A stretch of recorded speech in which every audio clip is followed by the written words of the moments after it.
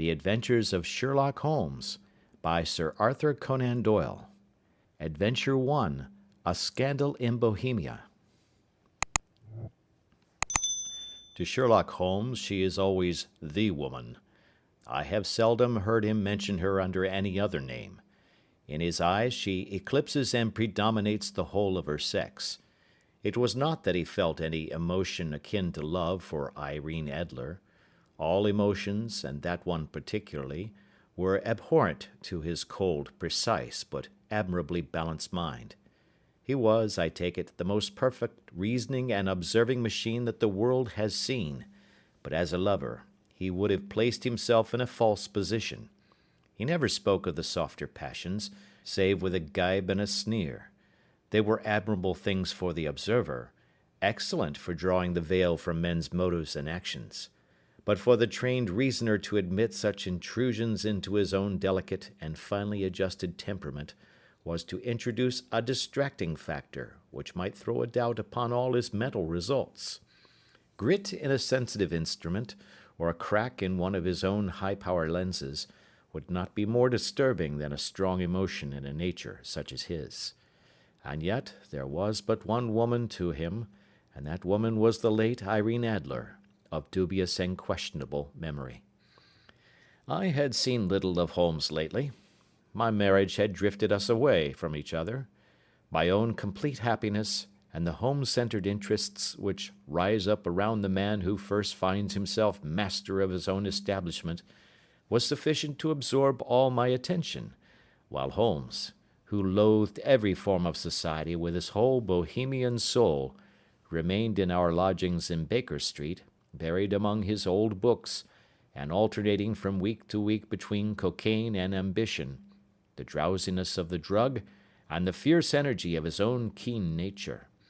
He was still, as ever, deeply attracted by the study of crime, and occupied his immense faculties and extraordinary powers of observation in following out those clues and clearing up those mysteries which had been abandoned as hopeless by the official police. From time to time I heard some vague account of his doings, of his summons to Odessa in the case of the Trepoff murder, of his clearing up of the singular tragedy of the Atkinson brothers at Trincomalee, and finally of the mission which he had accomplished so delicately and successfully for the reigning family of Holland. Beyond these signs of his activity, however, which I merely shared with all the readers of the daily press, I knew little of my former friend and companion. One night, it was on the 20th of March, 1888, I was returning from a journey to a patient, for I had now returned to civil practice, when my way led me through Baker Street. As I passed the well-remembered door, which must always be associated in my mind with my wooing and with the dark incidents of the study in scarlet, I was seized with a keen desire to see Holmes again, and to know how he was employing his extraordinary powers.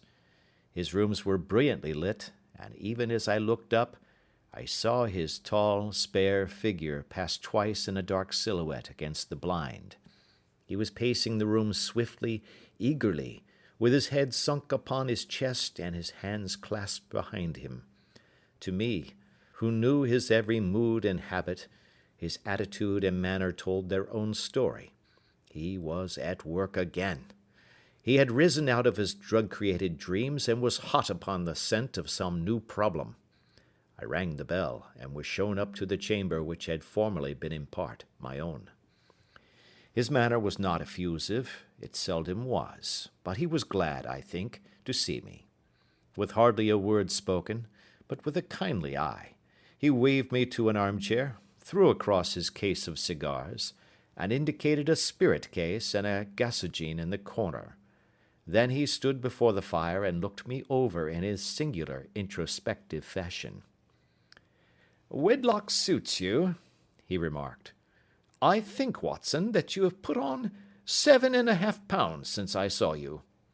"7," I answered. "Indeed, I should have thought a little more. Just a trifle more, I fancy, Watson. And in practice again, I observe.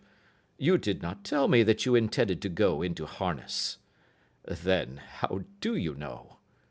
I see it, I deduce it. How do I know that you have been getting yourself very wet lately, and that you have a most clumsy and careless servant girl? My dear Holmes, said I, this is too much. You would certainly have been burned had you lived a few centuries ago. It is true that I had a country walk on Thursday and came home in a dreadful mess, but as I have changed my clothes, I can't imagine how you deduce it.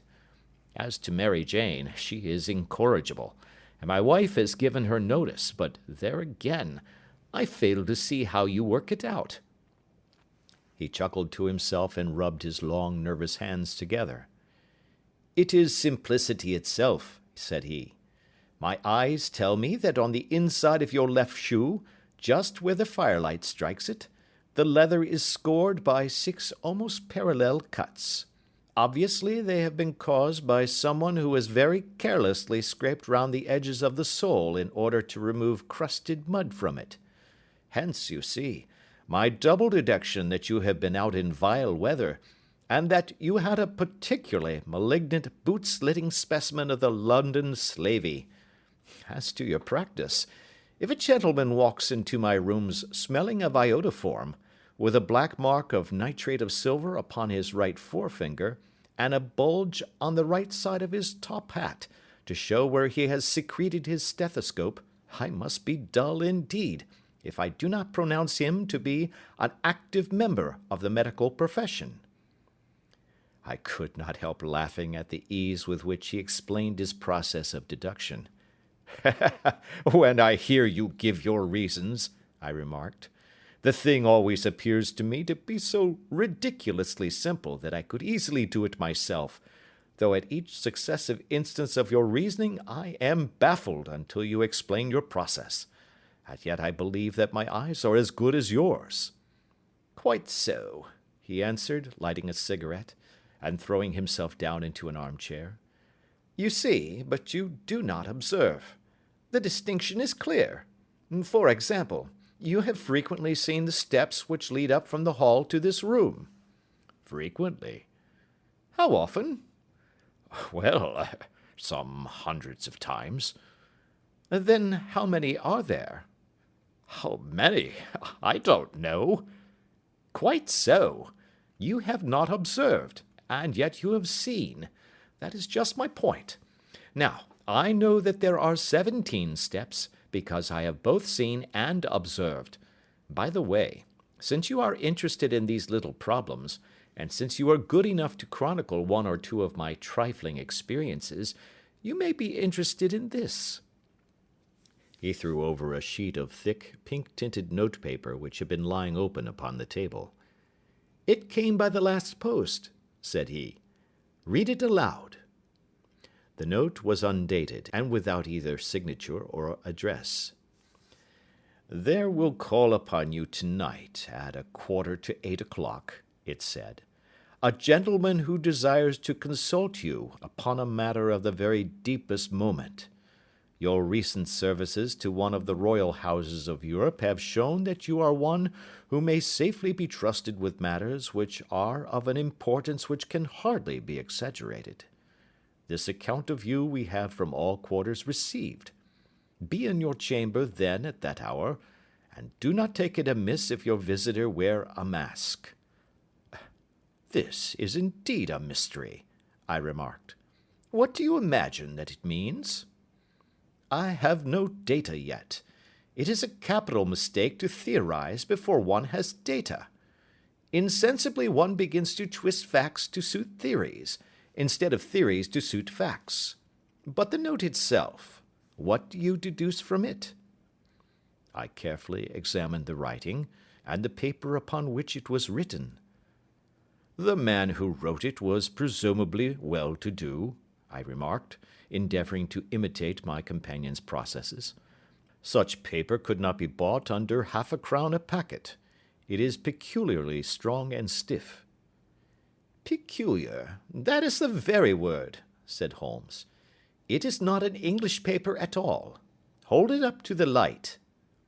I did so, and saw a large E with a small g, a capital P, and a large capital G with a small t woven into the texture of the paper. "What do you make of that?" asked Holmes. "The name of the maker, no doubt, or his monogram, rather." "Not at all. The G with a small t stands for Gesellschaft, which is German for company. It is a customary contraction like our CO for company.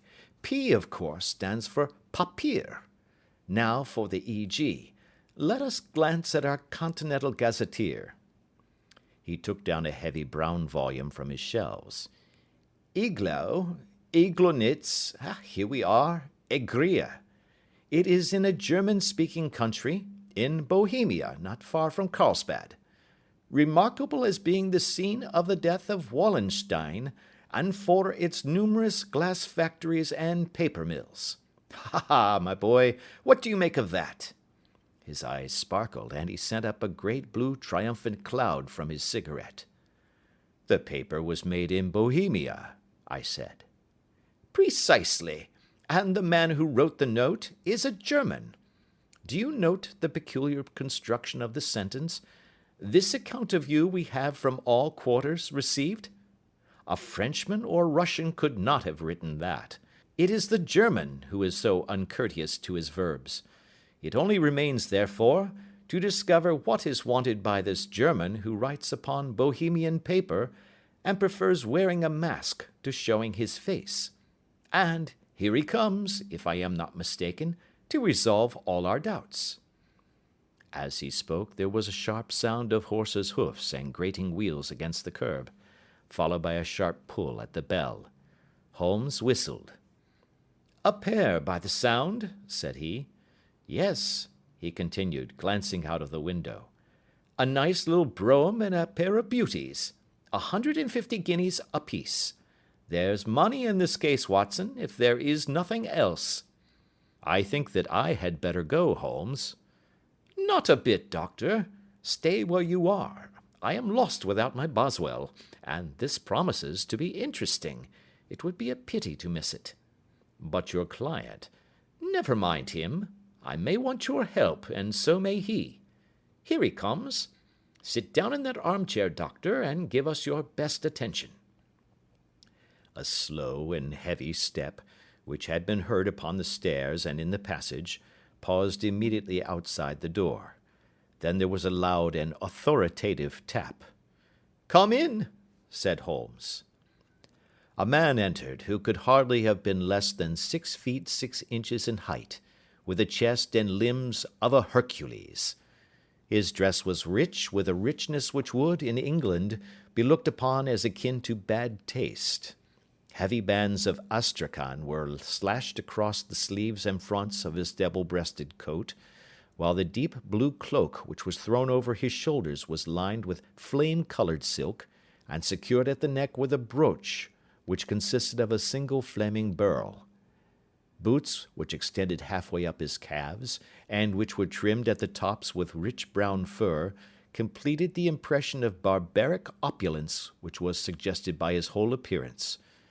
He carried a broad-brimmed hat in his hand, while he wore across the upper part of his face, extending down past the cheekbones, a black vizard mask, which he had apparently adjusted that very moment, for his hand was still raised to it as he entered. From the lower part of the face he appeared to be a man of strong character, with a thick, hanging lip, and a long, straight chin suggestive of resolution pushed to the length of obstinacy. "You had my note?" he asked, with a deep, harsh voice and a strongly marked German accent. "I told you that I would call." He looked from one to the other of us, as if uncertain which to address. "Pray take a seat," said Holmes. "This is my friend and colleague, Dr. Watson, who is occasionally good enough to help me in my cases. Whom have I the honor to address?" "You may address me as the Count von Kramm, a Bohemian nobleman. I understand that this gentleman, your friend, is a man of honor and discretion, whom I may trust with a matter of the most extreme importance. If not, I should much prefer to communicate with you alone." I rose to go, but Holmes caught me by the wrist and pushed me back into my chair. "It is both or none," said he. "You may say before this gentleman anything which you may say to me." The Count shrugged his broad shoulders. "Then I must begin," said he, "by binding you both to absolute secrecy for 2 years. At the end of that time, the matter will be of no importance. At present it is not too much to say that it is of such weight it may have an influence upon European history." "I promise," said Holmes. "And I." "You will excuse this mask," continued our strange visitor. "The august person who employs me wishes his agent to be unknown to you, and I may confess at once that the title by which I have just called myself is not exactly my own." "I was aware of it," said Holmes dryly. "The circumstances are of great delicacy, and every precaution has to be taken to quench what might grow to be an immense scandal and seriously compromise one of the reigning families of Europe.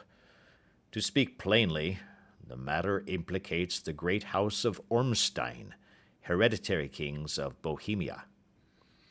"I was also aware of that," murmured Holmes, settling himself down in his armchair and closing his eyes. Our visitor glanced with some apparent surprise at the languid, lounging figure of the man who had been no doubt depicted to him as the most incisive reasoner and most energetic agent in Europe. Holmes slowly reopened his eyes and looked impatiently at his gigantic client. "If your Majesty would condescend to state your case," he remarked, "I should be better able to advise you." The man sprang from his chair and paced up and down the room in uncontrollable agitation. Then, with a gesture of desperation, he tore the mask from his face and hurled it upon the ground. "You are right," he cried. "I am the king. Why should I attempt to conceal it?" "Why, indeed?" murmured Holmes. "Your Majesty had not spoken before I was aware that I was addressing Wilhelm Gottschalk Sigmunds von Ormstein, Grand Duke of Cassel-Felstein, and hereditary King of Bohemia." "But you can understand," said our strange visitor, sitting down once more and passing his hand over his high white forehead, "you can understand that I am not accustomed to doing such business in my own person. Yet the matter was so delicate that I could not confide it to an agent without putting myself in his power. I have come incognito from Prague for the purpose of consulting you." "Then pray consult," said Holmes, shutting his eyes once more. "The facts are briefly these. Some 5 years ago, during a lengthy visit to Warsaw, I made the acquaintance of the well-known adventuress Irene Adler. The name is no doubt familiar to you." "Kindly look her up in my index, Doctor," murmured Holmes without opening his eyes. For many years he had adopted a system of docketing all paragraphs concerning men and things, so that it was difficult to name a subject or a person on which he could not at once furnish information. In this case I found her biography sandwiched in between that of a Hebrew rabbi and that of a staff commander who had written a monograph upon the deep-sea fishes. "Let me see," said Holmes. Born in New Jersey in the year 1858. Contralto. La Scala. Prima donna Imperial Opera of Warsaw. Yes. Retired from operatic stage. Living in London. Quite so. Your Majesty, as I understand, became entangled with this young person, wrote her some compromising letters, and is now desirous of getting those letters back." "Precisely so. But how? Was there a secret marriage?" "None." "No legal papers or certificates?" "None." "Then I failed to follow, your Majesty. If this young person should produce her letters for blackmailing or other purposes, How is she to prove their authenticity? There is the writing. Pooh, pooh, forgery. My private notepaper. Stolen. My own seal. Imitated. My photograph. Bought. We were both in the photograph. Oh, dear, that is very bad. Your Majesty has indeed committed an indiscretion. I was mad, insane. You have compromised yourself seriously. I was only crown prince then. I was young. I am but 30 now. It must be recovered. We have tried and failed. Your Majesty must pay. It must be bought. She will not sell. Stolen, then. 5 attempts have been made. Twice burglars in my pay ransacked her house. Once we diverted her luggage when she traveled. Twice she has been waylaid. There has been no result. No sign of it? Absolutely none. Holmes laughed. It is quite a pretty little problem, said he. But a very serious one to me, returned the king reproachfully. Very, indeed. And what does she propose to do with the photograph? To ruin me. But how? I am about to be married. So I have heard. To Clotilde Lothman von Saxe-Meiningen, second daughter of the King of Scandinavia. You may know the strict principles of her family. She is herself the very soul of delicacy. A shadow of a doubt as to my conduct would bring the matter to an end. And Irene Adler? Threatens to send them the photograph, and she will do it. I know that she will do it. You do not know her, but she has a soul of steel. She has the face of the most beautiful of women, and the mind of the most resolute of men. Rather than I should marry another woman, there are no lengths to which she would not go. None. You are sure that she has not sent it yet? I am sure. And why? Because she has said that she would send it on the day when the betrothal was publicly proclaimed. That will be next Monday. Oh, then we have 3 days yet, said Holmes with a yawn. That is very fortunate, as I have 1 or 2 matters of importance to look into just at present. Your Majesty will, of course, stay in London for the present? Certainly. You will find me at the Langham under the name of the Count von Kram. Then I shall drop you a line to let you know how we progress. Pray do so. I shall be all anxiety. Then, as to money? You have carte blanche. Absolutely. I tell you that I would give 1 of the provinces of my kingdom to have that photograph. And for present expenses? The king took a heavy chamois leather bag from under his cloak and laid it on the table. There are 300 pounds in gold and 700 in notes, he said. Holmes scribbled a receipt upon a sheet of his notebook and handed it to him. And mademoiselle's address? He asked. Is Bryony Lodge, Serpentine Avenue, St. John's Wood. Holmes took a note of it. One other question, said he. Was the photograph a cabinet? It was. Then good night, Your Majesty, and I trust that we shall soon have some good news for you. And good night, Watson, he added, as the wheels of the royal brougham rolled down the street. If you will be good enough to call tomorrow afternoon at 3 o'clock, I should like to chat this little matter over with you. Part 2. At 3 o'clock precisely, I was at Baker Street, but Holmes had not yet returned. The landlady informed me that he had left the house shortly after 8 o'clock in the morning. I sat down before the fire, however, with the intention of awaiting him, however long he might be. I was already deeply interested in his inquiry, for, though it was surrounded by none of the grim and strange features which were associated with the two crimes which I have already recorded, still, the nature of the case and the exalted station of his client gave it a character of its own.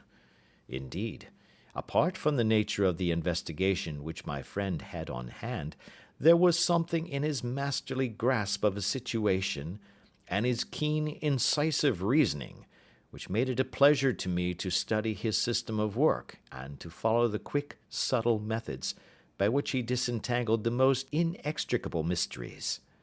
So accustomed was I to his invariable success that the very possibility of his failing had ceased to enter into my head.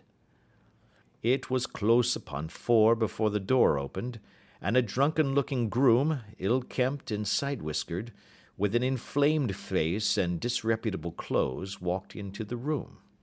Accustomed as I was to my friend's amazing powers in the use of disguises, I had to look 3 times before I was certain that it was indeed he.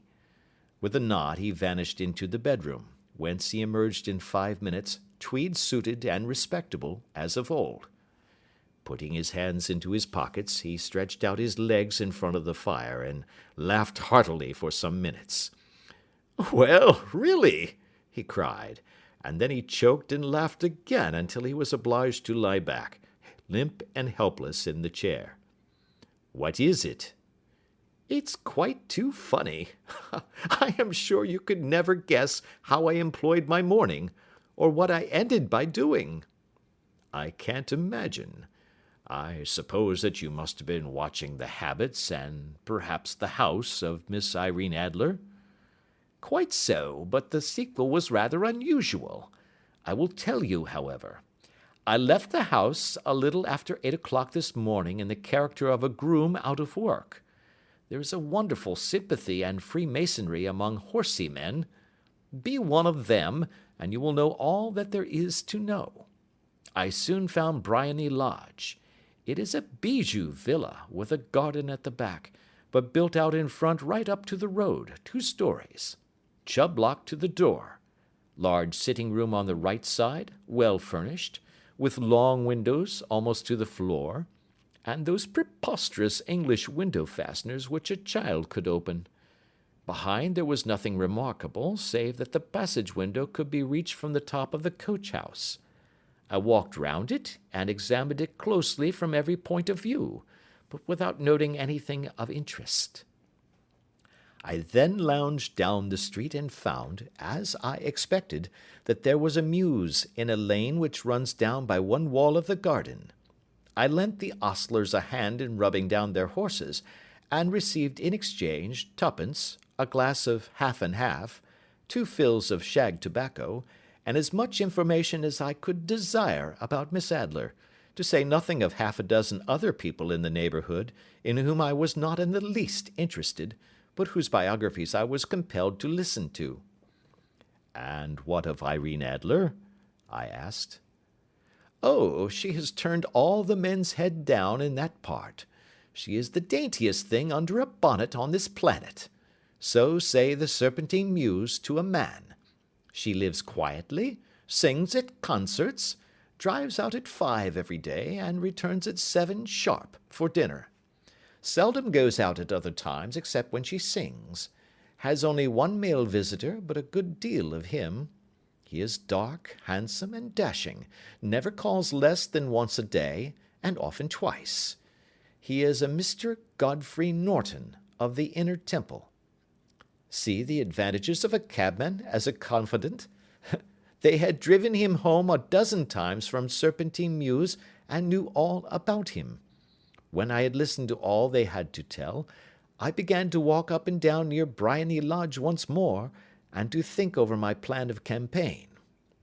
This Godfrey Norton was evidently an important factor in the matter. He was a lawyer. That sounded ominous. What was the relation between them, and what the object of his repeated visits? Was she his client, his friend, or his mistress? If the former, she had probably transferred the photograph to his keeping. If the latter, it was less likely. On the issue of this question depended whether I should continue my work at Briony Lodge, or turn my attention to the gentlemen's chambers in the Temple. It was a delicate point, and it widened the field of my inquiry. I fear that I bore you with these details, but I have to let you see my little difficulties if you are to understand the situation. I am following you closely, I answered. I was still balancing the matter in my mind when a hansom cab drove up to Briony Lodge, and a gentleman sprang out. He was a remarkably handsome man, dark, aquiline, and moustached, evidently the man of whom I had heard. He appeared to be in a great hurry, shouted to the cabman to wait, and brushed past the maid who opened the door with the air of a man who was thoroughly at home.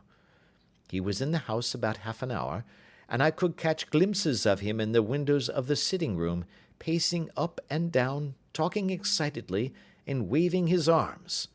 Of her I could see nothing. Presently he emerged, looking even more flurried than before. As he stepped up to the cab, he pulled a gold watch from his pocket and looked at it earnestly.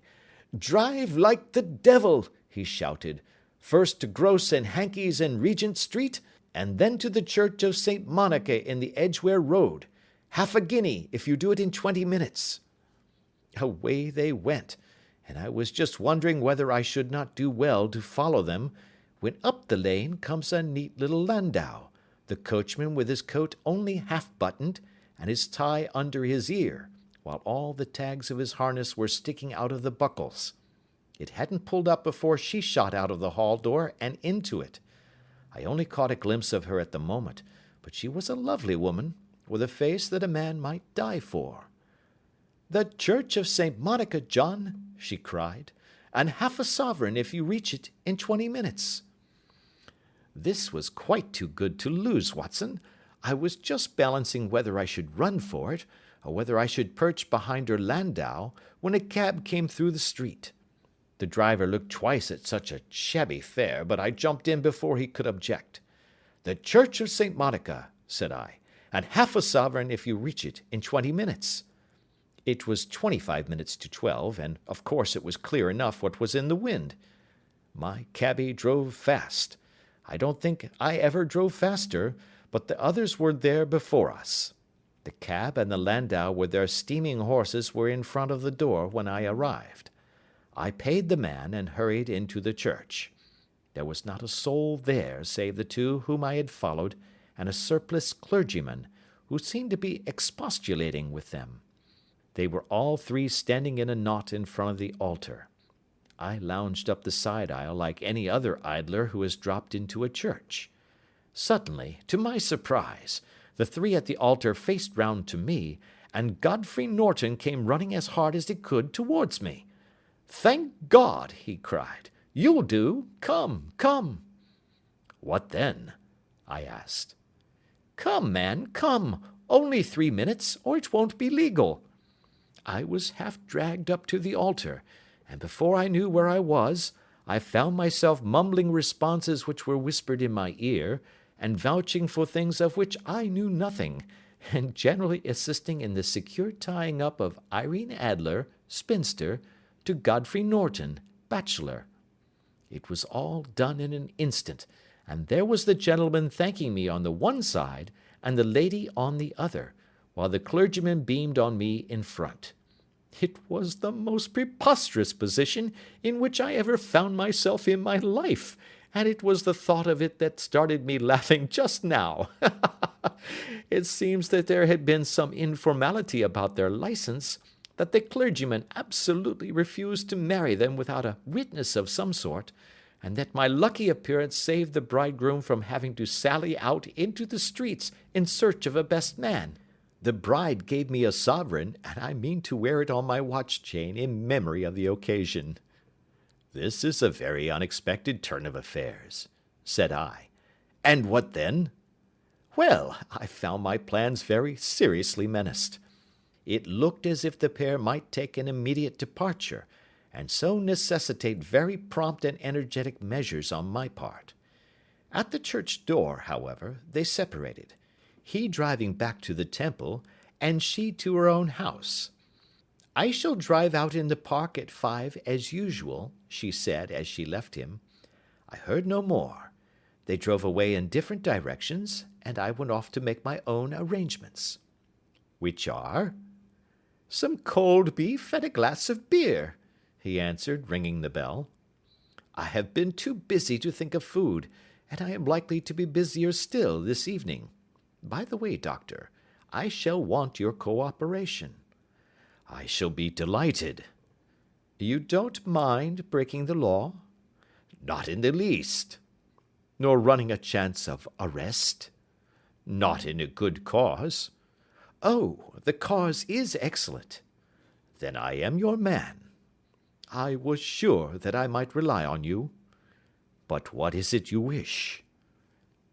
"When Mrs. Turner has brought in the tray, I will make it clear to you. Now," he said, as he turned hungrily on the simple fare that our landlady had provided, "I must not discuss it while I eat, for I have not much time. It is nearly 5 now. In 2 hours we must be on the scene of action. Miss Irene, or Madame rather, returns from her drive at 7. We must be at Briony Lodge to meet her." "And what then?" "You must leave that to me. I have already arranged what is to occur. There is only one point on which I must insist. You must not interfere, come what may. You understand?" "I am to be neutral?" "To do nothing whatever. There will probably be some small unpleasantness. Do not join in it. It will end in my being conveyed into the house. 4 or 5 minutes afterwards the sitting-room window will open. You are to station yourself close to that open window." "Yes." "You are to watch me, for I will be visible to you." "Yes." "And when I raise my hand, so, you will throw into the room what I give you to throw, and will, at the same time, raise the cry of fire. You quite follow me?" "Entirely." "It is nothing very formidable," he said, taking a long cigar-shaped roll from his pocket. "It is an ordinary plumber's smoke rocket, fitted with a cap at either end to make it self-lighting. Your task is confined to that. When you raise your cry of fire, it will be taken up by quite a number of people. You may then walk to the end of the street, and I will rejoin you in 10 minutes. I hope that I have made myself clear?" "I am to remain neutral, to get near the window, to watch you, and at the signal to throw in this object, then to raise the cry of fire, and to wait you at the corner of the street." "Precisely." "Then you may entirely rely on me." "That is excellent. I think perhaps it is almost time that I prepare for the new role I have to play." He disappeared into his bedroom and returned in a few minutes in the character of an amiable and simple-minded nonconformist clergyman. His broad black hat, his baggy trousers, his white tie, his sympathetic smile, and general look of peering and benevolent curiosity were such as Mr. John Hare alone could have equalled. It was not merely that Holmes changed his costume. His expression, his manner, his very soul seemed to vary with every fresh part that he assumed. The stage lost a fine actor, even as science lost an acute reasoner when he became a specialist in crime. It was 6:15 when we left Baker Street, and it still wanted 10 minutes to the hour when we found ourselves in Serpentine Avenue.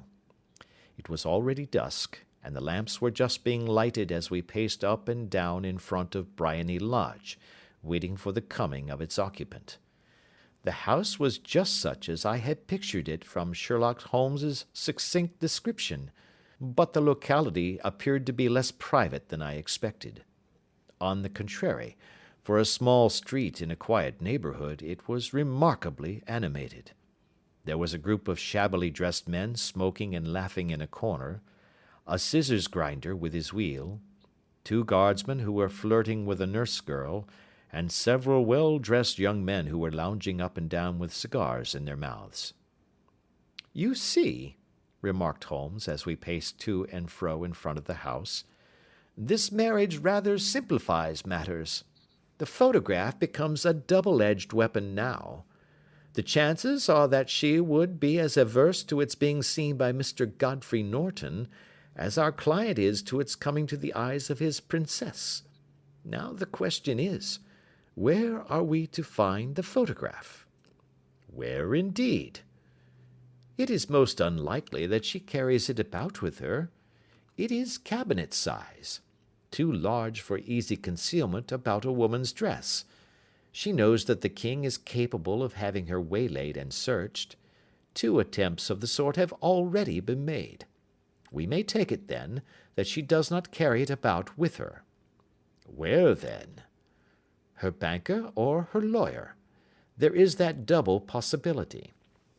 But I am inclined to think neither. Women are naturally secretive, and they like to do their own secreting. Why should she hand it over to anyone else? She could trust her own guardianship, but she could not tell what indirect or political influence might be brought to bear upon a businessman. Besides, remember that she had resolved to use it within a few days.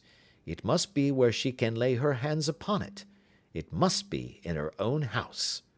But it has twice been burgled. Pshaw! They did not know how to look. But how will you look?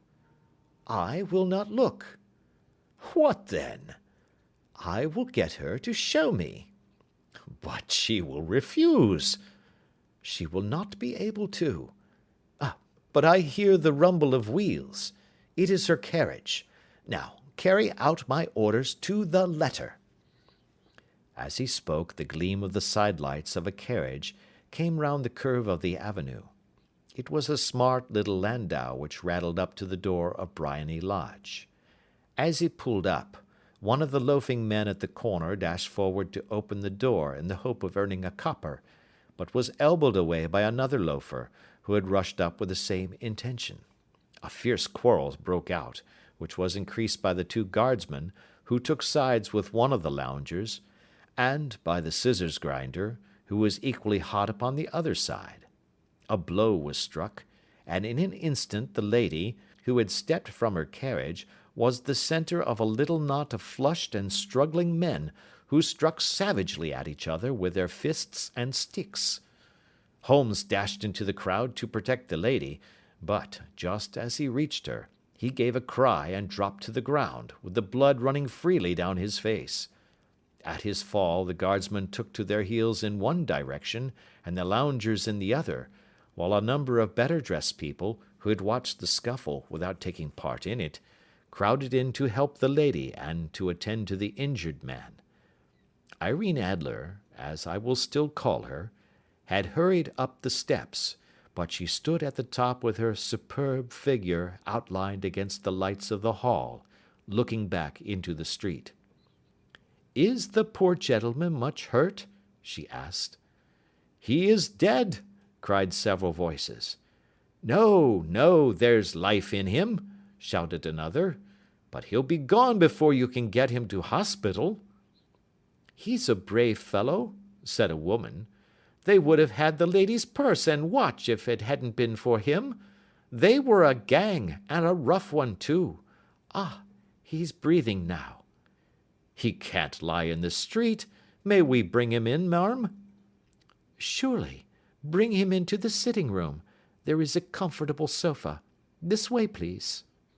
Slowly and solemnly he was borne into Briony Lodge and laid out in the principal room, while I still observed the proceedings from my post by the window. The lamps had been lit, but the blinds had not been drawn, so that I could see Holmes as he lay upon the couch. I do not know whether he was seized with compunction at that moment for the part he was playing, but I know that I never felt more heartily ashamed of myself in my life than when I saw the beautiful creature against whom I was conspiring, or the grace and kindliness with which she waited upon the injured man. And yet it would be the blackest treachery to Holmes to draw back now from the part which he had entrusted to me.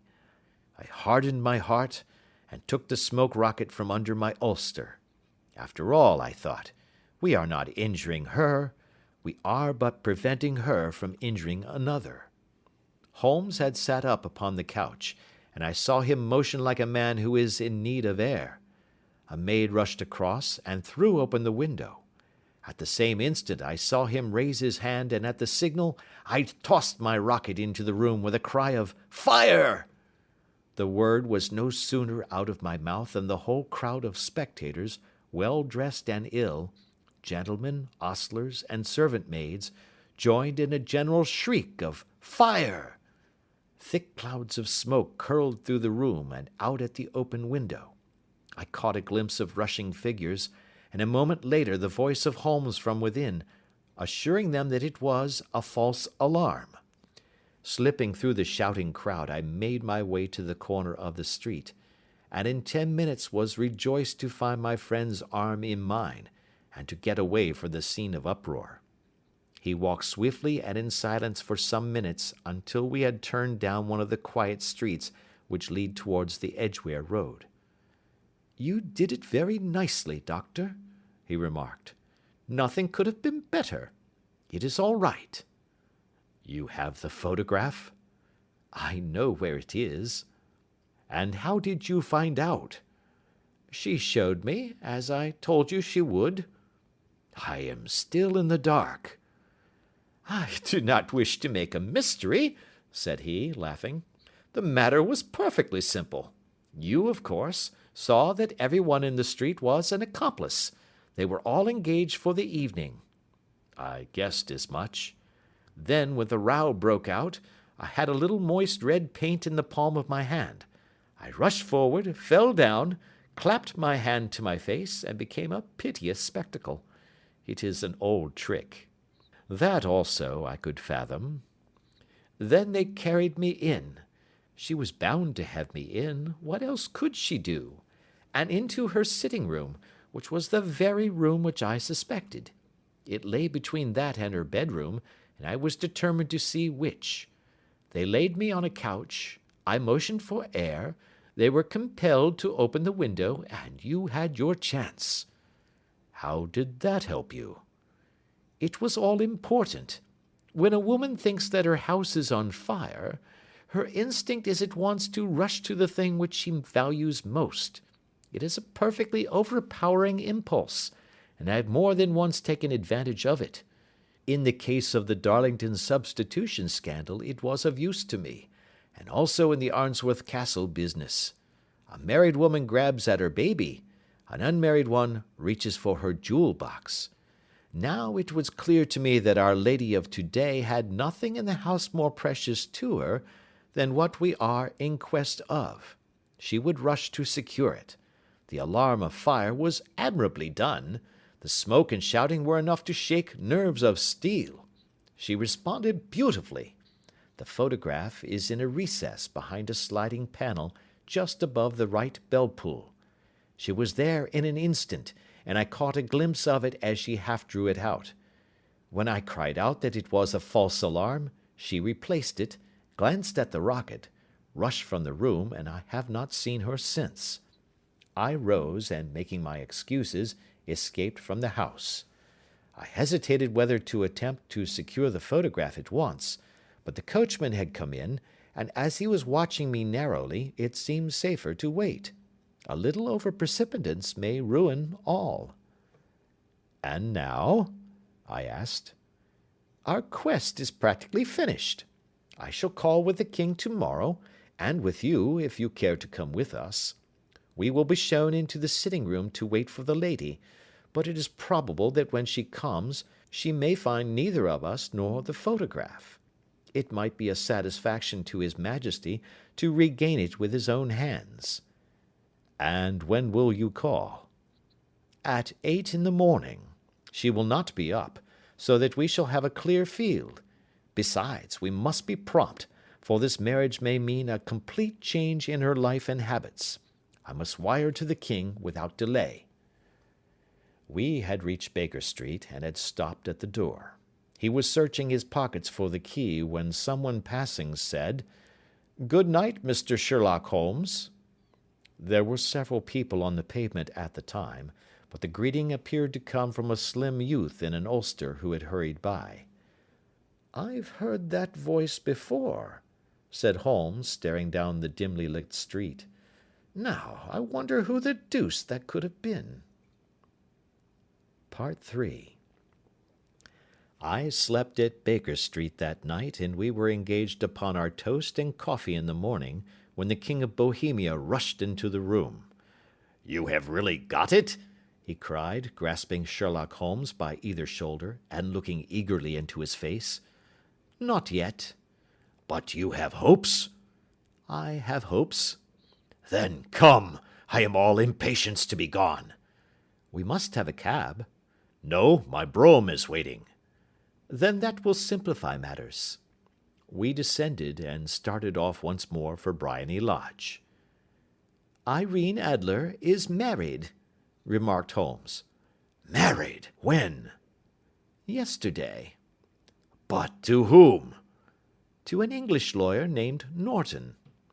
"But she could not love him." "I am in hopes that she does." "And why in hopes?" "Because it would spare your Majesty all fear of future annoyance. If the lady loves her husband, she does not love your Majesty. If she does not love your Majesty, there is no reason why she should interfere with your Majesty's plan." "It is true, and yet, well, I wish she had been of my own station. What a queen she would have made." He relapsed into a moody silence, which was not broken until we drew up in Serpentine Avenue. The door of Briony Lodge was open, and an elderly woman stood upon the steps. She watched us with a sardonic eye as we stepped from the brougham. "Mr. Sherlock Holmes, I believe?" said she. "I am Mr. Holmes," answered my companion, looking at her with a questioning and rather startled gaze. "Indeed. My mistress told me that you were likely to call. She left this morning with her husband by the 5:15 train from Charing Cross for the Continent." "What!" Sherlock Holmes staggered back, white with chagrin and surprise. "Do you mean that she has left England?" "Never to return." "And the papers?" asked the king hoarsely. "All is lost." "We shall see." He pushed past the servant and rushed into the drawing-room, followed by the king and myself.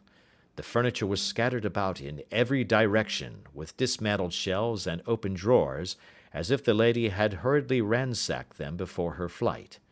Holmes rushed at the bell-pull, tore back a small sliding shutter, and plunging in his hand, pulled out a photograph and a letter. The photograph was of Irene Adler herself in evening dress. The letter was superscribed to Sherlock Holmes, Esquire, to be left till called for. My friend tore it open, and we all three read it together. It was dated at midnight of the preceding night, and ran in this way: "My dear Mr. Sherlock Holmes, you really did it very well. You took me in completely. Until after the alarm of fire I had not a suspicion, but then when I found how I had betrayed myself, I began to think. I had been warned against you months ago. I had been told that, if the king employed an agent, it would certainly be you. And your address had been given me. Yet, with all this, you made me reveal what you wanted to know. Even after I became suspicious, I found it hard to think evil of such a dear, kind old clergyman. But, you know, I have been trained as an actress myself. Male costume is nothing new to me. I often take advantage of the freedom which it gives. I sent John, the coachman, to watch you, ran upstairs, got into my walking clothes, as I call them, and came down just as you departed. Well, I followed you to your door, and so made sure that I was really an object of interest to this celebrated Mr. Sherlock Holmes. Then I, rather imprudently, wished you good night, and started for the Temple to see my husband. We both thought the best resource was flight, when pursued by so formidable an antagonist. So you will find the nest empty when you call tomorrow. As to the photograph, your client may rest in peace. I love and am loved by a better man than he. The king may do what he will without hindrance from one whom he has cruelly wronged. I keep it only to safeguard myself, and to preserve a weapon which will always secure me from any steps which he might take in the future. I leave a photograph which he might care to possess, and I remain, dear Mr. Sherlock Holmes, very truly yours, Irene Norton, née Adler. "What a woman! Oh, what a woman!" cried the King of Bohemia, when we had all three read this epistle. "Did I not tell you how quick and resolute she was? Would she not have made an admirable queen? Is it not a pity that she was not on my level?" "From what I have seen of the lady, she seems indeed to be on a very different level to your Majesty," said Holmes coldly. "I am sorry that I have not been able to bring your Majesty's business to a more successful conclusion." "On the contrary, my dear sir," cried the king, "nothing could be more successful. I know that her word is inviolate. The photograph is now as safe as if it were in the fire." "I am glad to hear your Majesty say so." "I am immensely indebted to you. Pray tell me in what way I can reward you. This ring—" He slipped an emerald snake ring from his finger and held it out upon the palm of his hand. "Your Majesty has something which I should value even more highly," said Holmes. "You have but to name it." "This photograph." The king stared in amazement. "Irene's photograph!" he cried. "Certainly, if you wish it." "I thank your Majesty. Then there is no more to be done in the matter. I have the honor to wish you a very good morning." He bowed, and turning away without observing the hand which the king had stretched out to him, he set off in my company for his chambers. And that was how a great scandal threatened to affect the kingdom of Bohemia, and how the best plans of Mr. Sherlock Holmes were beaten by a woman's wit. He used to make merry over the cleverness of woman, but I have not heard him do it of late. And when he speaks of Irene Adler, or when he refers to her photograph, it is always under the honorable title of the woman. End of chapter 1. Adventure 2. The Red-Headed League. I had called upon my friend, Mr. Sherlock Holmes, one day in the autumn of last year, and found him in deep conversation with a very stout, florid-faced, elderly gentleman with fiery red hair. With an apology for my intrusion, I was about to withdraw, when Holmes pulled me abruptly into the room and closed the door behind me. "You could not possibly have come at a better time, my dear Watson," he said cordially. "I was afraid that you were engaged." "So I am, very much so." "Then I can wait in the next room." "Not at all. This gentleman, Mr. Wilson, has been my partner and helper in many of my most successful cases, and I have no doubt that he will be of the utmost use to me and yours also." The stout gentleman half rose from his chair and gave a bob of greeting, with a quick little questioning glance from his small, fat, encircled eyes. "Try the settee," said Holmes, relapsing into his armchair and putting his fingertips together, as was his custom when in judicial moods. "I know, my dear Watson, that you share my love of all that is bizarre and outside the conventions and humdrum routine of everyday life. You have shown your relish for it by the enthusiasm which has prompted you to chronicle, and, if you will excuse my saying so, somewhat to embellish so many of my own little adventures." "Your cases have indeed been of the greatest interest to me," I observed. "You will remember that I remarked the other day, just before we went into the very simple problem presented by Miss Mary Sutherland, that for strange effects and extraordinary combinations we must go to life itself, which is always far more daring than any effort of the imagination." "A proposition which I took the liberty of doubting." "You did, doctor, but none the less you must come round to my view, for otherwise I shall keep on piling fact upon fact on you until your reason breaks down under them and acknowledges me to be right. Now, Mr. Jabez Wilson here has been good enough to call upon me this morning, and to begin a narrative which promises to be one of the most singular which I have listened to for some time. You have heard me remark that the strangest and most unique things are very often connected not with the larger but with the smaller crimes, and occasionally, indeed, where there is room for doubt whether any positive crime has been committed. As far as I have heard, it is impossible for me to say whether the present case is an instance of crime or not, but the course of events is certainly among the most singular that I have ever listened to. Perhaps, Mr. Wilson, you would have the great kindness to recommence your narrative. I ask you not merely because my friend Dr. Watson has not heard the opening part, but also because the peculiar nature of the story makes me anxious to have every possible detail from your lips. As a rule, when I have heard some slight indication of the course of events, I am able to guide myself by thousands of other similar cases which occur to my memory. In the present instance, I am forced to admit that the facts are, to the best of my belief, unique." The portly client puffed out his chest with an appearance of some little pride, and pulled a dirty and wrinkled newspaper from the inside pocket of his greatcoat. As he glanced down the advertisement column, with his head thrust forward and the paper flattened out upon his knee, I took a good look at the man and endeavoured, after the fashion of my companion, to read the indications which might be presented by his dress or appearance. I did not gain very much, however, by my inspection. Our visitor bore every mark of being an average, commonplace British tradesman, obese, pompous, and slow. He wore rather baggy grey shepherd's check trousers, a not over-clean black frock-coat, unbuttoned in the front, and a drab waistcoat with a heavy brassy Albert chain, and a square pierced bit of metal dangling down as an ornament. A frayed top hat and a faded brown overcoat with a wrinkled velvet collar lay upon a chair beside him. Altogether, look as I would, there was nothing remarkable about the man save his blazing red head, and the expression of extreme chagrin and discontent upon his features.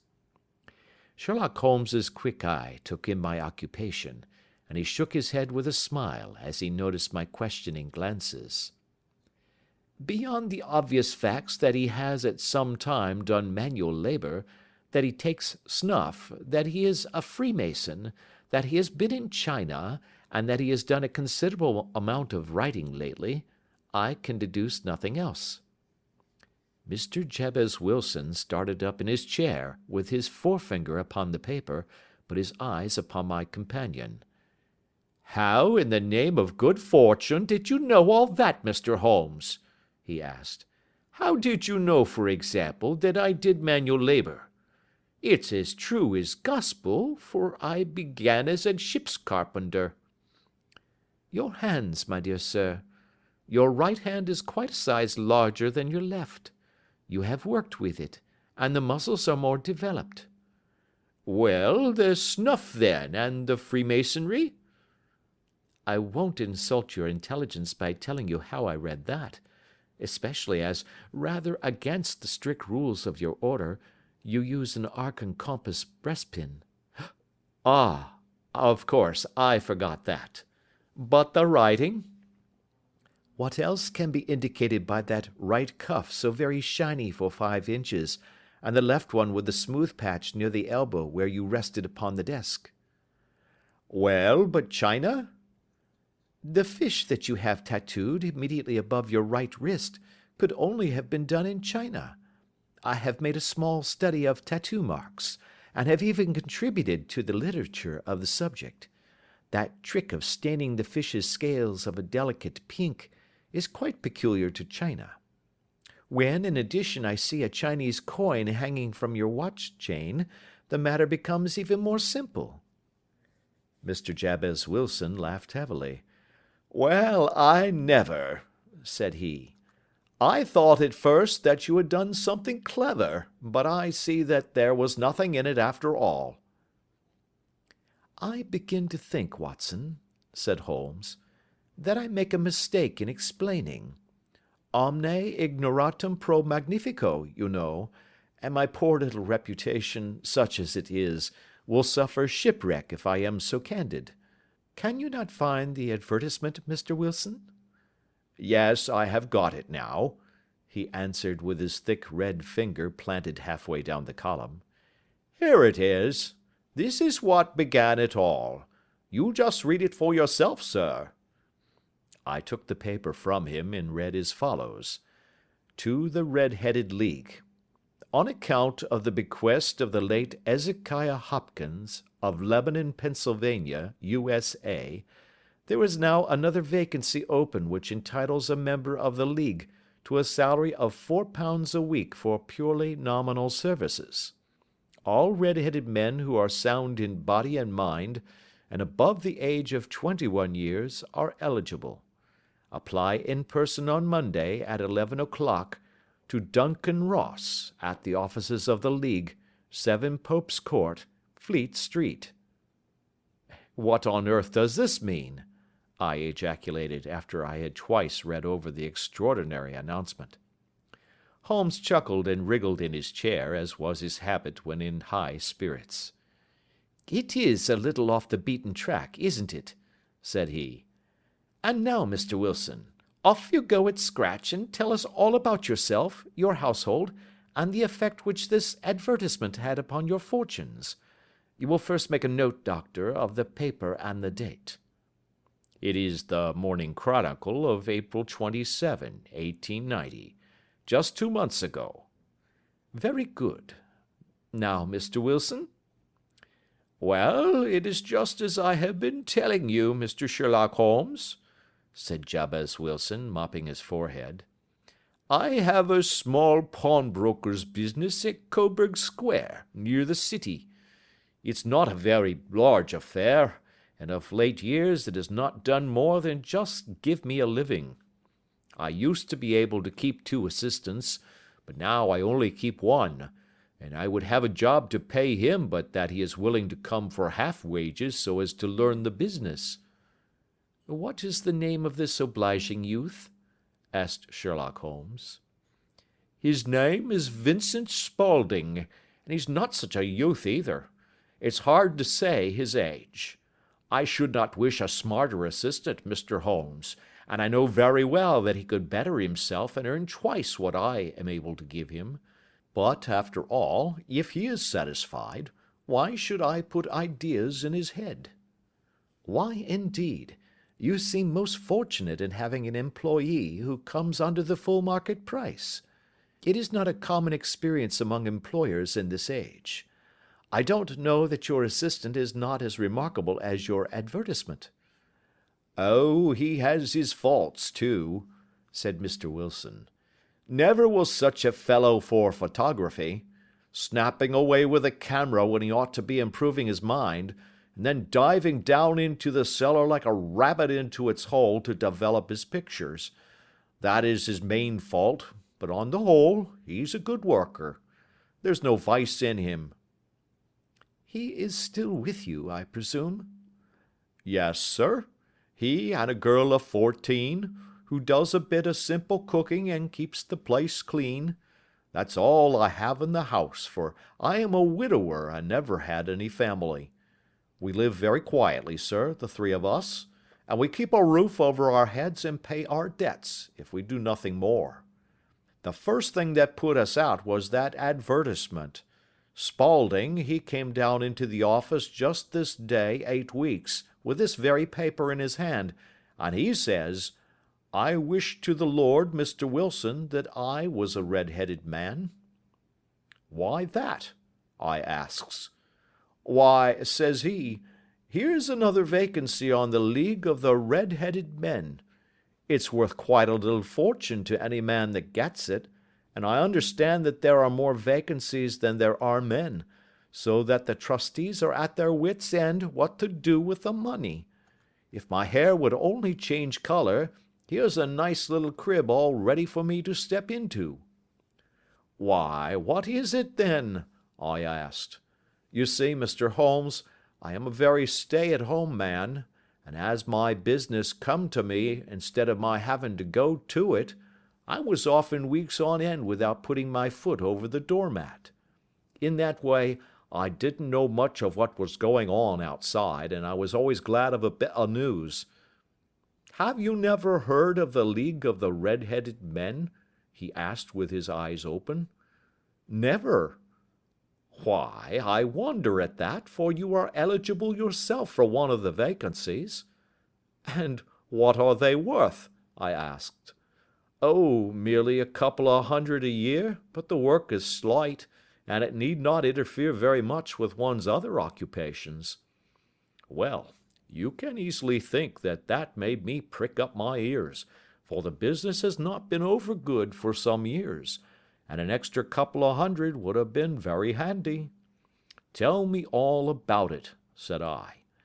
"Well," said he, showing me the advertisement, "you can see for yourself that the League has a vacancy, and there is the address where you should apply for particulars. As far as I can make out, the League was founded by an American millionaire, Ezekiah Hopkins, who was very peculiar in his ways. He was himself red-headed, and he had a great sympathy for all red-headed men. So, when he died, it was found that he had left his enormous fortune in the hands of trustees, with instructions to apply the interest to the providing of easy berths to men whose hair is of that color.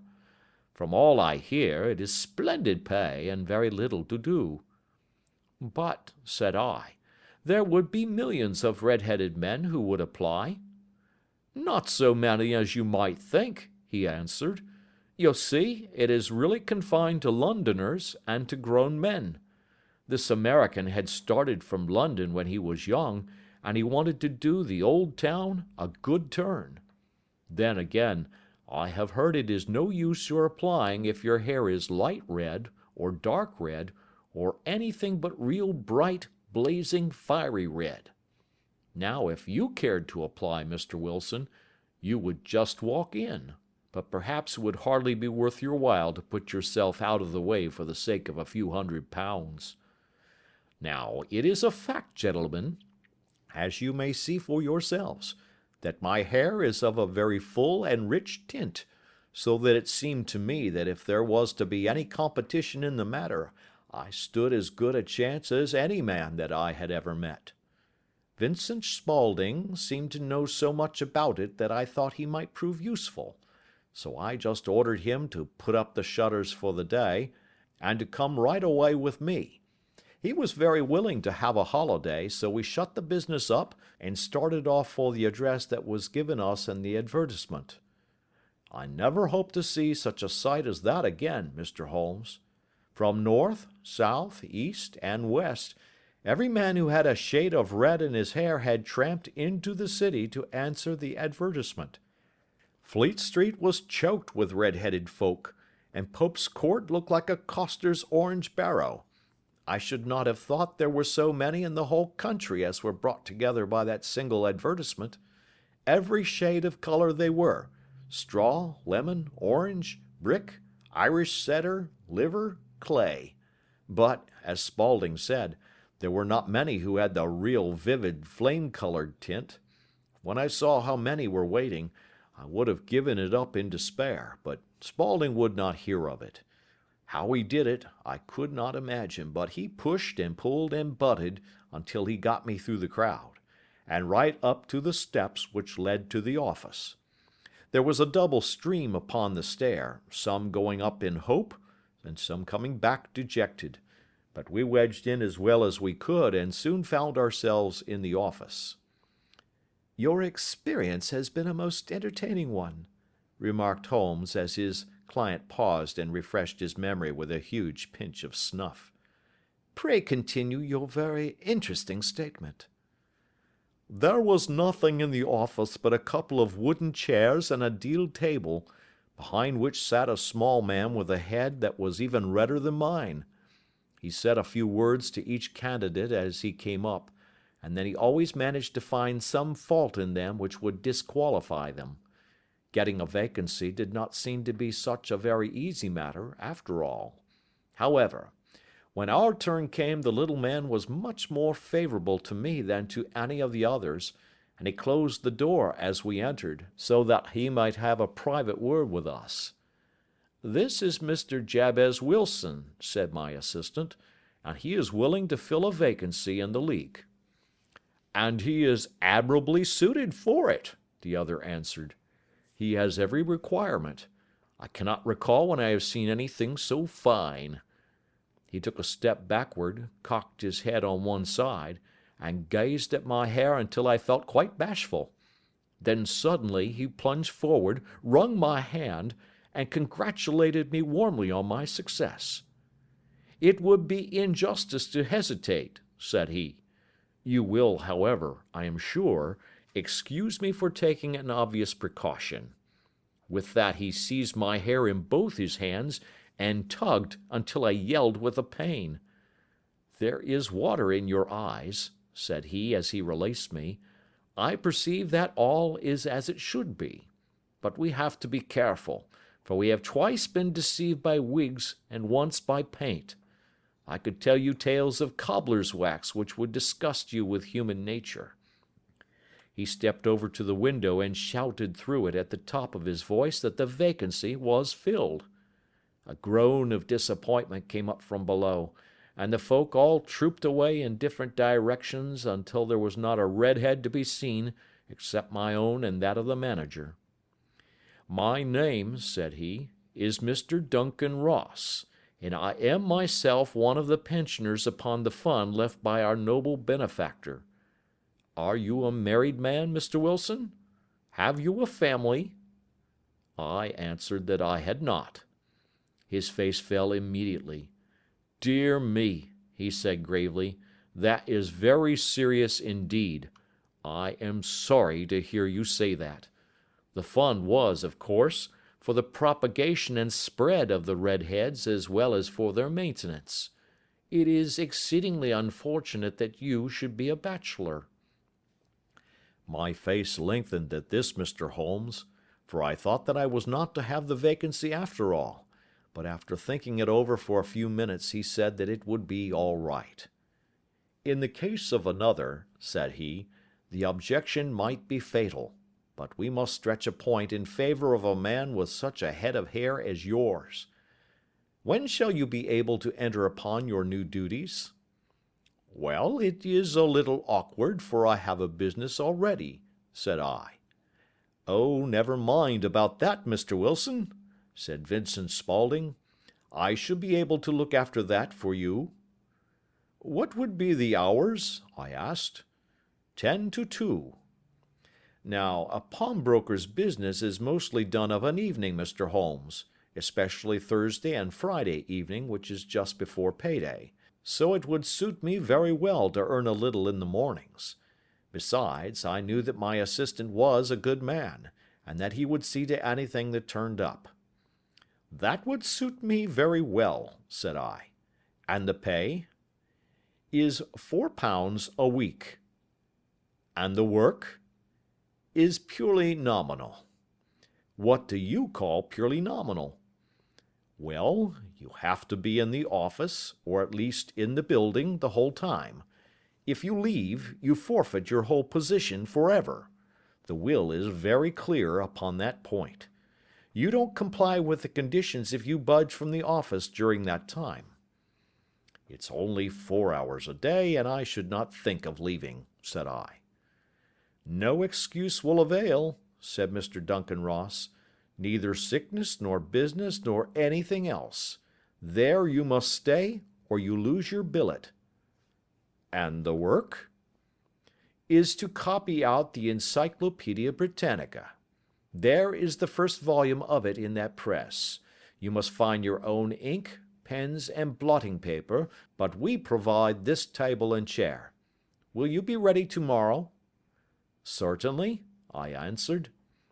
"Then good-bye, Mr. Jabez Wilson, and let me congratulate you once more on the important position which you have been fortunate enough to gain."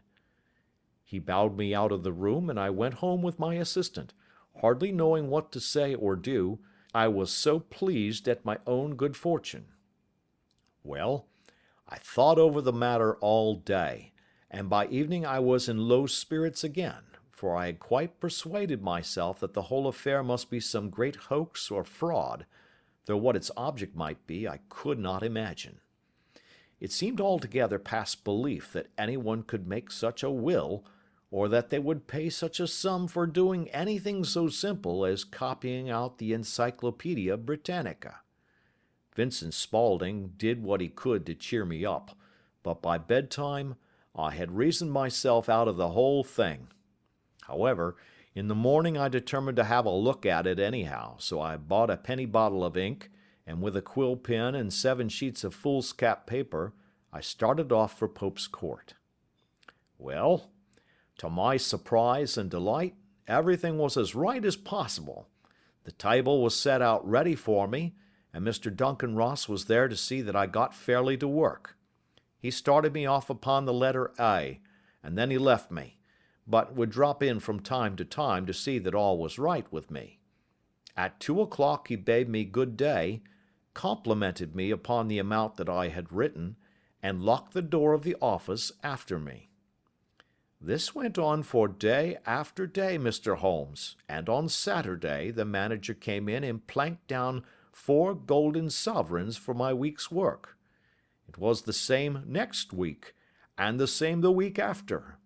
Every morning I was there at 10, and every afternoon I left at 2. By degrees Mr. Duncan Ross took to coming in only once of a morning, and then, after a time, he did not come in at all. Still, of course, I never dared to leave the room for an instant, for I was not sure when he might come, and the billet was such a good one and suited me so well that I would not risk the loss of it. 8 weeks passed away like this, and I had written about abbots, and archery, and armor, and architecture in Attica, and hoped with diligence that I might get on to the bees before very long. It cost me something in foolscap, and I had pretty nearly filled a shelf with my writings, and then suddenly the whole business came to an end. To an end? Yes, sir, and no later than this morning. I went to my work as usual at 10 o'clock, but the door was shut and locked, with a little square of cardboard hammered on to the middle of the panel with a tack. Here it is, and you can read for yourself. He held up a piece of white cardboard about the size of a sheet of note paper. It read in this fashion: "The Red-Headed League is dissolved. October 9, 1890. Sherlock Holmes and I surveyed this curt announcement and the rueful face behind it, until the comical side of the affair so completely overtopped every other consideration that we both burst out into a roar of laughter. "I cannot see that there is anything very funny," cried our client, flushing up to the roots of his flaming head. "If you can do nothing better than laugh at me, I can go elsewhere." "No, no," cried Holmes, shoving him back into the chair from which he had half risen. "I really wouldn't miss your case for the world. It is most refreshingly unusual. But there is, if you will excuse my saying so, something just a little funny about it. Pray, what steps did you take when you found the card upon the door?" "I was staggered, sir. I did not know what to do. Then I called at the offices round, but none of them seemed to know anything about it. Finally, I went to the landlord, who is an accountant living on the ground floor, and I asked him if he could tell me what had become of the Red-Headed League. He said that he had never heard of any such body. Then I asked him who Mr. Duncan Ross was. He answered that the name was new to him. "Well," said I, "the gentleman at number 4. "What, the red-headed man?" "Yes." "Oh," said he, "his name was William Morris. He was a solicitor, and was using my room as a temporary convenience until his new premises were ready. He moved out yesterday." "Where could I find him?" "Oh, at his new offices. He did tell me the address. Yes, 17 King Edward Street, near St. Paul's. I started off, Mr. Holmes, but when I got to that address it was a manufactory of artificial kneecaps, and no one in it had ever heard of either Mr. William Morris or Mr. Duncan Ross. And what did you do then? Asked Holmes. I went home to Saxe Coburg Square, and I took the advice of my assistant, but he could not help me in any way. He could only say that if I waited I should hear by post. But that was not quite good enough, Mr. Holmes.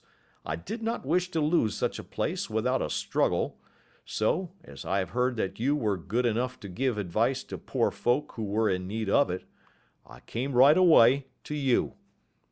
And you did very wisely, said Holmes. Your case is an exceedingly remarkable one, and I shall be happy to look into it. From what you have told me, I think it is possible that graver issues hang from it than might at first sight appear. Grave enough, said Mr. Jabez Wilson. Why, I have lost £4 a week. As far as you are personally concerned, remarked Holmes, I do not see that you have any grievance against this extraordinary league.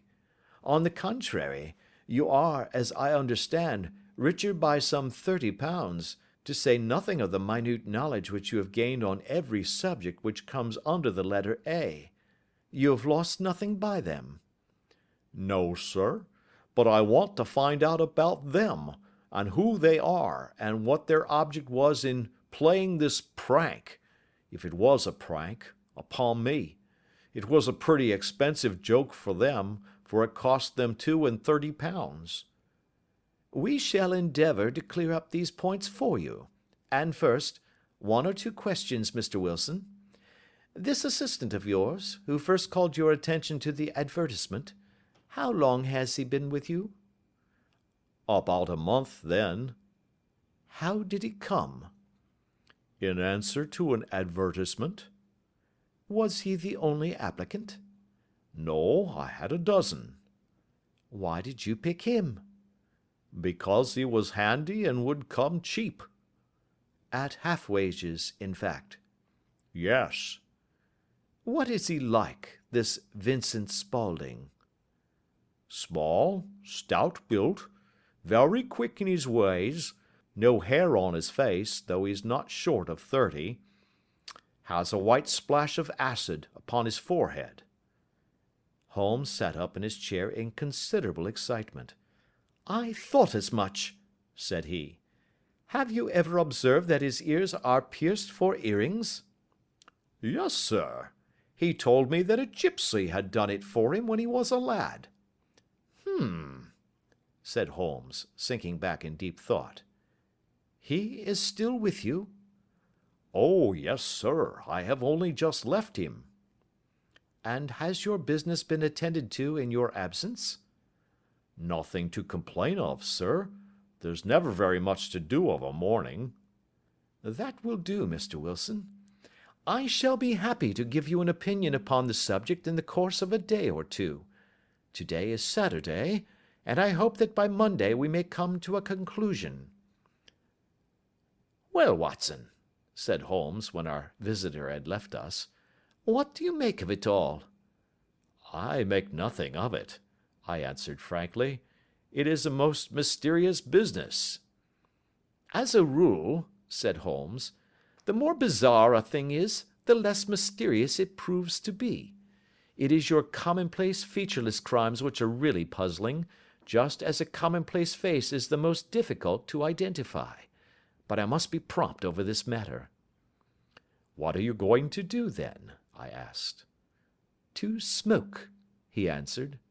It is quite a 3-pipe problem, and I beg that you won't speak to me for 50 minutes. He curled himself up in his chair, with his thin knees drawn up to his hawk-like nose, and there he sat with his eyes closed and his black clay pipe thrusting out like the bill of some strange bird. I had come to the conclusion that he had dropped asleep, and indeed was nodding myself, when he suddenly sprang out of his chair with the gesture of a man who has made up his mind, and put his pipe down upon the mantelpiece. Sarasate plays at St. James's Hall this afternoon, he remarked. What do you think, Watson?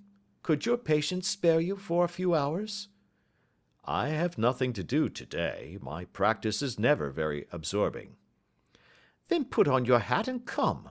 I am going through the city first, and we can have some lunch on the way. I observe that there is a good deal of German music on the programme, which is rather more to my taste than Italian or French. It is introspective, and I want to introspect. Come along.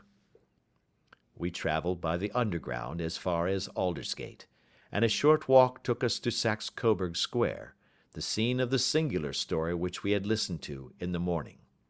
It was a poky, little, shabby, genteel place, where 4 lines of dingy, 2-storied brick houses looked out into a small railed-in enclosure, where a lawn of weedy grass and a few clumps of faded laurel bushes made a hard fight against a smoke-laden and uncongenial atmosphere. 3 gilt balls and a brown board with Jabez Wilson in white letters upon a corner house announced the place where our red-headed client carried on his business. Sherlock Holmes stopped in front of it with his head on one side and looked it all over, with his eyes shining brightly between puckered lids.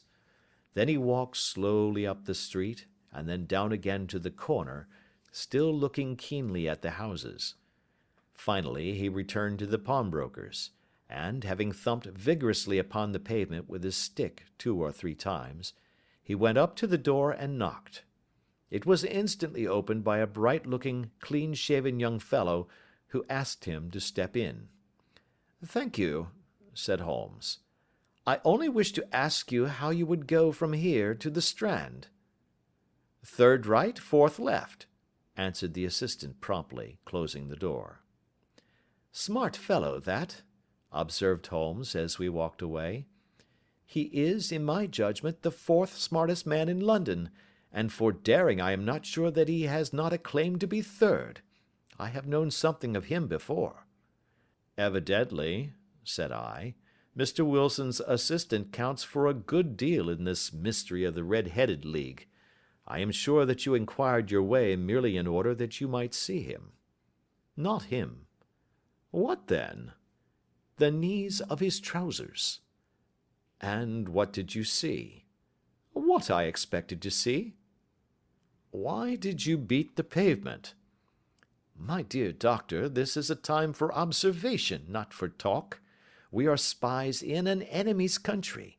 We know something of Saxe Coburg Square. Let us now explore the parts which lie behind it." The road in which we found ourselves as we turned round the corner from the retired Saxe Coburg Square presented as great a contrast to it as the front of a picture does to the back. It was one of the main arteries which conveyed the traffic of the city to the north and west. The roadway was blocked with the immense stream of commerce flowing in a double tide inward and outward, while the footpaths were black with the hurrying swarm of pedestrians. It was difficult to realize, as we looked at the line of fine shops and stately business premises, that they really abutted on the other side upon the faded and stagnant square which we had just quitted. "Let me see," said Holmes, standing at the corner and glancing along the line. "I should like just to remember the order of the houses here. It is a hobby of mine to have an exact knowledge of London. There is Mortimer's, the tobacconist, the Coburg branch of the City and Suburban Bank, the Vegetarian Restaurant, and McFarlane's Carriage Building Depot. That carries us right on to the other block. And now, doctor, we've done our work, so it's time we had some play. A sandwich and a cup of coffee, and then off to Violin Land, where all is sweetness and delicacy and harmony, and there are no red-headed clients to vex us with their conundrums." My friend was an enthusiastic musician, being himself not only a very capable performer, but a composer of no ordinary merit. All the afternoon he sat in the stalls, wrapped in the most perfect happiness, gently waving his long, thin fingers in time to the music, while his gently smiling face and his languid, dreamy eyes were as unlike those of Holmes the sleuth-hound, Holmes the relentless, keen-witted, ready-handed criminal agent as it was possible to conceive. In his singular character, the dual nature alternately asserted itself, and his extreme exactness and astuteness represented, as I have often thought, the reaction against the poetic and contemplative mood which occasionally predominated in him. The swing of his nature took him from extreme languor to devouring energy, and as I knew well, he was never so truly formidable as when, for days on end, he had been lounging in his armchair amid his improvisations and his black-letter editions.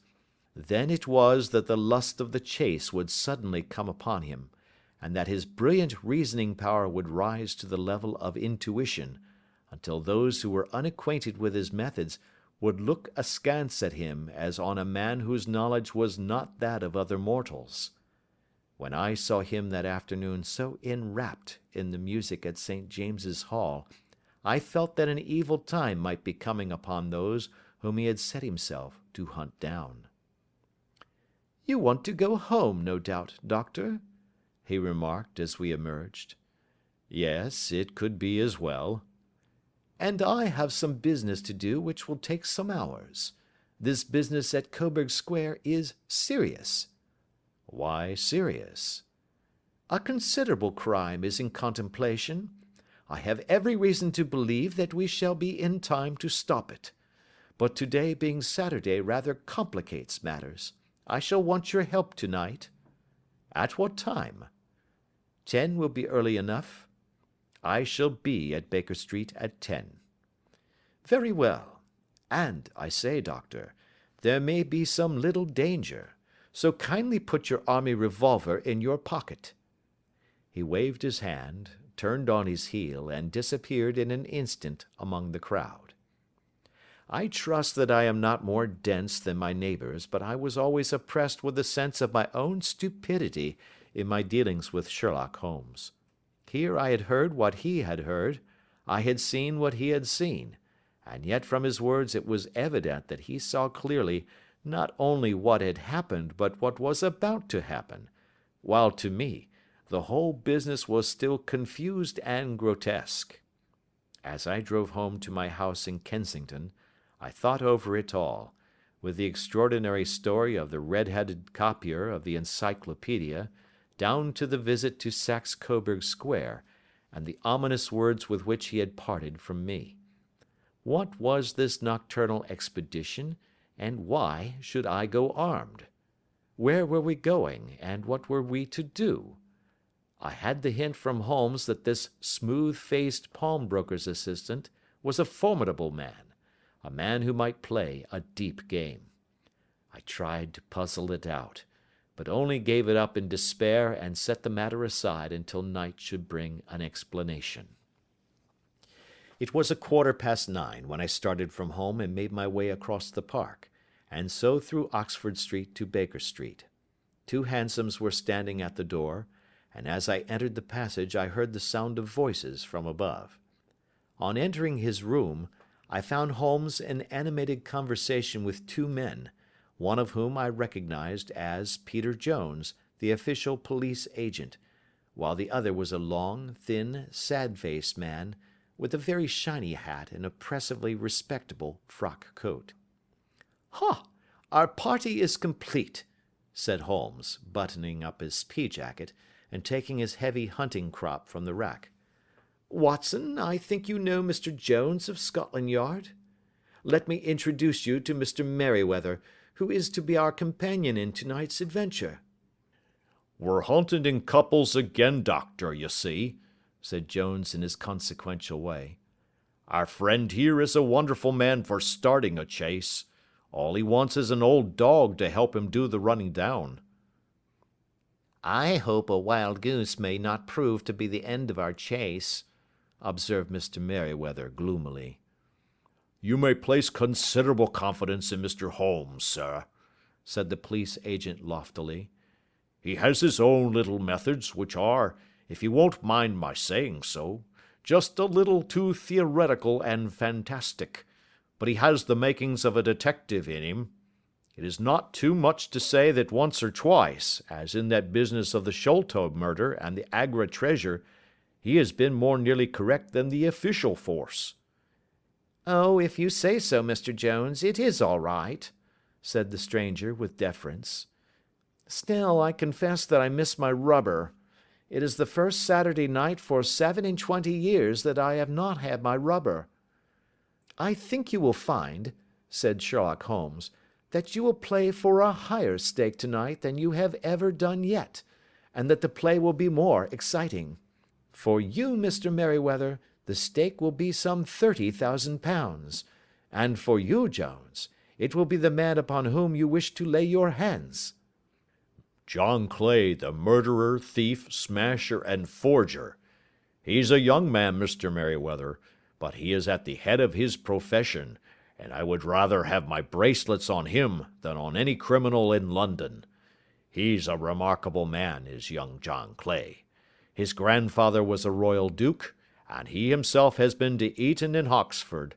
His brain is as cunning as his fingers, and though we meet signs of him at every turn, we never know where to find the man himself. He'll crack a crib in Scotland one week, and be raising money to build an orphanage in Cornwall the next. I've been on his track for years and have never set eyes on him yet." "I hope that I may have the pleasure of introducing you tonight. I've had one or two little turns also with Mr. John Clay, and I agree with you that he is at the head of his profession. It is past 10, however, and quite time that we started. If you two will take the first hansom, Watson and I will follow in the second." Sherlock Holmes was not very communicative during the long drive and lay back in the cab humming the tunes which he had heard in the afternoon. We rattled through an endless labyrinth of gas-lit streets until we emerged into Farrington Street. "We are close there now," my friend remarked. "This fellow Merryweather is a bank director, and personally interested in the matter. I thought it as well to have Jones with us also. He is not a bad fellow, though an absolute imbecile in his profession.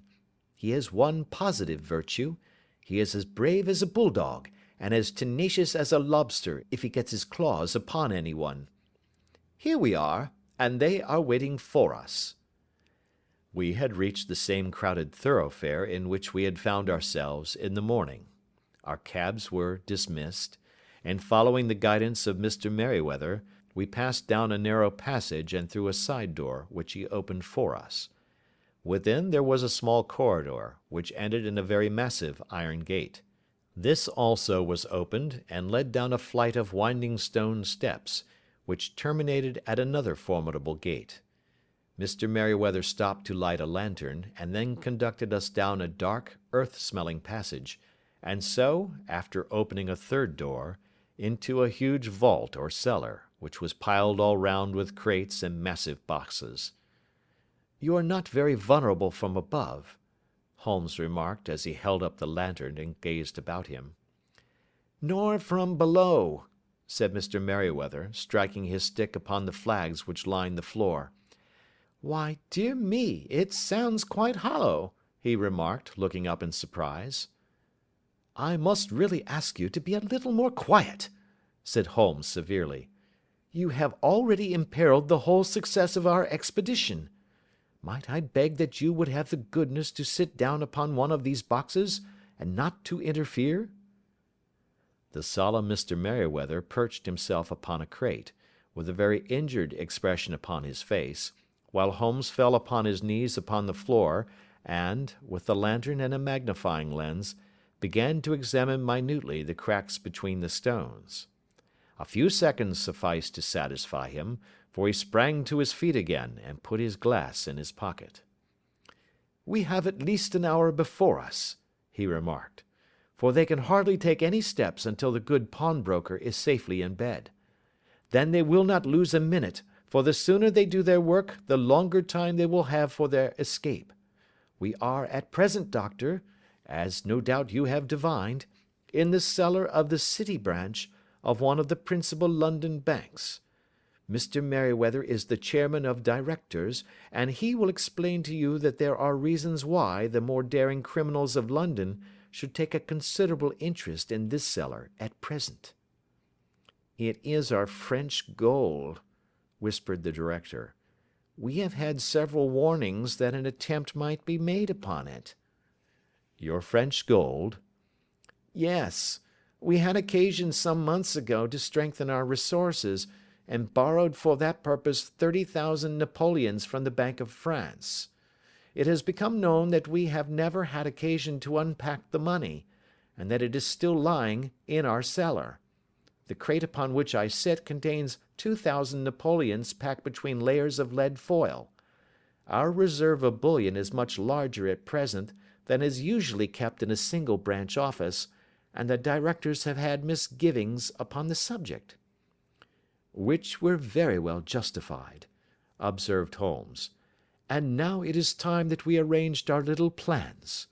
I expect that within an hour matters will come to a head. In the meantime, Mr. Merryweather, we must put the screen over that dark lantern." "And sit in the dark?" "I am afraid so. I had brought a pack of cards in my pocket, and I thought that, as we were a partie carrée, you might have your rubber after all. But I see that the enemy's preparations have gone so far that we cannot risk the presence of a light. And, first of all, we must choose our positions. These are daring men, and though we shall take them at a disadvantage, they may do us some harm unless we are careful. I shall stand behind this crate, and do you conceal yourselves behind those. Then, when I flash a light upon them, close in swiftly. If they fire, Watson, have no compunction about shooting them down." I placed my revolver, cocked, upon the top of the wooden case behind which I crouched. Holmes shot the slide across the front of his lantern and left us in pitch darkness, such an absolute darkness as I have never before experienced. The smell of hot metal remained to assure us that the light was still there, ready to flash out at a moment's notice. To me, with my nerves worked up to a pitch of expectancy, there was something depressing and subduing in the sudden gloom, and in the cold, dank air of the vault. "They have but one retreat," whispered Holmes. "That is back through the house into Saxe Coburg Square. I hope that you have done what I asked you, Jones." "I have an inspector and 2 officers waiting at the front door." "Then we have stopped all the holes, and now we must be silent and wait." What a time it seemed! From comparing notes afterwards it was but an hour and a quarter, yet it appeared to me that the night must have almost gone, and the dawn be breaking above us. My limbs were weary and stiff, for I feared to change my position, yet my nerves were worked up to the highest pitch of tension, and my hearing was so acute that I could not only hear the gentle breathing of my companions, but I could distinguish the deeper, heavier in-breath of the bulky Jones from the thin, sighing note of the bank director. From my position I could look over the case in the direction of the floor. Suddenly, my eyes caught the glint of a light. At first it was but a lurid spark upon the stone pavement. Then it lengthened out until it became a yellow line, and then, without any warning or sound, a gash seemed to open, and a hand appeared, a white, almost womanly hand, which felt about in the center of the little area of light. For a minute or more the hand, with its writhing fingers, protruded out of the floor. Then it was withdrawn as suddenly as it appeared, and all was dark again save the single lurid spark which marked a chink between the stones. Its disappearance, however, was but momentary. With a rending, tearing sound, one of the broad white stones turned over upon its side and left a square, gaping hole, through which streamed the light of a lantern. Over the edge there peeped a clean-cut, boyish face, which looked keenly about it, and then, with a hand on either side of the aperture, drew itself shoulder-high and waist-high, until one knee rested upon the edge. In another instant he stood at the side of the hole and was hauling after him a companion, lithe and small like himself, with a pale face, and a shock of very red hair. "It's all clear," he whispered. "Have you the chisel and the bags? Great Scott! Jump, Archie, jump, and I'll swing for it." Sherlock Holmes had sprung out and seized the intruder by the collar. The other dived down the hole, and I heard the sound of rending cloth as Jones clutched at his skirts. The light flashed upon the barrel of a revolver, but Holmes's hunting crop came down on the man's wrist, and the pistol clinked upon the stone floor. "It's no use, John Clay," said Holmes blandly. "You have no chance at all." "So I see," the other answered with the utmost coolness. "I fancy that my pal is all right, though I see you have got his coat-tails." "There are 3 men waiting for him at the door," said Holmes. "Oh, indeed. You seem to have done the thing very completely. I must compliment you." "And I you," Holmes answered. "Your red-headed idea was very new and effective." "You'll see your pal again presently," said Jones. "He's quicker at climbing down holes than I am. Just hold out while I fix the derbies." "I beg that you will not touch me with your filthy hands," remarked our prisoner as the handcuffs clattered upon his wrist. "You may not be aware that I have royal blood in my veins. Have the goodness also, when you address me, always to say sir and please." "All right," said Jones with a stare and a snigger. "Well, would you please, sir, march upstairs where we can get a cab to carry your highness to the police station?" "That is better," said John Clay serenely. He made a sweeping bow to the 3 of us and walked quietly off in the custody of the detective. "Really, Mr. Holmes," said Mr. Merryweather, as we followed them from the cellar, "I do not know how the bank can thank you or repay you. There is no doubt that you have detected and defeated in the most complete manner one of the most determined attempts at bank robbery that have ever come within my experience." "I have had 1 or 2 little scores of my own to settle with Mr. John Clay," said Holmes. "I have been at some small expense over this matter, which I shall expect the bank to refund, but beyond that I am amply repaid by having had an experience which is in many ways unique, and by hearing the very remarkable narrative of the Red-headed League. "You see, Watson," he explained in the early hours of the morning, as we sat over a glass of whiskey and soda in Baker Street, "it was perfectly obvious from the first that the only possible object of this rather fantastic business of the advertisement of the League, and the copying of the encyclopedia, must be to get this not over-bright pawnbroker out of the way for a number of hours every day. It was a curious way of managing it, but really it would be difficult to suggest a better. The method was no doubt suggested to Clay's ingenious mind by the colour of his accomplice's hair. The £4 a week was a lure which must draw him, and what was it to them, who were playing for thousands?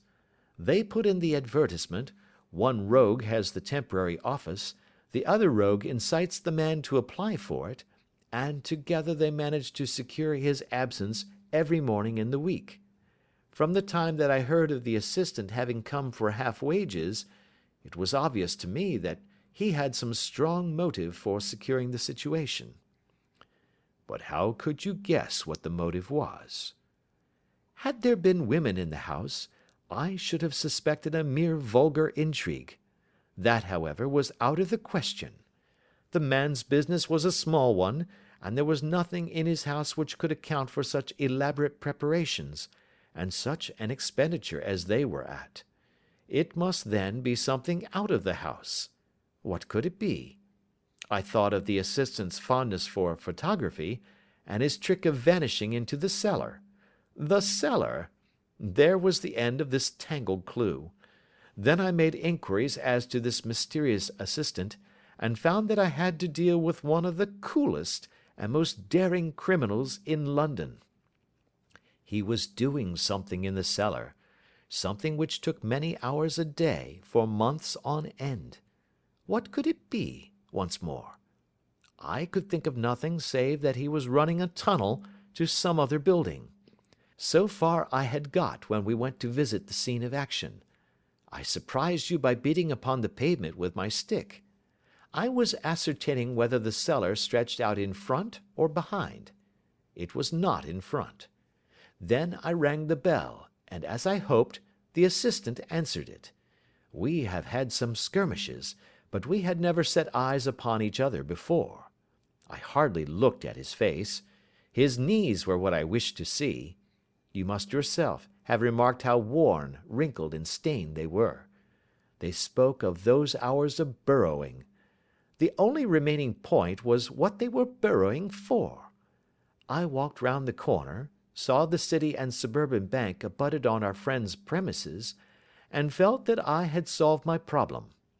When you drove home after the concert, I called upon Scotland Yard and upon the chairman of the bank directors, with the result that you have seen. And how could you tell that they would make their attempt tonight? I asked. Well, when they closed their League offices, that was a sign that they cared no longer about Mr. Jabez Wilson's presence. In other words, that they had completed their tunnel. But it was essential that they should use it soon, as it might be discovered, or the bullion might be removed. Saturday would suit them better than any other day, as it would give them 2 days for their escape. For all these reasons, I expected them to come tonight. You reasoned it out beautifully, I exclaimed in unfeigned admiration. It is so long a chain, and yet every link rings true. It saved me from ennui, he answered, yawning. Alas, I already feel it closing in upon me.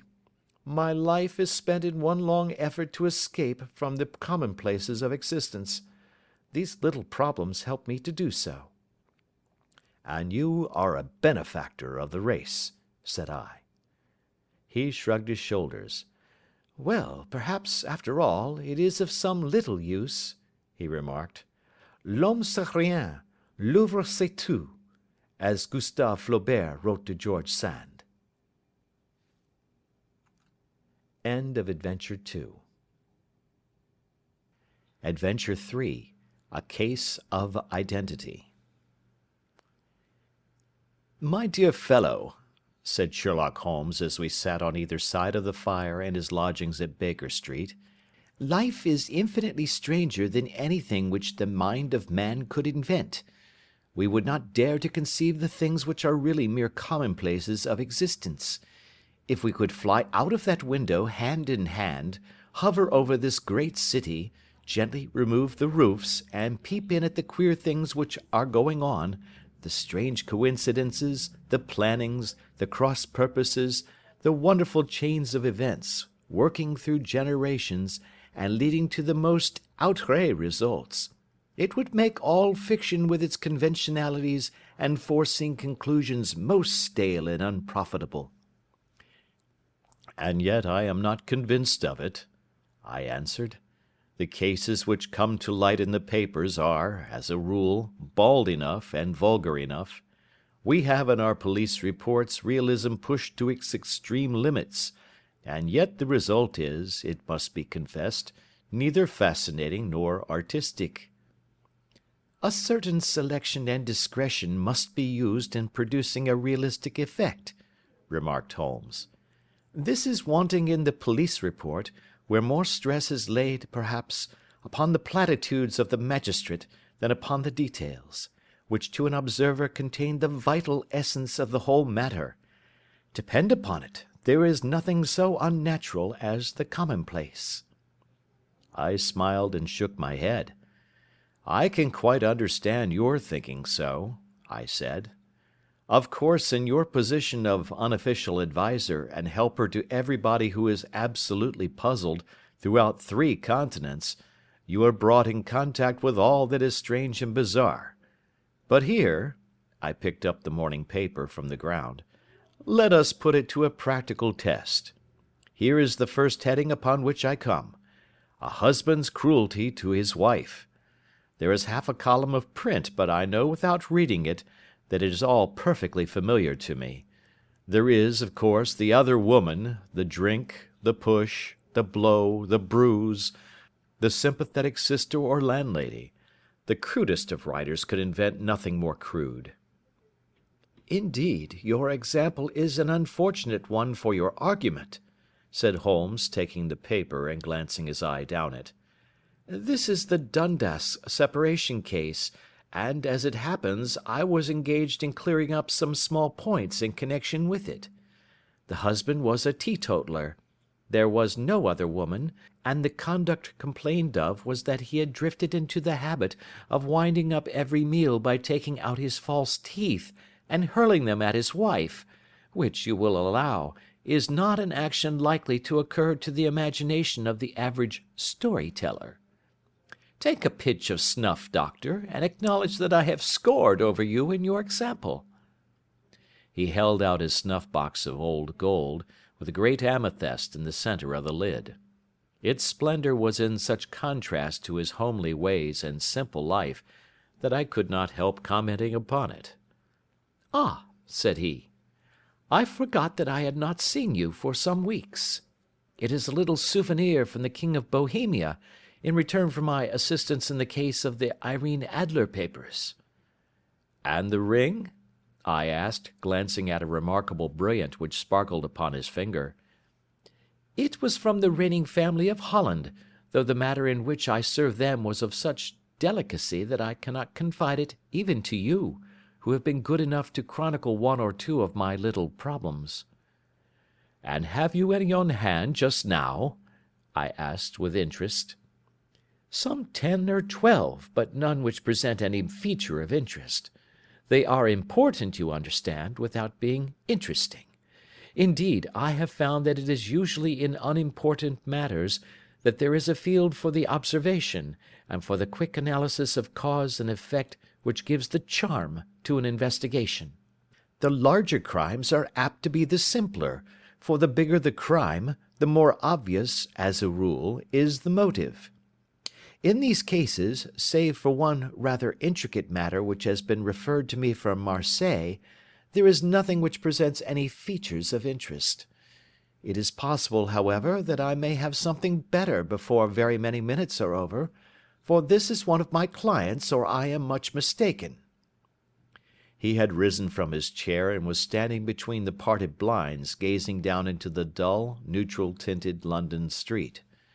Looking over his shoulder, I saw that on the pavement opposite there stood a large woman with a heavy fur boa round her neck, and a large curling red feather in a broad-brimmed hat, which was tilted in a coquettish Duchess of Devonshire fashion over her ear. From under this great panoply she peeped up in a nervous, hesitating fashion at our windows, while her body oscillated backward and forward, and her fingers fidgeted with her glove buttons. Suddenly, with a plunge, as of the swimmer who leaves the bank, she hurried across the road, and we heard the sharp clang of the bell. "I have seen those symptoms before," said Holmes, throwing his cigarette into the fire. "Oscillation upon the pavement always means an affaire à coeur. She would like advice, but it is not sure that the matter is not too delicate for communication. And yet even here we may discriminate. When a woman has been seriously wronged by a man she no longer oscillates, and the usual symptom is a broken bell wire. Here we may take it that there is a love matter, but that the maiden is not so much angry as perplexed or grieved. But here she comes in person to resolve our doubts." As he spoke there was a tap at the door, and the boy in buttons entered to announce Miss Mary Sutherland, while the lady herself loomed behind his small black figure like a full-sailed merchantman behind a tiny pilot-boat. Sherlock Holmes welcomed her with the easy courtesy for which he was remarkable, and having closed the door and bowed her into an armchair, he looked her over in the minute yet abstracted fashion which was peculiar to him. "Do you not find," he said, "that with your short sight it is a little trying to do so much typewriting?" "I did at first," she answered, "but now I know where the letters are without looking." Then, suddenly realizing the full purport of his words, she gave a violent start and looked up, with fear and astonishment upon her broad, good-humoured face. "You've heard about me, Mr. Holmes," she cried. "Else how could you know all that?" "Ha! Never mind," said Holmes, laughing. "It is my business to know things. Perhaps I have trained myself to see what others overlook. If not, why should you come to consult me?" "I came to you, sir, because I heard of you from Mrs. Etheridge, whose husband you found so easy when the police and everyone had given him up for dead. Oh, Mr. Holmes, I wish you would do as much for me. I'm not rich, but still I have 100 a year in my own right, besides the little that I make by the machine, and I would give it all to know what has become of Mr. Hosmer Angel." "Why did you come away to consult me in such a hurry?" asked Sherlock Holmes, with his finger-tips together and his eyes to the ceiling. Again a startled look came over the somewhat vacuous face of Miss Mary Sutherland. "Yes, I did bang out of the house," she said, "for it made me angry to see the easy way in which Mr. Winbank, that is, my father, took it all. He would not go to the police, and he would not go to you, and so at last, as he would do nothing, and kept on saying that there was no harm done, it made me mad, and I just on with my things and came right away to you." "Your father?" said Holmes. "Your stepfather, surely, since the name is different." "Yes, my stepfather. I call him father, though it sounds funny, too, for he is only 5 years and 2 months older than myself." "And your mother is alive?" "Oh, yes, mother is alive and well. I wasn't best pleased, Mr. Holmes, when she married again so soon after father's death, and a man who was nearly 15 years younger than herself. Father was a plumber in the Tottenham Court Road, and he left a tidy business behind him, which mother carried on with Mr. Hardy, the foreman. But when Mr. Windibank came, he made her sell the business, for he was very superior, being a traveller in wines. They got £4,700 for the goodwill and interest, which wasn't near as much as father could have got if he had been alive." I had expected to see Sherlock Holmes impatient under this rambling and inconsequential narrative, but, on the contrary, he had listened with the greatest concentration of attention. "Your own little income," he asked, "does it come out of the business?" "Oh, no, sir. It is quite separate and was left me by my Uncle Ned in Auckland. It is in New Zealand stock, paying 4.5%. £2,500 was the amount, but I can only touch the interest." "You interest me extremely," said Holmes, "and since you draw so large a sum as 100 a year, with what you earn into the bargain, you no doubt travel a little and indulge yourself in every way. I believe that a single lady can get on very nicely upon an income of about £60. "I could do with much less than that, Mr. Holmes, but you understand that as long as I live at home I don't wish to be a burden to them, and so they have the use of the money just while I am staying with them. Of course, that is only just for the time. Mr. Windibank draws my interest every quarter and pays it over to mother, and I find that I can do pretty well with what I earn at typewriting. It brings me twopence a sheet, and I can often do from 15 to 20 sheets in a day." "You have made your position very clear to me," said Holmes. "This is my friend, Dr. Watson, before whom you can speak as freely as before myself. Kindly tell us now all about your connection with Mr. Hosmer Angel." A flush stole over Miss Sutherland's face, and she picked nervously at the fringe of her jacket. "I met him first at the gasfitters' ball," she said. "They used to send father tickets when he was alive, and then afterwards they remembered us, and sent them to mother. Mr. Windibank did not wish us to go. He never did wish us to go anywhere. He would get quite mad if I wanted so much as to join a Sunday school treat. But this time I was set on going, and I would go, for what right had he to prevent? He said the folk were not fit for us to know, when all father's friends were to be there, and he said that I had nothing fit to wear, when I had my purple plush that I had never so much as taken out of the drawer. At last, when nothing else would do, he went off to France upon the business of the firm, but we went, mother and I, with Mr. Hardy, who used to be our foreman, and it was there I met Mr. Hosmer Angel." "I suppose," said Holmes, "that when Mr. Windibank came back from France, he was very annoyed at your having gone to the ball." "Oh, well, he was very good about it. He laughed, I remember, and shrugged his shoulders, and said there was no use denying anything to a woman, for she would have her way." "I see. Then at the gasfitters' ball you met, as I understand, a gentleman called Mr. Hosmer Angel." "Yes, sir. I met him that night, and he called next day to ask if we had got home all safe, and after that we met him. That is to say, Mr. Holmes, I met him twice for walks, but after that father came back again, and Mr. Hosmer Angel could not come to the house any more." "No." "Well, you know father didn't like anything of the sort. He wouldn't have any visitors if he could help it, and he used to say that a woman should be happy in her own family circle. But then, as I used to say to mother, a woman wants her own circle to begin with, and I had not got mine yet."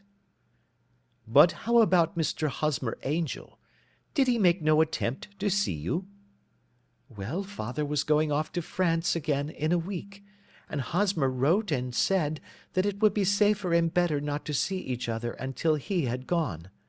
We could write in the meantime, and he used to write every day. I took the letters in the morning, so there was no need for father to know."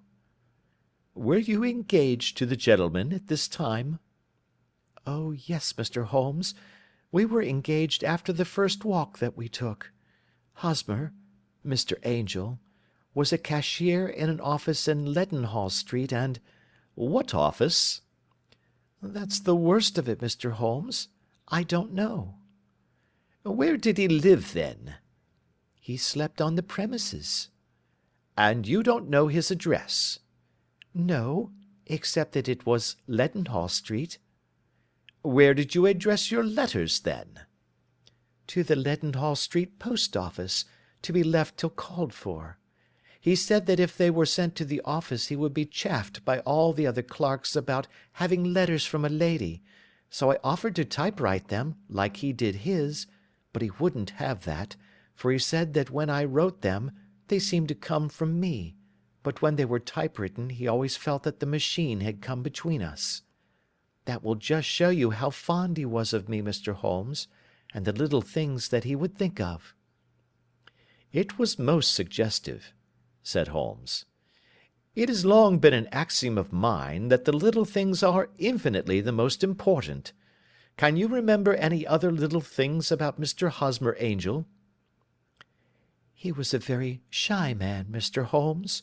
He would rather walk with me in the evening than in the daylight, for he said that he hated to be conspicuous.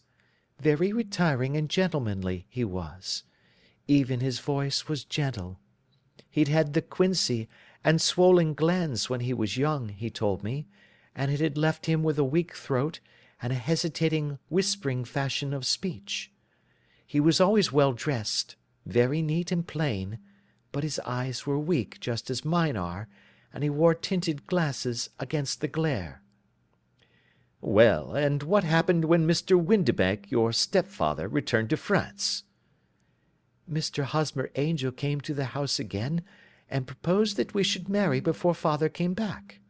He was in dreadful earnest, and made me swear, with my hands on the testament, that whatever happened I would always be true to him. Mother said he was quite right to make me swear, and that it was a sign of his passion. Mother was all in his favour from the first, and was even fonder of him than I was. Then, when they talked of marrying within the week, I began to ask about father, but they both said never to mind about father, but just to tell him afterwards, and mother said she would make it all right with him. I didn't quite like that, Mr. Holmes. It seemed funny that I should ask his leave, as he was only a few years older than me, but I didn't want to do anything on the sly, so I wrote to father at Bordeaux, where the company has its French offices, but the letter came back to me on the very morning of the wedding." "It missed him, then?" "Yes, sir, for he had started to England just before it arrived." "Ha! That was unfortunate. Your wedding was arranged, then, for the Friday. Was it to be in church?" "Yes, sir, but very quietly. It was to be at St. Saviour's, near King's Cross, and we were to have breakfast afterwards at the St. Pancras Hotel. Hosmer came for us in a hansom, but as there were two of us, he put us both into it and stepped himself into a four-wheeler, which happened to be the only other cab in the street. We got to the church first, and when the four-wheeler drove up we waited for him to step out, but he never did, and when the cabman got down from the box and looked, there was no one there. The cabman said that he could not imagine what had become of him, for he had seen him get in with his own eyes. That was last Friday, Mr. Holmes, and I have neither seen nor heard anything since then to throw any light upon what has become of him." "It seems to me that you have been very shamefully treated," said Holmes. "Oh, no, sir. He was too good and kind to leave me so. Why, all the morning he was saying to me that, whatever happened, I was to be true, and that even if something quite unforeseen occurred to separate us, I was always to remember that I was pledged to him, and that he would claim his pledge sooner or later. It seemed strange talk for a wedding morning, but what has happened since gives a meaning to it." "Most certainly it does. Your own opinion is, then, that some unforeseen catastrophe has occurred to him?" "Yes, sir.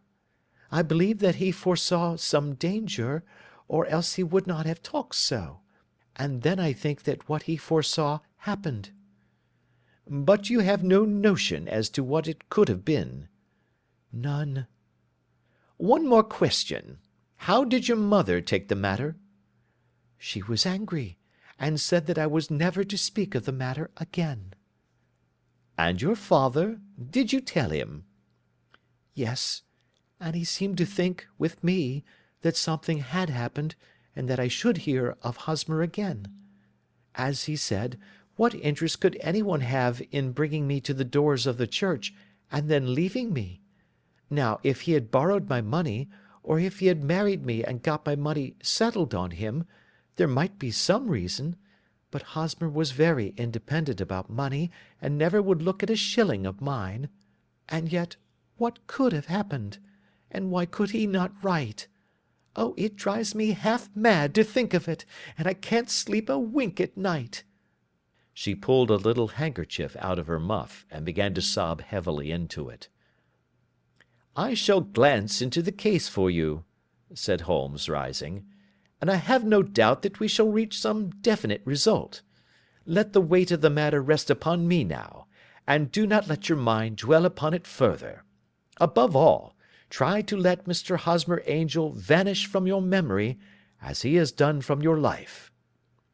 "Then you don't think I'll see him again?" "I fear not." "Then what has happened to him?" "You will leave that question in my hands. I should like an accurate description of him, and any letters of his which you can spare." "I advertised for him in last Saturday's Chronicle," said she. "Here is the slip, and here are 4 letters from him." "Thank you. And your address?" "Number 31 Lion Place, Camberwell." "Mr. Angel's address you never had, I understand. Where is your father's place of business?" "He travels for Westhouse and Marbank, the great claret importers of Fenchurch Street." "Thank you. You have made your statement very clearly. You will leave the papers here, and remember the advice which I have given you. Let the whole incident be a sealed book, and do not allow it to affect your life." "You are very kind, Mr. Holmes, but I cannot do that. I shall be true to Hosmer. He shall find me ready when he comes back." For all the preposterous hat and the vacuous face, there was something noble in the simple faith of our visitor which compelled our respect. She laid her little bundle of papers upon the table and went her way, with a promise to come again whenever she might be summoned. Sherlock Holmes sat silent for a few minutes with his finger-tips still pressed together, his legs stretched out in front of him, and his gaze directed upward to the ceiling.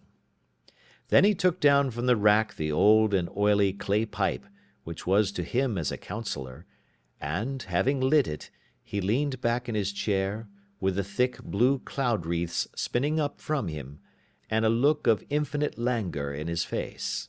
"Quite an interesting study, that maiden," he observed. "I found her more interesting than her little problem, which, by the way, is rather a trite one.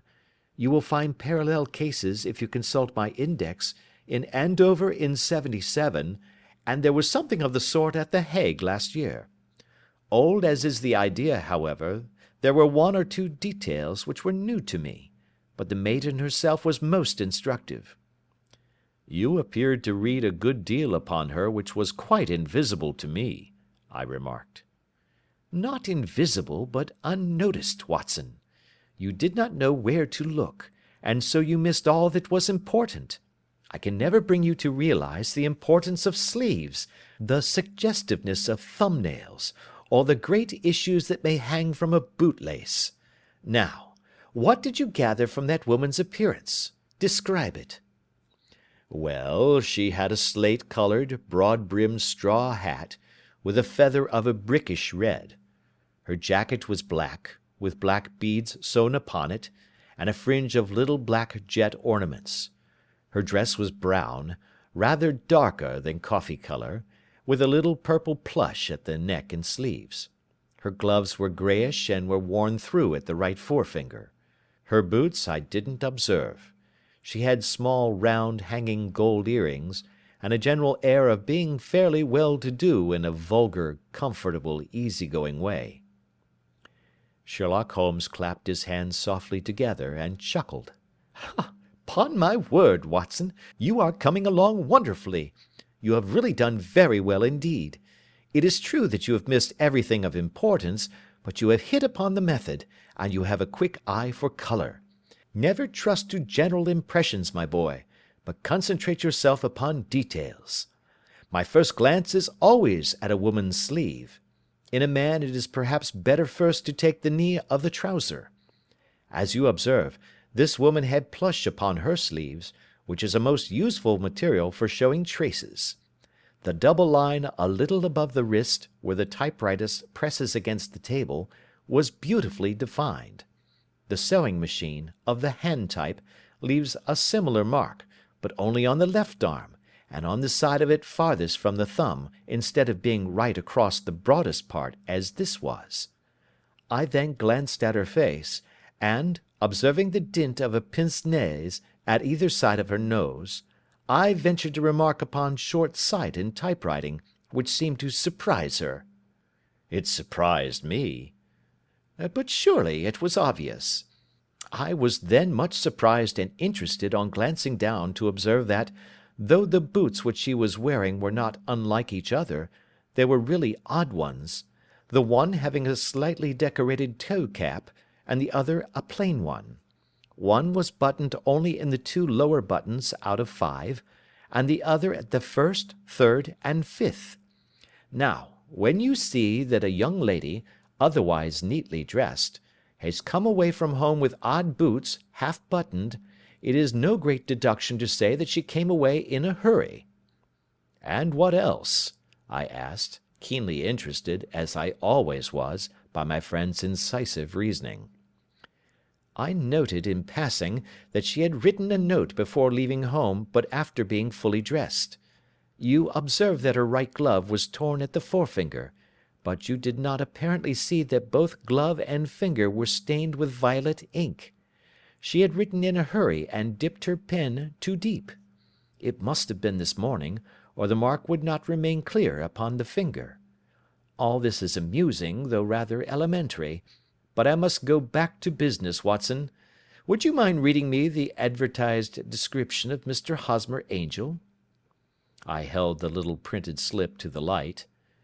Missing, it said, on the morning of the 14th, a gentleman named Hosmer Angel, about 5 feet 7 inches in height, strongly built, sallow complexion, black hair, a little bald in the centre, bushy black side whiskers and moustache, tinted glasses, slight infirmity of speech, was dressed when last seen in black frock coat faced with silk, black waistcoat, gold Albert chain, and grey Harris tweed trousers with brown gaiters over elastic-sided boots, known to have been employed in an office in Leadenhall Street. Anybody bringing— "That will do," said Holmes. "As to the letters," he continued, glancing over them, "they are very commonplace. Absolutely no clue in them to Mr. Angel, save that he quotes Balzac once. There is one remarkable point, however, which will no doubt strike you." "They are typewritten," I remarked. "Not only that, but the signature is typewritten. Look at the neat little Hosmer Angel at the bottom. There is a date, you see, but no superscription except Leadenhall Street, which is rather vague. The point about the signature is very suggestive. In fact, we may call it conclusive." "Of what?" "My dear fellow, is it possible you do not see how strongly it bears upon the case?" "I cannot say that I do, unless it were that he wished to be able to deny his signature if an action for breach of promise were instituted." "No, that was not the point. However, I shall write 2 letters, which should settle the matter. One is to a firm in the city, the other is to the young lady's stepfather, Mr. Windibank, asking him whether he could meet us here at 6 o'clock to-morrow evening. It is just as well that we should do business with the male relatives. And now, doctor, we can do nothing until the answers to those letters come, so we may put our little problem upon the shelf for the interim." I had had so many reasons to believe in my friend's subtle powers of reasoning and extraordinary energy in action, that I felt that he must have some solid grounds for the assured and easy demeanour with which he treated the singular mystery which he had been called upon to fathom. Once only had I known him to fail, in the case of the King of Bohemia and the Irene Adler photograph; but when I looked back to the weird business of the sign of 4, and the extraordinary circumstances connected with the study in scarlet, I felt that it would be a strange tangle indeed which he could not unravel. I left him then, still puffing at his black clay pipe, with the conviction that when I came again on the next evening, I would find that he held in his hands all the clues which would lead up to the identity of the disappearing bridegroom of Miss Mary Sutherland. A professional case of great gravity was engaging my own attention at the time, and the whole of next day I was busy at the bedside of the sufferer. It was not until close upon 6 o'clock that I found myself free, and was able to spring into a hansom and drive to Baker Street, half afraid that I might be too late to assist at the dénouement of the little mystery. I found Sherlock Holmes alone, however, half asleep, with his long, thin form curled up in the recesses of his armchair. A formidable array of bottles and test tubes, with the pungent, cleanly smell of hydrochloric acid, told me that he had spent his day in the chemical work which was so dear to him. "Well, have you solved it?" I asked as I entered. "Yes, it was the bisulfate of baryta." "No, no, the mystery!" I cried. "Oh, that! I thought of the salt that I had been working upon. There was never any mystery in the matter, though, as I said yesterday, some of the details are of interest. The only drawback is that there is no law, I fear, that can touch the scoundrel." "Who was he, then, and what was his object in deserting Miss Sutherland?" The question was hardly out of my mouth, and Holmes had not yet opened his lips to reply, when we heard a heavy footfall in the passage, and a tap at the door. "This is the girl's stepfather, Mr. James Windibank," said Holmes. "He has written to me to say that he would be here at 6. Come in." The man who entered was a sturdy, middle-sized fellow, some 30 years of age, clean-shaven, and sallow-skinned, with a bland, insinuating manner, and a pair of wonderfully sharp and penetrating grey eyes. He shot a questioning glance at each of us, placed his shiny top-hat upon the sideboard, and with a slight bow sidled down into the nearest chair. "Good evening, Mr. James Windibank," said Holmes. "I think that this typewritten letter is from you, in which you have made an appointment with me for 6 o'clock?" "Yes, sir. I am afraid that I am a little late, but I am not quite my own master, you know. I am sorry that Miss Sutherland has troubled you about this little matter, for I think it is far better not to wash linen of the sort in public. It was quite against my wishes that she came, but she is a very excitable, impulsive girl, as you may have noticed, and she is not easily controlled when she has made up her mind on a point. Of course, I did not mind you so much, as you are not connected with the official police, but it is not pleasant to have a family misfortune like this noised abroad. Besides, it is a useless expense, for how could you possibly find this Hosmer Angel?" "On the contrary," said Holmes quietly, "I have every reason to believe that I will succeed in discovering Mr. Hosmer Angel." Mr. Windibank gave a violent start and dropped his gloves. "I am delighted to hear it," he said. "It is a curious thing," remarked Holmes, "that a typewriter has really quite as much individuality as a man's handwriting. Unless they are quite new, no two of them write exactly alike. Some letters get more worn than others, and some wear only on one side. Now, you remark in this note of yours, Mr. Windibank, that in every case there is some little slurring over of the E, and a slight defect in the tail of the R. There are 14 other characteristics, but those are the more obvious." "We do all our correspondence with this machine at the office, and no doubt it is a little worn," our visitor answered, glancing keenly at Holmes with his bright little eyes. "And now I will show you what is really a very interesting study, Mr. Windibank," Holmes continued. "I think of writing another little monograph some of these days on the typewriter and its relation to crime. It is a subject to which I have devoted some little attention.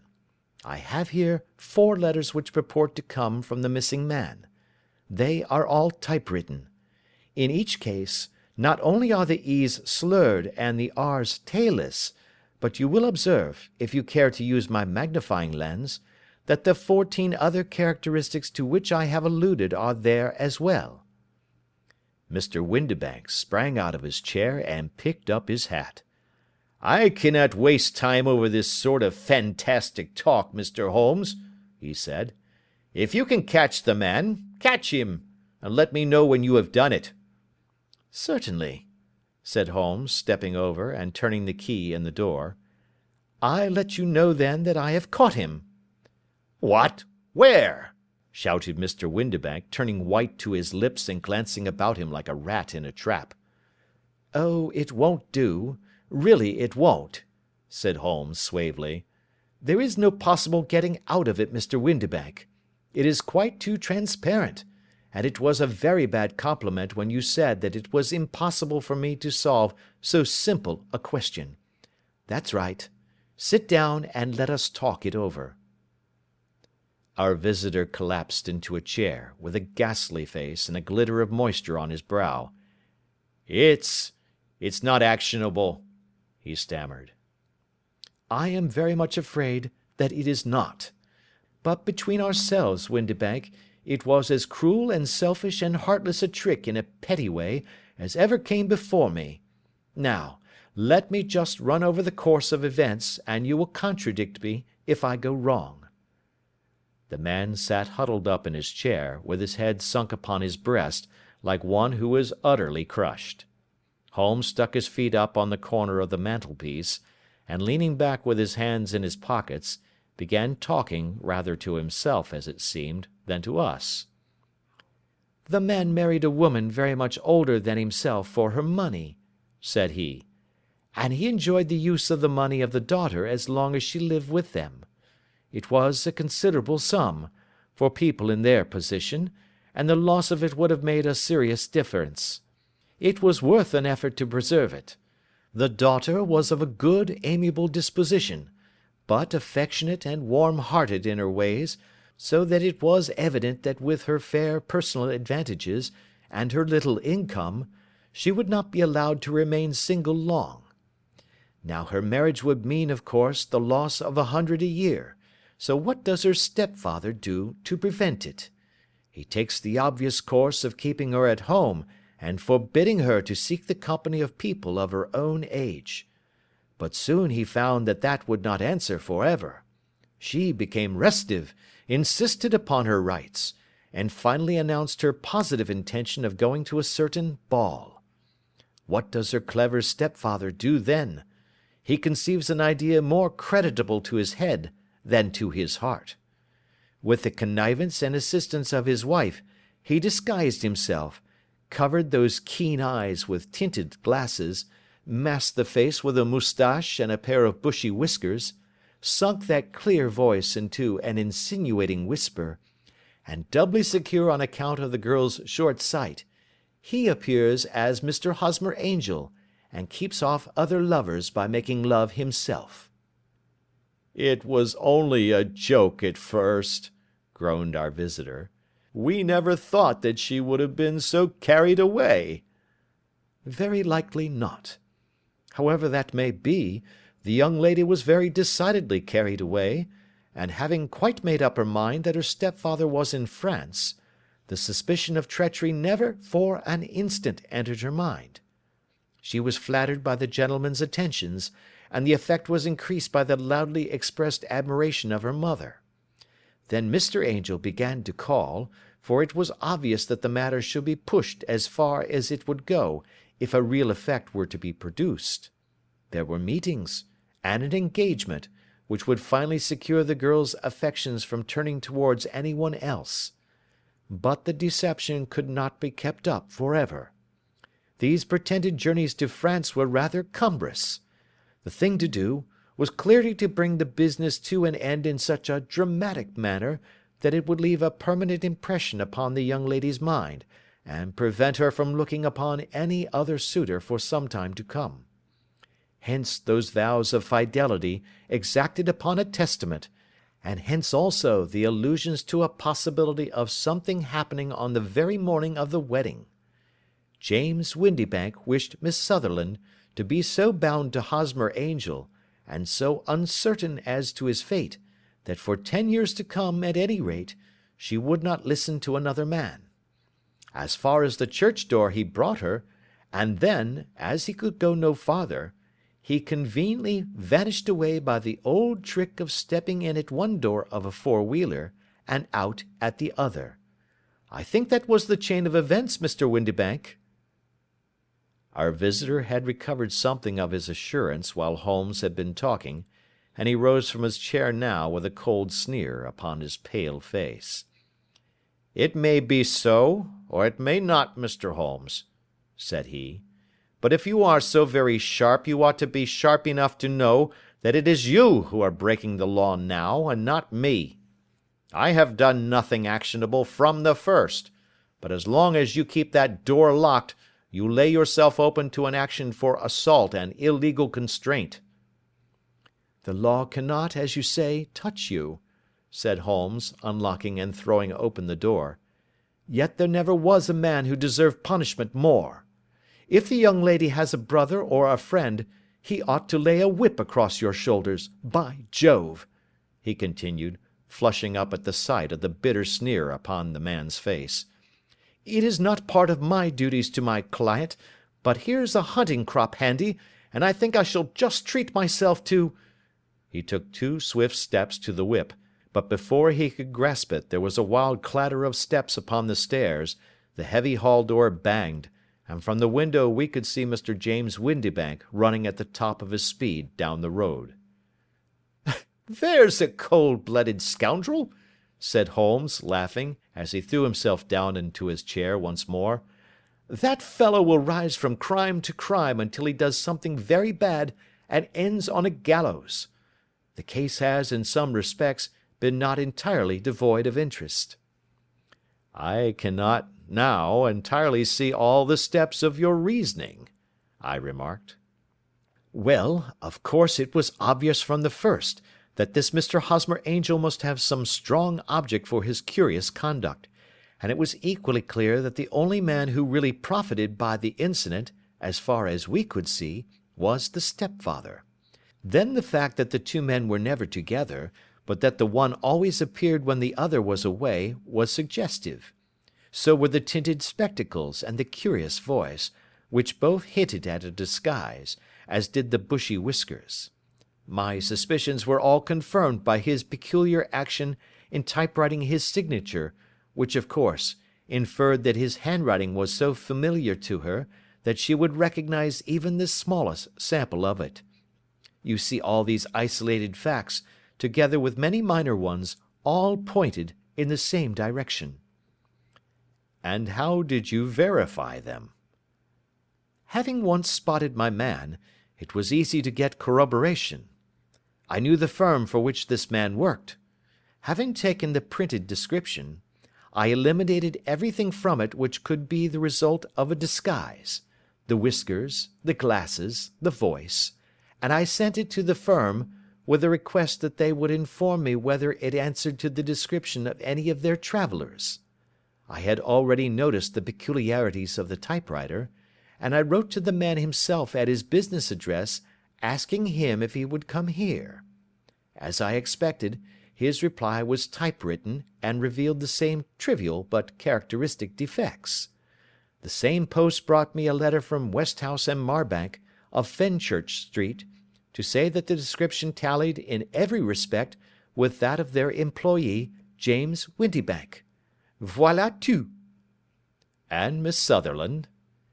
"If I tell her, she will not believe me. You may remember the old Persian saying, 'There is danger for him who taketh the tiger cub, and danger also for whoso snatches a delusion from a woman.'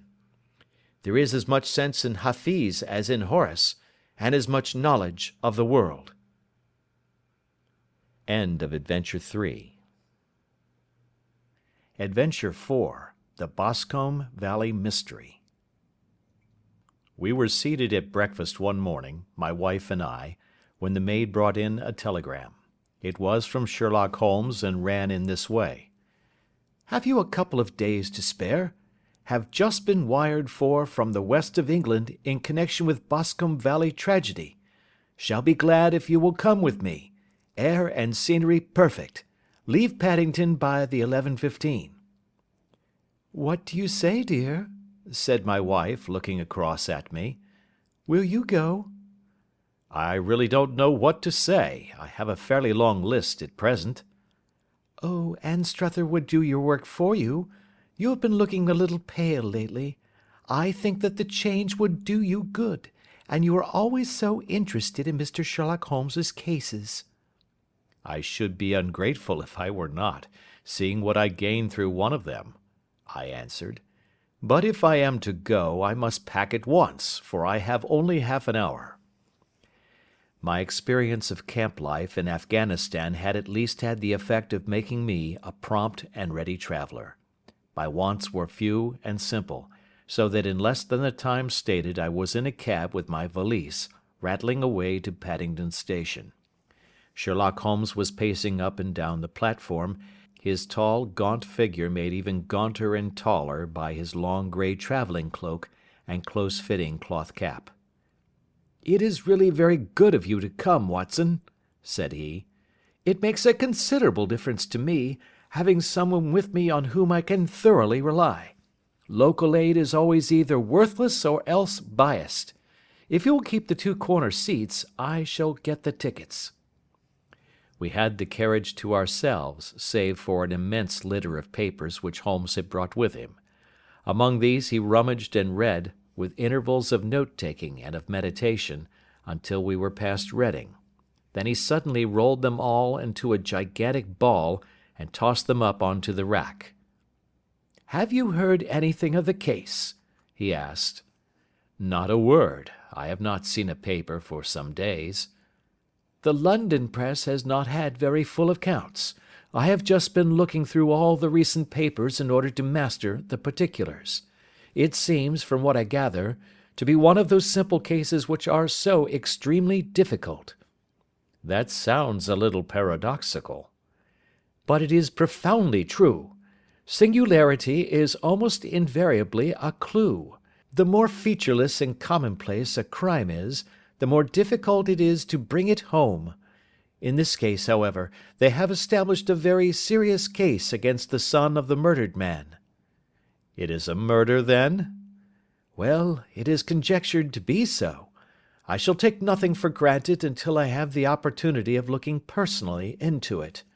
I will explain the state of things to you, as far as I have been able to understand it, in a very few words.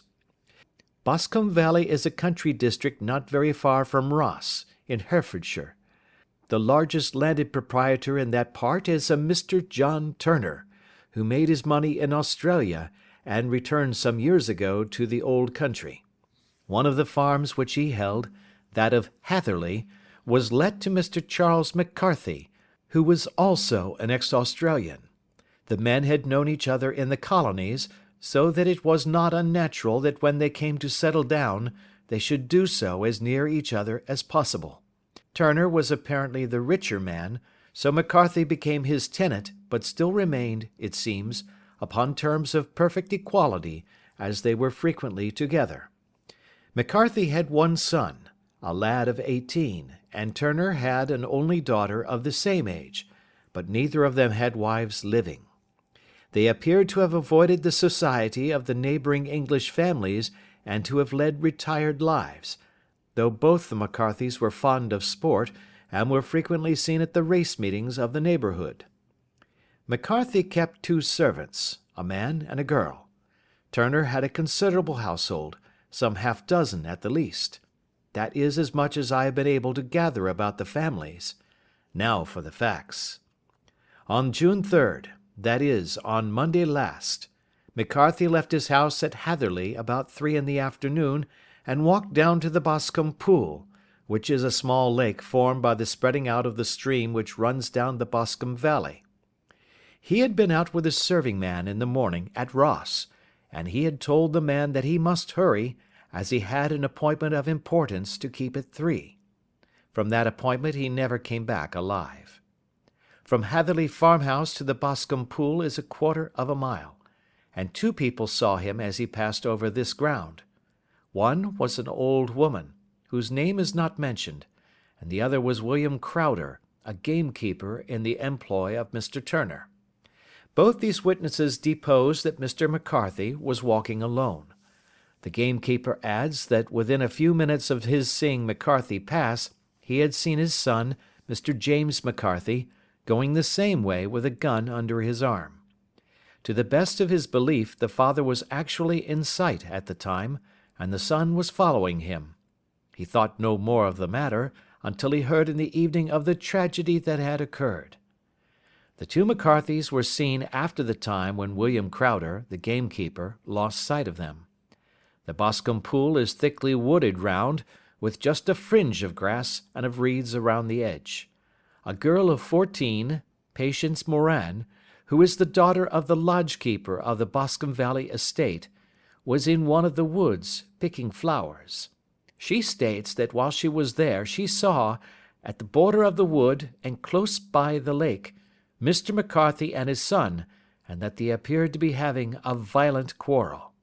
She heard Mr. McCarthy the elder using very strong language to his son, and she saw the latter raise up his hand as if to strike his father.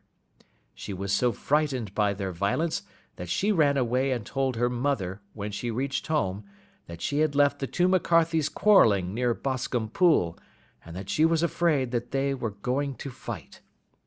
She had hardly said the words when young Mr. McCarthy came running up to the lodge to say that he had found his father dead in the wood, and to ask for the help of the lodge keeper. He was much excited, without either his gun or his hat, and his right hand and sleeve were observed to be stained with fresh blood. On following him, they found the dead body stretched out upon the grass beside the pool. The head had been beaten in by repeated blows of some heavy and blunt weapon.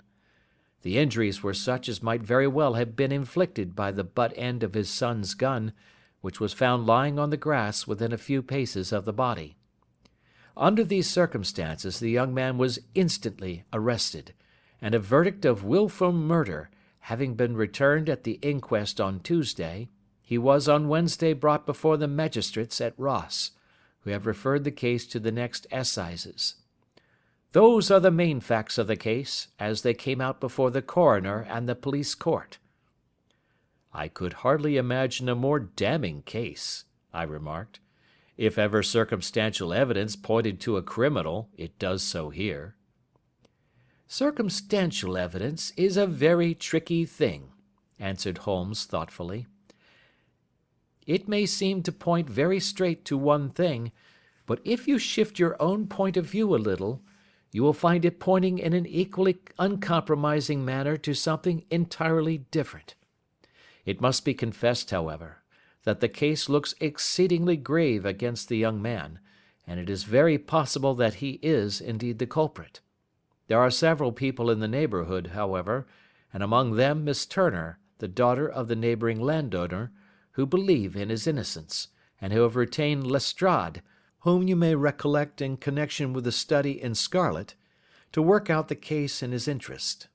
Lestrade, being rather puzzled, has referred the case to me, and hence it is that two middle-aged gentlemen are flying westward at 50 miles an hour, instead of quietly digesting their breakfasts at home." "I am afraid," said I, "that the facts are so obvious that you will find little credit to be gained out of this case." "There is nothing more deceptive than an obvious fact," he answered, laughing. "Besides, we may chance to hit upon some other obvious facts, which may have been by no means obvious to Mr. Lestrade. You know me too well to think that I am boasting when I say that I shall either confirm or destroy his theory by means which he is quite incapable of employing, or even of understanding. To take the first example to hand, I very clearly perceive that in your bedroom the window is upon the right-hand side, and yet I question whether Mr. Lestrade would have noted even so self-evident a thing as that. How on earth, my dear fellow, I know you well. I know the military neatness which characterizes you. You shave every morning, and in this season you shave by the sunlight. But since your shaving is less and less complete as we get farther back on the left side, until it becomes positively slovenly as we get round the angle of the jaw, it is surely very clear that that side is less illuminated than the other. I could not imagine a man of your habits looking at himself in an equal light and being satisfied with such a result. I only quote this as a trivial example of observation and inference. Therein lies my métier, and it is just possible that it may be of some service in the investigation which lies before us. There are one or two minor points which were brought out in the inquest and which are worth considering. What are they? It appears that his arrest did not take place at once, but after the return to Hatherley Farm. On the inspector of constabulary informing him that he was a prisoner, he remarked that he was not surprised to hear it, and that it was no more than his deserts. This observation of his had the natural effect of removing any traces of doubt which might have remained in the minds of the coroner's jury. "It was a confession," I ejaculated. "No, for it was followed by a protestation of innocence." "Coming on the top of such a damning series of events, it was at least a most suspicious remark." "On the contrary," said Holmes, "it is the brightest rift which I can at present see in the clouds. However innocent he might be, he could not be such an absolute imbecile as not to see that the circumstances were very black against him.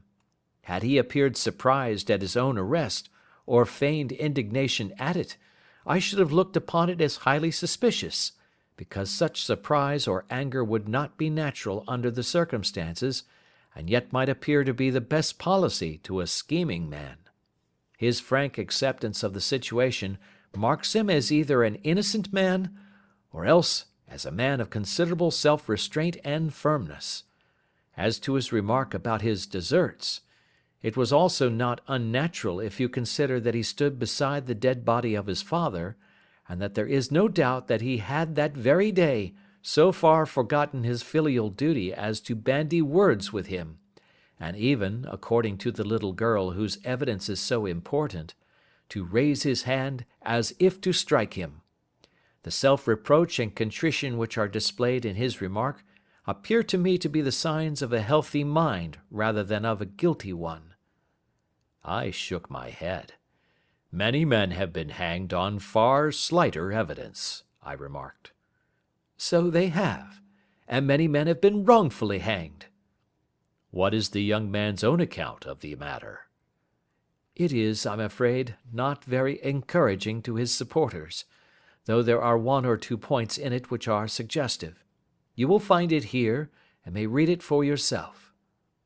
He picked out from his bundle a copy of the local Herefordshire paper, and having turned down the sheet, he pointed out the paragraph in which the unfortunate young man had given his own statement of what had occurred.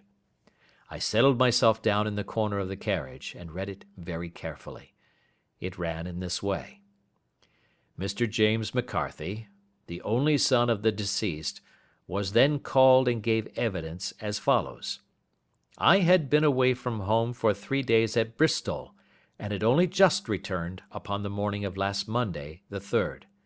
My father was absent from home at the time of my arrival, and I was informed by the maid that he had driven over to Ross with John Cobb, the groom.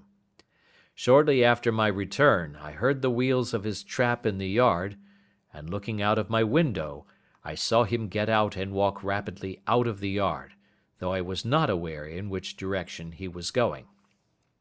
I then took my gun and strolled out in the direction of the Boscombe Pool, with the intention of visiting the rabbit warren which is upon the other side.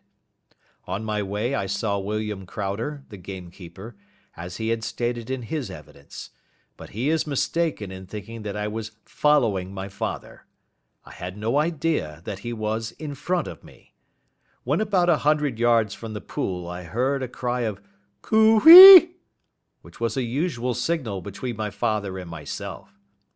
I then hurried forward, and found him standing by the pool. He appeared to be much surprised at seeing me, and asked me rather roughly what I was doing there. A conversation ensued which led to high words and almost to blows, for my father was a man of a very violent temper. Seeing that his passion was becoming ungovernable, I left him, and returned towards Hatherley Farm. I had not gone more than 150 yards, however, when I heard a hideous outcry behind me, which caused me to run back again. I found my father expiring upon the ground, with his head terribly injured. I dropped my gun and held him in my arms, but he almost instantly expired. I knelt beside him for some minutes, and then made my way to Mr. Turner's lodge-keeper, his house being the nearest, to ask for assistance. I saw no one near my father when I returned, and I have no idea how he came by his injuries. He was not a popular man, being somewhat cold and forbidding in his manners, but he had, as far as I know, no active enemies. I know nothing further of the matter. The Coroner: Did your father make any statement to you before he died? Witness: He mumbled a few words, but I could only catch some allusion to a rat. The Coroner: What did you understand by that? Witness: It conveyed no meaning to me. I thought that he was delirious. The Coroner: What was the point upon which you and your father had this final quarrel? Witness: I should prefer not to answer. The Coroner: I am afraid that I must press it. Witness: It is really impossible for me to tell you. I can assure you that it has nothing to do with the sad tragedy which followed. The Coroner: That is for the court to decide. I need not point out to you that your refusal to answer will prejudice your case considerably in any future proceedings which may arise. Witness: I must still refuse. The Coroner: I understand that the cry of "Coo-ee!" was a common signal between you and your father? Witness. It was. The coroner. How was it then that he uttered it before he saw you, and before he even knew that you had returned from Bristol? Witness, with considerable confusion. I do not know. A juryman. Did you see nothing which aroused your suspicions when you returned on hearing the cry and found your father fatally injured? Witness. Nothing definite. The coroner. What do you mean? Witness. I was so disturbed and excited as I rushed out into the open that I could think of nothing except of my father. Yet I have a vague impression that as I ran forward something lay upon the ground to the left of me. It seemed to me to be something grey in colour, a coat of some sort, or a plaid perhaps. When I rose from my father I looked round for it, but it was gone. Do you mean that it disappeared before you went for help? Yes, it was gone. You cannot say what it was?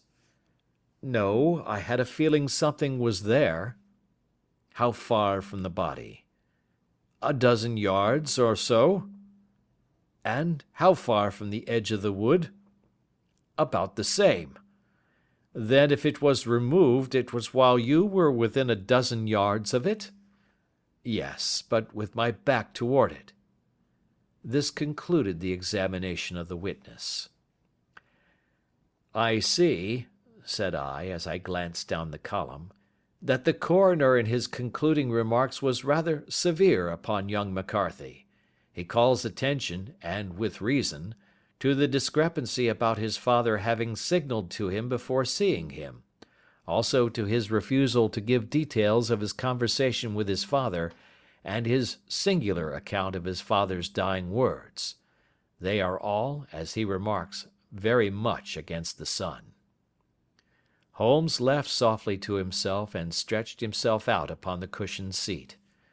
Both you and the coroner have been at some pains, said he, to single out the very strongest points in the young man's favour. Don't you see that you alternately give him credit for having too much imagination and too little? Too little if he could not invent a cause of quarrel which would give him the sympathy of the jury. Too much if he evolved from his own inner consciousness anything so outré as a dying reference to a rat, and the incident of the vanishing cloth. No, sir, I shall approach this case from the point of view that what this young man says is true, and we shall see whither that hypothesis will lead us. And now here is my pocket Petrarch, and not another word shall I say of this case until we are on the scene of action. We lunch at Swindon, and I see that we shall be there in 20 minutes.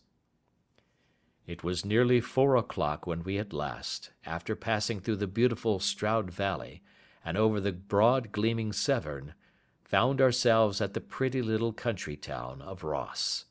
A lean, ferret-like man, furtive and sly-looking, was waiting for us upon the platform. In spite of the light brown dust coat and leather leggings which he wore in deference to his rustic surroundings, I had no difficulty in recognizing Lestrade, of Scotland Yard.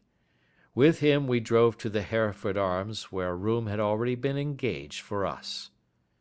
"I have ordered a carriage," said Lestrade as we sat over a cup of tea. "I knew your energetic nature, and that you would not be happy until you had been on the scene of the crime." "It was very nice and complimentary of you," Holmes answered. "It is entirely a question of barometric pressure." Lestrade looked startled. "I do not quite follow," he said. "How is the glass? 29, I see. No wind, and not a cloud in the sky. I have a caseful of cigarettes here which need smoking, and the sofa is very much superior to the usual country hotel abomination. I do not think that it is probable that I shall use the carriage to-night." Lestrade laughed indulgently. "You have, no doubt, already formed your conclusions from the newspapers," he said.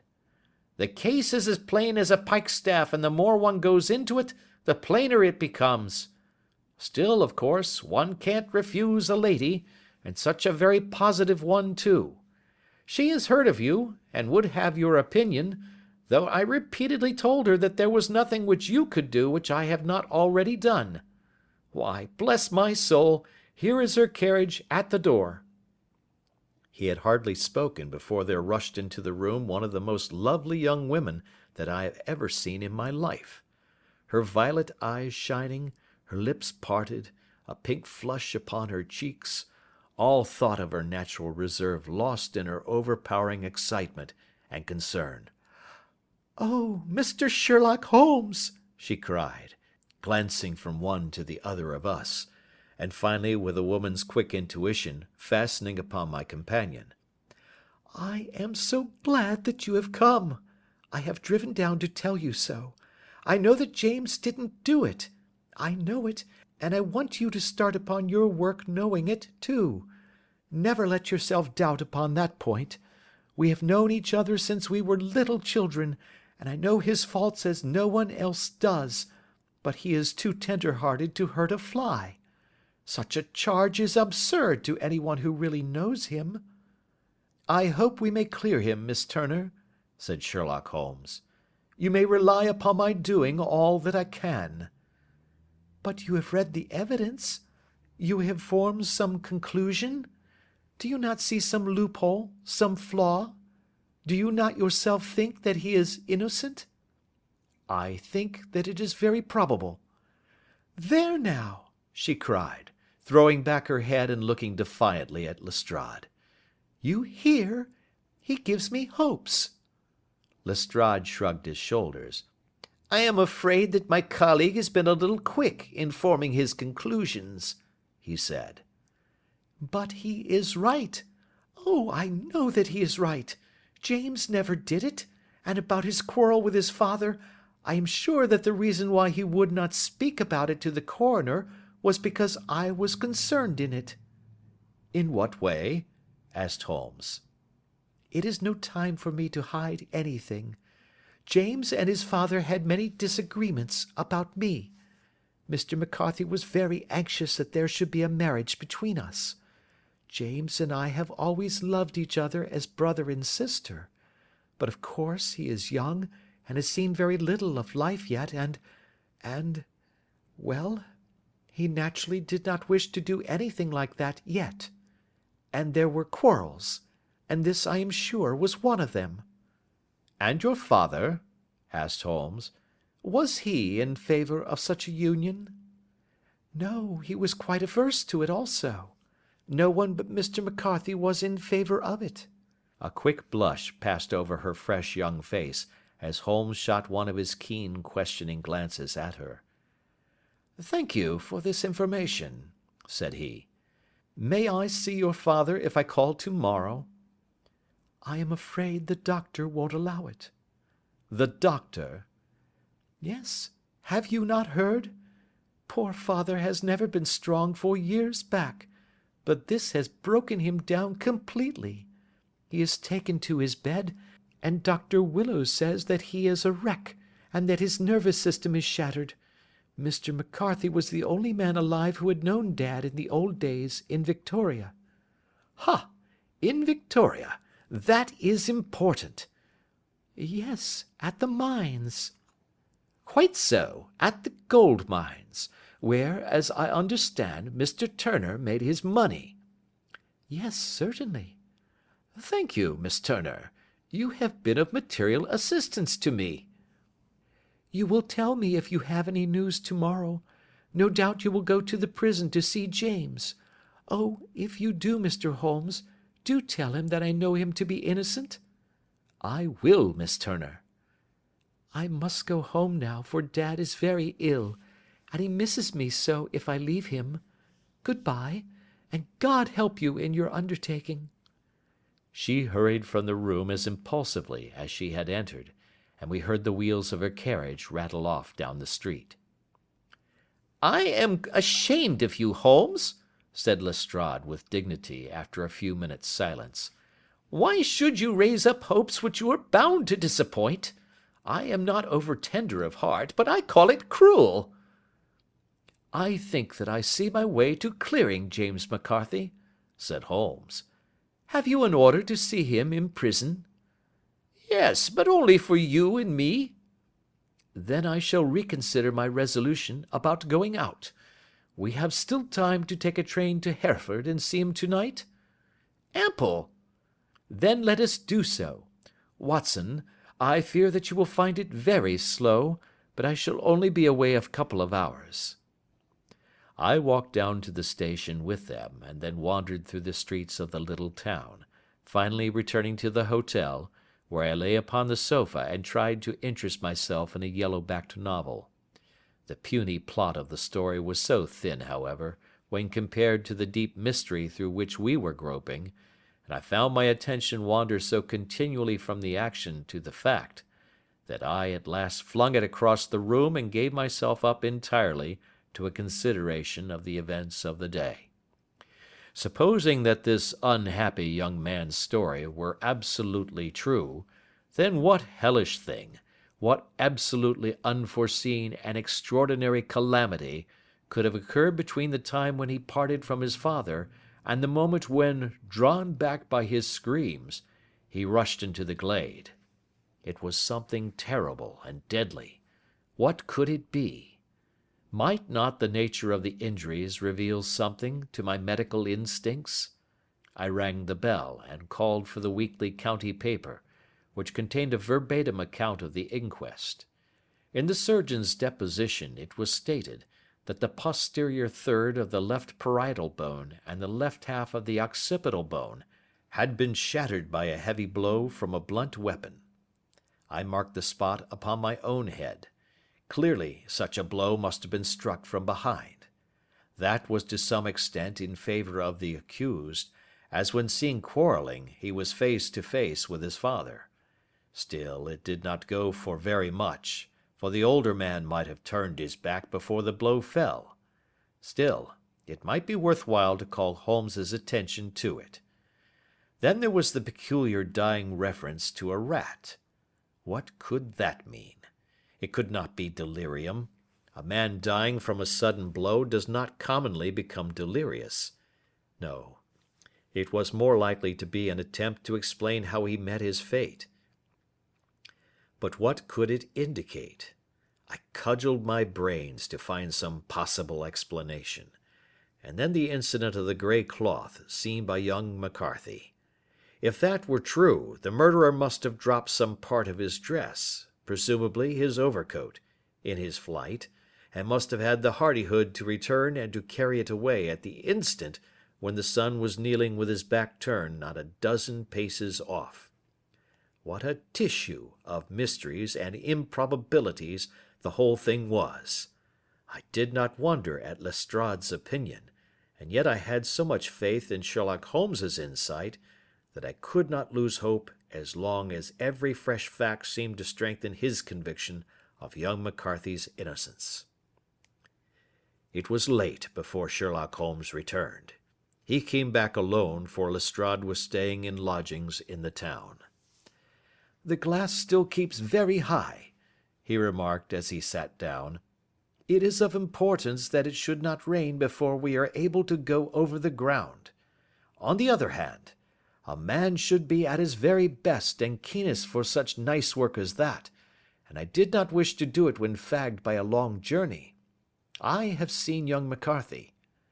"And what did you learn from him?" "Nothing." "Could he throw no light?"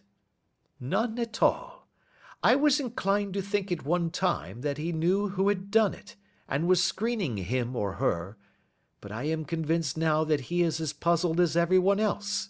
He is not a very quick-witted youth, though comely to look at and, I should think, sound at heart." "I cannot admire his taste," I remarked, "if it is indeed a fact that he was averse to a marriage with so charming a young lady as this Miss Turner." "Ah, thereby hangs a rather painful tale. This fellow is madly, insanely in love with her, but some 2 years ago, when he was only a lad, and before he really knew her, for she had been away 5 years at a boarding school, What does the idiot do but get into the clutches of a barmaid in Bristol, and marry her at a registry office? No one knows a word of the matter, but you can imagine how maddening it must be to him to be upbraided for not doing what he would give his very eyes to do, but what he knows to be absolutely impossible. It was sheer frenzy of this sort which made him throw his hands up into the air when his father, at their last interview, was goading him on to propose to Miss Turner. On the other hand, he had no means of supporting himself, and his father, who was by all accounts a very hard man, would have thrown him over utterly had he known the truth. It was with his barmaid wife that he had spent the last 3 days in Bristol, and his father did not know where he was. Mark that point. It is of importance. Good has come out of evil, however, for the barmaid, finding from the papers that he is in serious trouble and likely to be hanged, has thrown him over utterly and has written to him to say that she has a husband already in the Bermuda dockyard, so that there is really no tie between them. I think that that bit of news has consoled young McCarthy for all that he has suffered. But if he is innocent, who has done it? Ah, who?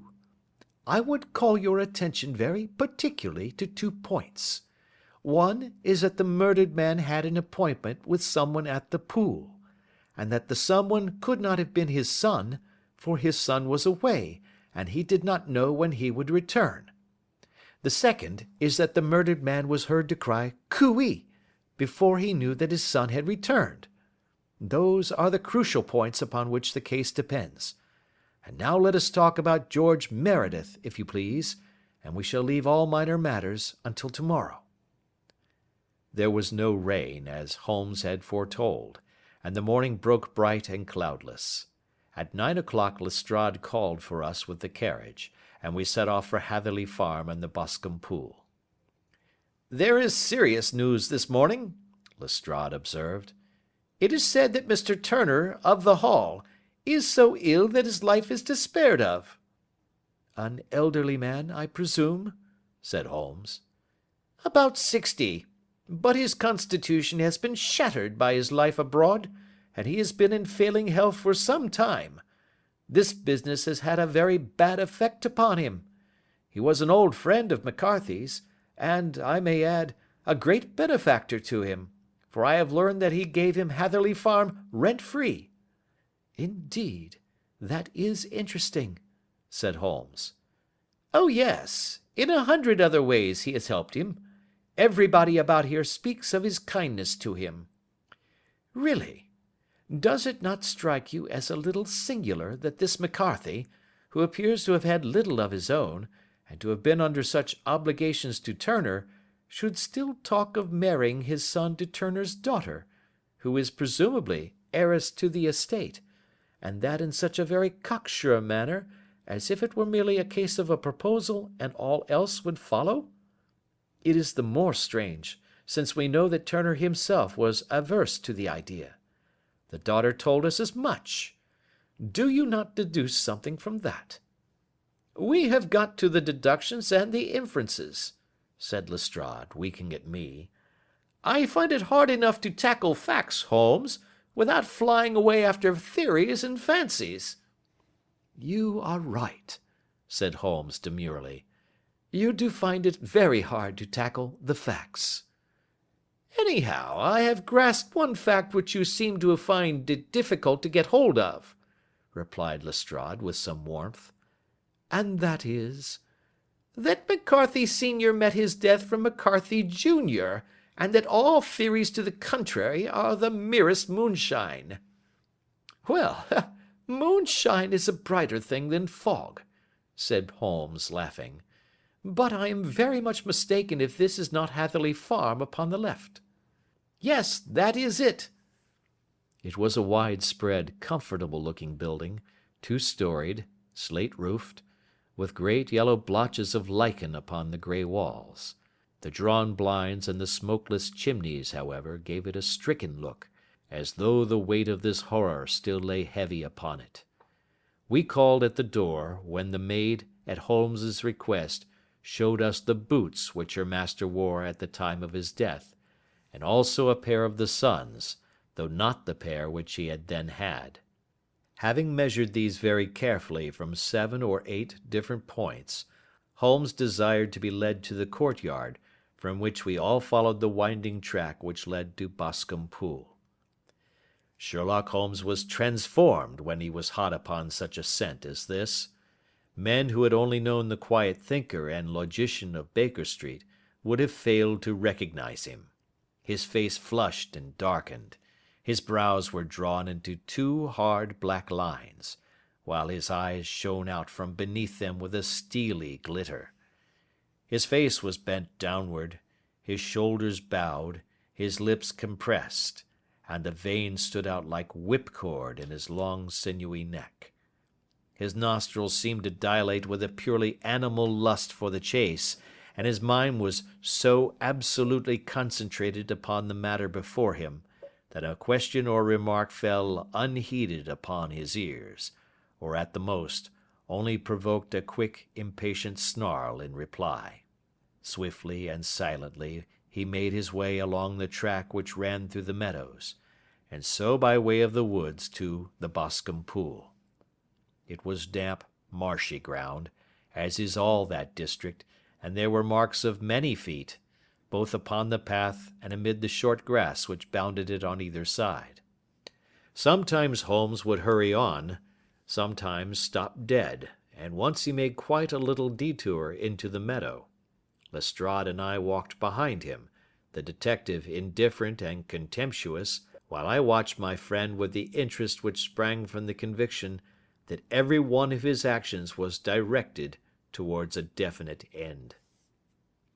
The Boscombe Pool, which is a little reed-girt sheet of water some 50 yards across, is situated at the boundary between the Hatherley farm and the private park of the wealthy Mr. Turner. Above the woods which lined it upon the farther side we could see the red, jutting pinnacles which marked the site of the rich landowner's dwelling. On the Hatherley side of the pool the woods grew very thick, and there was a narrow belt of sodden grass 20 paces across, between the edge of the trees and the reeds which lined the lake. Lestrade showed us the exact spot at which the body had been found, and indeed, so moist was the ground, that I could plainly see the traces which had been left by the fall of the stricken man. To Holmes, as I could see by his eager face and peering eyes, very many other things were to be read upon the trampled grass. He ran round like a dog who is picking up a scent, and then turned upon my companion. "What did you go into the pool for?" he asked. "I fished about with a rake.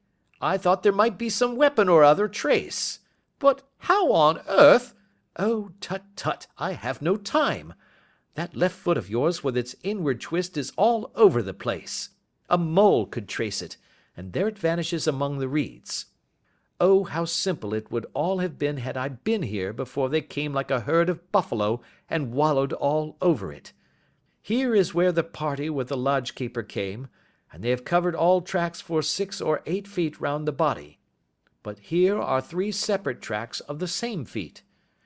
He drew out a lens and lay down upon his waterproof to have a better view, talking all the time rather to himself than to us. "These are young McCarthy's feet. Twice he was walking, and once he ran swiftly, so that the soles are deeply marked and the heels hardly visible. That bears out his story. He ran when he saw his father on the ground. Then here are the father's feet as he paced up and down. What is this, then? It is the butt end of the gun as the son stood listening. And this? Ha ha! What have we here? Tiptoes! Tiptoes! Square, too, quite unusual boots. They come, they go, they come again. Of course, that was for the cloak. Now where did they come from?" He ran up and down, sometimes losing, sometimes finding the track until we were well within the edge of the wood, and under the shadow of a great beech, the largest tree in the neighbourhood. Holmes traced his way to the farther side of this, and lay down once more upon his face with a little cry of satisfaction. For a long time he remained there, turning over the leaves and dried sticks, gathering up what seemed to me to be dust into an envelope, and examining with his lens not only the ground, but even the bark of the tree as far as he could reach. A jagged stone was lying among the moss, and this also he carefully examined and retained. Then he followed a pathway through the wood until he came to the high road, where all traces were lost. "It has been a case of considerable interest," he remarked, returning to his natural manner. "I fancy that this grey house on the right must be the lodge. I think that I will go in and have a word with Morin, and perhaps write a little note. Having done that, we may drive back to our luncheon. You may walk to the cab, and I shall be with you presently." It was about 10 minutes before we regained our cab and drove back into Ross, Holmes still carrying with him the stone which he had picked up in the wood. "This may interest you, Lestrade," he remarked, holding it out. "The murder was done with it." "I see no marks." "There are none." "How do you know, then?" "The grass was growing under it. It had only lain there a few days. There was no sign of a place whence it had been taken. It corresponds with the injuries. There is no sign of any other weapon." "And the murderer?" "Is a tall man, left-handed, limps with the right leg, wears thick-soled shooting boots and a grey cloak, smokes Indian cigars, uses a cigar holder, and carries a blunt penknife in his pocket. There are several other indications, but these may be enough to aid us in our search." Lestrade laughed. "I am afraid that I am still a sceptic," he said. "Theories are all very well, but we have to deal with a hard-headed British jury." "Nous verrons," answered Holmes calmly. "You work your own method, and I shall work mine. I shall be busy this afternoon, and shall probably return to London by the evening train." "And leave your case unfinished?" "No, finished." "But the mystery?" "It is solved." "Who was the criminal, then?" "The gentleman I describe." "But who is he?" "Surely it would not be difficult to find out. This is not such a populous neighbourhood." Lestrade shrugged his shoulders. "I am a practical man," he said, "and I really cannot undertake to go about the country looking for a left-handed gentleman with a game leg. I should become the laughing-stock of Scotland Yard." "All right," said Holmes quietly. "I have given you the chance. Here are your lodgings. Good-bye. I shall drop you a line before I leave." Having left Lestrade at his rooms, we drove to our hotel, where we found lunch upon the table. Holmes was silent and buried in thought, with a pained expression upon his face, as one who finds himself in a perplexing position. "Look here, Watson," he said, when the cloth was cleared. "Just sit down in this chair and let me preach to you for a little. I don't know quite what to do, and I should value your advice. Light a cigar and let me expound." "Pray do so." "Well now, in considering this case there are 2 points about young McCarthy's narrative which struck us both instantly, although they impressed me in his favour and you against him. One was the fact that his father should, according to his account, cry cooee before seeing him. The other was his singular dying reference to a rat. He mumbled several words, you understand, but that was all that caught the son's ear. Now from this double point our research must commence, and we will begin it by presuming that what the lad says is absolutely true." "What of this cooee, then?" "Well, obviously, it could not have been meant for the son. The son, as far as he knew, was in Bristol. It was mere chance that he was within earshot. The cooee was meant to attract the attention of whoever it was that he had the appointment with. But cooee is a distinctly Australian cry, and one which is used between Australians. There is a strong presumption that the person whom McCarthy expected to meet him at Boscombe Pool was someone who had been in Australia." "What of the rat, then?" Sherlock Holmes took a folded paper from his pocket and flattened it out on the table. "This is a map of the colony of Victoria," he said. "I wired to Bristol for it last night." He put his hand over part of the map. "What do you read?" "A rat," I read. "And now?" He raised his hand. "Ballarat." "Quite so. That was the word the man uttered, and of which his son only caught the last two syllables. He was trying to utter the name of his murderer, so and so of Ballarat." "It is wonderful!" I exclaimed. "It is obvious. And now you see I had narrowed the field down considerably. The possession of a grey garment was a third point which, granting the son's statement to be correct, was a certainty. We have come now out of mere vagueness to the definite conception of an Australian from Ballarat with a grey cloak." "Certainly." "And one who was at home in the district, for the pool can only be approached by the farm or by the estate, where strangers could hardly wander." "Quite so." "Then comes our expedition of today. By an examination of the ground, I gained the trifling details which I gave to that imbecile Lestrade, as to the personality of the criminal." "But how did you gain them?" "You know my method. It is founded upon the observation of trifles." "His height I know that you might roughly judge from the length of his stride. His boots, too, might be told from their traces." "Yes, they were peculiar boots." "But his lameness?" "The impression of his right foot was always less distinct than his left. He put less weight upon it. Why? Because he limped. He was lame." "But his left-handedness?"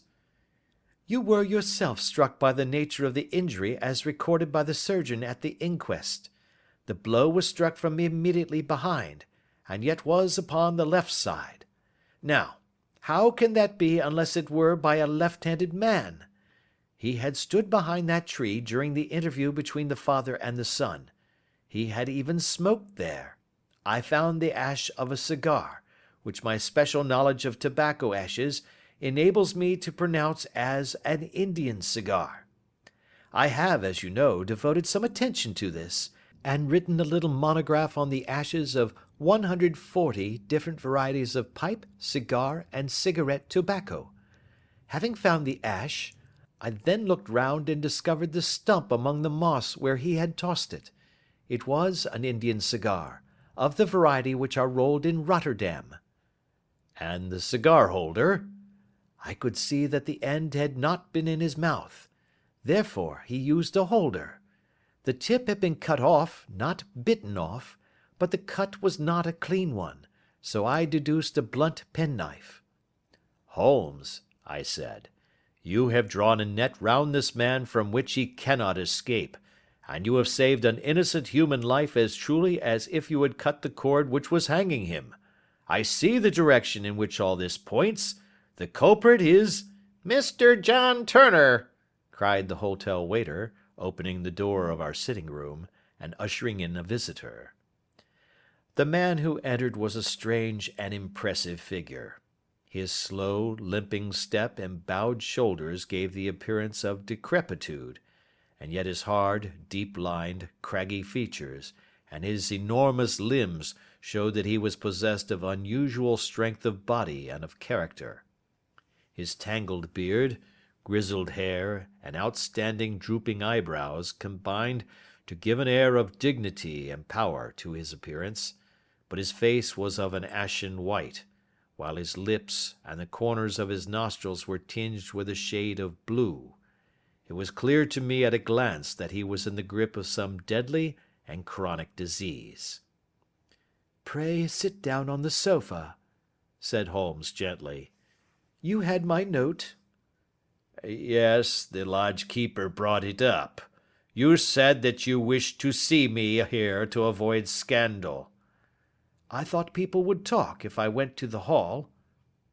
And why did you wish to see me? He looked across at my companion with despair in his weary eyes, as though his question was already answered. Yes, said Holmes, answering the look rather than the words. It is so. I know all about McCarthy. The old man sank his face in his hands. God help me, he cried. But I would not have let the young man come to harm. I give you my word that I would have spoken out if it went against him at the assizes. I am glad to hear you say so, said Holmes gravely. I would have spoken now had it not been for my dear girl. It would break her heart. It will break her heart when she hears that I am arrested. It may not come to that, said Holmes. What? I am no official agent. I understand that it was your daughter who required my presence here, and I am acting in her interests. Young McCarthy must be got off, however. I am a dying man, said old Turner. I have had diabetes for years. My doctor says it is a question whether I shall live a month. Yet I would rather die under my own roof than in a jail. Holmes rose and sat down at the table with his pen in his hand and a bundle of paper before him. Just tell us the truth, he said. I shall jot down the facts. You will sign it, and Watson here can witness it. Then I could produce your confession at the last extremity to save young McCarthy. I promise you that I shall not use it unless it is absolutely needed. It's as well, said the old man. It's a question whether I shall live to the assizes, so it matters little to me, but I should wish to spare Alice the shock. And now I will make the thing clear to you. It has been a long time in the acting, but will not take me long to tell. You didn't know this dead man, McCarthy. He was a devil incarnate. I tell you that. God keep you out of the clutches of such a man as he. His grip has been upon me these 20 years, and he has blasted my life. I'll tell you first how I came to be in his power. It was in the early 60s at the diggings. I was a young chap then, hot-blooded and reckless, ready to turn my hand at anything. I got among bad companions, took to drink, had no luck with my claim, took to the bush, and in a word became what you would call over here a highway robber. There were 6 of us, and we had a wild, free life of it, sticking up a station from time to time, or stopping the wagons on the road to the diggings. Black Jack of Ballarat was the name I went under, and our party is still remembered in the colony as the Ballarat Gang. One day, a gold convoy came down from Ballarat to Melbourne, and we lay in wait for it and attacked it. There were 6 troopers and 6 of us, so it was a close thing, but we emptied 4 of their saddles at the first volley. 3 of our boys were killed, however, before we got the swag. I put my pistol to the head of the wagon driver, who was this very man McCarthy. I wish to the Lord that I had shot him then, but I spared him, though I saw his wicked little eyes fixed on my face as though to remember every feature. We got away with the gold, became wealthy men, and made our way over to England without being suspected. There I parted from my old pals and determined to settle down to a quiet and respectable life. I bought this estate, which chanced to be in the market, and I set myself to do a little good with my money to make up for the way in which I had earned it. I married, too, and though my wife died young, she left me my dear little Alice. Even when she was just a baby, her wee hand seemed to lead me down the right path as nothing else had ever done. In a word, I turned over a new leaf and did my best to make up for the past. All was going well when McCarthy laid his grip upon me. I had gone up to town about an investment, and I met him in Regent Street with hardly a coat to his back or a boot to his foot. "Here we are, Jack," says he, touching me on the arm. "We'll be as good as a family to you. There's two of us, me and my son, and you can have the keeping of us. If you don't, it's a fine law-abiding country is England, and there's always a policeman within hail." Well, down they came to the West Country, there was no shaking them off, and there they have lived rent-free on my best land ever since. There was no rest for me, no peace, no forgetfulness. Turn where I would, there was his cunning, grinning face at my elbow. It grew worse as Alice grew up, for he soon saw I was more afraid of her knowing my past than of the police. Whatever he wanted he must have, and whatever it was I gave him without question, land, money, houses, until at last he asked a thing which I could not give. He asked for Alice. His son, you see, had grown up, and so had my girl, and as I was known to be in weak health, it seemed a fine stroke to him that his lad should step into the whole property. But there I was firm. I would not have his cursed stock mixed with mine. Not that I had any dislike to the lad, but his blood was in him, and that was enough. I stood firm. McCarthy threatened. I braved him to do his worst. We were to meet at the pool midway between our houses to talk it over. When I went down there I found him talking with his son, so I smoked a cigar and waited behind a tree until he should be alone. But as I listened to his talk, all that was black and bitter in me seemed to come uppermost. He was urging his son to marry my daughter, with as little regard for what she might think as if she were a slut from off the streets. It drove me mad to think that I and all that I held most dear should be in the power of such a man as this. Could I not snap the bond? I was already a dying and desperate man. Though clear of mind and fairly strong of limb, I knew that my own fate was sealed. But my memory and my girl, both could be saved if I could but silence that foul tongue. I did it, Mr. Holmes. I would do it again. Deeply as I have sinned, I have led a life of martyrdom to atone for it. But that my girl should be entangled in the same meshes which held me was more than I could suffer. I struck him down with no more compunction than if he had been some foul and venomous beast. His cry brought back his son, but I had gained the cover of the wood, though I was forced to go back to fetch the cloak which I had dropped in my flight. That is the true story, gentlemen, of all that occurred. Well, it is not for me to judge you, said Holmes as the old man signed the statement which had been drawn out. I pray that we may never be exposed to such a temptation. I pray not, sir. And what do you intend to do? In view of your health, nothing. You are yourself aware that you will soon have to answer for your deed at a higher court than the assizes. I will keep your confession, and if McCarthy is condemned I shall be forced to use it. If not, it shall never be seen by mortal eye, and your secret, whether you be alive or dead, shall be safe with us. Farewell, then, said the old man solemnly. Your own deathbeds, when they come, will be the easier for the thought of the peace which you have given to mine. Tottering and shaking in all his giant frame, he stumbled slowly from the room. God help us, said Holmes after a long silence. Why does fate play such tricks with poor helpless worms?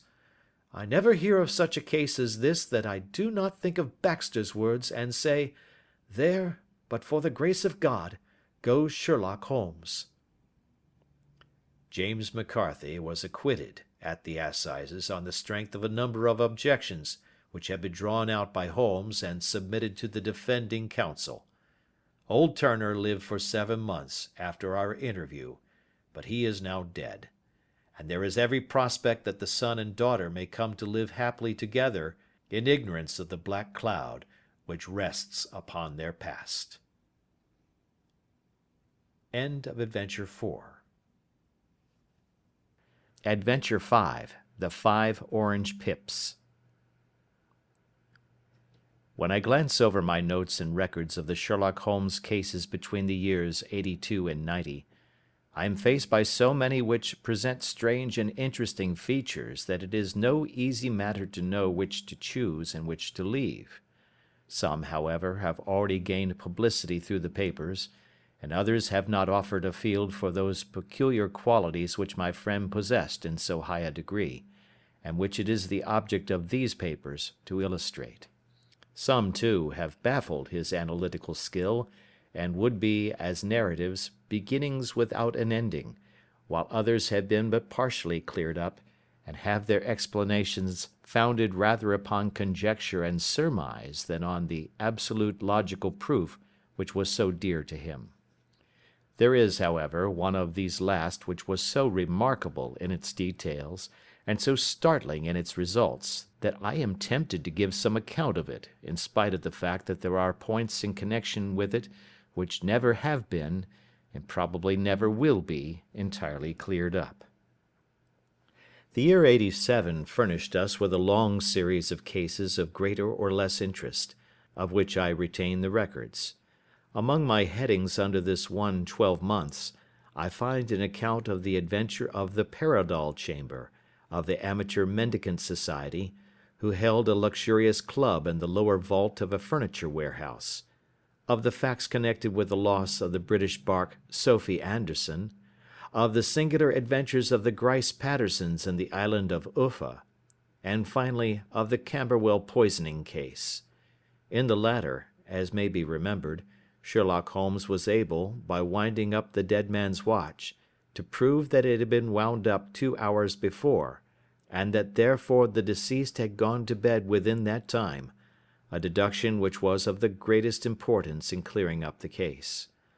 All these I may sketch out at some future date, but none of them present such singular features as the strange train of circumstances which I have now taken up my pen to describe.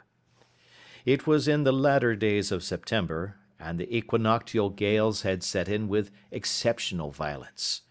All day the wind had screamed and the rain had beaten against the windows, so that even here, in the heart of great, hand-made London, we were forced to raise our minds for the instant from the routine of life and to recognize the presence of those great elemental forces which shriek at mankind through the bars of his civilization, like untamed beasts in a cage.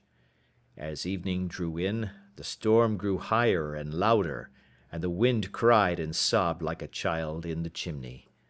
Sherlock Holmes sat moodily at one side of the fireplace, cross-indexing his records of crime, while I at the other was deep in one of Clark Russell's fine sea stories, until the howl of the gale from without seemed to blend with the text, and the splash of the rain to lengthen out into the long swash of the sea waves.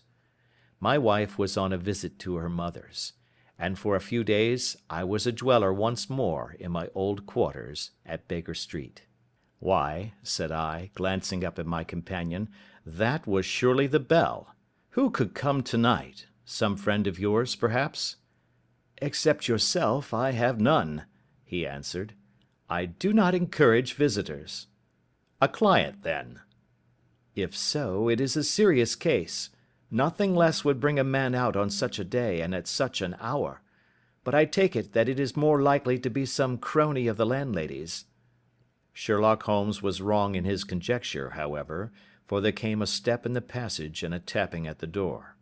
He stretched out his long arm to turn the lamp away from himself and towards the vacant chair upon which a newcomer must sit. "Come in," said he.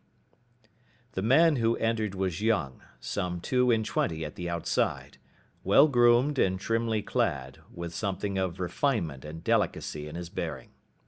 The streaming umbrella which he held in his hand, and his long shining waterproof told of the fierce weather through which he had come. He looked about him anxiously in the glare of the lamp, and I could see that his face was pale and his eyes heavy, like those of a man who is weighed down with some great anxiety. "I owe you an apology," he said, raising his golden pince-nez to his eyes. "I trust that I am not intruding. I fear that I have brought some traces of the storm and rain into your snug chamber." "Give me your coat and umbrella," said Holmes. "They may rest here on the hook, and will be dry presently. You have come up from the southwest, I see." "Yes, from Horsham." "That clay and chalk mixture which I see upon your toe caps is quite distinctive." "I have come for advice." "That is easily got." "And help." "That is not always so easy." "I have heard of you, Mr. Holmes. I heard from Major Prendergast how you saved him in the Tankerville Club scandal." "Ah, of course. He was wrongfully accused of cheating at cards." "He said that you could solve anything." "He said too much." "That you are never beaten." "I have been beaten 4 times, 3 times by men and once by a woman." "But what is that compared with the number of your successes?" "It is true that I have been generally successful." "Then you may be so with me." "I beg that you will draw your chair up to the fire and favour me with some details as to your case." "It is no ordinary one." "None of those which come to me are. I am the last court of appeal." "And yet I question, sir, whether, in all your experience, you have ever listened to a more mysterious and inexplicable chain of events than those which have happened in my own family." "You fill me with interest," said Holmes. "Pray give us the essential facts from the commencement, and I can afterwards question you as to those details which seem to me to be most important." The young man pulled his chair up and pushed his wet feet out towards the blaze. "My name," said he, "is John Openshaw, but my own affairs have, as far as I can understand, little to do with this awful business. It is a hereditary matter, so in order to give you an idea of the facts I must go back to the commencement of the affair. You must know that my grandfather had 2 sons, my uncle Elias and my father Joseph. My father had a small factory at Coventry, which he enlarged at the time of the invention of bicycling. He was a patentee of the Openshaw unbreakable tire, and his business met with such success that he was able to sell it and to retire upon a handsome competence. My uncle Elias emigrated to America when he was a young man, and became a planter in Florida, where he was reported to have done very well. At the time of the war he fought in Jackson's army, and afterwards under Hood, where he rose to be a colonel. When Lee laid down his arms, my uncle returned to his plantation, where he remained for 3 or 4 years. About 1869 or 1870, he came back to Europe and took a small estate in Sussex, near Horsham. He had made a very considerable fortune in the States, and his reason for leaving them was his aversion to the negroes, and his dislike of the Republican policy in extending the franchise to them. He was a singular man, fierce and quick-tempered, very foul-mouthed when he was angry, and of a most retiring disposition. During all the years that he lived at Horsham, I doubt if ever he set foot in the town. He had a garden and 2 or 3 fields round his house, and there he would take his exercise, though very often for weeks on end he would never leave his room. He drank a great deal of brandy and smoked very heavily, but he would see no society and did not want any friends, not even his own brother. He didn't mind me. In fact, he took a fancy to me, for at the time when he saw me first I was a youngster of 12 or so. This would be in the year 1878, after he had been 8 or 9 years in England. He begged my father to let me live with him, and he was very kind to me in his way. When he was sober he used to be fond of playing backgammon and draughts with me, and he would make me his representative both with the servants and with the tradespeople, so that by the time that I was 16 I was quite master of the house. I kept all the keys and could go where I liked and do what I liked, so long that I did not disturb him in his privacy. There was one singular exception, however, for he had a single room, a lumber room up among the attics, which was invariably locked, and which he would never permit either me or anyone else to enter. With a boy's curiosity, I have peeped through the keyhole, but I was never able to see more than such a collection of old trunks and bundles as would be expected in such a room. One day, it was in March, 1883, a letter with a foreign stamp lay upon the table in front of the colonel's plate. It was not a common thing for him to receive letters, for his bills were all paid in ready money, and he had no friends of any sort. "From India," said he, as he took it up. "Pondicherry postmark. What can this be?" Opening it hurriedly, out there jumped 5 little dried orange pips, which pattered down upon his plate. I began to laugh at this, but the laugh was struck from my lips at the sight of his face. His lip had fallen, his eyes were protruding, his skin the colour of putty, and he glared at the envelope which he still held in his trembling hand. "K, K, K!" he shrieked, and then, my God, my sins have overtaken me." "What is it, uncle?" I cried. "Death," said he, and rising from the table he retired to his room, leaving me palpitating with horror. I took up the envelope and saw scrawled in red ink upon the inner flap, just above the gum, the letter K 3 times repeated. There was nothing else save the 5 dried pips. What could be the reason of his overpowering terror? I left the breakfast table, and as I ascended the stair I met him coming down with an old rusty key, which must have belonged to the attic, in one hand, and a small brass box, like a cash box, in the other. "They may do what they like, but I'll checkmate them still," said he with an oath. "Tell Mary that I shall want a fire in my room today, and send down to Fordham the Horsham lawyer."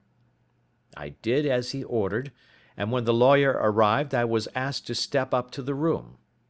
The fire was burning brightly, and in the grate there was a mass of black fluffy ashes as of burned paper, while the brass box stood open and empty beside it.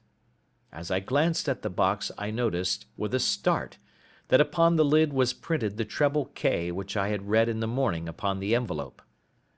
"I wish you, John," said my uncle, "to witness my will. I leave my estate, with all its advantages and all its disadvantages, to my brother, your father, whence it will, no doubt, descend to you. If you can enjoy it in peace, well and good. If you find you cannot, take my advice, my boy, and leave it to your deadliest enemy. I am sorry to give you such a 2-edged thing, but I can't say what turn things are going to take. Kindly sign the paper where Mr. Fordham shows you." I signed the paper as directed, and the lawyer took it away with him. The singular incident made, as you may think, the deepest impression upon me, and I pondered over it and turned it every way in my mind without being able to make anything of it. Yet I could not shake off the vague feeling of dread which it left behind, though the sensation grew less keen as the weeks passed and nothing happened to disturb the usual routine of our lives. I could see a change in my uncle, however. He drank more than ever, and he was less inclined for any sort of society.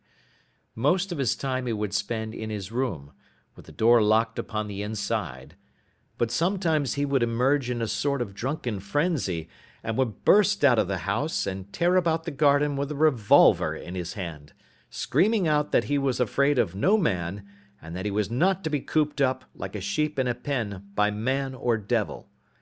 When these hot fits were over, however, he would rush tumultuously in at the door and lock and bar it behind him, like a man who can brazen it out no longer against the terror which lies at the roots of his soul.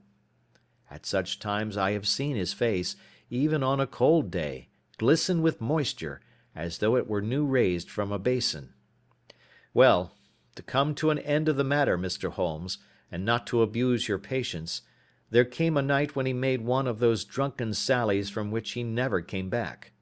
We found him, when we went to search for him, face downward in a little green-scummed pool, which lay at the foot of the garden. There was no sign of any violence, and the water was but 2 feet deep, so that the jury, having regard to his known eccentricity, brought in a verdict of suicide. But I, who knew how he winced from the very thought of death, had much ado to persuade myself that he had gone out of his way to meet it. The matter passed, however, and my father entered into possession of the estate and of some £14,000 which lay to his credit at the bank. "One moment," Holmes interposed. "Your statement is, I foresee, one of the most remarkable to which I have ever listened. Let me have the date of the reception by your uncle of the letter, and the date of his supposed suicide." The letter arrived on March 10, 1883. His death was 7 weeks later, upon the night of May 2nd. "Thank you. Pray proceed." When my father took over the Horsham property, he, at my request, made a careful examination of the attic, which had been always locked up. We found the brass box there, although its contents had been destroyed.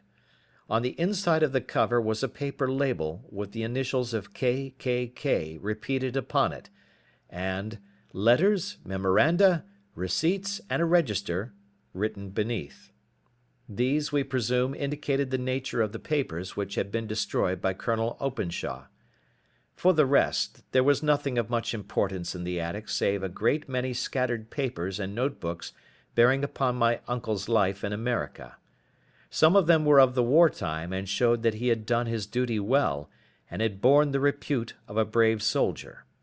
Others were of a date during the reconstruction of the Southern States, and were mostly concerned with politics, for he had evidently taken a strong part in opposing the carpet-bag politicians who had been sent down from the North.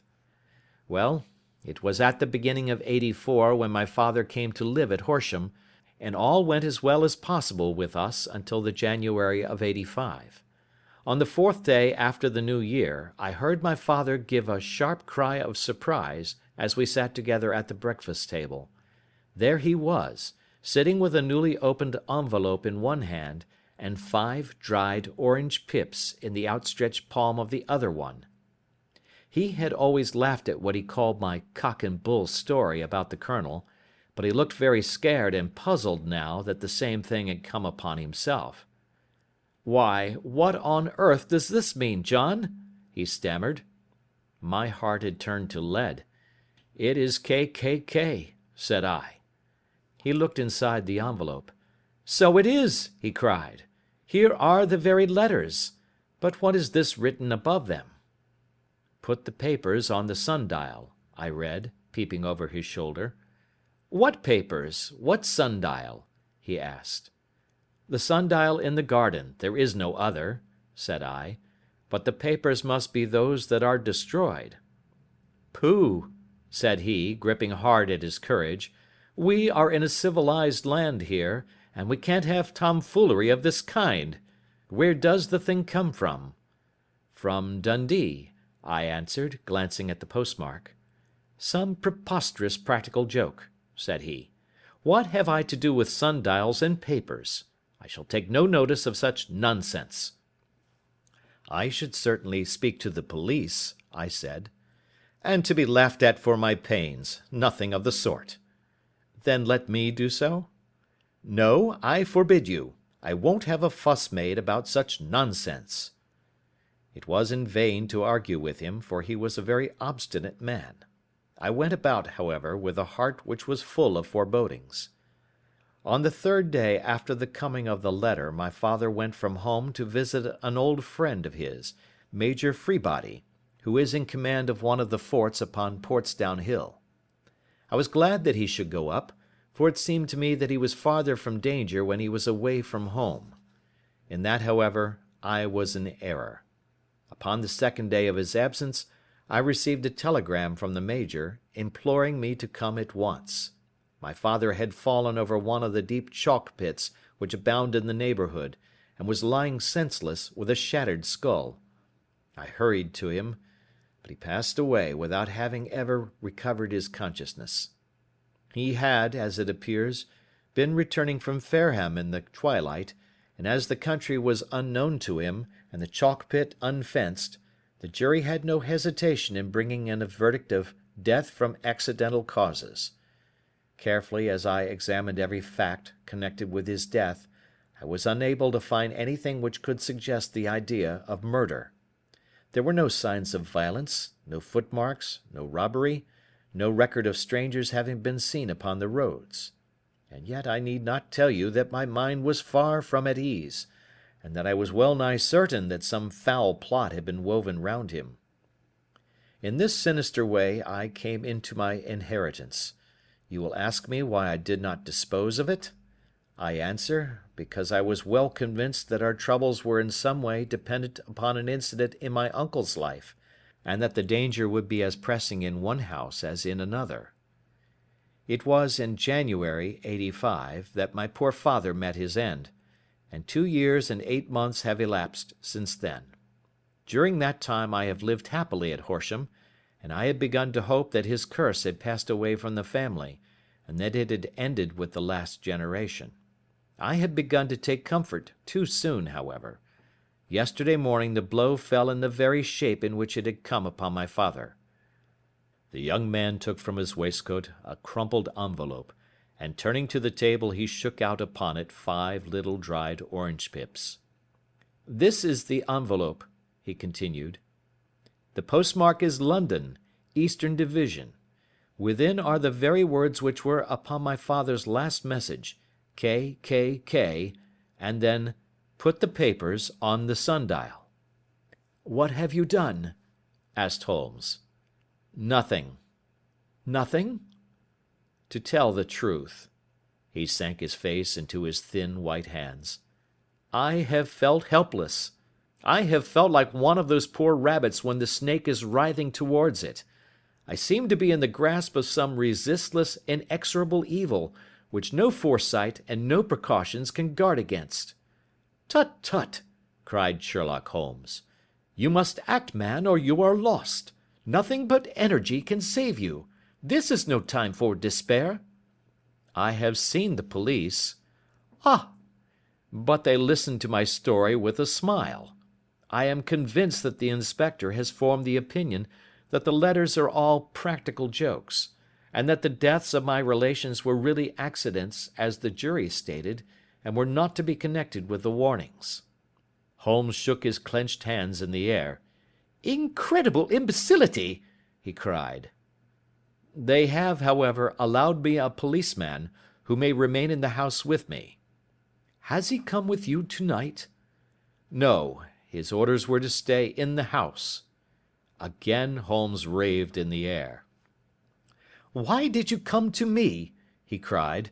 "And, above all, why did you not come at once?" "I did not know.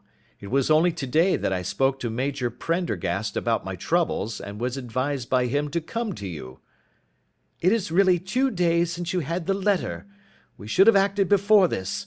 You have no further evidence, I suppose, than that which you have placed before us? No suggestive detail which might help us?" "There is one thing," said John Openshaw. He rummaged in his coat pocket, and drawing out a piece of discoloured blue-tinted paper, he laid it out upon the table. "I have some remembrance," said he, "that on the day when my uncle burned the papers I observed that the small unburned margins which lay amid the ashes were of this particular colour. I found this single sheet upon the floor of his room, and I am inclined to think that it may be one of the papers which has, perhaps, fluttered out from among the others, and in that way has escaped destruction. Beyond the mention of pips, I do not see that it helps us much. I think myself that it is a page from some private diary. The writing is undoubtedly my uncle's." Holmes moved the lamp, and we both bent over the sheet of paper, which showed by its ragged edge that it had indeed been torn from a book. It was headed March, 1869, and beneath were the following enigmatical notices: 4th. Hudson came. Same old platform. 7th. Set the pips on Macaulay, Paramore, and John Swain of St. Augustine. 9th. Macaulay cleared. 10th. John Swain cleared. 12th. Visited Paramore. All well. Thank you, said Holmes, folding up the paper and returning it to our visitor. And now you must on no account lose another instant. We cannot spare time even to discuss what you have told me.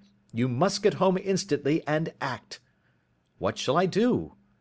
There is but one thing to do. It must be done at once. You must put this piece of paper which you have shown us into the brass box which you have described. You must also put in a note to say that all the other papers were burned by your uncle, and that this is the only one which remains. You must assert that in such words as will carry conviction with them. Having done this, you must at once put the box out upon the sundial as directed. Do you understand? Entirely. Do not think of revenge or anything of the sort at present.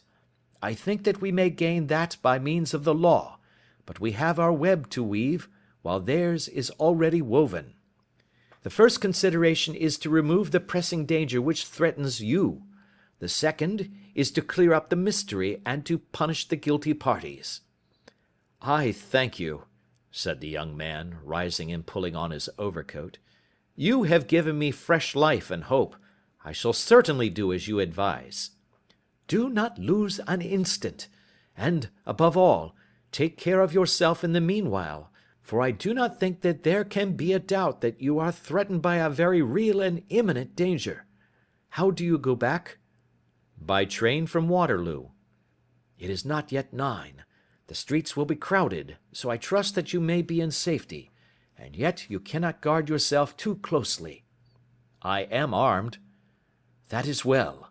Tomorrow I shall set to work upon your case. I shall see you at Horsham, then? No, your secret lies in London. It is there that I shall seek it. Then I shall call upon you in a day, or in 2 days, with news as to the box and the papers.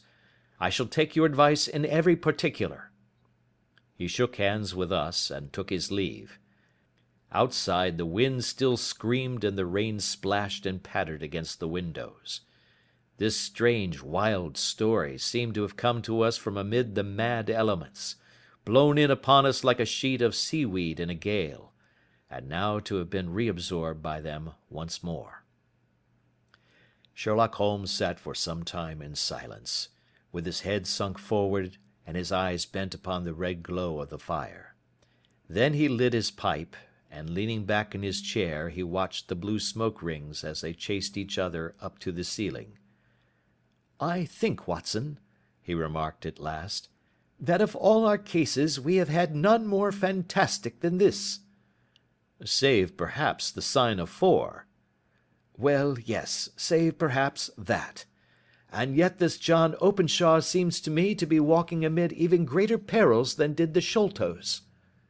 "But have you," I asked, "formed any definite conception as to what these perils are?" "There can be no question as to their nature," he answered. "Then what are they? Who is this K., and why does he pursue this unhappy family?" Sherlock Holmes closed his eyes and placed his elbows upon the arms of his chair, with his fingertips together. "The ideal reasoner," he remarked, "would, when he had once been shown a single fact in all its bearings, deduce from it not only all the chain of events which led up to it, but also all the results which would follow from it. As Cuvier could correctly describe a whole animal by the contemplation of a single bone, so the observer who has thoroughly understood one link in a series of incidents should be able to accurately state all the other ones, both before and after. We have not yet grasped the results which the reason alone can attain to. Problems may be solved in the study which have baffled all those who have sought a solution by the aid of their senses. To carry the art, however, to its highest pitch, it is necessary that the reasoner should be able to utilize all the facts which have come to his knowledge. And this in itself implies, as you will readily see, a possession of all knowledge, which, even in these days of free education and encyclopedias, is a somewhat rare accomplishment. It is not so impossible, however, that a man should possess all knowledge which is likely to be useful to him in his work, and this I have endeavoured in my case to do. If I remember rightly, you on one occasion, in the early days of our friendship, defined my limits in a very precise fashion. Yes, I answered, laughing. It was a singular document. Philosophy, astronomy, and politics were marked at 0, I remember. Botany variable, geology profound as regards the mud stains from any region within 50 miles of town, chemistry eccentric, anatomy unsystematic, sensational literature and crime records unique, violin player, boxer, swordsman, lawyer, and self-poisoner by cocaine and tobacco. Those, I think, were the main points of my analysis. Holmes grinned at the last item. Well, he said, I say now, as I said then, that a man should keep his little brain attic stocked with all the furniture that he is likely to use, and the rest he can put away in the lumber room of his library, where he can get it if he wants it. Now, for such a case as the one which has been submitted to us tonight, we need certainly to muster all our resources. Kindly hand me down the letter K of the American Encyclopedia which stands upon the shelf beside you. Thank you. Now let us consider the situation and see what may be deduced from it. In the first place, we may start with a strong presumption that Colonel Openshaw had some very strong reason for leaving America. Men at his time of life do not change all their habits and exchange willingly the charming climate of Florida for the lonely life of an English provincial town. His extreme love of solitude in England suggests the idea that he was in fear of someone or something, so we may assume as a working hypothesis that it was fear of someone or something which drove him from America. As to what it was he feared, we can only deduce that by considering the formidable letters which were received by himself and his successors. Did you remark the postmarks of these letters? The first was from Pondicherry, the second from Dundee, and the third from London. From East London. What do you deduce from that? They are all seaports, that the writer was on board of a ship. Excellent. We have already a clue. There can be no doubt that the probability, the strong probability, is that the writer was on board of a ship. And now let us consider another point. In the case of Pondicherry, 7 weeks elapsed between the threat and its fulfilment. In Dundee it was only some 3 or 4 days. Does that suggest anything? A greater distance to travel. But the letter had also a greater distance to come. Then I do not see the point. There is at least a presumption that the vessel in which the man or men are is a sailing ship.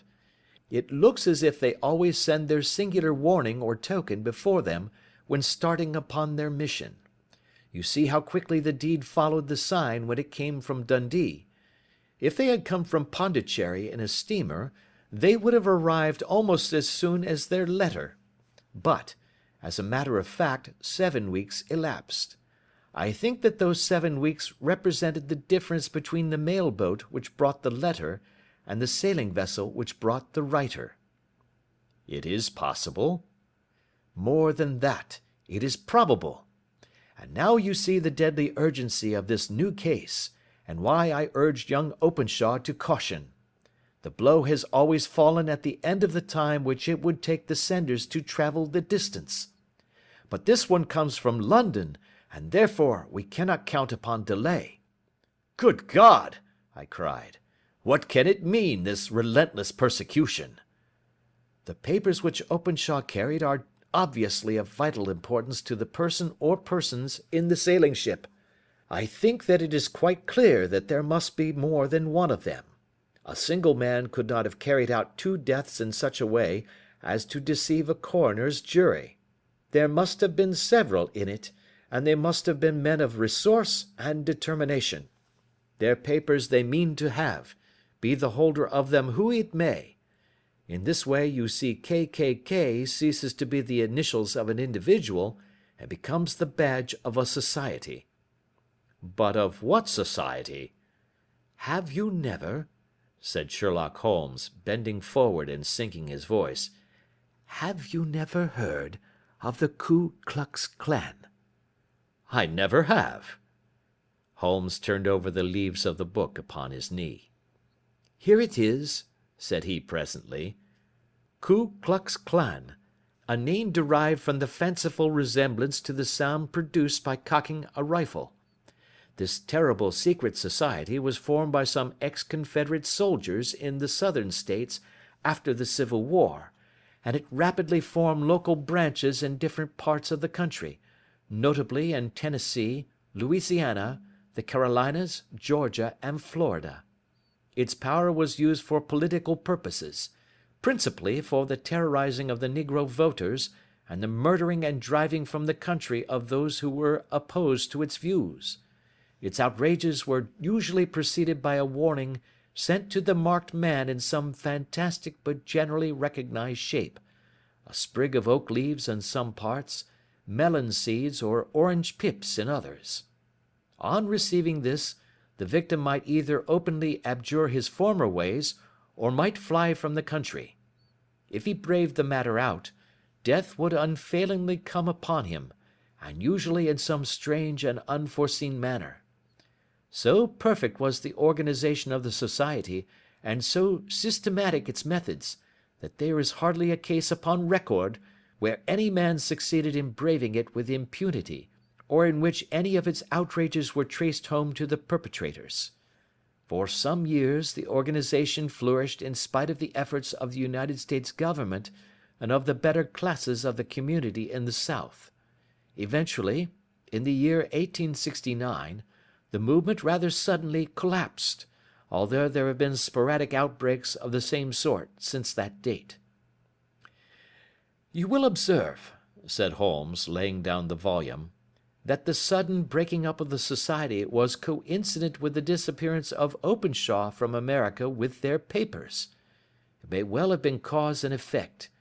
It is no wonder that he and his family have some of the more implacable spirits upon their track. You can understand that this register and diary may implicate some of the first men in the South, and that there may be many who will not sleep easy at night until it is recovered. Then the page we have seen is such as we might expect. It ran, if I remember right, sent the pips to A, B, and C. That is, sent the society's warning to them. Then there are successive entries that A and B cleared, or left the country, and finally that C was visited, with, I fear, a sinister result for C. Well, I think, Doctor, that we may let some light into this dark place, and I believe that the only chance young Openshaw has in the meantime is to do what I have told him. There is nothing more to be said or to be done tonight, so hand me over my violin, and let us try to forget for half an hour the miserable weather and the still more miserable ways of our fellow men. It had cleared in the morning, and the sun was shining with a subdued brightness through the dim veil which hangs over the great city. Sherlock Holmes was already at breakfast when I came down.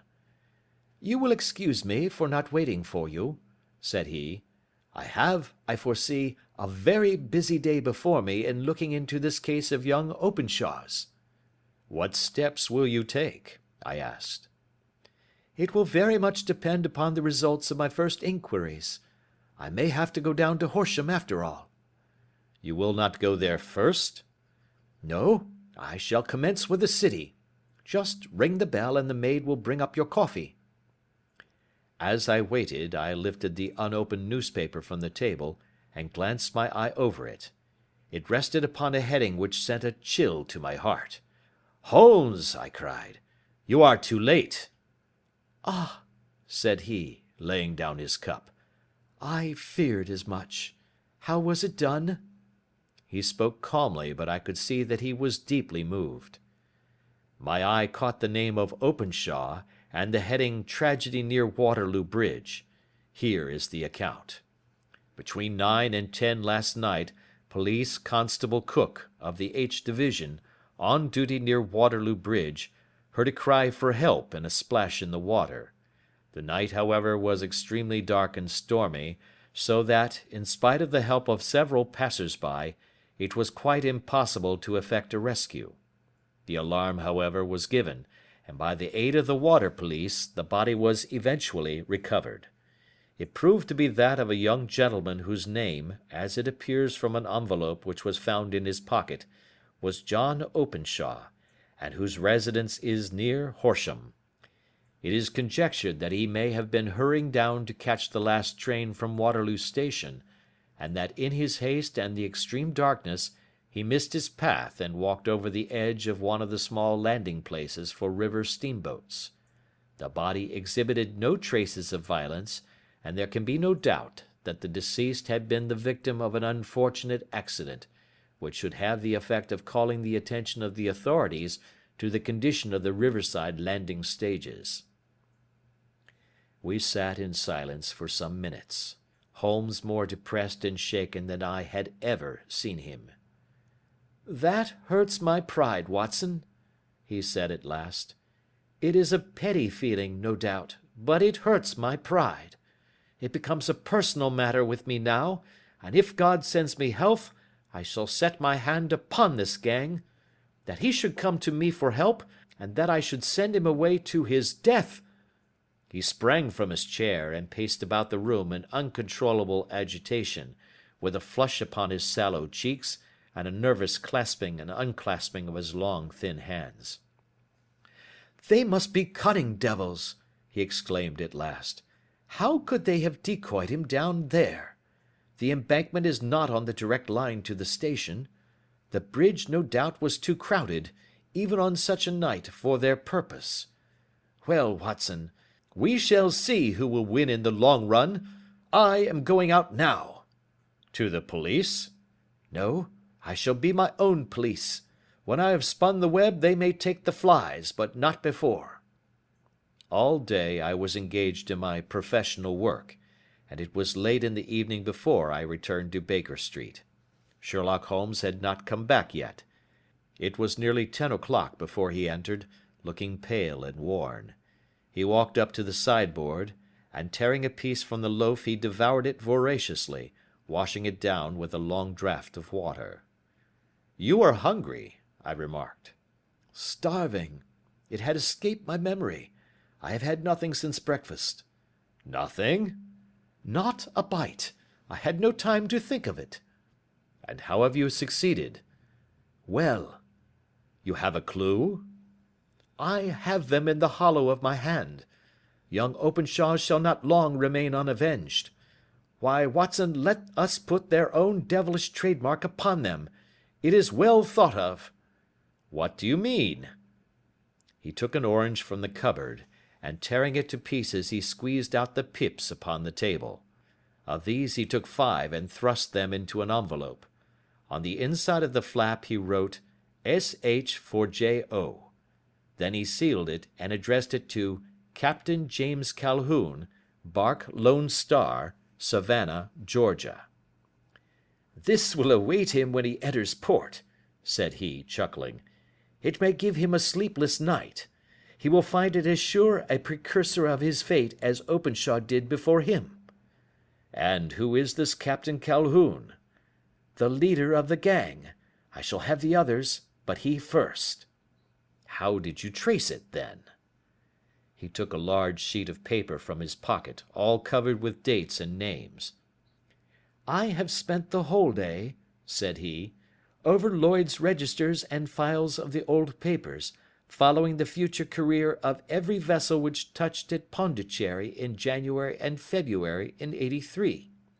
There were 36 ships of fair tonnage which were reported there during those months. Of these, one, the Lone Star, instantly attracted my attention, since, although it was reported as having cleared from London, the name is that which is given to one of the states of the Union." "Texas, I think." "I was not and am not sure which, but I knew that the ship must have an American origin." "What then?" "I searched the Dundee records, and when I found that the bark Lone Star was there in January '85, my suspicion became a certainty. I then inquired as to the vessels which lay at present in the port of London. Yes. The Lone Star had arrived here last week. I went down to the Albert Dock and found that she had been taken down the river by the early tide this morning, homeward bound to Savannah.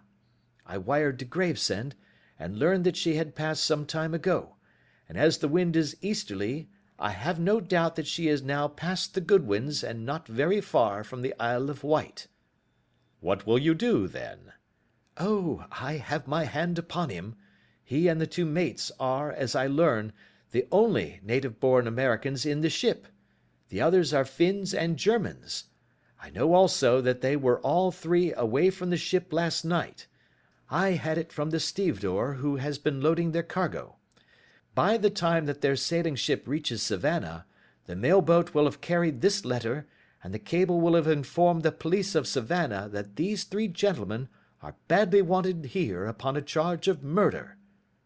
There is ever a flaw, however, in the best laid of human plans, and the murderers of John Openshaw were never to receive the orange pips which would show them that another, as cunning and as resolute as themselves, was upon their track. Very long and very severe were the equinoctial gales that year. We waited long for news of the Lone Star of Savannah, but none ever reached us. We did at last hear that somewhere, far out in the Atlantic, a shattered sternpost of a boat was seen swinging in the trough of a wave, with the letters L.S. carved upon it, and that is all which we shall ever know of the fate of the Lone Star. End of Adventure 5. Adventure 6. The Man with a Twisted Lip. Isa Whitney, brother of the late Elias Whitney, D.D., principal of the Theological College of St. George's, was much addicted to opium. The habit grew upon him, as I understand, from some foolish freak when he was at college, for having read De Quincey's description of his dreams and sensations, he had drenched his tobacco with laudanum in an attempt to produce the same effects. He found, as so many more have done, that the practice is easier to attain than to get rid of, and for many years he continued to be a slave to the drug, an object of mingled horror and pity to his friends and relatives. I can see him now, with yellow pasty face, drooping lids, and pinpoint pupils, all huddled in a chair, the wreck and ruin of a noble man. One night, it was in June '89, there came a ring to my bell, about the hour when a man gives his first yawn and glances at the clock. I sat up in my chair, and my wife laid her needlework down in her lap and made a little face of disappointment. "A patient," said she. "You'll have to go out." I groaned, for I was newly come back from a weary day. We heard the door open, a few hurried words, and then quick steps upon the linoleum. Our own door flew open, and a lady, clad in some dark-coloured stuff, with a black veil, entered the room. "You will excuse my calling so late," she began, and then, suddenly losing her self-control, she ran forward, threw her arms about my wife's neck, and sobbed upon her shoulder. "Oh, I'm in such trouble," she cried. "I do so want a little help." "Why," said my wife, pulling up her veil, "it is Kate Whitney. How you startled me, Kate! I had not an idea who you were when you came in." "I don't know what to do, so I came straight to you." That was always the way. Folk who were in grief came to my wife like birds to a lighthouse. "It was very sweet of you to come. Now, you must have some wine and water, and sit here comfortably and tell us all about it. Or should you rather that I sent James off to bed?" "Oh, no, no, I want the doctor's advice and help too. It's about Isa. He's not been home for 2 days. I'm so frightened about him." It was not the first time that she had spoken to us of her husband's trouble, to me as a doctor, to my wife as an old friend and school companion. We soothed and comforted her by such words as we could find. Did she know where her husband was? Was it possible that we could bring him back to her? It seems that it was. She had the surest information that of late he had, when the fit was on him, made use of an opium den in the farthest east of the city. Hitherto his orgies had always been confined to one day, and he had come back twitching and shattered in the evening. But now the spell had been upon him 48 hours, and he lay there, doubtless among the dregs of the docks, breathing in the poison or sleeping off the effects. There he was to be found, she was sure of it, at the Bar of Gold, in Upper Swandam Lane. But what was she to do? How could she, a young and timid woman, make her way into such a place and pluck her husband out from among the ruffians who surrounded him? There was the case, and of course there was but one way out of it. Might I not escort her to this place? And then, as a second thought, why should she come at all? I was Isa Whitney's medical adviser, and as such I had influence over him. I could manage it better if I were alone. I promised her on my word that I would send him home in a cab within 2 hours, if he were indeed at the address which she had given me. And so in 10 minutes I had left my armchair and cheery sitting-room behind me, and was speeding eastward in a hansom on a strange errand, as it seemed to me at the time, though the future only could show how strange it was to be. But there was no great difficulty in the first stage of my adventure. Upper Swandam Lane is a vile alley lurking behind the high wharves which line the north side of the river to the east of London Bridge. Between a slop shop and a gin shop, approached by a steep flight of steps leading down to a black gap like the mouth of a cave, I found the den of which I was in search.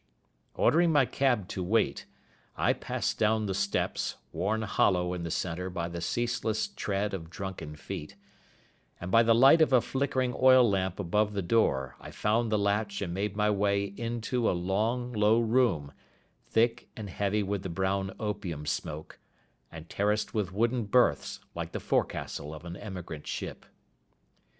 Through the gloom one could dimly catch a glimpse of bodies lying in strange, fantastic poses, bowed shoulders, bent knees, heads thrown back, and chins pointing upward, with here and there a dark, lacklustre eye turned upon the newcomer. Out of the black shadows there glimmered little red circles of light, now bright, now faint, as the burning poison waxed or waned in the bowls of the metal pipes. The most lay silent, but some muttered to themselves, and others talked together in a strange, low, monotonous voice, their conversation coming in gushes, and then suddenly tailing off into silence, each mumbling out his own thoughts and paying little heed to the words of his neighbour. At the farther end was a small brazier of burning charcoal, beside which, on a three-legged wooden stool, there sat a tall, thin old man, with his jaw resting upon his two fists, and his elbows upon his knees, staring into the fire. As I entered, a sallow Malay attendant had hurried up with a pipe for me and a supply of the drug, beckoning me to an empty berth. "Thank you, I have not come to stay," said I. "There is a friend of mine here, Mr. Isa Whitney, and I wish to speak with him." There was a movement and an exclamation from my right, and peering through the gloom, I saw Whitney, pale, haggard, and unkempt, staring out at me. "My God, it's Watson!" said he. He was in a pitiable state of reaction, with every nerve in a twitter. "I say, Watson, what o'clock is it?" "Nearly 11. "Of what day?" "Of Friday, June 19th. Good heavens, I thought it was Wednesday. It is Wednesday. What do you want to frighten a chap for? He sank his face onto his arms and began to sob in a high treble key. "I tell you that it is Friday, man. Your wife has been waiting this 2 days for you. You should be ashamed of yourself." "So I am. But you've got mixed, Watson, for I have only been here a few hours. 3 pipes, 4 pipes, I forget how many. But I'll go home with you. I wouldn't frighten Kate, poor little Kate." Give me your hand. Have you a cab? Yes, I have one waiting. Then I shall go in it. But I must owe something. Find what I owe, Watson. I am all off color. I can do nothing for myself. I walked down the narrow passage between the double row of sleepers, holding my breath to keep out the vile, stupefying fumes of the drug, and looking about for the manager. As I passed the tall man who sat by the brazier, I felt a sudden pluck at my skirt, and a low voice whispered, "Walk past me, and then look back at me." The words fell quite distinctly upon my ear. I glanced down.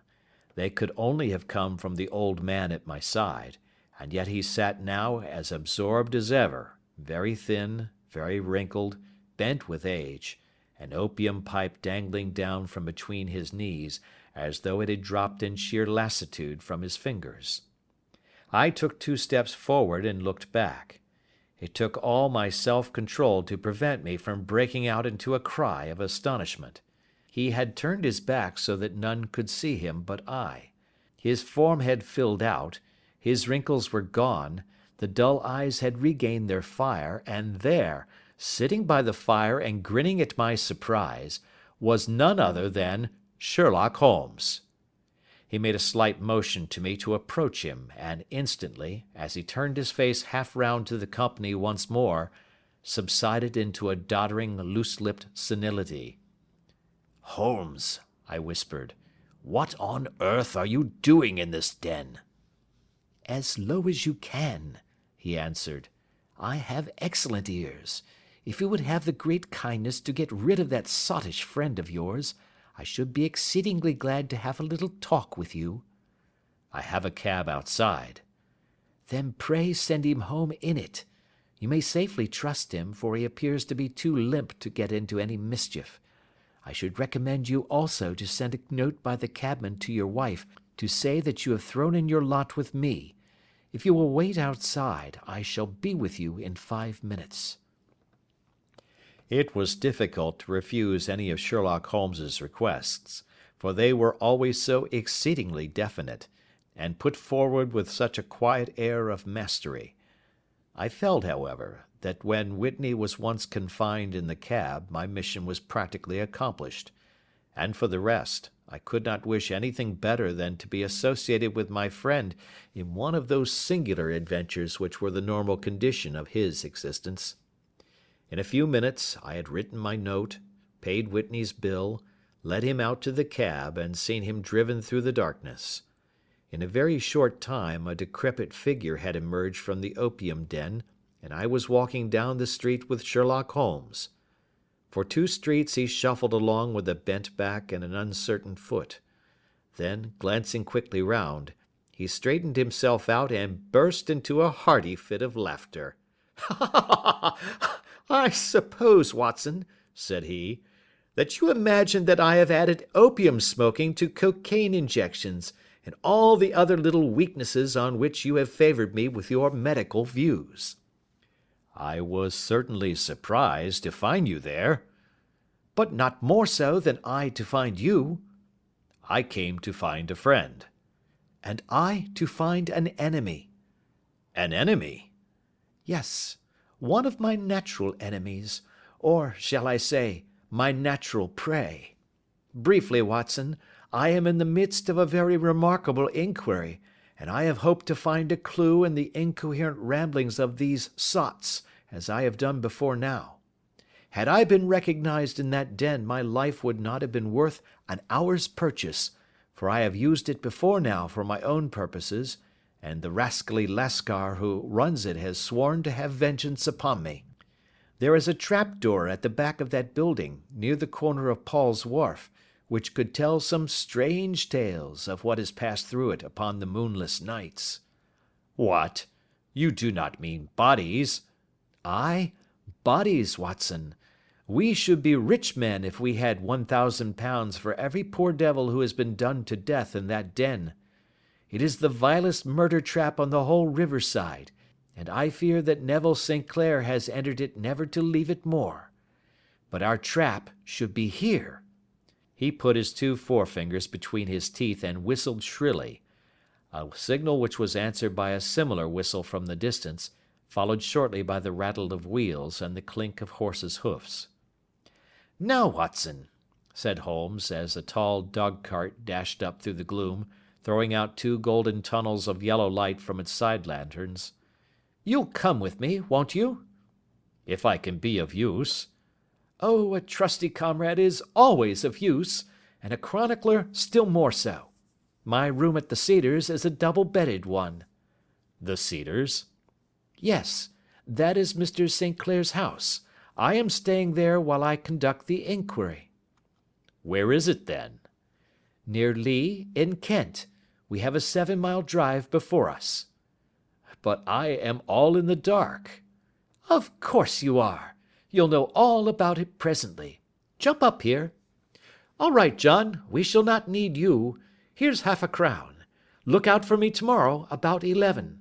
Give her head. So long, then." He flicked the horse with his whip, and we dashed away through the endless succession of sombre and deserted streets, which widened gradually until we were flying across a broad balustraded bridge, with the murky river flowing sluggishly beneath us. Beyond lay another dull wilderness of bricks and mortar, its silence broken only by the heavy, regular footfall of the policemen, or the songs and shouts of some belated party of revellers. A dull wrack was drifting slowly across the sky, and a star or two twinkled dimly here and there through the rifts of the clouds.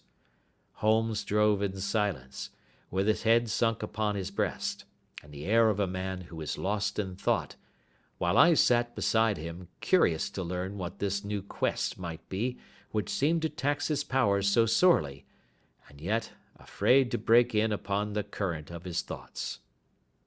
We had driven several miles, and were beginning to get to the fringe of the belt of suburban villas, when he shook himself, shrugged his shoulders, and lit up his pipe with the air of a man who has satisfied himself that he is acting for the best. "You have a grand gift of silence, Watson," said he.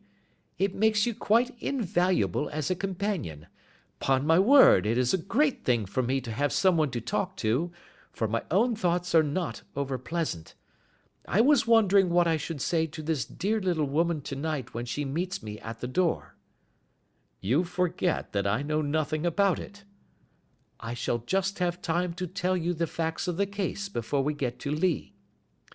It seems absurdly simple, and yet, somehow I can get nothing to go upon.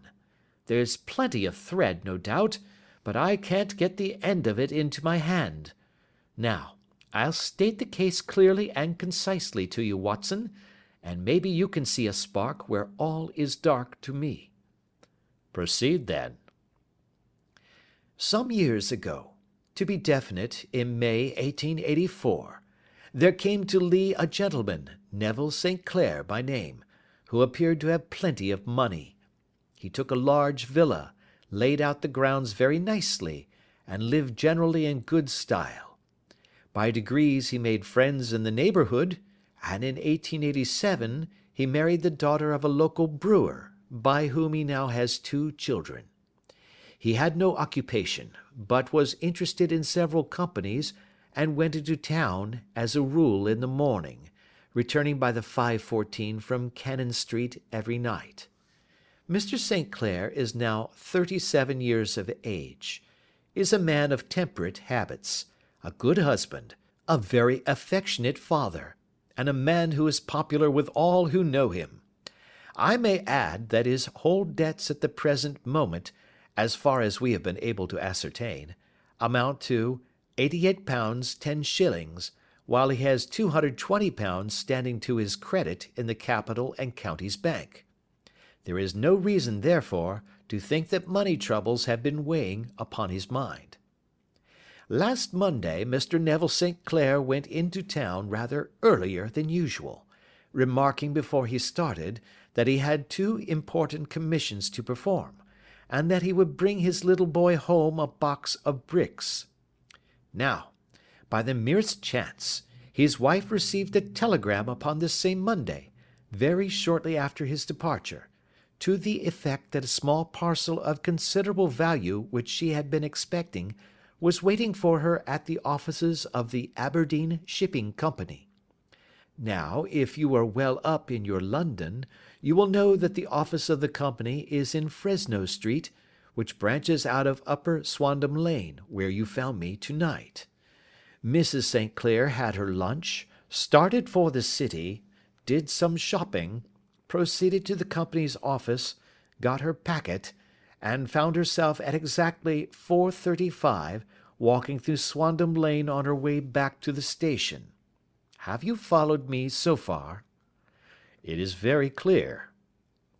If you remember, Monday was an exceedingly hot day, and Mrs. St. Clair walked slowly, glancing about in the hope of seeing a cab, as she did not like the neighbourhood in which she found herself.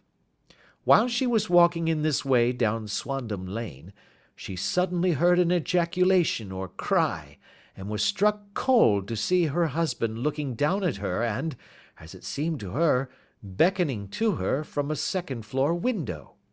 The window was open, and she distinctly saw his face, which she describes as being terribly agitated. He waved his hands frantically to her, and then vanished from the window so suddenly that it seemed to her that he had been plucked back by some irresistible force from behind. One singular point which struck her quick feminine eye was that although he wore some dark coat, such as he had started to town in, he had on neither collar nor necktie. Convinced that something was amiss with him, she rushed down the steps, for the house was none other than the opium den in which you found me tonight, and running through the front room, she attempted to ascend the stairs which led to the first floor. At the foot of the stairs, however, she met this Lascar scoundrel of whom I have spoken, who thrust her back, and, aided by a Dane, who acts as assistant there, pushed her out into the street. Filled with most maddening doubts and fears, she rushed down the lane, and by rare good fortune, met in Fresno Street a number of constables with an inspector, all on their way to their beat. The inspector and two men accompanied her back, and in spite of the continued resistance of the proprietor, they made their way to the room in which Mr. St. Clair had last been seen. There was no sign of him there. In fact, in the whole of that floor, there was no one to be found save a crippled wretch of hideous aspect, who, it seems, made his home there. Both he and the Lascar stoutly swore that no one else had been in the front room during the afternoon. So determined was their denial that the inspector was staggered, and had almost come to believe that Mrs. St. Clair had been deluded when, with a cry, she sprang at a small deal box which lay upon the table, and tore the lid from it. Out there fell a cascade of children's bricks. It was the toy which he had promised to bring home.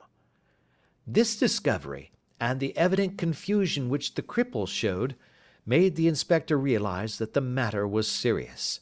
The rooms were carefully examined, and results all pointed to an abominable crime. The front room was plainly furnished as a sitting room, and led into a small bedroom, which looked out upon the back of one of the wharves. Between the wharf and the bedroom window is a narrow strip, which is dry at low tide, but is covered at high tide with at least 4½ feet of water. The bedroom window was a broad one and opened from below. On examination, traces of blood were to be seen upon the window-sill, and several scattered drops were visible upon the wooden floor of the bedroom. Thrust away behind a curtain in the front room were all the clothes of Mr. Neville St. Clair, with the exception of his coat. His boots, his socks, his hat, and his watch, all were there. There were no signs of violence upon any of these garments, and there were no other traces of Mr. Neville St. Clair. Out of the window he must apparently have gone, for no other exit could be discovered, and the ominous bloodstains upon the sill gave little promise that he could save himself by swimming, for the tide was at its very highest at the moment of the tragedy. And now, as to the villains who seemed to be immediately implicated in the matter. The Lascar was known to be a man of the vilest antecedents, but as, by Mrs. St. Clair's story, he was known to have been at the foot of the stair within a very few seconds of her husband's appearance at the window, he could hardly have been more than an accessory to the crime. His defence was one of absolute ignorance, and he protested that he had no knowledge as to the doings of Hugh Bone, his lodger, and that he could not account in any way for the presence of the missing gentleman's clothes. So much for the Lascar manager. Now for the sinister cripple who lives upon the second floor of the opium den, and who was certainly the last human being whose eyes rested upon Neville St. Clair. His name is Hugh Bone, and his hideous face is one which is familiar to every man who goes much to the city.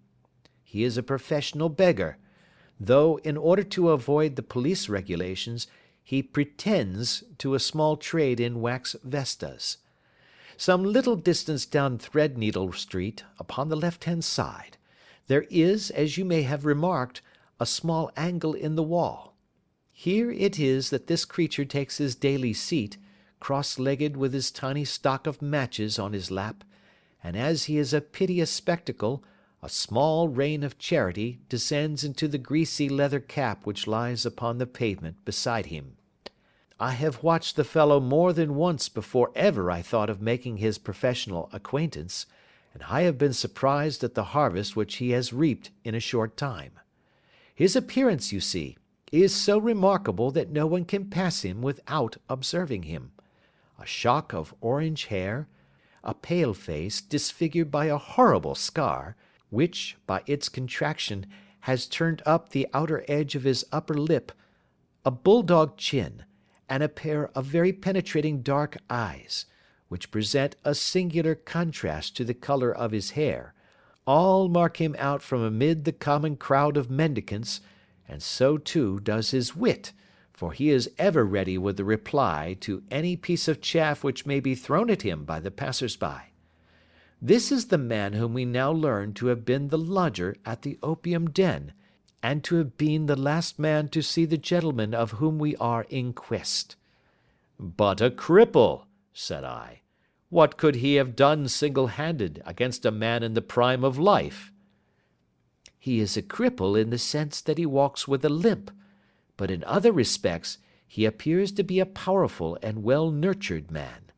Surely your medical experience would tell you, Watson, that weakness in one limb is often compensated for by exceptional strength in the others. Pray continue your narrative. Mrs. St. Clair had fainted at the sight of the blood upon the window, and she was escorted home in a cab by the police, as her presence could be of no help to them in their investigations. Inspector Barton, who had charge of the case, made a very careful examination of the premises, but without finding anything which threw any light upon the matter. One mistake had been made in not arresting Boone instantly, as he was allowed some few minutes during which he might have communicated with his friend the Lascar, but this fault was soon remedied, and he was seized and searched, without anything being found which could incriminate him. There were, it is true, some blood-stains upon his right shirt-sleeve, but he pointed to his ring-finger, which had been cut near the nail, and explained that the bleeding came from there, adding that he had been to the window not long before, and that the stains which had been observed there came doubtless from the same source. He denied strenuously having ever seen Mr. Neville St. Clair, and swore that the presence of the clothes in his room was as much a mystery to him as to the police. As to Mrs. St. Clair's assertion that she had actually seen her husband at the window, he declared that she must have been either mad or dreaming. He was removed, loudly protesting, to the police station, while the inspector remained upon the premises in the hope that the ebbing tide might afford some fresh clue. And it did, though they hardly found upon the mud-bank what they had feared to find. It was Neville St. Clair's coat, and not Neville St. Clair, which lay uncovered as the tide receded. And what do you think they found in the pockets? I cannot imagine. No, I don't think you would guess. every pocket stuffed with pennies and halfpennies, 421 pennies and 270 halfpennies. It was no wonder that it had not been swept away by the tide. But a human body is a different matter. There is a fierce eddy between the wharf and the house. It seemed likely enough that the weighted coat had remained when the stripped body had been sucked away into the river. But I understand that all the other clothes were found in the room. Would the body be dressed in a coat alone? No, sir, but the facts must be met speciously enough. Suppose that this man Boone had thrust Neville St. Clair through the window, there is no human eye which could have seen the deed. What would he do then? It would of course instantly strike him that he must get rid of the tell-tale garments. He would seize the coat then, and be in the act of throwing it out, when it would occur to him that it would swim and not sink. He has little time, for he has heard the scuffle downstairs when the wife tried to force her way up, and perhaps he has already heard from his Lascar confederate that the police are hurrying up the street. There is not an instant to be lost. He rushes to some secret hoard, where he has accumulated the fruits of his beggary, and he stuffs all the coins upon which he can lay his hands into the pockets to make sure of the coat's sinking. He throws it out, and would have done the same with the other garments had not he heard the rush of steps below, and only just had time to close the window when the police appeared. It certainly sounds feasible. Well, we will take it as a working hypothesis for want of a better. Boone, as I have told you, was arrested and taken to the station, but it could not be shown that there had ever before been anything against him. He had for years been known as a professional beggar, but his life appeared to have been a very quiet and innocent one. There the matter stands at present, and the questions which have to be solved: what Neville St. Clair was doing in the opium den, what happened to him when there, where he is now, and what Hugh Boone had to do with his disappearance, are all as far from a solution as ever. I confess that I cannot recall any case within my experience which looked at the first glance so simple, and yet which presented such difficulties.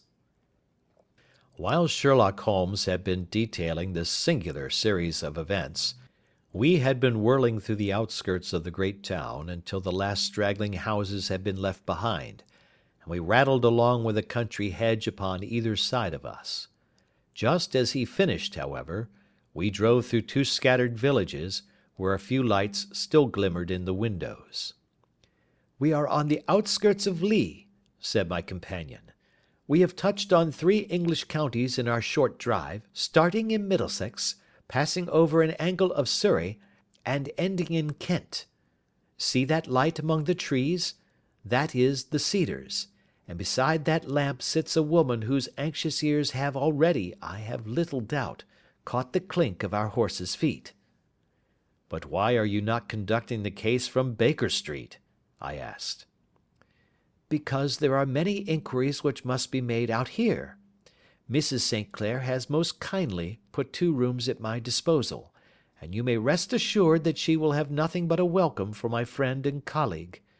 I hate to meet her, Watson, when I have no news of her husband. Here we are. Whoa there, whoa!" We had pulled up in front of a large villa which stood within its own grounds. A stable boy had run out to the horse's head, and springing down, I followed Holmes up the small, winding gravel drive which led to the house. As we approached, the door flew open, and a little blonde woman stood in the opening, clad in some sort of light mousseline de sol, with a touch of fluffy pink chiffon at her neck and wrists. She stood with her figure outlined against the flood of light, one hand upon the door, one half raised in her eagerness, her body slightly bent, her head and face protruded, with eager eyes and parted lips, a standing question. "Well?" she cried. "Well?" And then, seeing that there were 2 of us, she gave a cry of hope, which sank into a groan as she saw that my companion shook his head and shrugged his shoulders. "No good news?" "None." "No bad?" "No." Thank God for that. But come in. You must be weary, for you have had a long day. This is my friend Dr. Watson. He has been of most vital use to me in several of my cases, and a lucky chance has made it possible for me to bring him out and associate him with this investigation. I am delighted to see you, said she, pressing my hand warmly. You will, I am sure, forgive anything that may be wanting in our arrangements, when you consider the blow which has come so suddenly upon us. My dear madam, said I am an old campaigner, and if I were not, I can very well see that no apology is needed. If I can be of any assistance, either to you or to my friend here, I shall be indeed happy. Now, Mr. Sherlock Holmes, said the lady, as we entered a well-lit dining-room, upon the table of which a cold supper had been laid out, I should very much like to ask you one or two plain questions, to which I beg that you will give a plain answer. Certainly, madam. Do not trouble about my feelings. I am not hysterical, nor given to fainting. I simply wish to hear your real opinion. Upon what point? In your heart of hearts, do you think that Neville is alive? Sherlock Holmes seemed to be embarrassed by the question.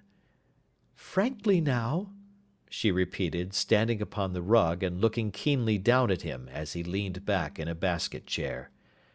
Frankly then, madam, I do not. You think that he is dead? I do. Murdered? I don't say that. Perhaps. And on what day did he meet his death? On Monday. Then perhaps, Mr. Holmes, you will be good enough to explain how it is that I have received a letter from him today. Sherlock Holmes sprang out of his chair as if he had been galvanized. What? He roared. Yes, today. She stood smiling, holding up a little slip of paper in the air. May I see it? Certainly. He snatched it from her in his eagerness, and smoothing it out upon the table, he drew over the lamp and examined it intently. I had left my chair and was gazing at it over his shoulder. The envelope was a very coarse one, and was stamped with the Gravesend postmark, and with the date of that very day, or rather of the day before, for it was considerably after midnight. Coarse writing, murmured Holmes. Surely this is not your husband's writing, madam? No, but the enclosure is. I perceive also that whoever addressed the envelope had to go and inquire as to the address. How can you tell that? The name, you see, is in perfectly black ink, which has dried itself. The rest is of a greyish colour, which shows that blotting paper has been used. If it had been written straight off and then blotted, none would be of a deep black shade. This man has written the name, and there has then been a pause before he wrote the address, which can only mean that he was not familiar with it. It is, of course, a trifle, but there is nothing so important as trifles. Now, let us now see the letter. Ha! There has been an enclosure here.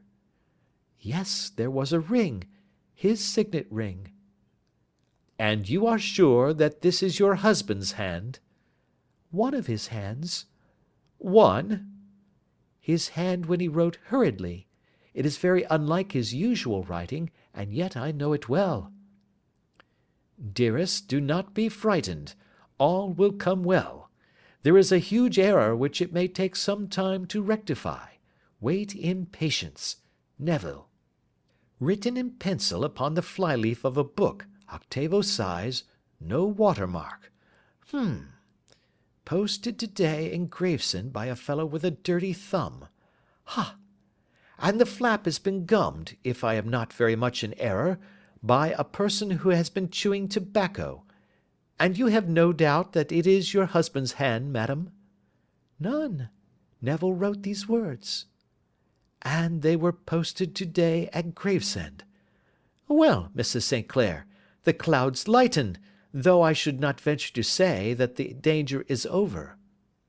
But he must be alive, Mr. Holmes. Unless this is a clever forgery to put us on the wrong scent. The ring, after all, proves nothing.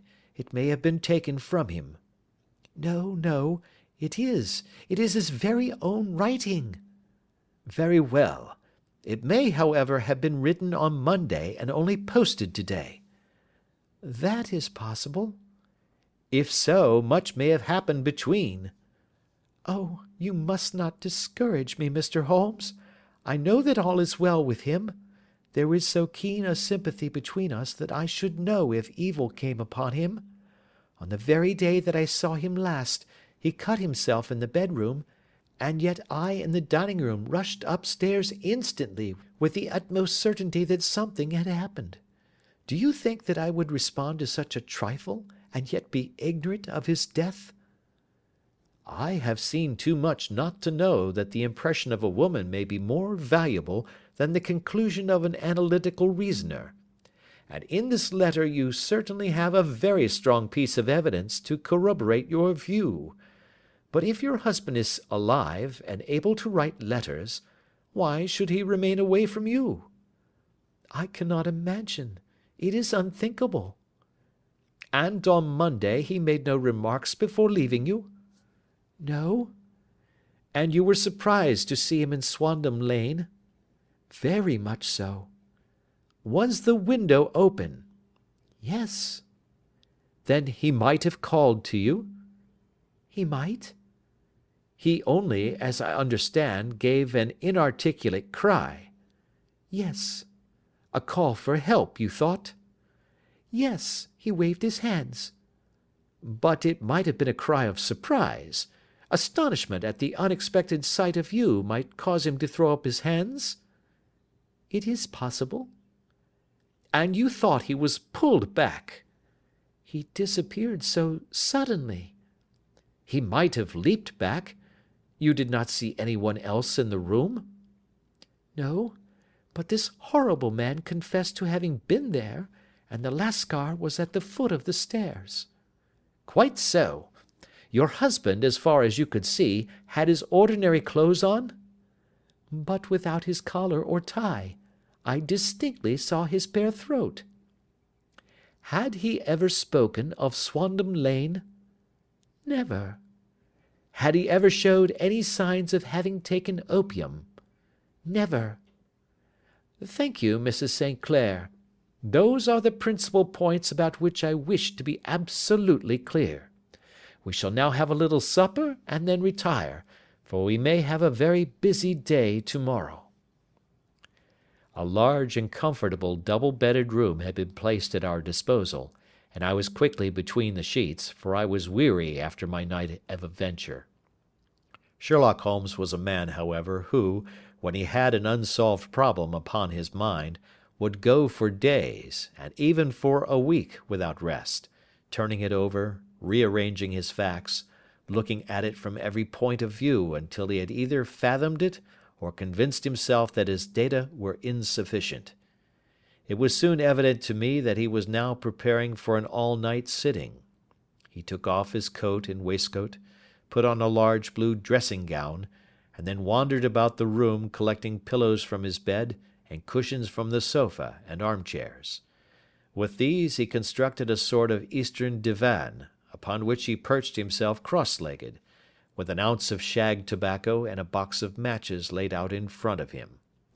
In the dim light of the lamp I saw him sitting there, an old briar pipe between his lips, his eyes fixed vacantly upon the corner of the ceiling, the blue smoke curling up from him, silent, motionless, and the light shining upon his strong-set aquiline features. So he sat as I dropped off to sleep, and so he sat when a sudden ejaculation caused me to wake up, and I found the summer sun shining into the apartment. The pipe was still between his lips, the smoke still curled upward, and the room was full of a dense tobacco haze, but nothing remained of the heap of shag which I had seen upon the previous night. "Awake, Watson?" he asked. "Yes." "Game for a morning drive?" "Certainly." "Then dress. No one is stirring yet, but I know where the stable boy sleeps, and we shall soon have the trap out. He chuckled to himself as he spoke, his eyes twinkled, and he seemed a different man to the somber thinker of the previous night. As I dressed, I glanced at my watch. It was no wonder that no one was stirring. It was 25 minutes past 4. I had hardly finished when Holmes returned with the news that the boy was putting in the horse. "I want to test a little theory of mine," said he, pulling on his boots. "I think, Watson, that you are now standing in the presence of one of the most absolute fools in Europe. I deserve to be kicked from here to Charing Cross. But I think I have the key of the affair now." "And where is it?" I asked, smiling. "In the bathroom," he answered. "Oh, yes, I am not joking," he continued, seeing my look of incredulity. "I have just been there, and I have taken it out, and I have got it in this Gladstone bag. Come on, my boy, and we shall see whether it will fit the lock." We made our way downstairs as quietly as possible, and out into the bright morning sunshine. In the road stood our horse and trap, with the half-clad stable-boy waiting at the head. We both sprang in, and away we dashed down the London road. A few country carts were stirring, bearing in vegetables to the metropolis, but the lines of villas on either side were as silent and lifeless as some city in a dream. "It has been in some points a singular case," said Holmes, flicking the horse on into a gallop. "I confess that I have been as blind as a mole, but it is better to learn wisdom late than never to learn it at all." In town, the earliest risers were just beginning to look sleepily from their windows as we drove through the streets of the Surrey side. Passing down the Waterloo Bridge Road, we crossed over the river, and dashing up Wellington Street, wheeled sharply to the right and found ourselves in Bow Street. Sherlock Holmes was well known to the force, and the two constables at the door saluted him. One of them held the horse's head while the other led us in. "Who is on duty?" asked Holmes. "Inspector Bradstreet, sir." "Ah, Bradstreet, how are you?" A tall, stout official had come down the stone-flagged passage in a peaked cap and frogged jacket. "I wish to have a quiet word with you, Bradstreet." "Certainly, Mr. Holmes. Step into my room here." It was a small office-like room, with a huge ledger upon the table, and a telephone projecting from the wall. The inspector sat down at his desk. "What can I do for you, Mr. Holmes?" "I called about that beggarman, Boone, the one who was charged with being concerned in the disappearance of Mr. Neville St. Clair, of Lee." "Yes, he was brought up and remanded for further inquiries." "So I heard. You have him here?" "In the cells." "Is he quiet?" "Oh, he gives no trouble, but he is a dirty scoundrel." "Dirty?" "Yes, it is all we can do to make him wash his hands, and his face is as black as a tinker's. Well, when once his case has been settled, he will have a regular prison bath, and I think, if you saw him, you would agree with me that he needed it." "I should like to see him very much." "Would you? That is easily done. Come this way. You can leave your bag." "No, I think that I'll take it." "Very good. Come this way, if you please." He led us down a passage, opened a barred door, passed down a winding stair, and brought us to a whitewashed corridor with a line of doors on each side. "The third on the right is his," said the inspector. "Here it is." He quietly shot back a panel in the upper part of the door and glanced through. "He is asleep," said he. "You can see him very well." We both put our eyes to the grating. The prisoner lay with his face towards us in a very deep sleep, breathing slowly and heavily. He was a middle-sized man, coarsely clad as became his calling, with a coloured shirt protruding through the rent in his tattered coat. He was, as the inspector had said, extremely dirty, but the grime which covered his face could not conceal its repulsive ugliness. A broad wheal from an old scar ran right across it from eye to chin, and by its contraction had turned up one side of the upper lip, so that 3 teeth were exposed in a perpetual snarl. A shock of very bright red hair grew low over his eyes and forehead. "He's a beauty, isn't he?" said the inspector. "He certainly needs a wash," remarked Holmes. "I had an idea that he might, and I took the liberty of bringing the tools with me." He opened the Gladstone bag as he spoke, and took out, to my astonishment, a very large bath sponge. "Ha! You are a funny one," chuckled the inspector. "Now, if you will have the great goodness to open that door very quietly, we will soon make him cut a much more respectable figure." "Well, I don't know why not," said the inspector. "He doesn't look a credit to the Bow Street cells, does he?" He slipped his key into the lock, and we all very quietly entered the cell. The sleeper half turned and then settled down once more into a deep slumber. Holmes stooped to the water jug, moistened his sponge, and then rubbed it twice vigorously across and down the prisoner's face. "Let me introduce you," he shouted, "to Mr. Neville St. Clair of Lee in the county of Kent." Never in my life had I seen such a sight. The man's face peeled off under the sponge like the bark from a tree. Gone was the coarse brown tint. Gone, too, was the horrid scar which had seamed it across, and the twisted lip which had given the repulsive sneer to the face.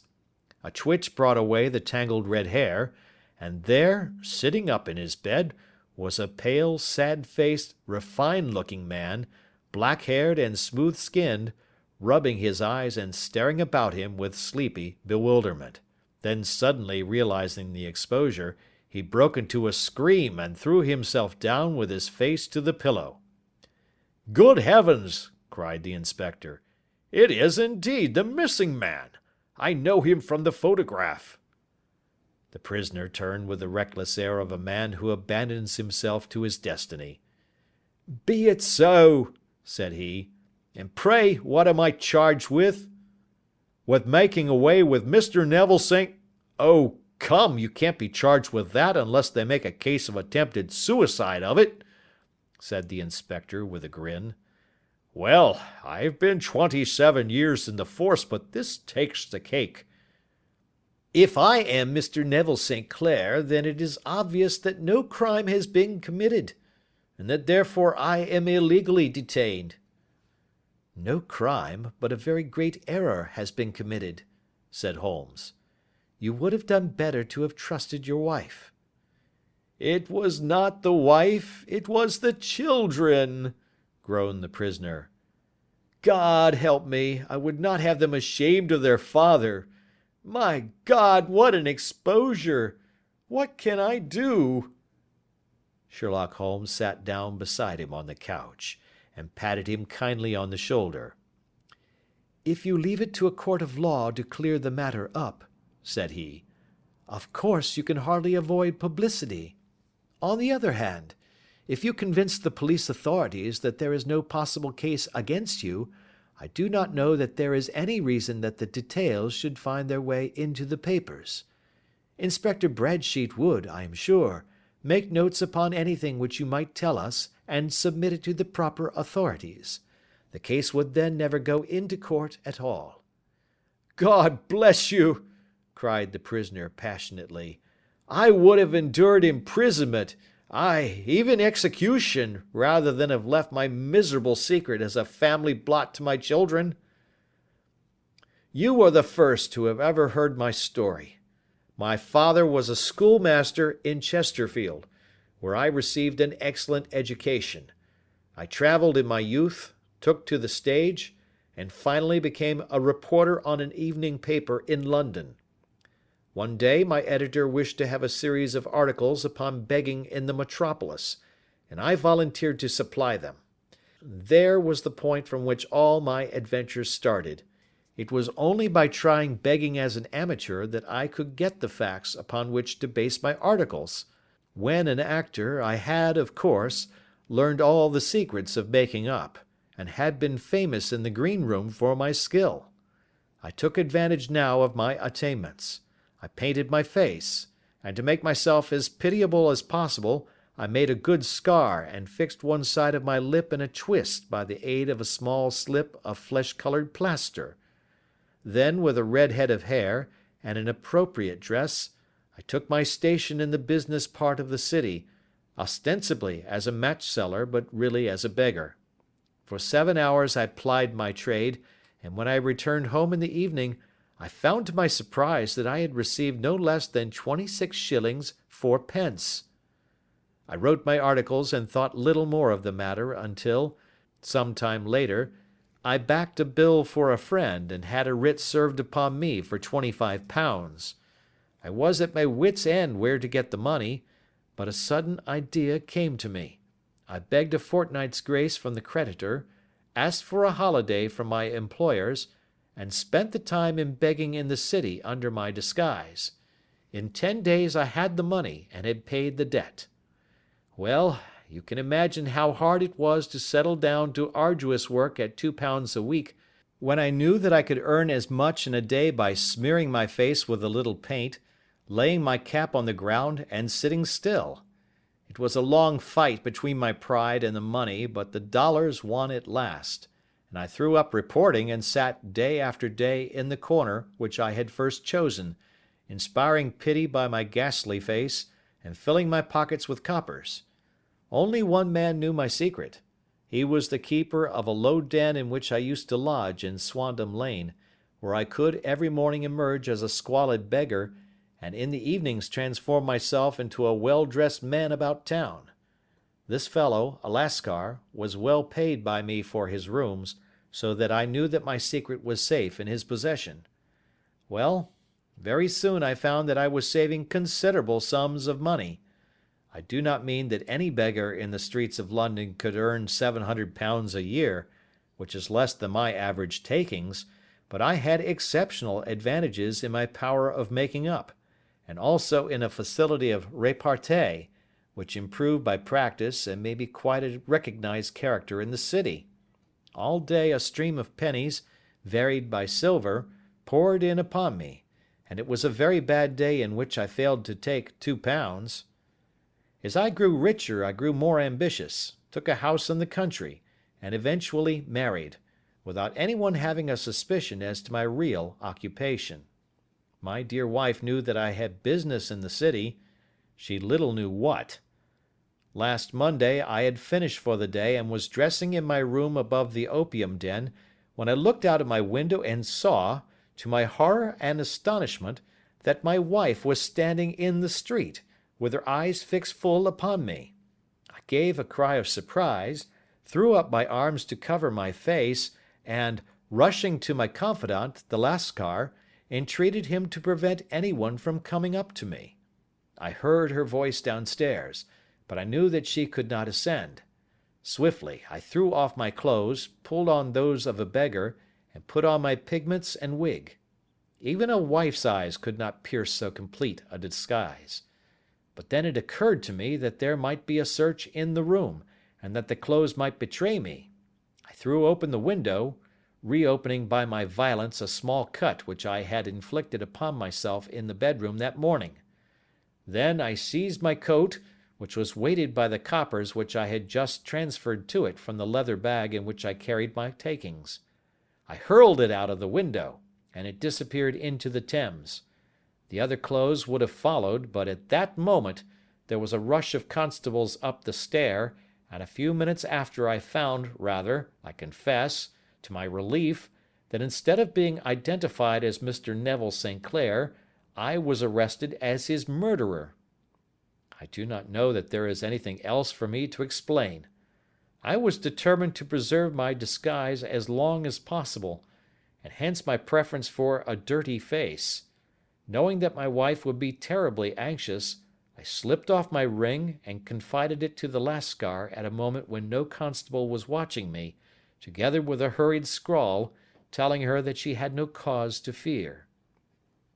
"That note only reached her yesterday," said Holmes. Good God! What a week she must have spent!" "The police have watched this Lascar," said Inspector Bradstreet, "and I can quite understand that he might find it difficult to post a letter unobserved.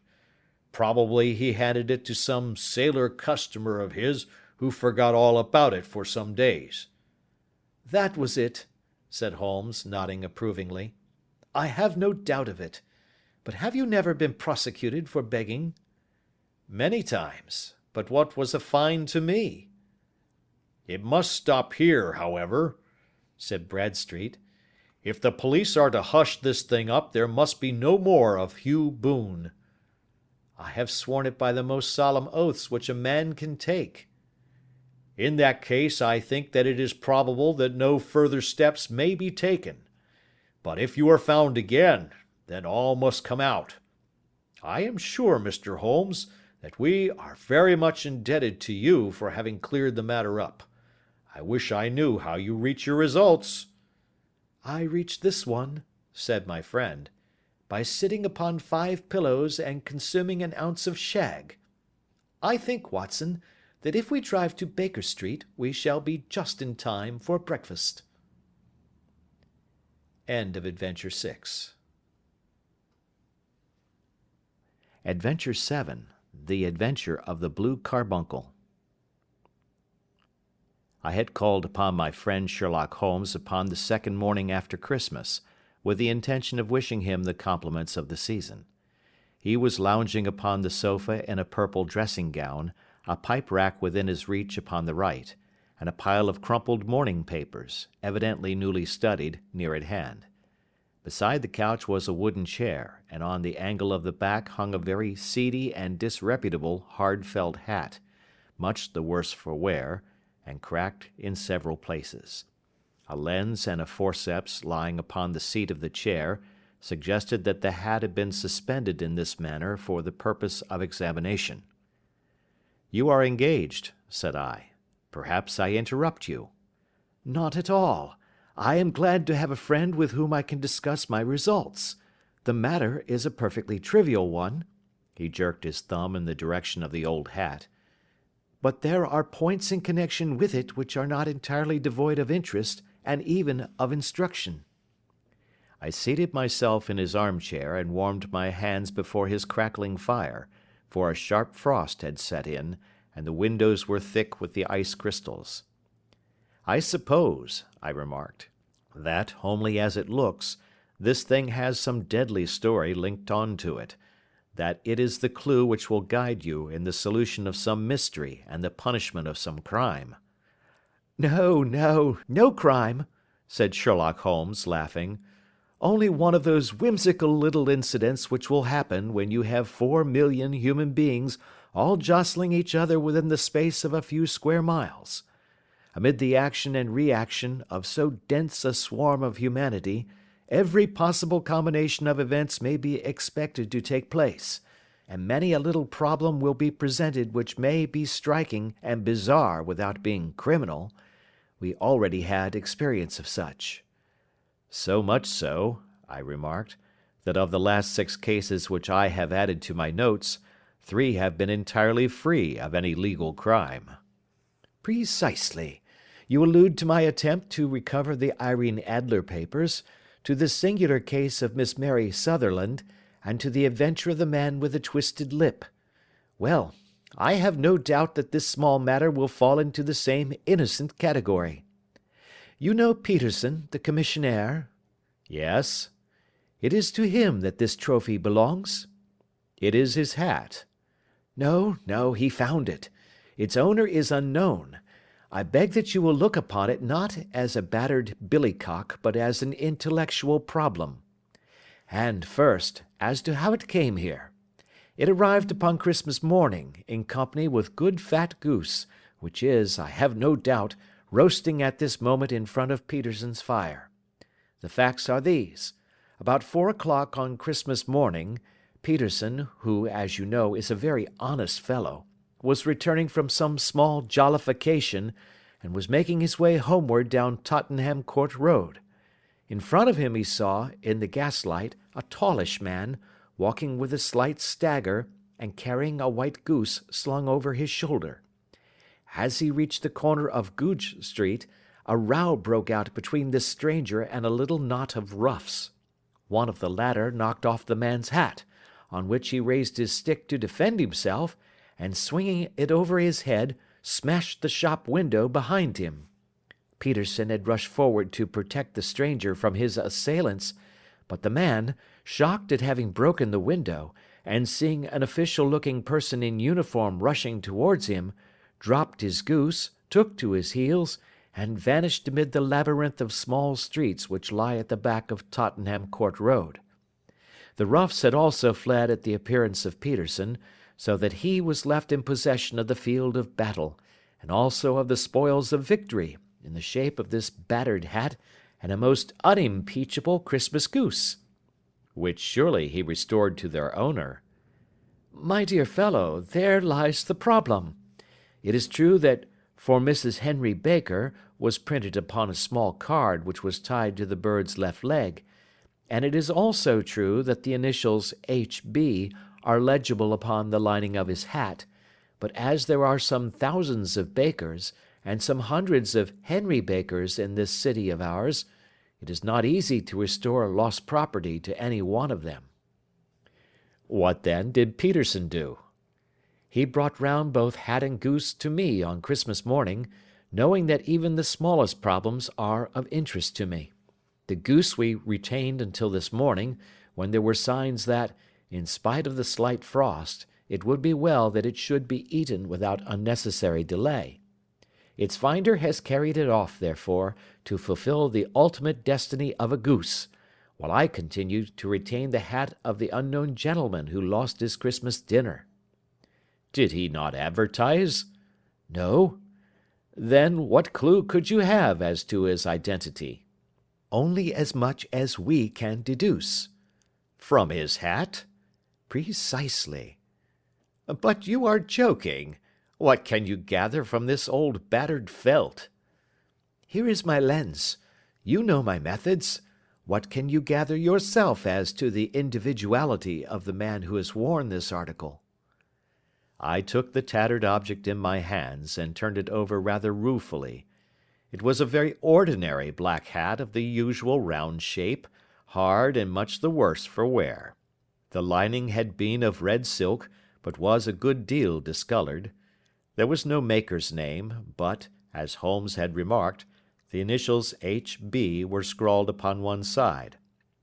It was pierced in the brim for a hat securer, but the elastic was missing. For the rest, it was cracked, exceedingly dusty, and spotted in several places, although there seemed to have been some attempt to hide the discoloured patches by smearing them with ink. I can see nothing, said I, handing it back to my friend. On the contrary, Watson, you can see everything. You fail, however, to reason from what you see. You are too timid in drawing your inferences. Then pray tell me what it is that you can infer from this hat.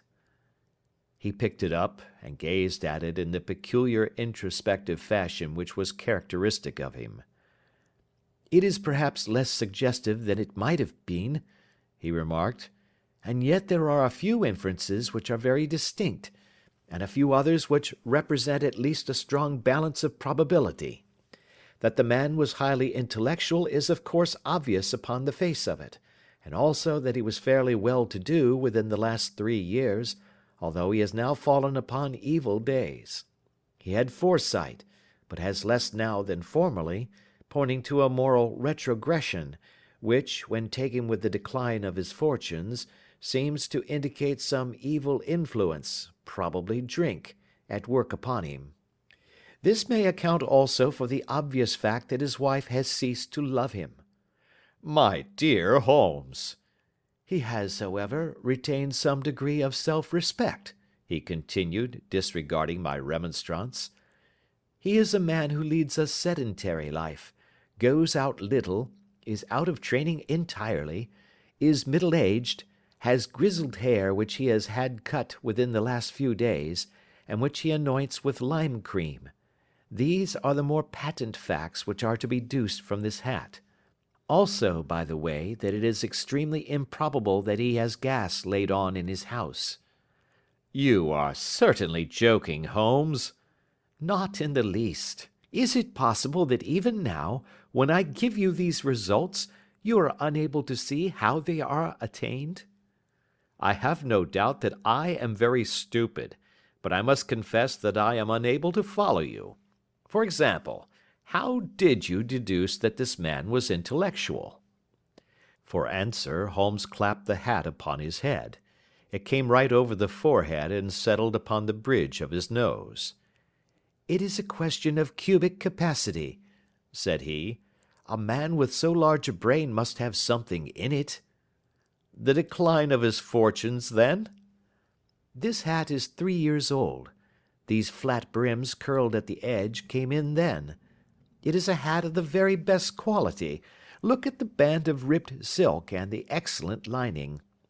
If this man could afford to buy so expensive a hat 3 years ago, and has had no hat since, then he has assuredly gone down in the world." Well, that is clear enough, certainly. But how about the foresight and the moral retrogression? Sherlock Holmes laughed.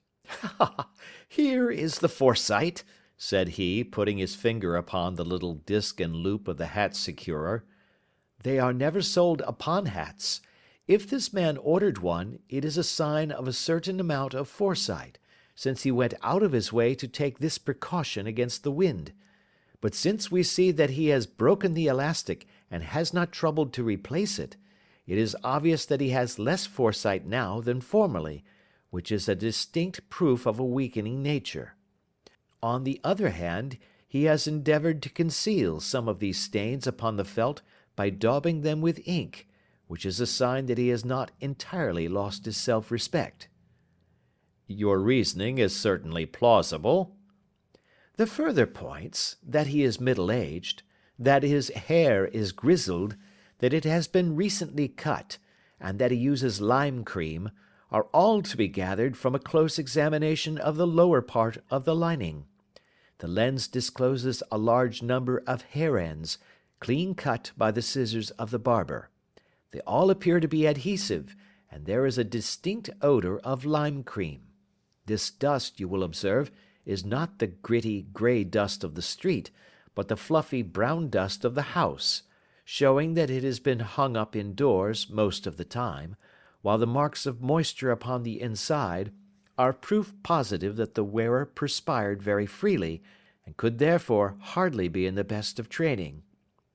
But his wife? You said that she had ceased to love him. "This hat has not been brushed for weeks.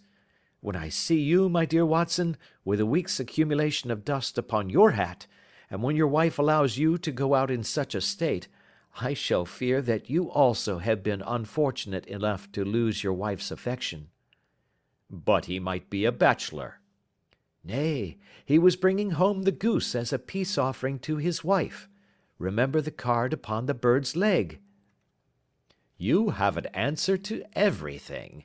But how on earth do you deduce that the gas is not laid on in his house? "One tallow stain, or even two, might come by chance, but when I see no less than 5, I think that there can be little doubt that the individual must be brought into frequent contact with burning tallow. Walks upstairs at night, probably, with his hat in one hand and a guttering candle in the other. Anyhow, he never got tallow stains from a gas jet. Are you satisfied?" Well, it is very ingenious, said I, laughing.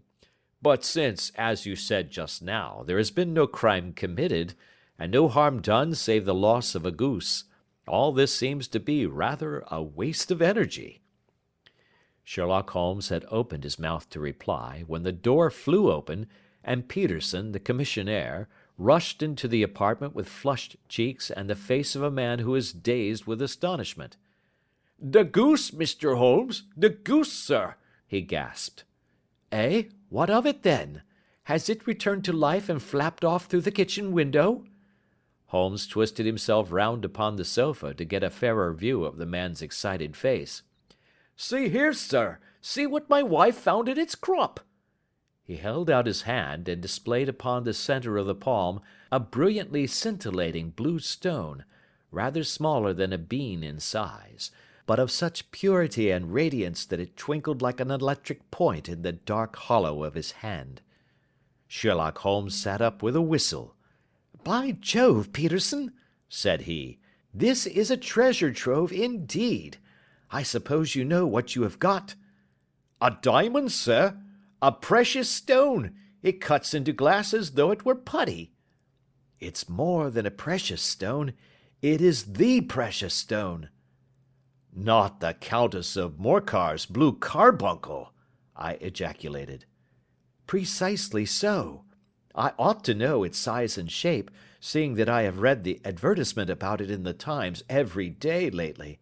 It is absolutely unique, and its value can only be conjectured, but the reward offered of £1,000 is certainly not within a 20th part of the market price." £1,000! Great Lord of mercy! The commissionaire plumped down into a chair and stared from one to the other of us. "That is the reward, and I have reason to know that there are sentimental considerations in the background which would induce the Countess to part with half her fortune if she could but recover the gem." "It was lost, if I remember aright, at the Hotel Cosmopolitan," I remarked. "Precisely so, on December 22nd, just 5 days ago. John Horner, a plumber, was accused of having abstracted it from the lady's jewel case. The evidence against him was so strong that the case has been referred to the assizes. I have some account of the matter here, I believe." He rummaged amid his newspapers, glancing over the dates, until at last he smoothed one out, doubled it over, and read the following paragraph. "Hotel Cosmopolitan jewel robbery. John Horner, 26, plumber, was brought up upon the charge of having upon the 22nd instant abstracted from the jewel case of the Countess of Morcar the valuable gem known as the blue carbuncle. James Ryder, upper attendant at the hotel, gave his evidence to the effect that he had shown Horner up to the dressing room of the Countess of Morcar upon the day of the robbery, in order that he might solder the second bar of the grate, which was loose. He had remained with Horner some little time, but had finally been called away. On returning, he found that Horner had disappeared, that the bureau had been forced open, and that the small morocco casket in which, as it afterwards transpired, the Countess was accustomed to keep her jewel, was lying empty upon the dressing-table. Ryder instantly gave the alarm, and Horner was arrested the same evening, but the stone could not be found either upon his person or in his rooms. Catherine Cusack, maid to the Countess, deposed to having heard Ryder's cry of dismay on discovering the robbery, and to having rushed into the room, where she found matters as described by the last witness. Inspector Bradstreet, B Division, gave evidence as to the arrest of Horner, who struggled frantically, and protested his innocence in the strongest terms. Evidence of a previous conviction for robbery having been given against the prisoner, the magistrate refused to deal summarily with the offence, but referred it to the assizes. Horner, who had shown signs of intense emotion during the proceedings, fainted away at the conclusion and was carried out of court. So much for the police court," said Holmes thoughtfully, tossing aside the paper. "The question for us now to solve is the sequence of events leading from a rifled jewel case at one end to the crop of a goose in Tottenham Court Road at the other. You see, Watson, our little deductions have suddenly assumed a much more important and less innocent aspect. Here is the stone. The stone came from the goose, and the goose came from Mr. Henry Baker, the gentleman with the bad hat, and all the other characteristics with which I have bored you. So now we must set ourselves very seriously to finding this gentleman and ascertaining what part he has played in this little mystery. To do this, we must try the simplest means first, and these lie undoubtedly in an advertisement in all the evening papers. If this fail, I shall have recourse to other methods." "What will you say?" Give me a pencil and that slip of paper.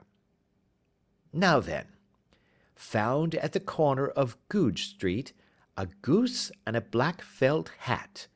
Mr. Henry Baker can have the same by applying at 6:30 this evening at 221B Baker Street. That is clear and concise. Very, but will he see it? Well, he is sure to keep an eye on the papers, since, to a poor man, the loss was a heavy one. He was clearly so scared by his mischance in breaking the window, and by the approach of Peterson, that he thought of nothing but flight. But since then he must have bitterly regretted the impulse which caused him to drop his bird. Then again, the introduction of his name will cause him to see it, for everyone who knows him will direct his attention to it. Here you are, Peterson. Run down to the advertising agency and have this put in the evening papers. In which, sir? Oh, in the Globe, Star, Pall Mall, St. James's, Evening News, Standard, Echo, and any others that occur to you. Very well, sir. And this stone? Ah, yes. I shall keep the stone. Thank you. And I say, Peterson, just buy a goose on your way back and leave it here with me, for we must have one to give to this gentleman in place of the one which your family is now devouring. When the commissionaire had gone, Holmes took up the stone and held it against the light. It's a bonny thing, said he. Just see how it glints and sparkles. Of course it is the nucleus and focus of crime. Every good stone is. They are the devil's pet baits. In the larger and older jewels, every facet may stand for a bloody deed. This stone is not yet 20 years old.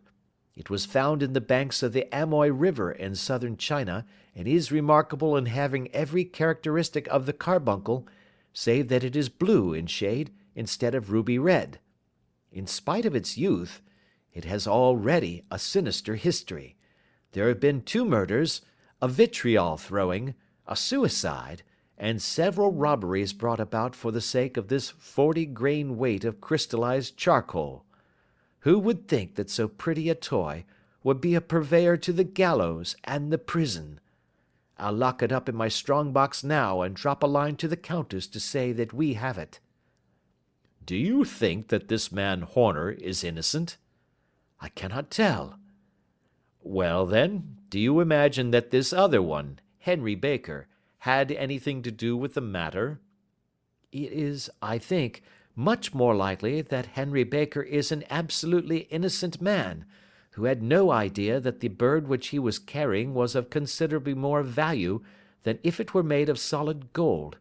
That, however, I shall determine by a very simple test, if we have an answer to our advertisement. And you can do nothing until then? Nothing. In that case, I shall continue my professional round. But I shall come back in the evening at the hour you have mentioned, for I should like to see the solution of so tangled a business. Very glad to see you. I dine at 7. There is a woodcock, I believe. By the way, in view of recent occurrences, perhaps I ought to ask Mrs. Hudson to examine its crop. I had been delayed at a case, and it was a little after 6:30 when I found myself in Baker Street once more. As I approached the house I saw a tall man in a Scotch bonnet, with a coat which was buttoned up to its chin, waiting outside in the bright semicircle which was thrown from the fanlight. Just as I arrived the door was opened, and we were shown up together to Holmes's room. "Mr. Henry Baker, I believe," said he, rising from his armchair and greeting his visitor with the easy air of geniality which he could so readily assume. "Pray take this chair by the fire, Mr. Baker. It is a cold night, and I observe that your circulation is more adapted for summer than for winter. Ah, Watson, you have just come at the right time. Is that your hat, Mr. Baker?" "Yes, sir, that is undoubtedly my hat." He was a large man, with rounded shoulders, a massive head, and a broad, intelligent face, sloping down to a pointed beard of grizzled brown. A touch of red in nose and cheeks, with a slight tremor of his extended hand, recalled Holmes's surmise as to his habits. His rusty black frock coat was buttoned right up in front, with the collar turned up, and his lank wrists protruded from his sleeves without a sign of cuff or shirt. He spoke in a slow staccato fashion, choosing his words with care, and gave the impression generally of a man of learning and letters, who had had ill usage at the hands of fortune. "We have retained these things for some days," said Holmes, "because we expected to see an advertisement from you giving your address. I am at a loss to know why you did not advertise." Our visitor gave a rather shamefaced laugh. "Shillings have not been so plentiful with me as they once were," he remarked. "I had no doubt that the gang of roughs who assaulted me had carried off both my hat and the bird. I did not care to spend more money in a hopeless attempt at recovering them." "Very naturally. By the way, about the bird, we were compelled to eat it." "To eat it?" Our visitor half rose from his chair in his excitement. "Yes, it would have been of no use to anyone had we not done so. But I presume that this other goose upon the sideboard, which is about the same weight and perfectly fresh, will answer your purpose equally well?" "Oh, certainly, certainly," answered Mr. Baker with a sigh of relief. "Of course, we still have the feathers, legs, crop, and so on of your own bird, so if you wish—" The man burst into a hearty laugh. "They might be useful to me as relics of my adventure," said he, "but beyond that I can hardly see what use the disjecta membra of my late acquaintance are going to be to me. No, sir, I think that, with your permission, I will confine my attentions to the excellent bird which I perceive upon the sideboard." Sherlock Holmes glanced sharply across at me with a slight shrug of his shoulders. "There is your hat, then, and there your bird," said he. "By the way, would it bore you to tell me where you got the other one from? I am somewhat of a fowl fancier, and I have seldom seen a better grown goose." "Certainly, sir," said Baker, who had risen and tucked his newly gained property under his arm. "There are a few of us who frequent the Alpha Inn, near the museum. We are to be found in the museum itself during the day, you understand. This year our good host, Windigate by name, instituted a goose club, by which, on consideration of some few pence every week, we were each to receive a bird at Christmas. My pence were duly paid, and the rest is familiar to you. I am much indebted to you, sir, for a Scotch bonnet is fitted neither to my years nor my gravity." With a comical pomposity of manner, he bowed solemnly to both of us, and strode off upon his way. "So much for Mr. Henry Baker," said Holmes, when he had closed the door behind him. "It is quite certain that he knows nothing whatever about the matter. Are you hungry, Watson?" "Not particularly." "Then I suggest that we turn our dinner into a supper and follow up this clue while it is still hot." "By all means." It was a bitter night, so we drew on our ulsters and wrapped cravats about our throats.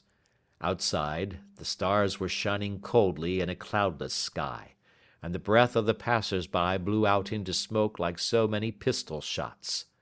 Our footfalls rang out crisply and loudly as we swung out through the Doctor's Quarter, Wimpole Street, Harley Street, and so through Wigmore Street into Oxford Street. In a quarter of an hour we were in Bloomsbury at the Alpha Inn, which is a small public house at the corner of one of the streets which runs down into Holborn. Holmes pushed open the door of the private bar, and ordered 2 glasses of beer from the ruddy-faced, white-aproned landlord. "Your beer should be excellent if it is as good as your geese," said he. "My geese!" The man seemed surprised. Yes, I was speaking only half an hour ago to Mr. Henry Baker, who was a member of your goose club. Ah, yes, I see. But you see, sir, them's not our geese. Indeed. Whose then? Well, I got the 2 dozen from a salesman in Covent Garden. Indeed. I know some of them. Which was it? Breckenridge is his name. Ah, I don't know him. Well, here's your good health, landlord, and prosperity to your house. Good night. Now for Mr. Breckenridge, he continued, buttoning up his coat as we came out into the frosty air. Remember, Watson, that though we have so homely a thing as a goose at one end of this chain, we have at the other a man who will certainly get 7 years penal servitude unless we can establish his innocence. It is possible that our inquiry may but confirm his guilt, but in any case, we have a line of investigation which has been missed by the police, and which a singular chance has placed in our hands. Let us follow it out to the bitter end. Faces to the south, then, and quick march. We passed across Holborn, down Endell Street, and so through a zigzag of slums to Covent Garden Market. One of the largest stalls bore the name of Breckenridge upon it, and the proprietor, a horsey-looking man, with a sharp face and trim side whiskers, was helping a boy to put up the shutters. Good evening. It's a cold night, said Holmes. The salesman nodded and shot a questioning glance at my companion. Sold out of geese, I see, continued Holmes, pointing at the bare slabs of marble. Let you have 500 tomorrow morning. That's no good. Well, there are some on the stall with the gas flare. Ah, but I was recommended to you. Who by? The landlord of the Alpha. Oh, yes, I sent him a couple of dozen. Fine birds they were, too. Now where did you get them from? To my surprise, the question provoked a burst of anger from the salesman. Now then, mister, said he, with his head cocked and his arms akimbo, what are you driving at? Let's have it straight now. It is straight enough. I should like to know who sold you the geese which you supplied to the Alpha. Well then, I shan't tell you. So now. Oh, it is a matter of no importance, but I don't know why you should be so warm over such a trifle. Warm? You'd be as warm, maybe, if you were as pestered as I am. When I pay good money for a good article, there should be an end of the business. But it's, where are the geese? And who did you sell the geese to? And what will you take for the geese? One would think they were the only geese in the world, to hear the fuss that is made over them. Well, I have no connection with any other people who have been making inquiries, said Holmes carelessly. If you won't tell us, the bet is off, that is all. But I'm always ready to back my opinion on a matter of fowls, and I have a fiver on it that the bird I ate is country bred.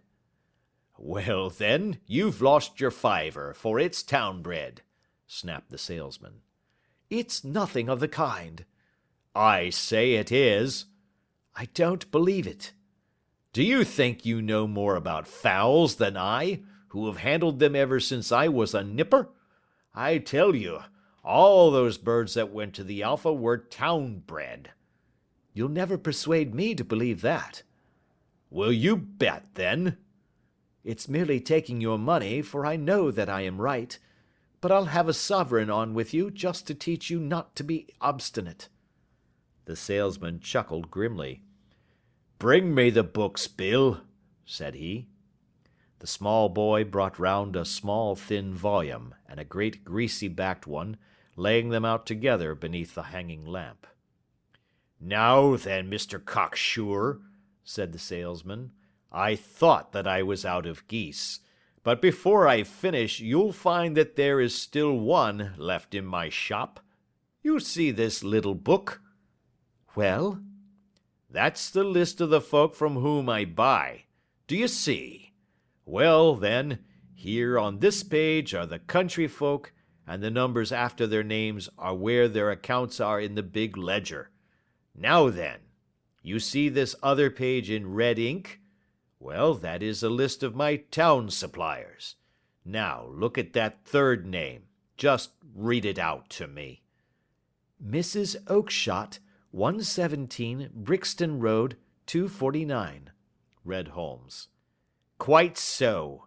Now turn that up in the ledger. Holmes turned to the page indicated. Here you are.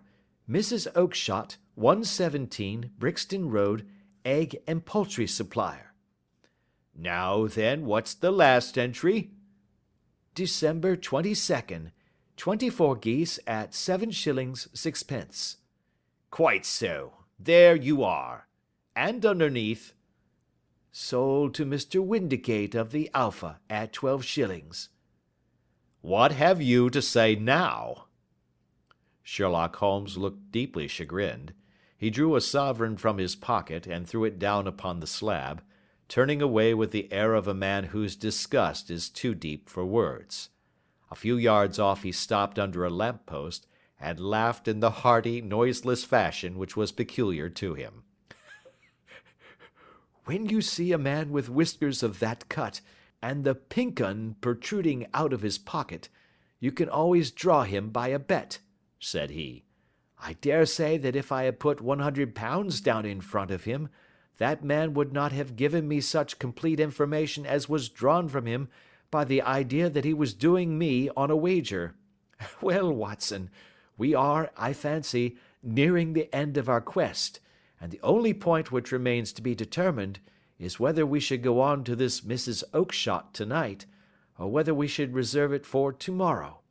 It is clear from what that surly fellow said that there are others beside ourselves who are anxious about the matter, and I should—" His remarks were suddenly cut short by a loud hubbub which broke out from the stall which we had just left.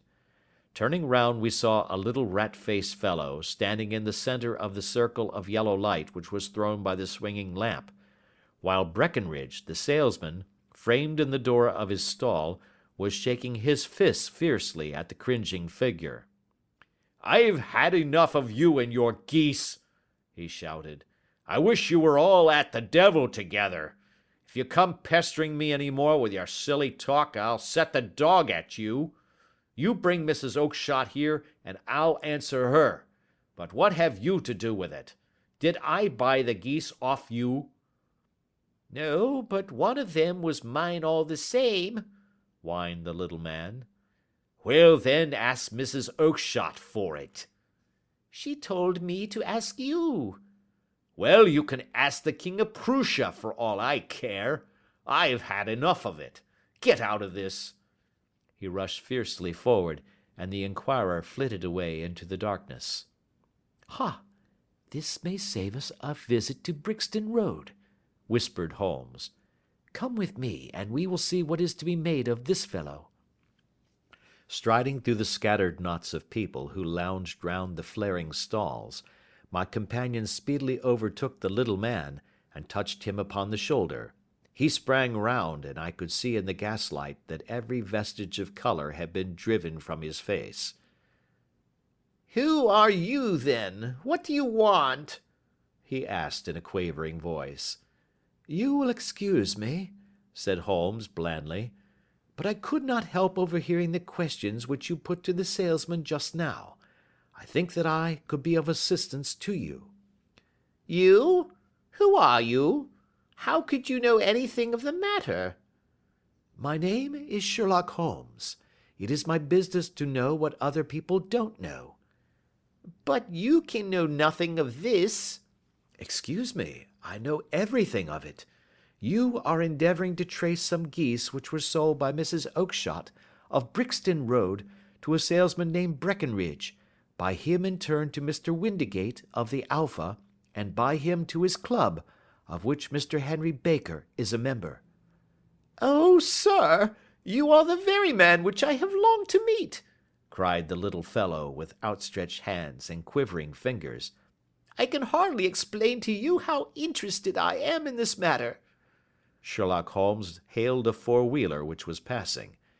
In that case, we had better discuss it in a cozy room rather than in this windswept market-place," said he. "But pray tell me, before we go farther, who it is that I have the pleasure of assisting." The man hesitated for an instant. My name is John Robinson, he answered with a sidelong glance. "No, no, the real name," said Holmes sweetly. "It is always awkward doing business with an alias." A flush sprang to the white cheeks of the stranger. Well, then, said he, my real name is James Ryder. "Precisely so. Head attendant at the Hotel Cosmopolitan. Pray step into the cab, and I shall soon be able to tell you everything which you would wish to know." The little man stood glancing from one to the other of us with half-frightened, half-hopeful eyes, as one who is not sure whether he is on the verge of a windfall or of a catastrophe. Then he stepped into the cab, and in half an hour we were back in the sitting-room at Baker Street. Nothing had been said during our drive, but the high, thin breathing of our new companion, and the claspings and unclaspings of his hands, spoke of the nervous tension within him. "Here we are," said Holmes cheerily as we filed into the room. "The fire looks very seasonable in this weather. You look cold, Mr. Ryder. Pray take the basket chair. I will just put on my slippers before we settle this little matter of yours. Now then, you want to know what became of those geese?" Yes, sir. "Or rather, I fancy, of that goose. It was one bird, I imagine, in which you were interested, white, with a black bar across the tail." Ryder quivered with emotion. Oh, sir, he cried, can you tell me where it went to? "It came here." Here? "Yes, and a most remarkable bird it proved. I don't wonder that you should take an interest in it. It laid an egg after it was dead, the bonniest, brightest little blue egg that ever was seen. I have it here in my museum." Our visitor staggered to his feet and clutched the mantelpiece with his right hand. Holmes unlocked his strong box and held up the blue carbuncle, which shone out like a star with a cold, brilliant, many-pointed radiance. Ryder stood glaring with a drawn face, uncertain whether to claim or to disown it. "The game's up, Ryder," said Holmes quietly. "Hold up, man, or you'll be into the fire. Give him an arm back into his chair, Watson. He's not got blood enough to go in for felony with impunity. Give him a dash of brandy. So, now he looks a little more human. What a shrimp it is, to be sure." For a moment he had staggered and nearly fallen, but the brandy brought a tinge of colour into his cheeks, and he sat staring with frightened eyes at his accuser. "I have almost every link in my hands, and all the proofs which I could possibly need, so there is little which you need tell me. Still, that little may as well be cleared up to make the case complete. You had heard, Ryder, of this blue stone of the Countess of Morcar's?" It was Catherine Cusack who told me of it, he said in a cracking voice. "I see. Her ladyship's waiting maid. Well, the temptation of sudden wealth so easily acquired was too much for you, as it has been for better men before you, but you were not very scrupulous in the means you used. It seems to me, Ryder, that there is the making of a very pretty villain in you. You knew that this man Horner, the plumber, had been concerned in some such matter before, and that suspicion would rest the more readily upon him. What did you do then? You made some small job in my lady's room, you and your confederate Cusack, and you managed that he should be the man sent for. Then, when he had left, you rifled the jewel case, raised the alarm, and had this unfortunate man arrested. You then—" Ryder threw himself down suddenly upon the rug and clutched at my companion's knees. For God's sake, have mercy, he shrieked. Think of my father, of my mother. It would break their hearts. I never went wrong before. I never will again. I swear it. I'll swear it on a Bible. Oh, don't bring it into court! For Christ's sake, don't!" "Get back into your chair," said Holmes sternly. "It is very well to cringe and crawl now, but you thought little enough of this poor Horner in the dock for a crime of which he knew nothing." "I will fly, Mr. Holmes. I will leave the country, sir. Then the charge against him will break down." "We will talk about that. And now let us hear a true account of the next act. How came the stone into the goose, and how came the goose into the open market? Tell us the truth, for there lies your only hope of safety." Ryder passed his tongue over his parched lips. "I will tell you it just as it happened, sir," said he. "When Horner had been arrested, it seemed to me that it would be best for me to get away with the stone at once, for I did not know at what moment the police might not take it into their heads to search me and my room. There was no place about the hotel where it would be safe. I went out as if on some commission, and I made for my sister's house. She had married a man named Oakshott, and lived in Brixton Road, where she fattened fowls for the market. All the way there every man I met seemed to me to be a policeman or a detective, and for all that it was a cold night, the sweat was pouring down my face before I came to the Brixton Road. My sister asked me what was the matter, and why I was so pale, but I told her that I had been upset by the jewel robbery at the hotel. Then I went into the backyard and smoked a pipe and wondered what it would be best to do. I had a friend once called Maudsley, who went to the bad, and has just been serving his time in Pentonville. One day he had met me, and fell into talk about the ways of thieves, and how they could get rid of what they stole. I knew that he would be true to me, for I knew one or two things about him, so I made up my mind to go right on to Kilburn, where he lived, and take him into my confidence. He would show me how to turn the stone into money, but how to get to him in safety. I thought of the agonies I had gone through in coming from the hotel. I might at any moment be seized and searched, and there would be the stone in my waistcoat pocket. I was leaning against the wall at the time, and looking at the geese which were waddling about round my feet, and suddenly an idea came into my head which showed me how I could beat the best detective that ever lived. My sister had told me some weeks before that I might have the pick of her geese for a Christmas present, and I knew that she was always as good as her word. I would take my goose now, and in it I would carry my stone to Kilburn. There was a little shed in the yard, and behind this I drove one of the birds, a fine big one, white with a barred tail. I caught it, and prying its bill open, I thrust the stone down its throat as far as my finger could reach. The bird gave a gulp, and I felt the stone pass along its gullet and down into its crop. But the creature flapped and struggled, and out came my sister to know what was the matter. As I turned to speak to her, the brute broke loose and fluttered off among the others. 'Whatever were you doing with that bird, Jim?' says she. 'Well,' says I, 'you said you'd give me one for Christmas, and I was feeling which was the fattest.' 'Oh,' says she, 'we've set yours aside for you. Jem's bird, we call it. It's the big white one over yonder. There's 26 of them, which makes one for you, and one for us, and 24 for the market.' 'Thank you, Maggie,' says I, 'but if it is all the same to you, I'd rather have that one I was handling just now.' 'The other is a good 3 pound heavier,' said she, 'and we fattened it expressly for you.'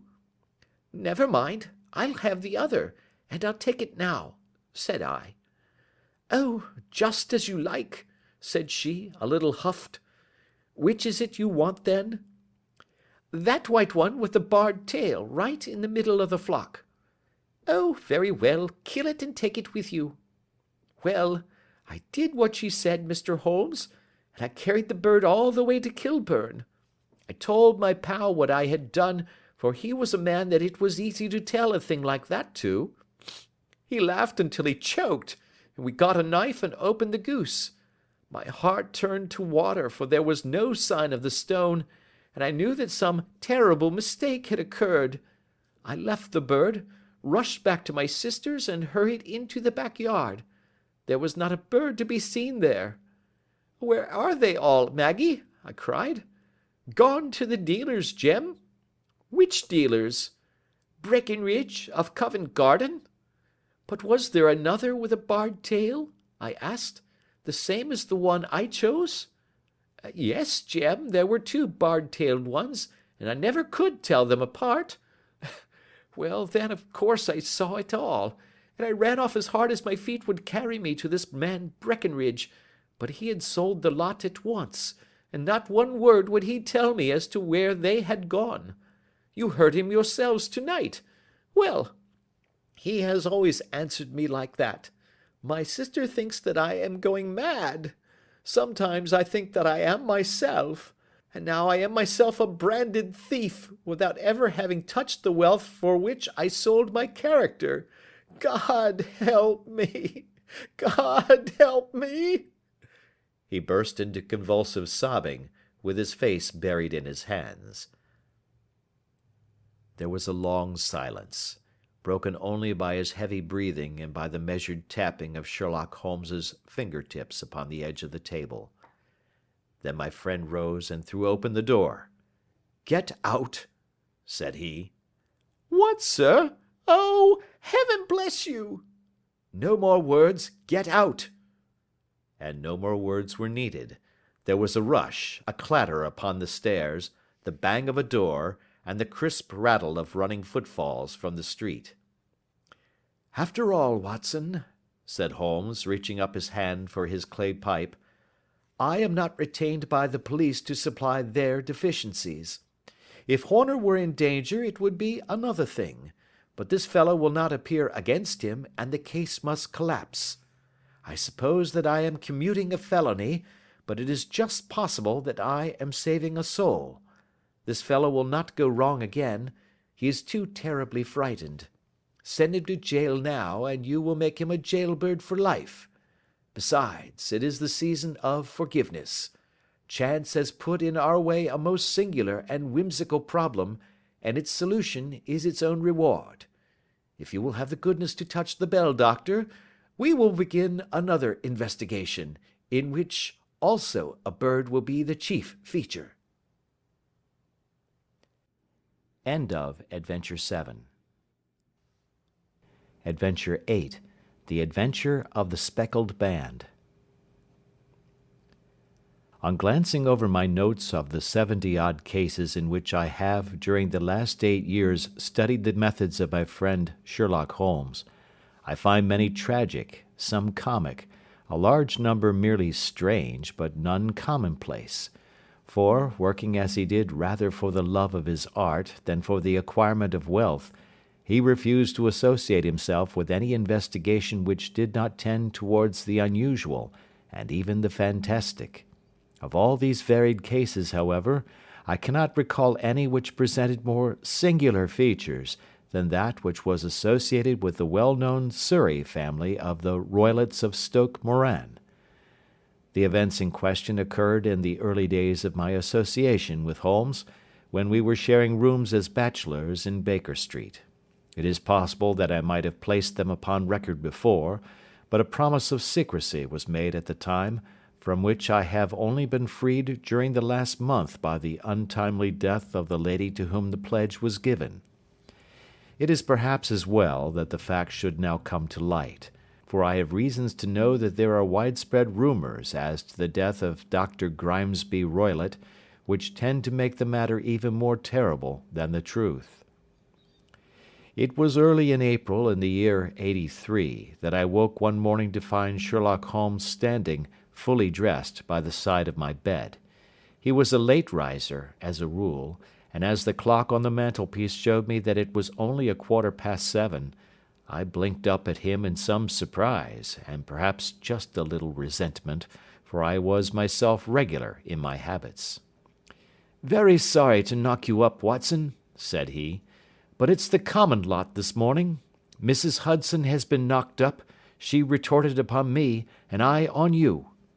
What is it then? A fire? No, a client. It seems that a young lady has arrived in a considerable state of excitement, who insists upon seeing me. She is waiting now in the sitting room.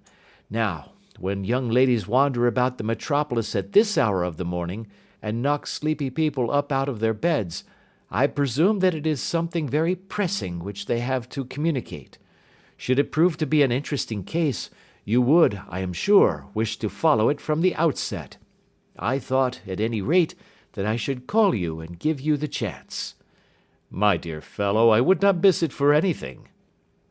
I had no keener pleasure than in following Holmes in his professional investigations, and in admiring the rapid deductions, as swift as intuitions, and yet always founded on a logical basis with which he unravelled the problems which were submitted to him. I rapidly threw on my clothes, and was ready in a few minutes to accompany my friend down to the sitting-room. A lady, dressed in black and heavily veiled, who had been sitting in the window, rose as we entered. "Good morning, madam," said Holmes cheerily. "My name is Sherlock Holmes. This is my intimate friend and associate, Dr. Watson, before whom you can speak as freely as before myself. Ha! I am glad to see that Mrs. Hudson has had the good sense to light the fire. Pray draw up to it, and I shall order you a cup of hot coffee, for I observe that you are shivering." "It is not cold which makes me shiver," said the woman in a low voice, changing her seat as requested. "What then?" "It is fear, Mr. Holmes. It is terror." She raised her veil as she spoke, and we could see that she was indeed in a pitiable state of agitation, her face all drawn and grey, with restless, frightened eyes, like those of some hunted animal. Her features and figure were those of a woman of 30, but her hair was shot with premature grey, and her expression was weary and haggard. Sherlock Holmes ran her over with one of his quick, all-comprehensive glances. "You must not fear," said he, soothingly, bending forward and patting her forearm. "We shall soon set matters right, I have no doubt. You have come in by train this morning, I see." "You know me, then?" "No, but I observed the second half of a return ticket in the palm of your left glove. You must have started early, and yet you had a good drive in a dog-cart, along heavy roads, before you reached the station." The lady gave a violent start and stared in bewilderment at my companion. "There is no mystery, my dear madam," said he, smiling. "The left arm of your jacket is spattered with mud in no less than 7 places. The marks are perfectly fresh. There is no vehicle save a dog-cart which throws up mud in that way, and then only when you sit on the left-hand side of the driver." "Whatever your reasons may be, you are perfectly correct," said she. "I started from home before 6, reached Leatherwood at 20 past, and came in by the first train to Waterloo. Sir, I can stand this strain no longer. I shall go mad if it continues. I have no one to turn to, none, save only one, who cares for me, and he, poor fellow, can be of little aid. I have heard of you, Mr. Holmes. I have heard of you from Mrs. Farintosh, whom you helped in the hour of her sore need. It was from her that I had your address. Oh, sir, do you not think that you could help me, too, and at least throw a little light through the dense darkness which surrounds me?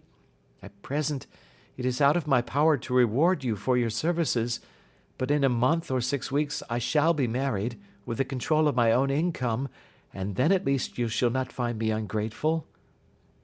Holmes turned to his desk, and, unlocking it, drew out a small case-book, which he consulted. "Farintosh," said he. "Ah, yes, I recall the case. It was concerned with an opal tiara. I think it was before your time, Watson. I can only say, madam, that I shall be happy to devote the same care to your case as I did to that of your friend. As to reward, my profession is its own reward, but you are at liberty to defray whatever expenses I may be put to at the time which suits you best. And now I beg that you will lay before us everything that may help us in forming an opinion upon the matter." Alas, replied our visitor, the very horror of my situation lies in the fact that my fears are so vague, and my suspicions depend so entirely upon small points, which might seem trivial to another, that even he to whom of all others I have a right to look for help and advice looks upon all that I tell him about it as the fancies of a nervous woman. He does not say so, but I can read it from his soothing answers and averted eyes. But I have heard, Mr. Holmes, that you can see deeply into the manifold wickedness of the human heart. You may advise me how to walk amid the dangers which encompass me. I am all attention, madam. My name is Helen Stoner, and I am living with my stepfather, who is the last survivor of one of the oldest Saxon families in England, the Roylotts of Stoke Moran, on the western border of Surrey. Holmes nodded his head. The name is familiar to me, said he. The family was at one time among the richest in England, and the estates extended over the borders into Berkshire in the north and Hampshire in the west. In the last century, however, 4 successive heirs were of a dissolute and wasteful disposition, and the family ruin was eventually completed by a gambler in the days of the Regency. Nothing was left save a few acres of ground, and the 200-year-old house, which is itself crushed under a heavy mortgage. The last squire dragged out his existence there, living the horrible life of an aristocratic pauper, but his only son, my stepfather, seeing that he must adapt himself to the new conditions, obtained an advance from a relative which enabled him to take a medical degree and went out to Calcutta, where, by his professional skill and his force of character, he established a large practice.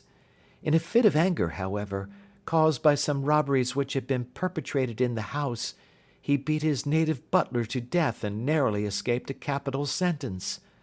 As it was, he suffered a long term of imprisonment, and afterwards returned to England a morose and disappointed man. When Dr. Roylott was in India, he married my mother, Mrs. Stoner, the young widow of Major General Stoner of the Bengal Artillery. My sister Julia and I were twins, and we were only 2 years old at the time of my mother's remarriage. She had a considerable sum of money, not less than £1,000 a year, and this she bequeathed to Dr. Roylott entirely while we resided with him, with the provision that a certain annual sum should be allowed to each of us in the event of our marriage. Shortly after our return to England, my mother died. She was killed 8 years ago in a railway accident near Crewe. Dr. Roylott then abandoned his attempts to establish himself in practice in London, and took us to live with him in the old ancestral house at Stoke Moran. The money which my mother had left was enough for all our wants, and there seemed to be no obstacle to our happiness. But a terrible change came over our stepfather about this time.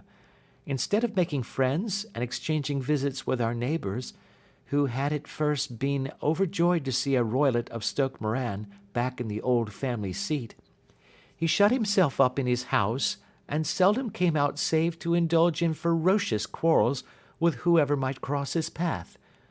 Violence of temper approaching to mania has been hereditary in the men of the family, and in my stepfather's case it had, I believe, been intensified by his long residence in the tropics.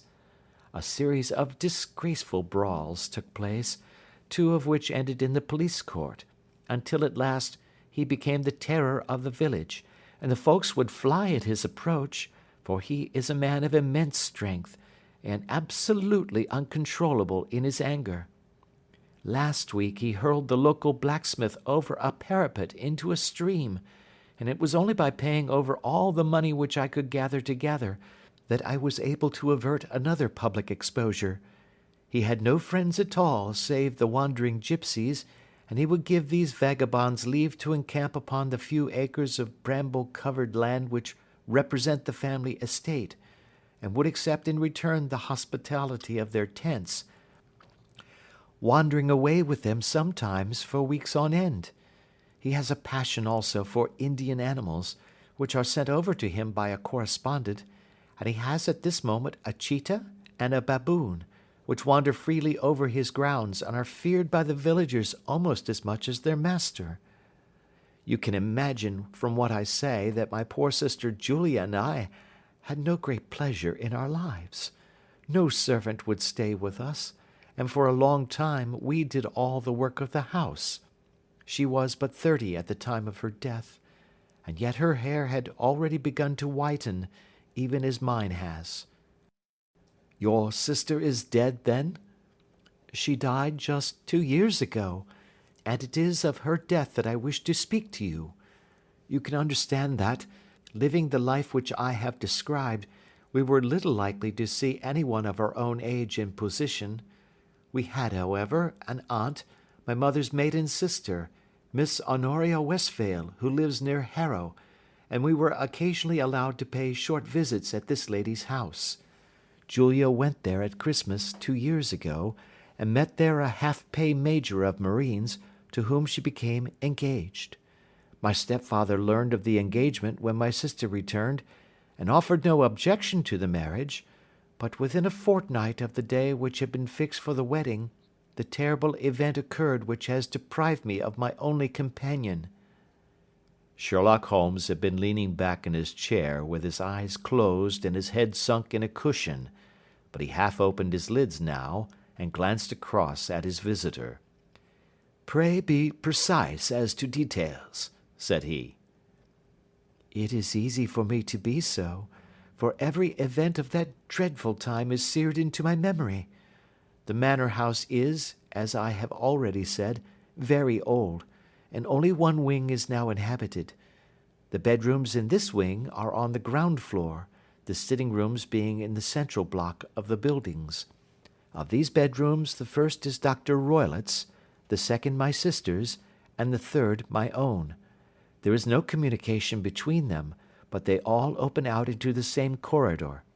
Do I make myself plain?" "Perfectly so."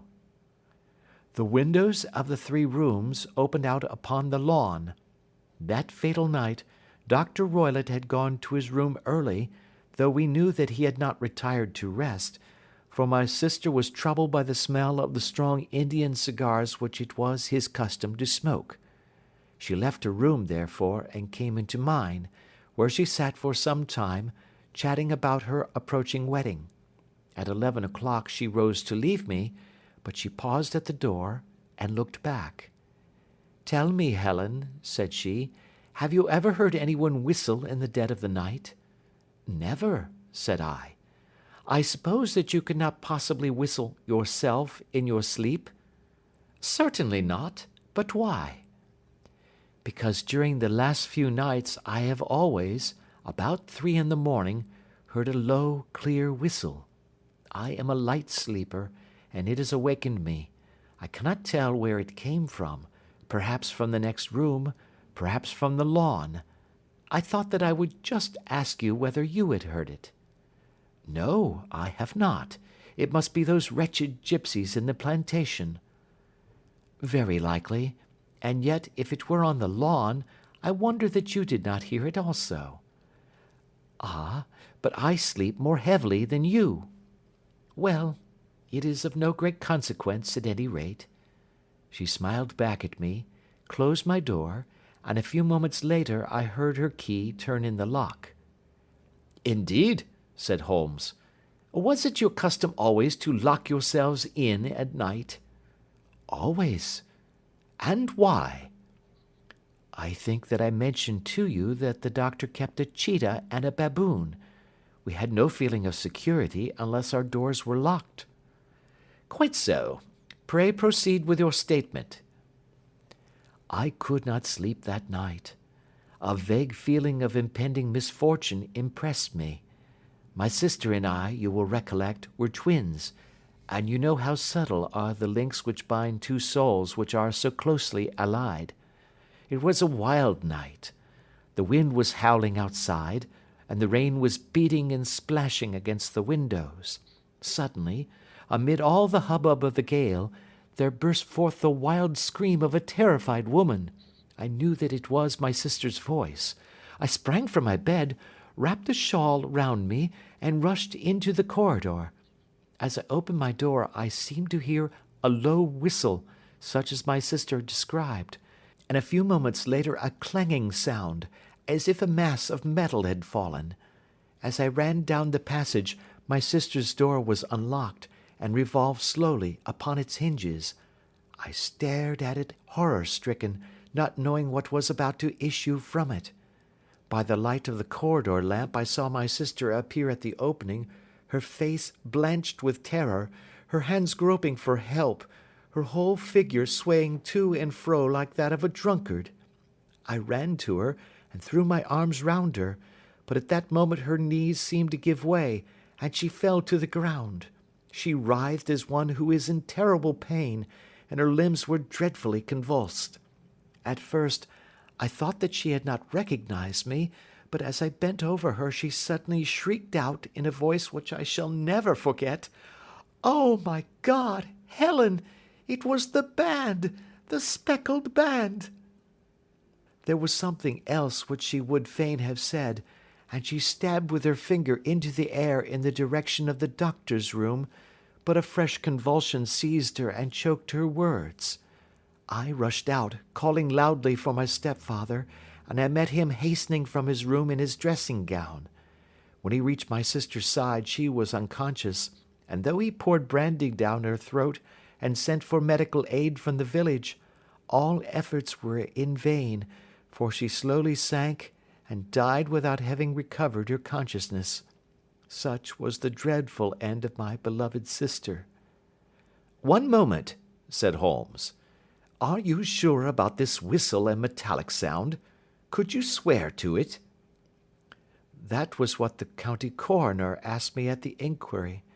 It is my strong impression that I heard it, and yet, among the crash of the gale and the creaking of an old house, I may possibly have been deceived." "Was your sister dressed?" "No, she was in her nightdress.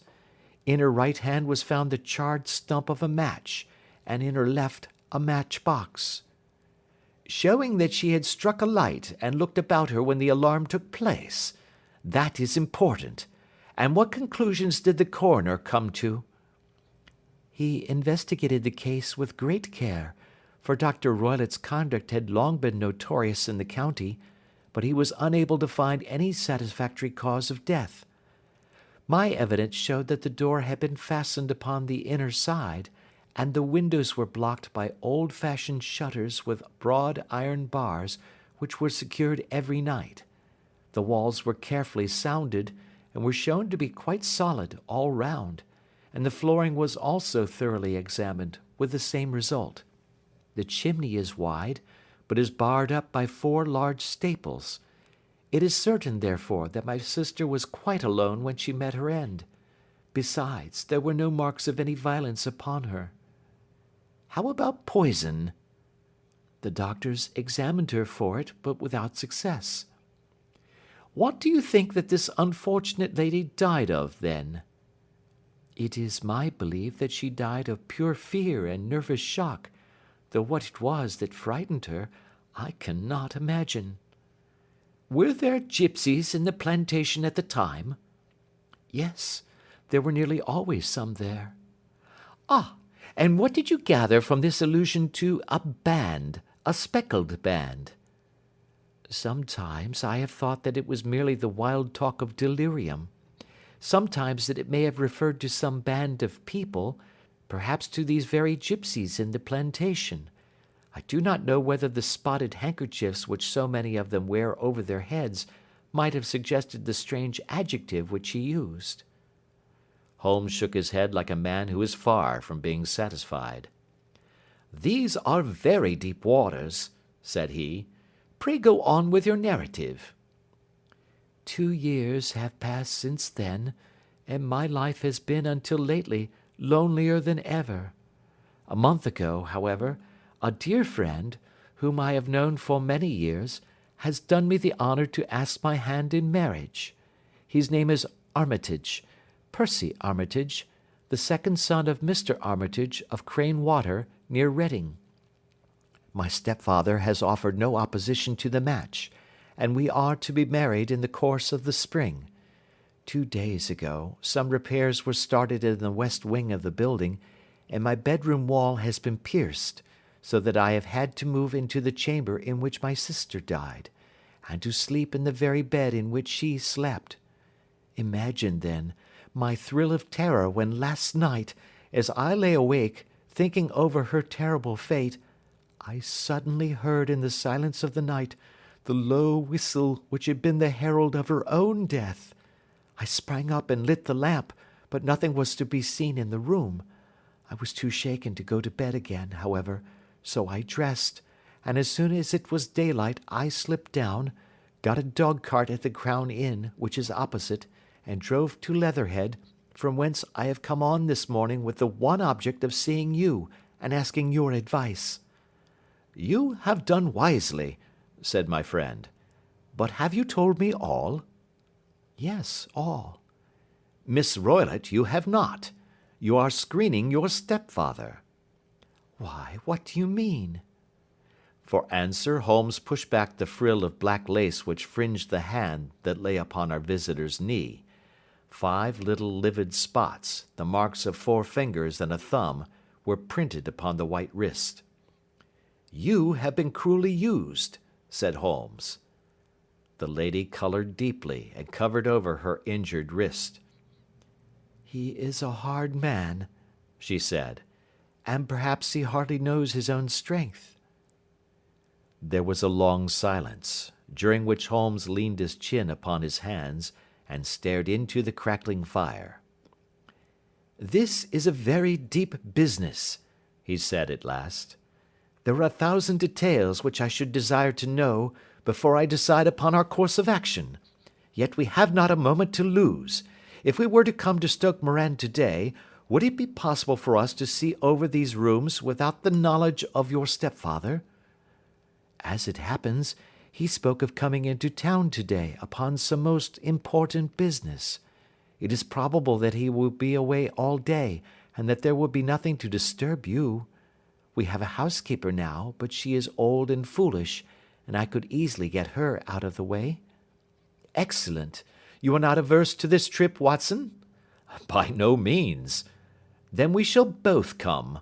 What are you going to do yourself?" "I have 1 or 2 things which I would wish to do now that I am in town, but I shall return by the 12 o'clock train, so as to be there in time for your coming." "And you may expect us early in the afternoon. I have myself some small business matters to attend to. Will you not wait and breakfast?" "No, I must go. My heart is lightened already since I have confided my trouble to you. I shall look forward to seeing you again this afternoon." She dropped her thick black veil over her face and glided from the room.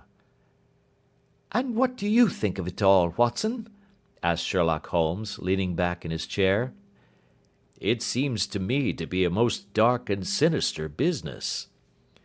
"Dark enough and sinister enough." "Yet if the lady is correct in saying that the flooring and walls are sound, and that the door, window, and chimney are impassable, then her sister must have been undoubtedly alone when she met her mysterious end." "What becomes then of these nocturnal whistles, and what of the very peculiar words of the dying woman?" "I cannot think." "When you combine the ideas of whistles at night, the presence of a band of gipsies who are on intimate terms with this old doctor, the fact that we have every reason to believe that the doctor has an interest in preventing his stepdaughter's marriage, the dying allusion to a band, and finally, the fact that Miss Helen Stoner heard a metallic clang, which might have been caused by one of those metal bars that secured the shutters falling back into its place, I think that there is good ground to think that the mystery may be cleared along those lines." "But what, then, did the gipsies do?" "I cannot imagine." "I see many objections to any such theory." "And so do I. It is precisely for that reason that we are going to Stoke Moran this day. I want to see whether the objections are fatal, or if they may be explained away. But what in the name of the devil—" The ejaculation had been drawn from my companion by the fact that our door had been suddenly dashed open, and that a huge man had framed himself in the aperture. His costume was a peculiar mixture of the professional and of the agricultural, having a black top hat, a long frock coat, and a pair of high gaiters, with a hunting crop swinging in his hand. So tall was he that his hat actually brushed the crossbar of the doorway, and his breadth seemed to span it across from side to side. A large face, seared with 1,000 wrinkles, burned yellow with the sun, and marked with every evil passion, was turned from one to the other of us, while his deep-set, bile-shot eyes, and his high, thin, fleshless nose gave him somewhat the resemblance to a fierce old bird of prey. "Which of you is Holmes?" asked this apparition. "My name, sir, but you have the advantage of me," said my companion quietly. "I am Dr. Grimesby Roylott of Stoke Moran." "Indeed, doctor," said Holmes blandly.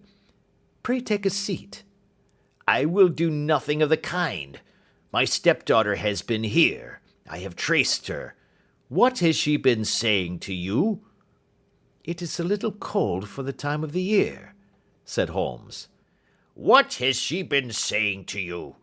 cried the old man furiously. "But I have heard that the crocuses promise well," continued my companion imperturbably. "Ha! You put me off, do you?" said our new visitor, taking a step forward and shaking his hunting crop. "I know you, you scoundrel. I have heard of you before. You are Holmes the meddler."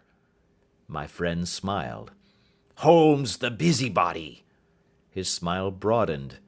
"Holmes the Scotland Yard Jack-in-Office." Holmes chuckled heartily. "Your conversation is most entertaining," said he.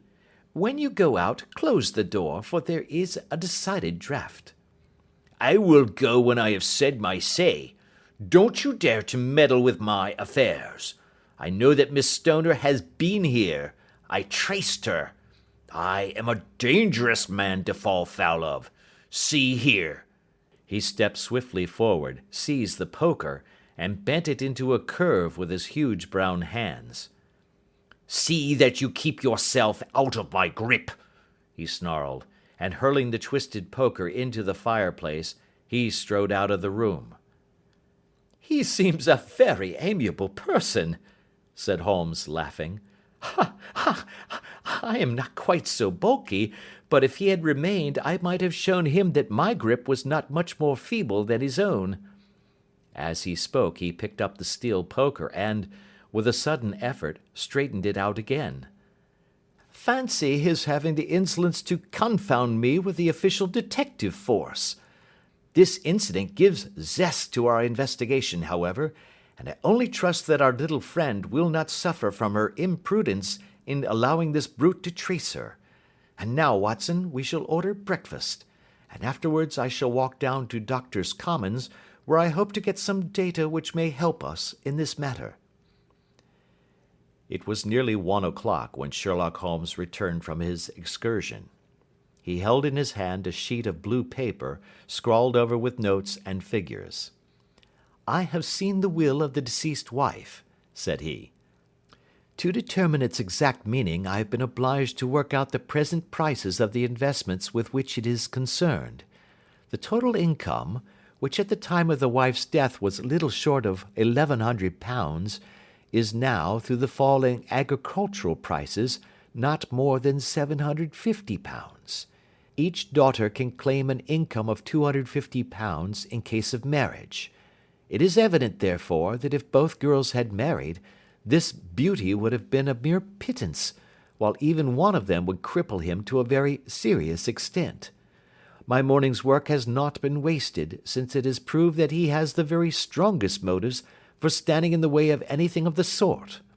And now, Watson, this is too serious for dawdling, especially as the old man is aware that we are interesting ourselves in his affairs. So if you are ready, we shall call a cab and drive to Waterloo. I should be very much obliged if you would slip your revolver into your pocket. An Ely's number 2 is an excellent argument with gentlemen who can twist steel pokers into knots. That and a toothbrush are, I think, all that we need.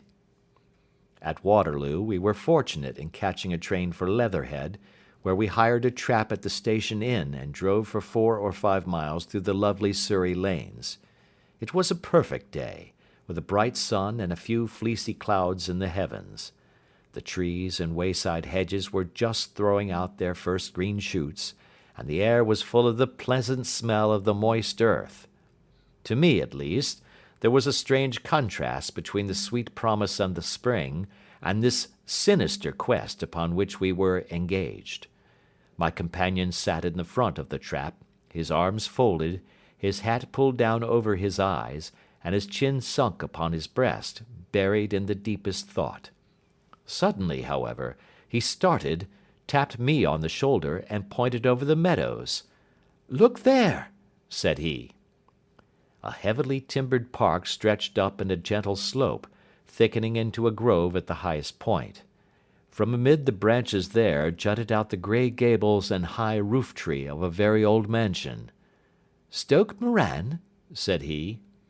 "Yes, sir, that be the house of Dr. Grimesby Roylott," remarked the driver. "There is some building going on there," said Holmes. "That is where we are going." "There's the village," said the driver, pointing to a cluster of roofs some distance to the left. "But if you want to get to the house, you'll find it shorter to get over this stile and so by the footpath over the fields. There it is, where the lady is walking."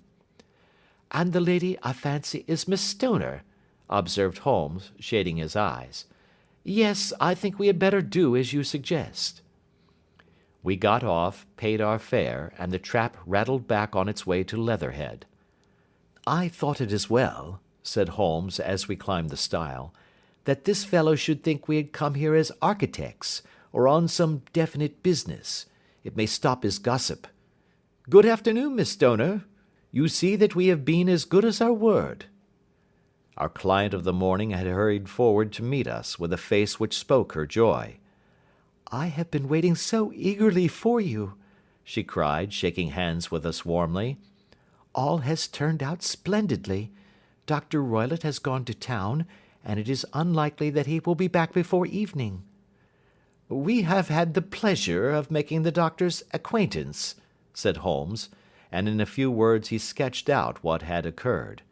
Miss Stoner turned white to the lips as she listened. "Good heavens!" she cried. "He has followed me, then?" "So it appears." "He is so cunning that I never know when I am safe from him. What will he say when he returns?" "He must guard himself, for he may find that there is someone more cunning than himself upon his track. You must lock yourself up from him tonight. If he is violent, we shall take you away to your aunt's at Harrow. Now, we must make the best use of our time, so kindly take us at once to the rooms which we are to examine." The building was of grey, lichen-blotched stone, with a high central portion and 2 curving wings like the claws of a crab, thrown out on each side. In one of these wings the windows were broken and blocked with wooden boards, while the roof was partly caved in, a picture of ruin. The central portion was in little better repair, but the right-hand block was comparatively modern, and the blinds in the windows, with the blue smoke curling up from the chimneys, showed that this was where the family resided. Some scaffolding had been erected against the end wall, and the stonework had been broken into, but there were no signs of any workmen at the moment of our visit. Holmes walked slowly up and down the ill-trimmed lawn, and examined with deep attention the outsides of the windows. "This, I take it, belongs to the room in which you used to sleep, the centre one to your sister's, and the one next to the main building to Dr. Roylott's chamber?" "Exactly so, but I am now sleeping in the middle one." "Pending the alterations, as I understand. By the way, there does not seem to be any very pressing need for repairs at that end wall." "There were none. I believe that it was an excuse to move me from my room." "Ah, that is suggestive. Now, on the other side of this narrow wing, runs the corridor from which these 3 rooms open. There are windows in it, of course. Yes, but very small ones, too narrow for anyone to pass through. As you both locked your doors at night, your rooms were unapproachable from that side. Now, would you have the kindness to go into your room and bar your shutters?" Miss Stoner did so, and Holmes, after a careful examination through the open window, endeavoured in every way to force the shutter open, but without success. There was no slit through which a knife could be passed to raise the bar. Then with his lens he tested the hinges, but they were of solid iron, built firmly into the massive masonry. Said he, scratching his chin in some perplexity. "My theory certainly presents some difficulties.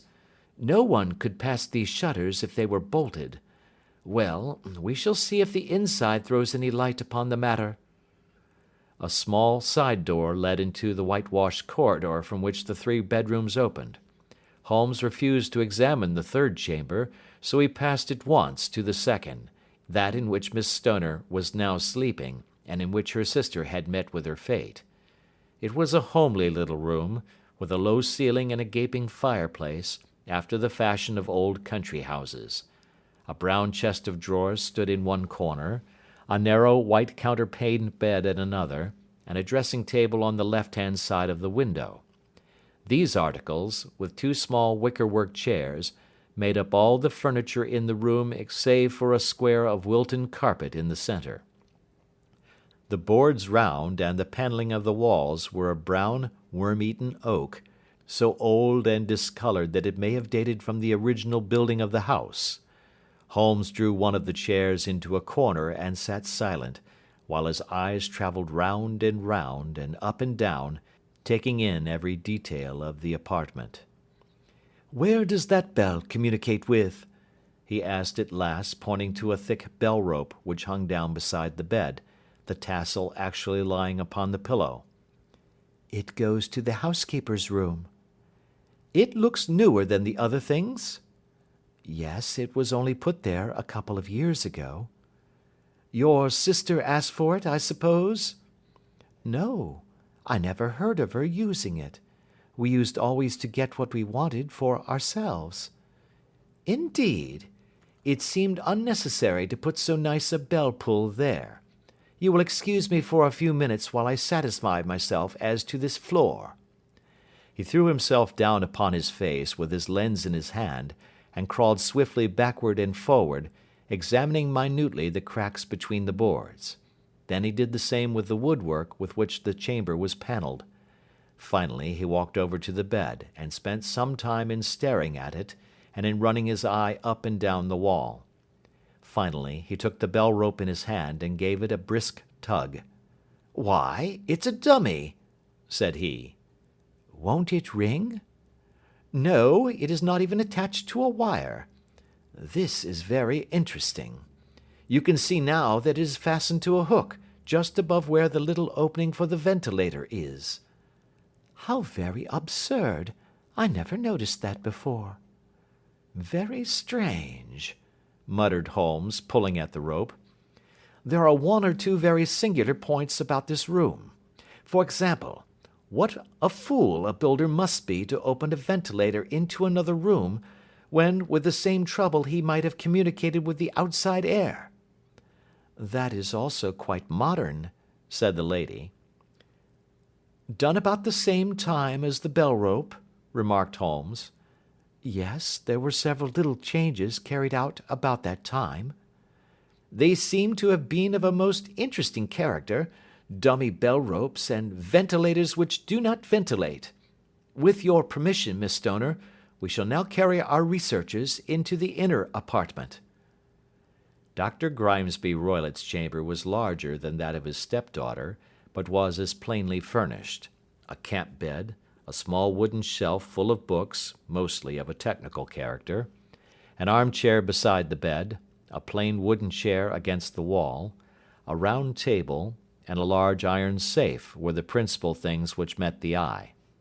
Holmes walked slowly round and examined each and all of them with the keenest interest. "What's in here?" he asked, tapping the safe. My stepfather's business papers.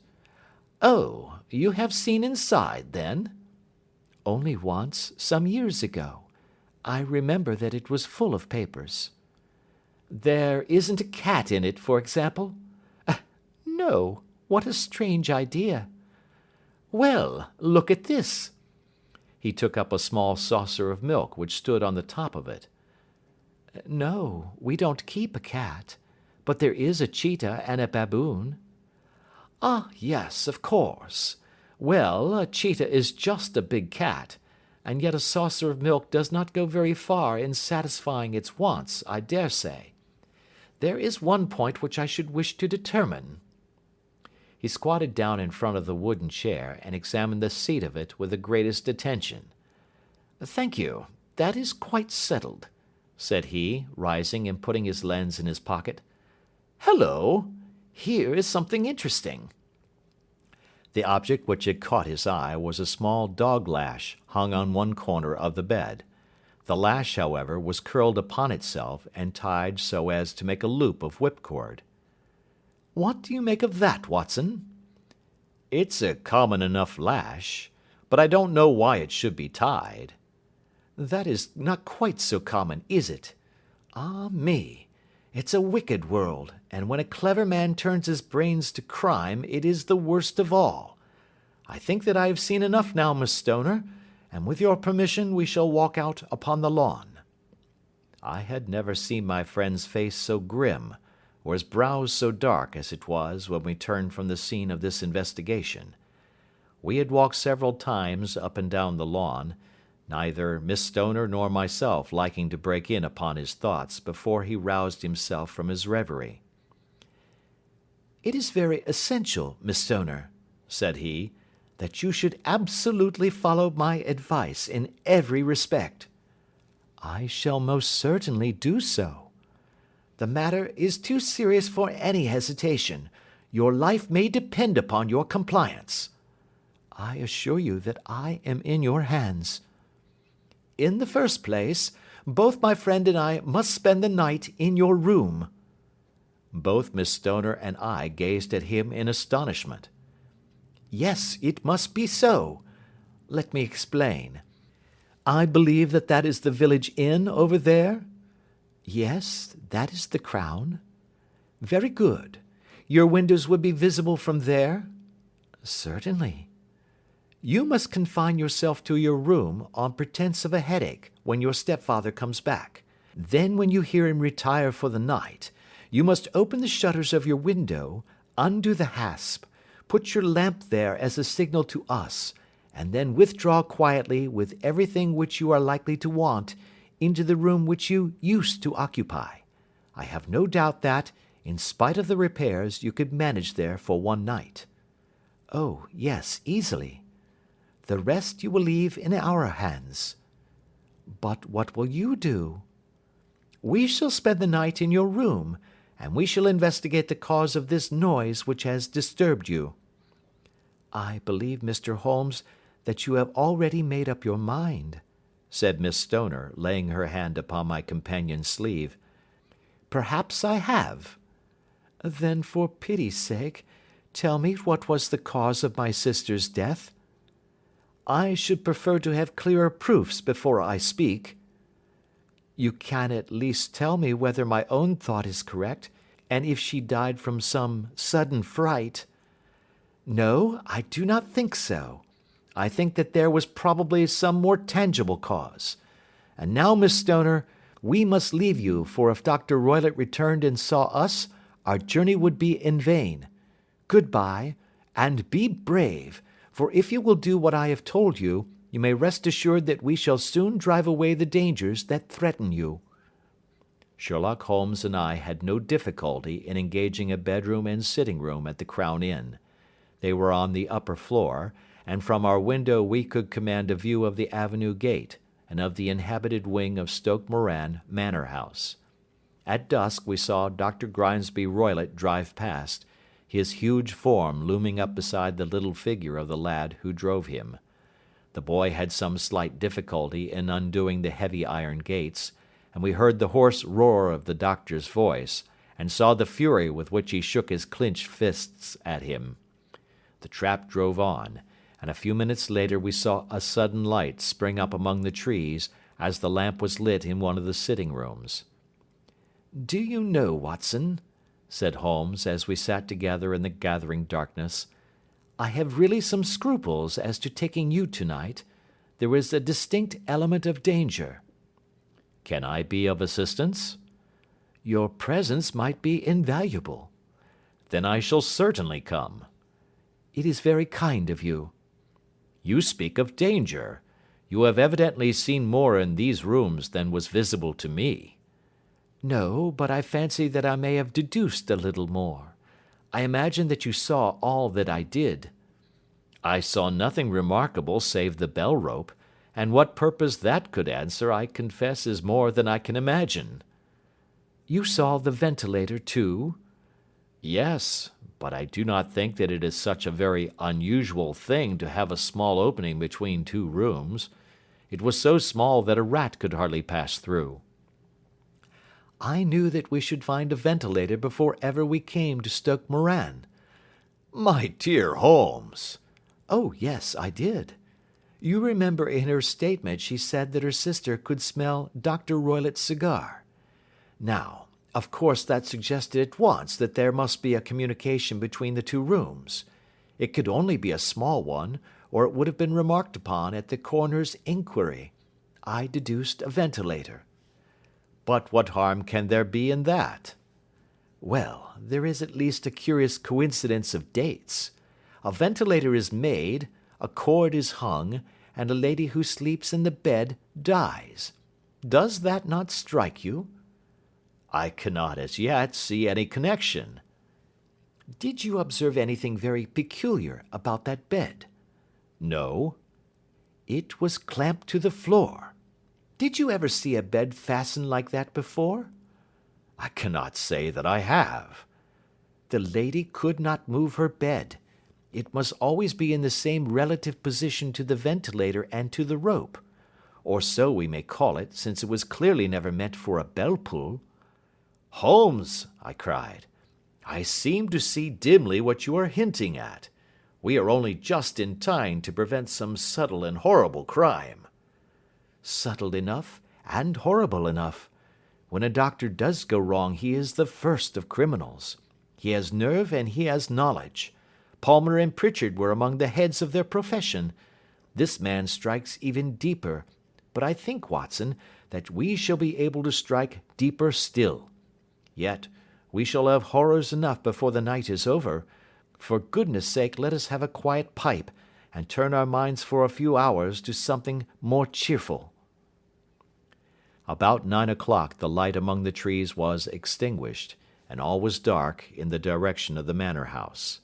2 hours passed slowly away, and then suddenly, just at the stroke of 11, a single bright light shone out right in front of us. "That is our signal," said Holmes, springing to his feet. "It comes from the middle window." As we passed out he exchanged a few words with the landlord, explaining that we were going on a late visit to an acquaintance, and that it was possible that we might spend the night there.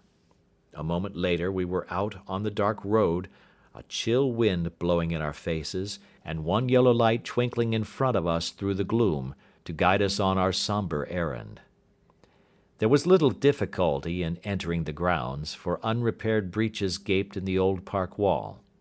Making our way among the trees, we reached the lawn, crossed it, and were about to enter through the window when out from a clump of laurel bushes there darted what seemed to be a hideous and distorted child, who threw itself upon the grass with writhing limbs and then ran swiftly across the lawn into the darkness.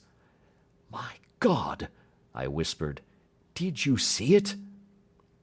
Holmes was for the moment as startled as I. His hand closed like a vice upon my wrist in his agitation. Then he broke into a low laugh and put his lips to my ear.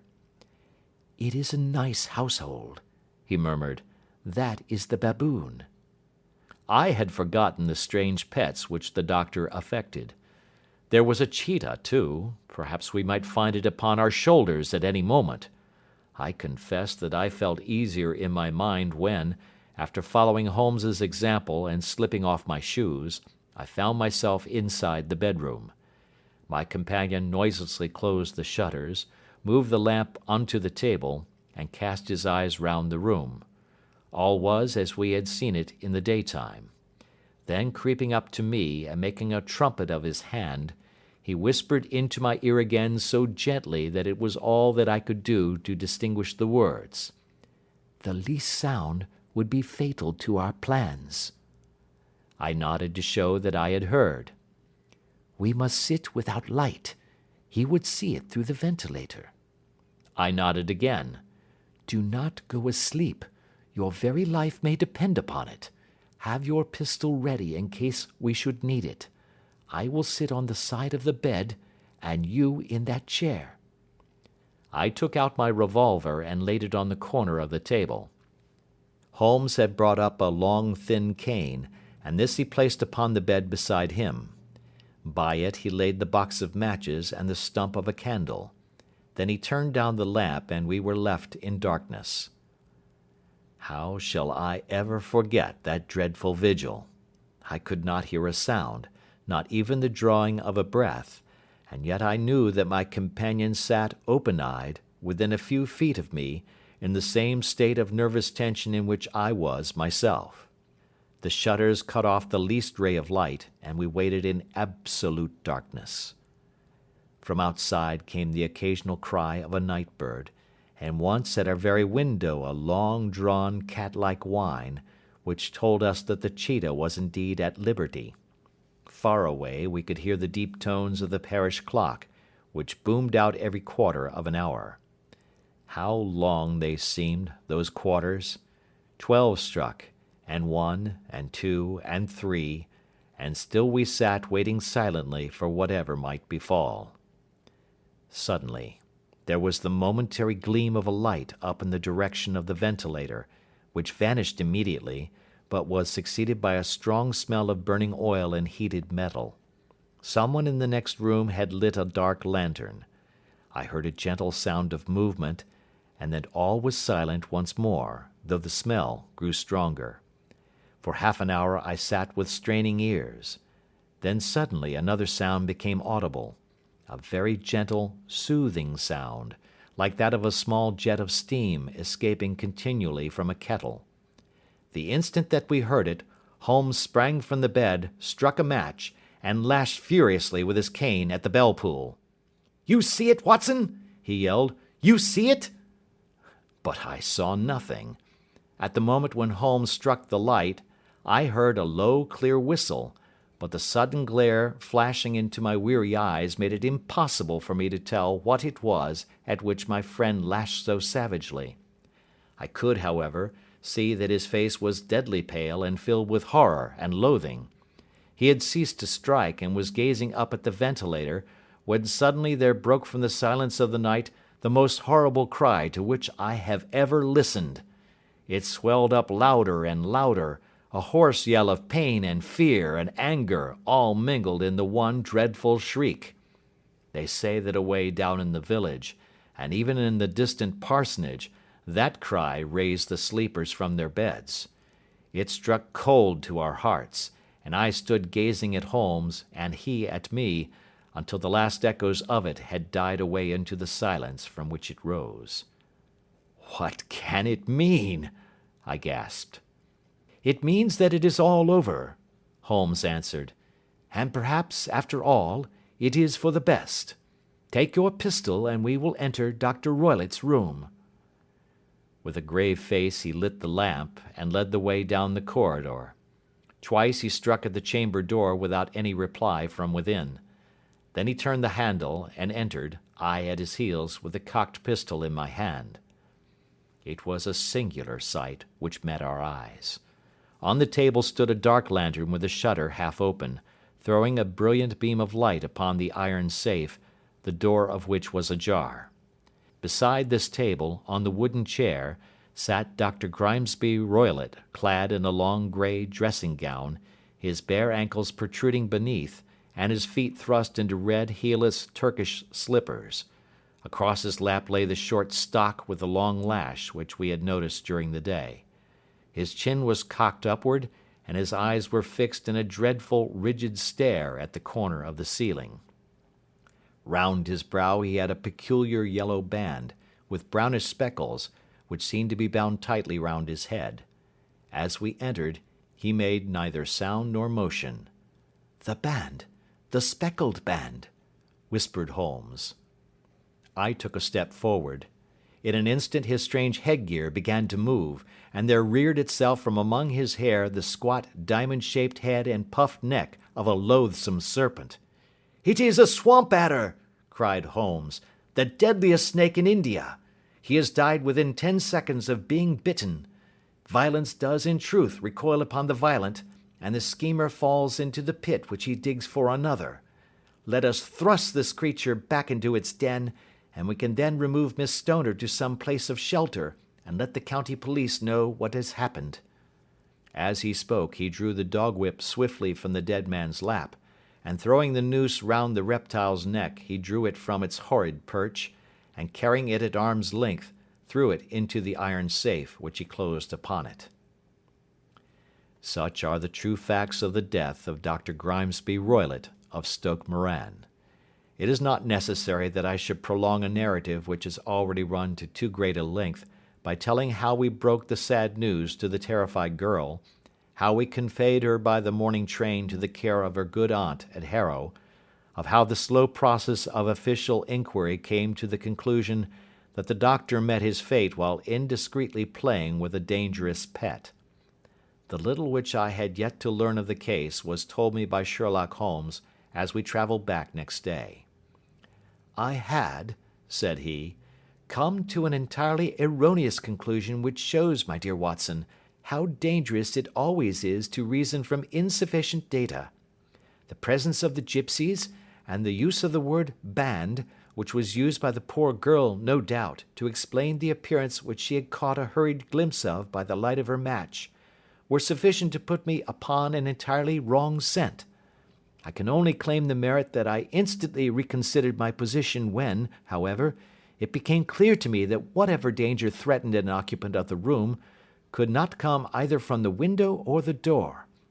My attention was speedily drawn, as I have already remarked to you, to this ventilator, and to the bell rope which hung down to the bed. The discovery that this was a dummy, and that the bed was clamped to the floor, instantly gave rise to the suspicion that the rope was there as a bridge for something passing through the hole and coming to the bed. The idea of a snake instantly occurred to me, and when I coupled it with my knowledge that the doctor was furnished with a supply of creatures from India, I felt that I was probably on the right track. The idea of using a form of poison which could not possibly be discovered by any chemical test was just such a one as would occur to a clever and ruthless man who had had an Eastern training. The rapidity with which such a poison would take effect would also, from his point of view, be an advantage. It would be a sharp-eyed coroner, indeed, who could distinguish the 2 little dark punctures which would show where the poisoned fangs had done their work. Then I thought of the whistle. Of course, he must recall the snake before the morning light revealed it to the victim. He had trained it, probably by the use of the milk which we saw, to return to him when summoned. He would put it through this ventilator at the hour that he thought best, with the certainty that it would crawl down the rope and land on the bed. It might or might not bite the occupant. Perhaps she might escape every night for a week, but sooner or later she must fall a victim. I had come to these conclusions before ever I had entered his room. An inspection of his chair showed me that he had been in the habit of standing on it, which of course would be necessary in order that he should reach the ventilator. The sight of the safe, the saucer of milk, and the loop of whipcord were enough to finally dispel any doubts which may have remained. The metallic clang heard by Miss Stoner was obviously caused by her stepfather hastily closing the door of his safe upon its terrible occupant. Having once made up my mind, you know the steps which I took in order to put the matter to the proof. I heard the creature hiss, as I have no doubt that you did also, and I instantly lit the light and attacked it. with the result of driving it through the ventilator. And also with the result of causing it to turn upon its master at the other side. Some of the blows of my cane came home and roused its snakish temper, so that it flew upon the first person it saw. In this way I am no doubt indirectly responsible for Dr. Grimesby Roylott's death, and I cannot say that it is likely to weigh very heavily upon my conscience. End of Adventure 8. Adventure 9. The Adventure of the Engineer's Thumb. Of all the problems which have been submitted to my friend, Mr. Sherlock Holmes, for solution during the years of our intimacy, there were only two which I was the means of introducing to his notice, that of Mr. Hatherley's thumb, and that of Colonel Warburton's madness. Of these the latter may have afforded a finer field for an acute and original observer, but the other was so strange in its inception, and so dramatic in its details, that it may be the more worthy of being placed upon record, even if it gave my friend fewer openings for those deductive methods of reasoning by which he achieved such remarkable results. The story has, I believe, been told more than once in the newspapers, but, like all such narratives, its effect is much less striking when set forth en bloc in a single half-column of print than when the facts slowly evolve before your own eyes, and the mystery clears gradually away as each new discovery furnishes a step which leads on to the complete truth. At the time the circumstances made a deep impression upon me, and the lapse of 2 years has hardly served to weaken the effect. It was in the summer of '89, not long after my marriage, that the events occurred which I am now about to summarize. I had returned to civil practice and had finally abandoned Holmes in his Baker Street rooms, although I continually visited him, and occasionally even persuaded him to forego his bohemian habits so far as to come and visit us. My practice had steadily increased, and as I happened to live at no very great distance from Paddington Station, I got a few patients from among the officials. One of these, whom I had cured of a painful and lingering disease, was never weary of advertising my virtues, and of endeavouring to send me on every sufferer over whom he might have any influence. One morning, at a little before 7 o'clock, I was awakened by the maid tapping at the door to announce that 2 men had come from Paddington and were waiting in the consulting room. I dressed hurriedly, for I knew by experience that railway cases were seldom trivial, and hastened downstairs. As I descended, my old ally, the guard, came out of the room and closed the door tightly behind him. "I've got him here," he whispered, jerking his thumb over his shoulder. "He's all right." "What is it, then?" I asked, for his manner suggested that it was some strange creature which he had caged up in my room. "It's a new patient," he whispered. "I thought I'd bring him round myself. Then he couldn't slip away. There he is, all safe and sound. I must go now, doctor. I have my duties just the same as you." And off he went, this trusty toot, without even giving me time to thank him. I entered my consulting room and found a gentleman seated by the table. He was quietly dressed in a suit of heather tweed, with a soft cloth cap which he had laid down upon my books. Round one of his hands he had a handkerchief wrapped, which was mottled all over with blood stains. He was young, not more than 25, I should say, with a strong masculine face, but he was exceedingly pale, and gave me the impression of a man who was suffering from some strong agitation, which it took all his strength of mind to control. "I am sorry to knock you up so early, doctor," said he, "but I have had a very serious accident during the night. I came in by train this morning, and on inquiring at Paddington as to where I might find a doctor, a worthy fellow very kindly escorted me here. I gave the maid a card, but I see that she has left it upon the side table." I took it up and glanced at it. Mr. Victor Hatherley, Hydraulic Engineer, 16A, Victoria Street, 3rd floor. That was the name, style, and abode of my morning visitor. "I regret that I have kept you waiting," said I, sitting down in my library chair. "You are fresh from a night journey, I understand, which is in itself a monotonous occupation." "Oh, my night could not be called monotonous," said he, and laughed. He laughed very heartily, with a high, ringing note, leaning back in his chair and shaking his sides. All my medical instincts rose up against that laugh.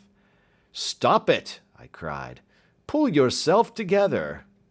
And I poured out some water from a carafe. It was useless, however. He was off in one of those hysterical outbursts which come upon a strong nature when some great crisis is over and gone. Presently he came to himself once more, very weary and pale looking. "I have been making a fool of myself," he gasped. "Not at all. Drink this." I dashed some brandy into the water, and the color began to come back to his bloodless cheeks. "That's better," said he. "And now, doctor, perhaps you would kindly attend to my thumb, or rather to the place where my thumb used to be?" He unwound the handkerchief and held out his hand. It gave even my hardened nerves a shudder to look at it. There were 4 protruding fingers and a horrid red, spongy surface where the thumb should have been. It had been hacked or torn right out from the roots. "Good heavens!" I cried. "This is a terrible injury. It must have bled considerably." "Yes, it did. I fainted when it was done, and I think that I must have been senseless for a long time. When I came to, I found that it was still bleeding, so I tied one end of my handkerchief very tightly round the wrist and braced it up with a twig." "Excellent. You should have been a surgeon." "It is a question of hydraulics, you see, and came within my own province." "This has been done," said I, examining the wound, "by a very heavy and sharp instrument." "A thing like a cleaver," said he. "An accident, I presume." "By no means." "What? A murderous attack?" "Very murderous indeed." "You horrify me." I sponged the wound, cleaned it, dressed it, and finally covered it over with cotton wadding and carbolized bandages. He lay back without wincing, though he bit his lip from time to time. "How is that?" I asked when I had finished. "Capital. Between your brandy and your bandage, I feel a new man. I was very weak, but I have had a good deal to go through." "Perhaps you had better not speak of the matter. It is evidently trying to your nerves." "Oh, no, not now. I shall have to tell my tale to the police. But, between ourselves, if it were not for the convincing evidence of this wound of mine, I should be surprised if they believed my statement, for it is a very extraordinary one, and I have not much in the way of proof with which to back it up. And even if they believe me, the clues which I can give them are so vague that it is a question whether justice will be done." "Ha!" cried I. "If it is anything in the nature of a problem which you desire to see solved, I should strongly recommend you to come to my friend, Mr. Sherlock Holmes, before you go to the official police." "Oh, I have heard of that fellow," answered my visitor, "and I should be very glad if he would take the matter up, though of course I must use the official police as well. Would you give me an introduction to him?" "I'll do better. I'll take you round to him myself." "I should be immensely obliged to you." "We'll call a cab and go together. We shall just be in time to have a little breakfast with him. Do you feel equal to it?" "Yes, I shall not feel easy until I have told my story." "Then my servant will call a cab and I shall be with you in an instant." I rushed upstairs, explained the matter shortly to my wife, and in 5 minutes was inside a hansom driving with my new acquaintance to Baker Street. Sherlock Holmes was, as I expected, lounging about his sitting room in his dressing gown, reading the agony column of the Times and smoking his before-breakfast pipe, which was composed of all the plugs and dottles left from his smokes of the day before, all carefully dried and collected on the corner of the mantelpiece. He received us in his quietly genial fashion, ordered fresh rashers and eggs, and joined us in a hearty meal. When it was concluded, he settled our new acquaintance upon the sofa, placed a pillow beneath his head, and laid a glass of brandy and water within his reach. "It is easy to see that your experience has been no common one, Mr. Hatherley," said he. "Pray lie down there and make yourself absolutely at home. Tell us what you can, but stop when you are tired and keep up your strength with a little stimulant." "Thank you," said my patient, "but I have felt another man since the doctor bandaged me, and I think that your breakfast has completed the cure. I shall take up as little of your valuable time as possible, so I shall start at once upon my peculiar experiences." Holmes sat in his big armchair with the weary, heavy-lidded expression which veiled his keen and eager nature, while I sat opposite to him, and we listened in silence to the strange story which our visitor detailed to us. "You must know," said he, "that I am an orphan and a bachelor, residing alone in lodgings in London. By profession I am a hydraulic engineer, and I have had considerable experience of my work during the 7 years that I was apprenticed to Venner and Matheson, the well-known firm of Greenwich. 2 years ago, having served my time, and having also come into a fair sum of money through my poor father's death, I determined to start in business for myself, and took professional chambers in Victoria Street. I suppose that everyone finds his first independent start in business a dreary experience. To me, it has been exceptionally so. During 2 years I have had 3 consultations and 1 small job, and that is absolutely all that my profession has brought me. My gross takings amount to £27 10s. Every day, from 9 in the morning until 4 in the afternoon, I waited in my little den, until at last my heart began to sink, and I came to believe that I should never have any practice at all. Yesterday, however, just as I was thinking of leaving the office, my clerk entered to say there was a gentleman waiting, who wished to see me upon business. He brought up a card, too, with the name of Colonel Lysander Stark engraved upon it. Close at his heels came the colonel himself, a man rather over the middle size, but of an exceeding thinness. I do not think that I have ever seen so thin a man.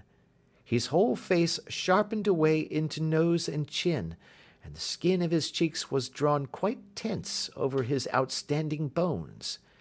Yet this emaciation seemed to be his natural habit, and due to no disease, for his eye was bright, his step brisk, and his bearing assured. He was plainly but neatly dressed, and his age, I should judge, would be nearer 40 than 30. "Mr. Hatherley," said he, with something of a German accent, "you have been recommended to me, Mr. Hatherley, as being a man who is not only proficient in his profession, but is also discreet and capable of preserving a secret." I bowed, feeling as flattered as any young man would at such an address. "May I ask who it was who gave me so good a character?" "Well, perhaps it is better that I should not tell you that just at this moment. I have it from the same source that you are both an orphan and a bachelor, and are residing alone in London." "That is quite correct," I answered, "but you will excuse me if I say that I cannot see how all this bears upon my professional qualifications. I understand that it was on a professional matter that you wished to speak to me?" "Undoubtedly so, but you will find that all I say is really to the point. I have a professional commission for you, but absolute secrecy is quite essential. Absolute secrecy, you understand, and of course we may expect that more from a man who is alone than from one who lives in the bosom of his family." "If I promise to keep a secret," said I, "you may absolutely depend upon my doing so." He looked very hard at me as I spoke, and it seemed to me that I had never seen so suspicious and questioning an eye. "Do you promise, then?" said he at last. Yes, I promise. Absolute and complete silence before, during, and after? No reference to the matter at all, either in word or writing? I have already given you my word. Very good. He suddenly sprang up, and darting like lightning across the room, he flung open the door. The passage outside was empty. That's all right, said he, coming back. I know that clerks are sometimes curious as to their master's affairs. Now we can talk in safety. He drew up his chair very close to mine, and began to stare at me again with the same questioning and thoughtful look. A feeling of repulsion and of something akin to fear had begun to rise within me at the strange antics of this fleshless man. Even my dread of losing a client could not restrain me from showing my impatience. I beg that you will state your business, sir, said I. My time is of value. Heaven forgive me for that last sentence, but the words came to my lips. How would 50 guineas for a night's work suit you? He asked. Most admirably. I say a night's work, but an hour's would be nearer the mark. I simply want your opinion about a hydraulic stamping machine which has got out of gear. If you show us what is wrong, we shall soon set it right ourselves. What do you think of such a commission as that? The work appears to be light and the pay munificent. Precisely so. We shall want you to come tonight by the last train. Where to? To Eyford in Berkshire. It is a little place near the borders of Oxfordshire and within 7 miles of Reading. There is a train from Paddington which would bring you there at about 11:15. Very good. I shall come down in a carriage to meet you. There is a drive, then? Yes, our little place is quite out in the country. It is a good 7 miles from Eyford Station. Then we can hardly get there before midnight. I suppose there would be no chance of a train back. I should be compelled to stop the night. Yes, we could easily give you a shakedown. That is very awkward. Could I not come at some more convenient hour? We have judged it best that you should come late. It is to recompense you for any inconvenience that we are paying to you, a young and unknown man, a fee which would buy an opinion from the very heads of your profession. Still, of course, if you would like to draw out of the business, there is plenty of time to do so. I thought of the 50 guineas, and of how useful they would be to me. Not at all, said I. I shall be very happy to accommodate myself to your wishes. I should like, however, to understand a little more clearly what it is that you wish me to do. Quite so. It is very natural that the pledge of secrecy which we have exacted from you should have aroused your curiosity. I have no wish to commit you to anything without your having it all laid before you. I suppose that we are absolutely safe from eavesdroppers? Entirely. Then the matter stands thus.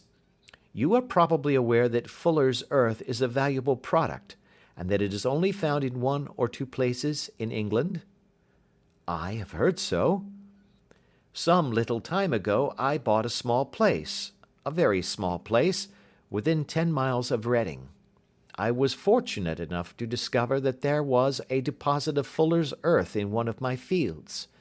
On examining it, however, I found that this deposit was a comparatively small one, and that it formed a link between 2 very much larger ones upon the right and left, both of them, however, in the grounds of my neighbours. These good people were absolutely ignorant that their land contained that which was quite as valuable as a gold mine. Naturally, it was to my interest to buy their land before they discovered its true value, but unfortunately I had no capital by which I could do this.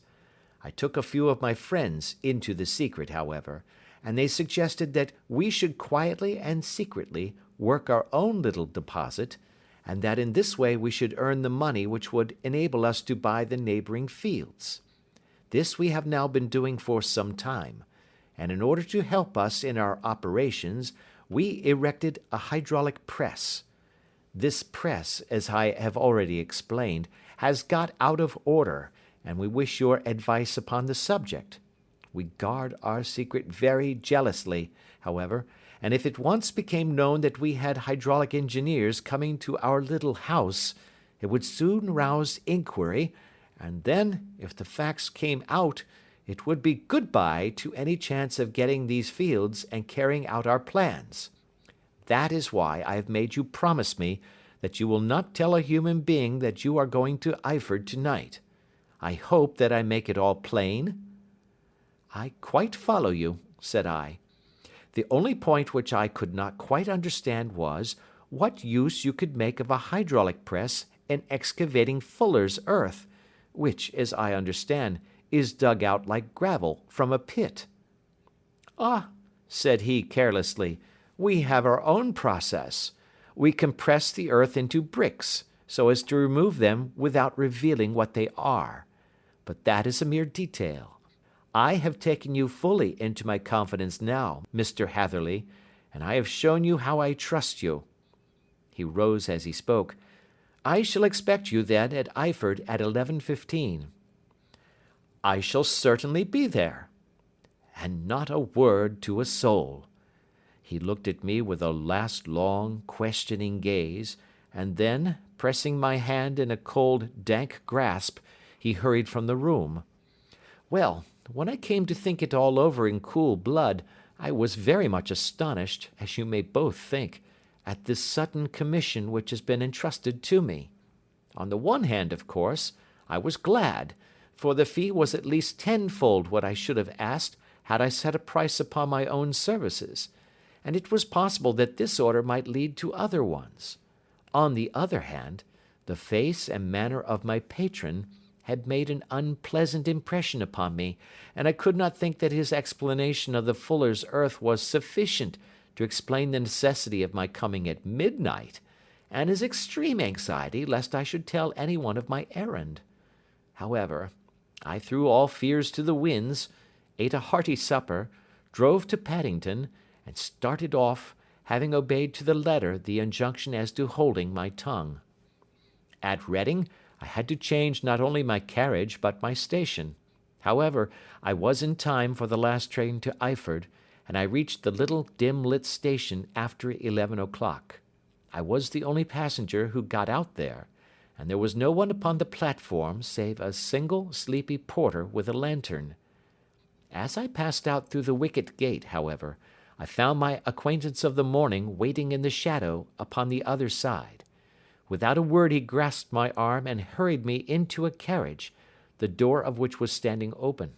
He drew up the windows on either side, tapped on the woodwork, and away we went as fast as the horse could go. "One horse?" interjected Holmes. "Yes, only one." "Did you observe the colour?" "Yes, I saw it by the side lights when I was stepping into the carriage.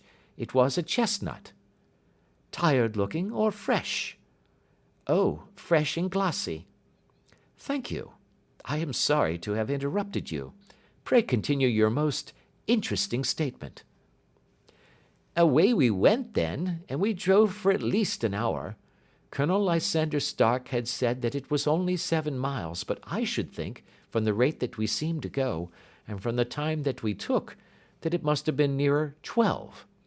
He sat at my side in silence all the time, and I was aware, more than once when I glanced in his direction, that he was looking at me with great intensity. The country road seemed to be not very good in that part of the world, for we lurched and jolted terribly. I tried to look out of the windows to see something of where we were, but they were made of frosted glass, and I could make out nothing save the occasional bright blur of a passing light. Now and then I hazarded some remark to break the monotony of the journey, but the colonel answered only in monosyllables, and the conversation soon flagged. At last, however, the bumping of the road was exchanged for the crisp smoothness of a gravelled drive, and the carriage came to a stand. Colonel Lysander Stark sprang out, and, as I followed after him, pulled me swiftly into a porch which gaped in front of us. we stepped, as it were, right out of the carriage and into the hall, so that I failed to catch the most fleeting glance of the front of the house. The instant that I had crossed the threshold, the door slammed heavily behind us, and I heard faintly the rattle of the wheels as the carriage drove away. It was pitch dark inside the house, and the colonel fumbled about looking for matches and muttering under his breath. Suddenly a door opened at the other end of the passage, and a long, golden bar of light shot out in our direction. It grew broader, and a woman appeared with a lamp in her hand, which she held above her head, pushing her face forward and peering at us. I could see that she was pretty, and from the gloss with which the light shone upon her dark dress, I knew that it was a rich material. She spoke a few words in a foreign tongue, in a tone as though asking a question, and when my companion answered in a gruff monosyllable, she gave such a start that the lamp nearly fell from her hand. Colonel Stark went up to her, whispered something in her ear, and then, pushing her back into the room from whence she had come, he walked towards me again with the lamp in his hand. "Perhaps you will have the kindness to wait in this room for a few minutes," said he, throwing open another door. It was a quiet, little, plainly furnished room, with a round table in the centre, on which several German books were scattered. Colonel Stark laid down the lamp on the top of a harmonium beside the door. "I shall not keep you waiting an instant," said he, and vanished into the darkness. I glanced at the books upon the table, and in spite of my ignorance of German I could see that 2 of them were treatises on science, the others being volumes of poetry. Then I walked across to the window, hoping that I might catch some glimpse of the countryside, but an oak shutter, heavily barred, was folded across it. It was a wonderfully silent house. There was an old clock ticking loudly somewhere in the passage, but otherwise everything was deadly still. A vague feeling of uneasiness began to steal over me. Who were these German people, and what were they doing living in this strange, out-of-the-way place? And where was the place? I was 10 miles or so from Eyford, that was all I knew, but whether north, south, east, or west, I had no idea. For that matter, Reading, and possibly other large towns, were within that radius, so the place might not be so secluded after all. Yet it was quite certain, from the absolute stillness, that we were in the country. I paced up and down the room, humming a tune under my breath to keep up my spirits, and feeling that I was thoroughly earning my 50-guinea fee. Suddenly, without any preliminary sound in the midst of the utter stillness, the door of my room swung slowly open. The woman was standing in the aperture, the darkness of the hall behind her, the yellow light from my lamp beating upon her eager and beautiful face. I could see at a glance that she was sick with fear, and the sight sent a chill to my own heart. She held up one shaking finger to warn me to be silent, and she shot a few whispered words of broken English at me, her eyes glancing back, like those of a frightened horse, into the gloom behind her. "I would go," said she, trying hard, as it seemed to me, to speak calmly. "I would go. I should not stay here. There is no good for you to do." "But, madam," said I have not yet done what I came for. I cannot possibly leave until I have seen the machine." "It is not worth your while to wait," she went on. "You can pass through the door, no one hinders."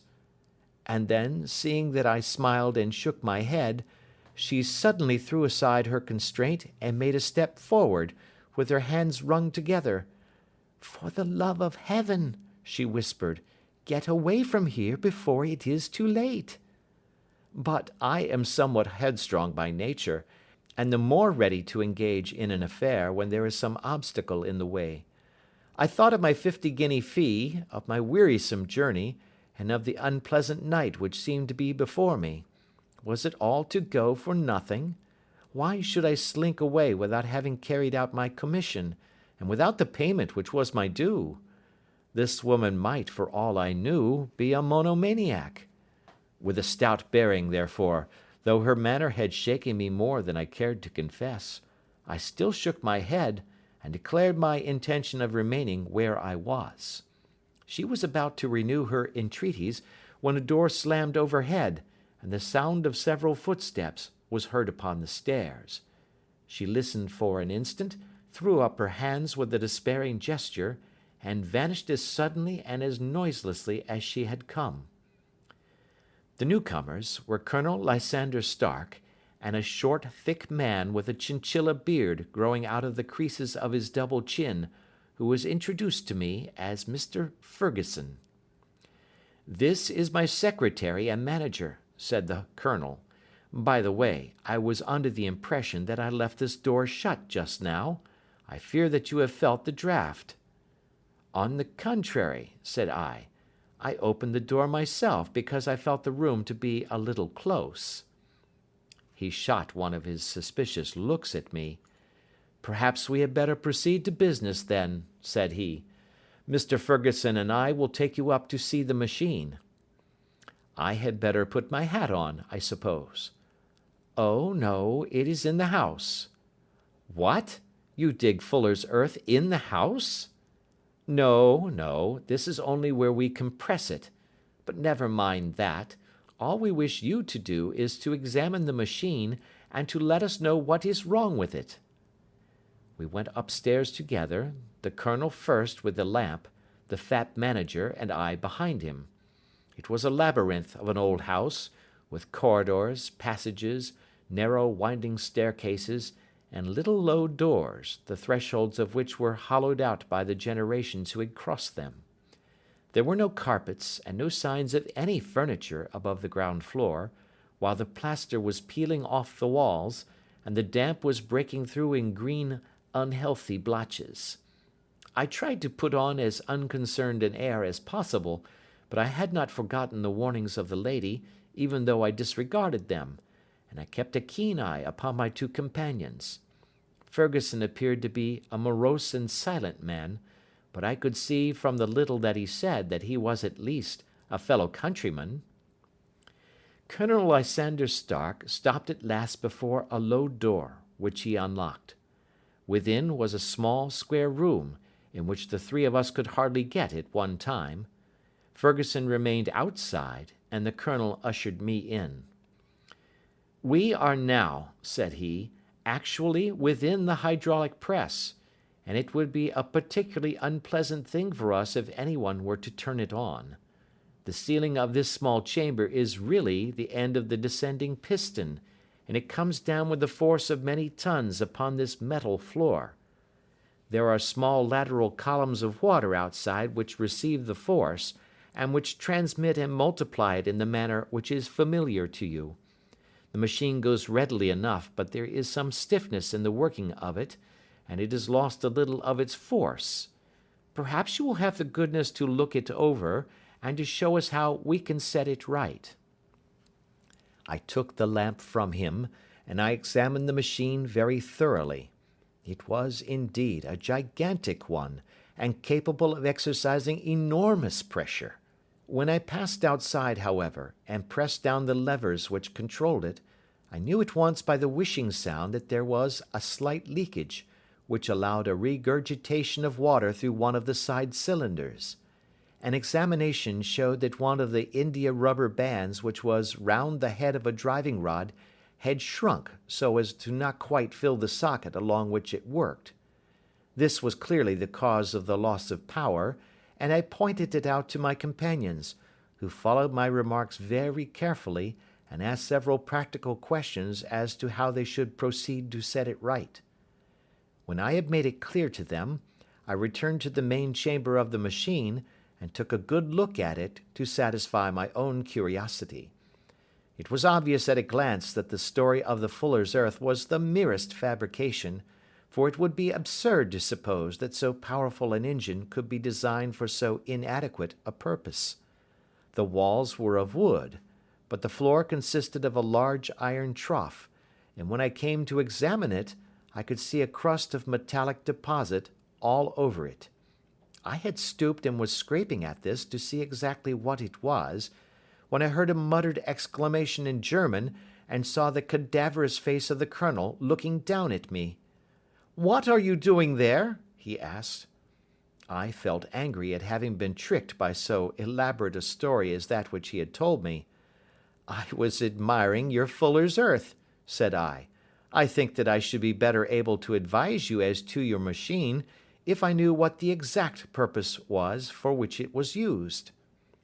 The instant that I uttered the words, I regretted the rashness of my speech. His face set hard, and a baleful light sprang up in his grey eyes. "Very well," said he, "you shall know all about the machine."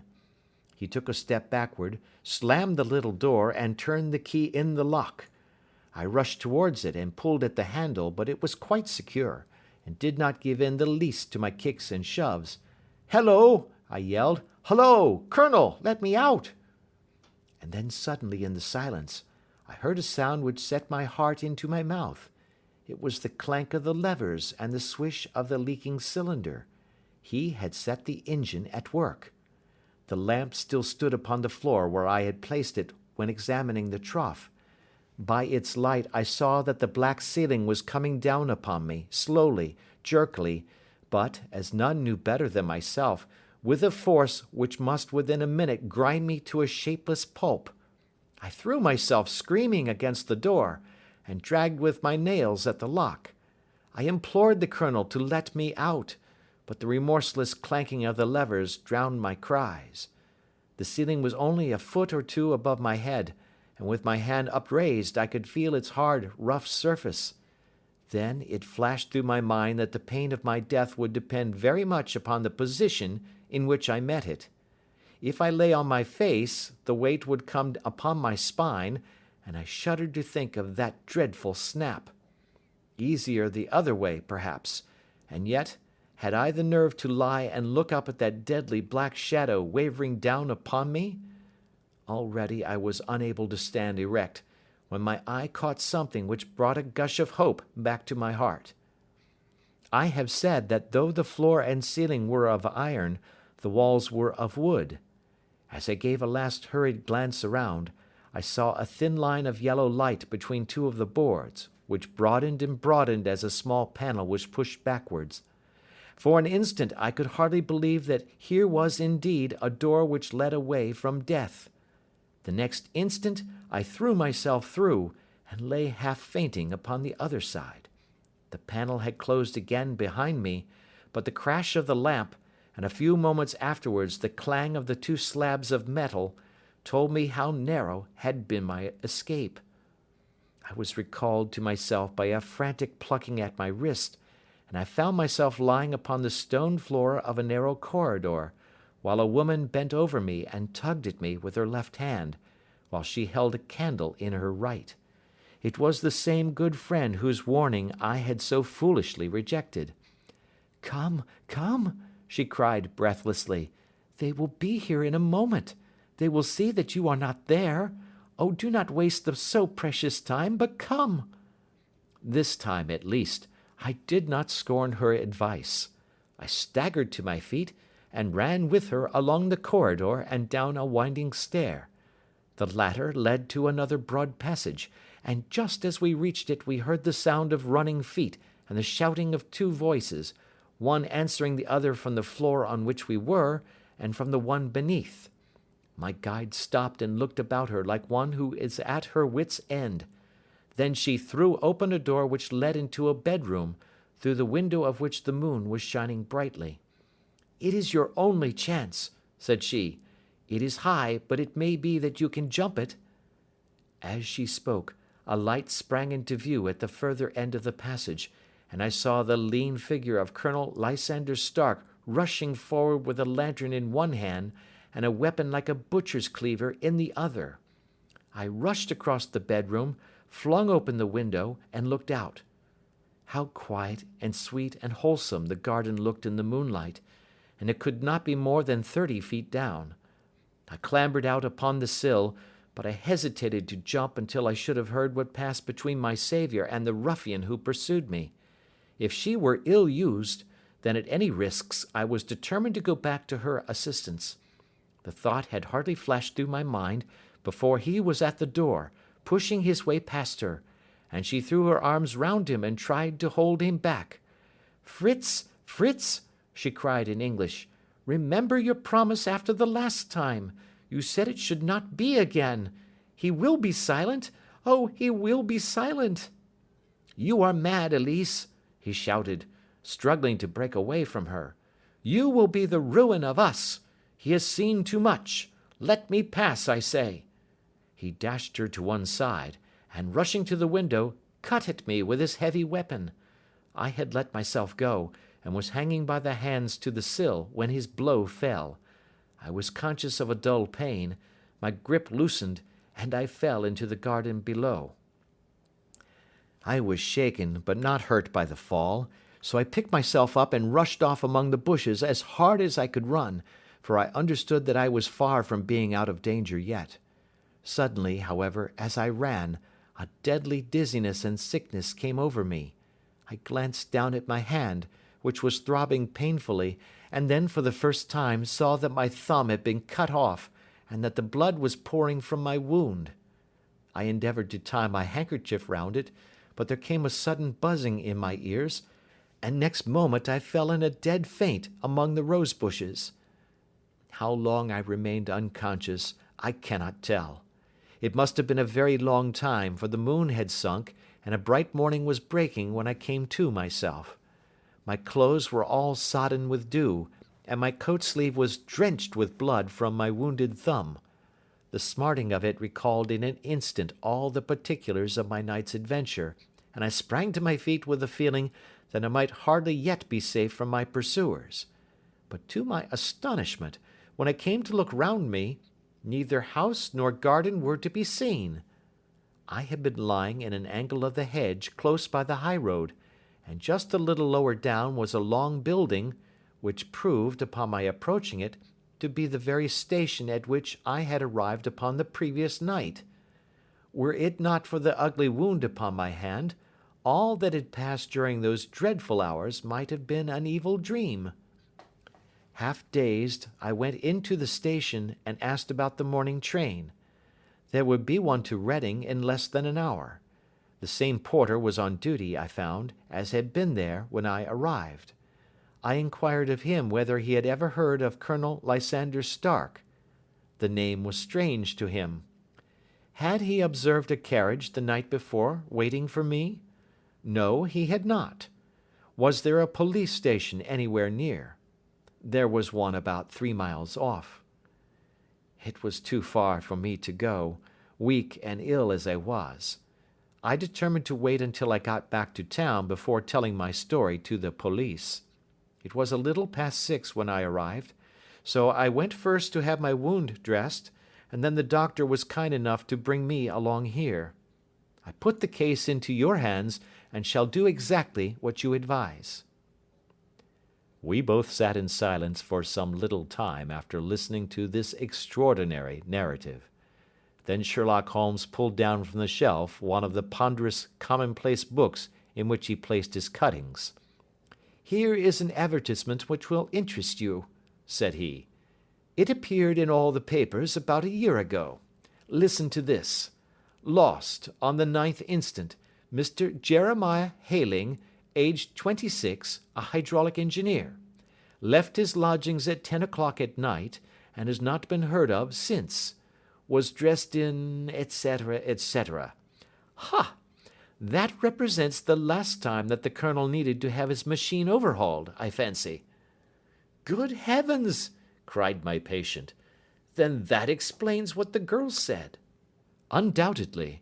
It is quite clear that the Colonel was a cool and desperate man, who was absolutely determined that nothing should stand in the way of his little game, like those out-and-out pirates who will leave no survivor from a captured ship. Well, every moment now is precious, so if you feel equal to it, we shall go down to Scotland Yard at once as a preliminary to starting for Eyford." Some 3 hours or so afterwards we were all in the train together, bound from Reading to the little Berkshire village. There were Sherlock Holmes, the hydraulic engineer, Inspector Bradstreet of Scotland Yard, a plain-clothes man, and myself. Bradstreet had spread an ordnance map of the county out upon the seat, and was busy with his compasses drawing a circle with Iford for its centre. "There you are," said he. "That circle is drawn at a radius of 10 miles from the village. The place we want must be somewhere near that line. You said 10 miles, I think, sir?" "It was an hour's good drive." "And you think that they brought you back all that way when you were unconscious?" "They must have done so.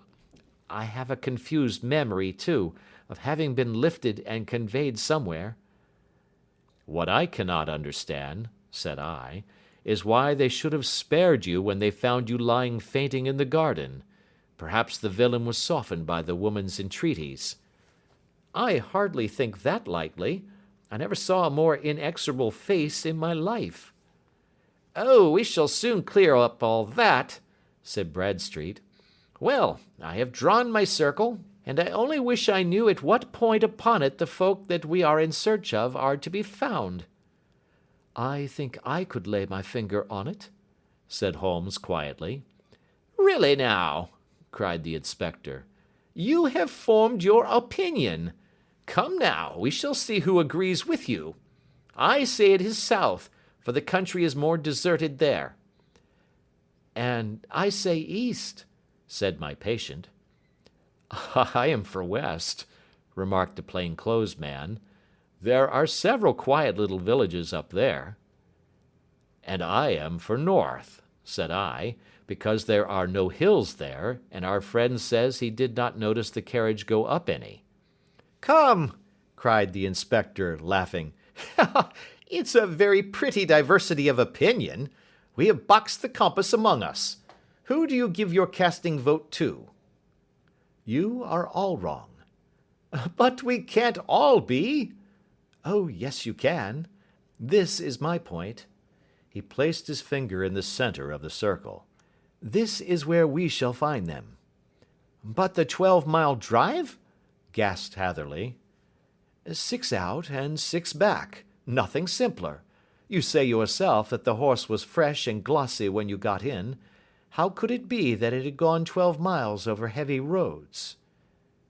"Indeed, it is a likely ruse enough," observed Bradstreet thoughtfully. "Of course, there can be no doubt as to the nature of this gang." "None at all," said Holmes. "They are coiners on a large scale, and have used the machine to form the amalgam which has taken the place of silver." "We have known for some time that a clever gang was at work," said the inspector. "They have been turning out half-crowns by the thousand.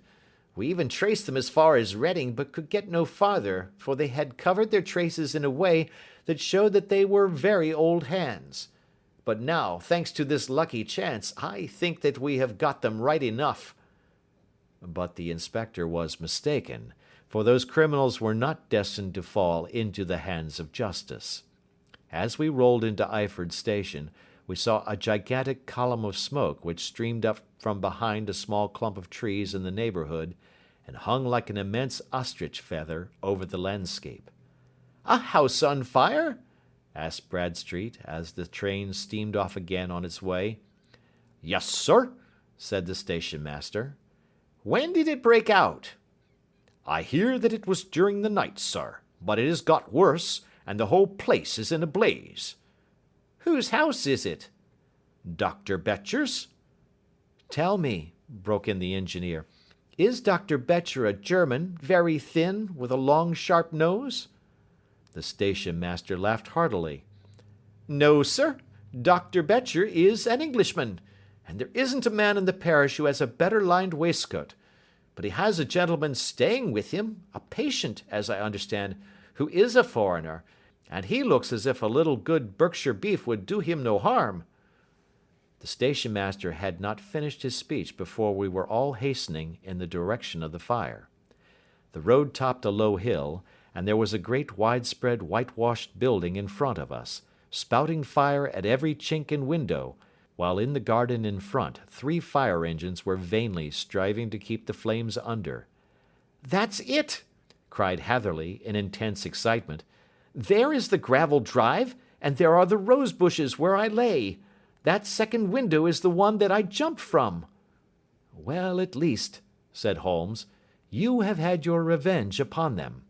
There can be no question that it was your oil lamp which, when it was crushed in the press, set fire to the wooden walls, though no doubt they were too excited in the chase after you to observe it at the time. Now keep your eyes open in this crowd for your friends of last night, though I very much fear that they are a good 100 miles off by now." And Holmes's fears came to be realized, for from that day to this no word has ever been heard either of the beautiful woman, the sinister German, or the morose Englishman. Early that morning a peasant had met a cart containing several people and some very bulky boxes driving rapidly in the direction of Reading, but there all traces of the fugitives disappeared, and even Holmes's ingenuity failed ever to discover the least clue as to their whereabouts. The firemen had been much perturbed at the strange arrangements which they had found within, and still more so by discovering a newly severed human thumb upon a window-sill of the second floor. About sunset, however, their efforts were at last successful, and they subdued the flames, but not before the roof had fallen in, and the whole place been reduced to such absolute ruin that, save some twisted cylinders and iron piping, not a trace remained of the machinery which had cost our unfortunate acquaintance so dearly. Large masses of nickel and of tin were discovered stored in an outhouse, but no coins were to be found, which may have explained the presence of those bulky boxes which have been already referred to. How our hydraulic engineer had been conveyed from the garden to the spot where he recovered his senses might have remained forever a mystery were it not for the soft mould, which told us a very plain tale. He had evidently been carried down by two persons, one of whom had remarkably small feet, and the other unusually large ones. On the whole, it was most probable that the silent Englishman, being less bold or less murderous than his companion, had assisted the woman to bear the unconscious man out of the way of danger. "Well," said our engineer ruefully, as we took our seats to return once more to London, "it has been a pretty business for me. I have lost my thumb, and I have lost a 50-guinea fee, and what have I gained?" "Experience," said Holmes, laughing. "Indirectly it may be of value, you know. You have only to put it into words to gain the reputation of being excellent company for the remainder of your existence." End of Adventure 9. Adventure 10. The Adventure of the Noble Bachelor. The Lord St. Simon marriage, and its curious termination, have long ceased to be a subject of interest in those exalted circles in which the unfortunate bridegroom moves, and their more piquant details have drawn the gossips away from this 4-year-old drama. As I have reason to believe, however, that the full facts have never been revealed to the general public, and as my friend Sherlock Holmes had a considerable share in clearing the matter up, I feel that no memoir of him would be complete without some little sketch of this remarkable episode. It was a few weeks before my own marriage, during the days when I was still sharing rooms with Holmes in Baker Street, that he came home from an afternoon stroll to find a letter on the table waiting for him. I had remained indoors all day, for the weather had taken a sudden turn to rain, with high autumnal winds, and the Jezeel bullet which I had brought back in one of my limbs as a relic of my Afghan campaign throbbed with dull persistence. With my body in one easy chair and my legs upon another, I had surrounded myself with a cloud of newspapers, until at last, saturated with the news of the day, I tossed them all aside and lay listless, watching the huge crest and monogram upon the envelope upon the table, and wondering lazily who my friend's noble correspondent could be. "Here is a very fashionable epistle," I remarked as he entered. "Your morning letters, if I remember right, were from a fishmonger and a tide-waiter." "Yes, my correspondence has certainly the charm of variety," he answered, smiling, "and the humbler are usually the more interesting. This looks like one of those unwelcome social summonses which call upon a man either to be bored or to lie. He broke the seal and glanced over the contents. Oh, come, it may prove to be something of interest after all. Not social, then? No, distinctly professional. And from a noble client? One of the highest in England. My dear fellow, I congratulate you. I assure you, Watson, without affectation, that the status of my client is a matter of less moment to me than the interest of his case. It is just possible, however, that also may not be wanting in this new investigation. You have been reading the papers diligently of late, have you not? It looks like it, said I ruefully, pointing to a huge bundle in the corner. I have had nothing else to do. It is fortunate, for you will perhaps be able to post me up. I read nothing except the criminal news and the agony column. The latter is always instructive. But if you have followed recent events so closely, you must have read about Lord St. Simon and his wedding? Oh, yes, with the deepest interest. That is well. The letter which I hold in my hand is from Lord St. Simon. I will read it to you, and in return you must turn over these papers and let me have whatever bears upon the matter. This is what he says. My dear Mr. Sherlock Holmes, Lord Backwater tells me that I may place implicit reliance upon your judgment and discretion. I have determined, therefore, to call upon you and to consult you in reference to the very painful event which has occurred in connection with my wedding. Mr. Lestrade, of Scotland Yard, is acting already in the matter, but he assures me that he sees no objection to your cooperation, and that he even thinks that it might be of some assistance. I will call at 4 o'clock in the afternoon, and should you have any other engagement at that time, I hope that you will postpone it, as this matter is of paramount importance. Yours faithfully, St. Simon. It is dated from Grosvenor Mansions, written with a quill pen, and the noble lord has had the misfortune to get a smear of ink upon the outer side of his right little finger, remarked Holmes as he folded up the epistle. He says 4 o'clock. It is 3 now. He will be here in an hour. Then I have just time, with your assistance, to get clear upon the subject. Turn over those papers and arrange the extracts in their order of time, while I take a glance as to who our client is. He picked a red-covered volume from a line of books of reference beside the mantelpiece. Here he is, said he, sitting down and flattening out upon his knee. Lord Robert Walsingham de Vere St. Simon, second son of the Duke of Balmoral. Arms, azure, 3 caltrops in chief over a fess sable. Born in 1846. He's 41 years of age, which is mature for marriage. Was Under-Secretary for the Colonies in a late administration. The Duke, his father, was at one time Secretary for Foreign Affairs. They inherit Plantagenet blood by direct descent, and Tudor on the distaff side. Ha! Well, there is nothing very instructive in all this. I think that I must turn to you, Watson, for something more solid. I have very little difficulty in finding what I want, said I, for the facts are quite recent, and the matter struck me as remarkable. I feared to refer them to you, however, as I knew that you had an inquiry on hand and that you disliked the intrusion of other matters.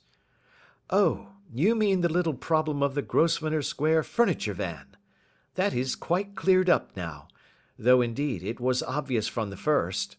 Pray give me the results of your newspaper selections. Here is the first notice which I can find. It is in the personal column of the Morning Post and dates, as you see, some weeks back. A marriage has been arranged, it says, and will, if rumour is correct, very shortly take place between Lord Robert St. Simon, second son of the Duke of Balmoral, and Miss Hattie Doran, the only daughter of Aloysius Doran, Esquire, of San Francisco, California, USA. That is all. Terse and to the point, remarked Holmes, stretching his long thin legs towards the fire. There was a paragraph amplifying this in one of the society papers of the same week. Ah, here it is. There will soon be a call for protection in the marriage market, for the present free trade principle appears to tell heavily against our home product. One by one the management of the noble houses of Great Britain is passing into the hands of our fair cousins from across the Atlantic. An important addition has been made during the last week to the list of the prizes which have been borne away by these charming invaders.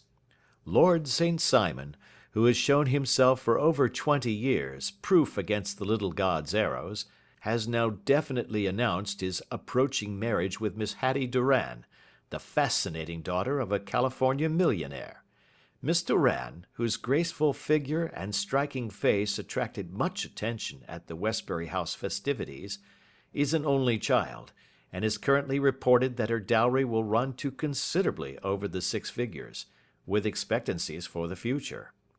As it is an open secret that the Duke of Balmoral has been compelled to sell his pictures within the last few years, and as Lord St. Simon has no property of his own save the small estate of Birchmoor, it is obvious that the Californian heiress is not the only gainer by an alliance which will enable her to make the easy and common transition from a Republican lady to a British peeress. Anything else? Asked Holmes, yawning. Oh, yes, plenty. Then there is another note in the Morning Post to say that the marriage would be an absolutely quiet one, that it would be at St. George's, Hanover Square, that only half a dozen intimate friends would be invited, and that the party would return to the furnished house at Lancaster Gate which has been taken by Mr. Aloysius Doran. 2 days later, that is, on Wednesday last, there is a curt announcement that the wedding had taken place, and that the honeymoon would be passed at Lord Backwater's place near Petersfield. Those are all the notices which appeared before the disappearance of the bride. Before the what? Asked Holmes with a start. The vanishing of the lady. When did she vanish, then? At the wedding breakfast. Indeed. This is more interesting than it promised to be.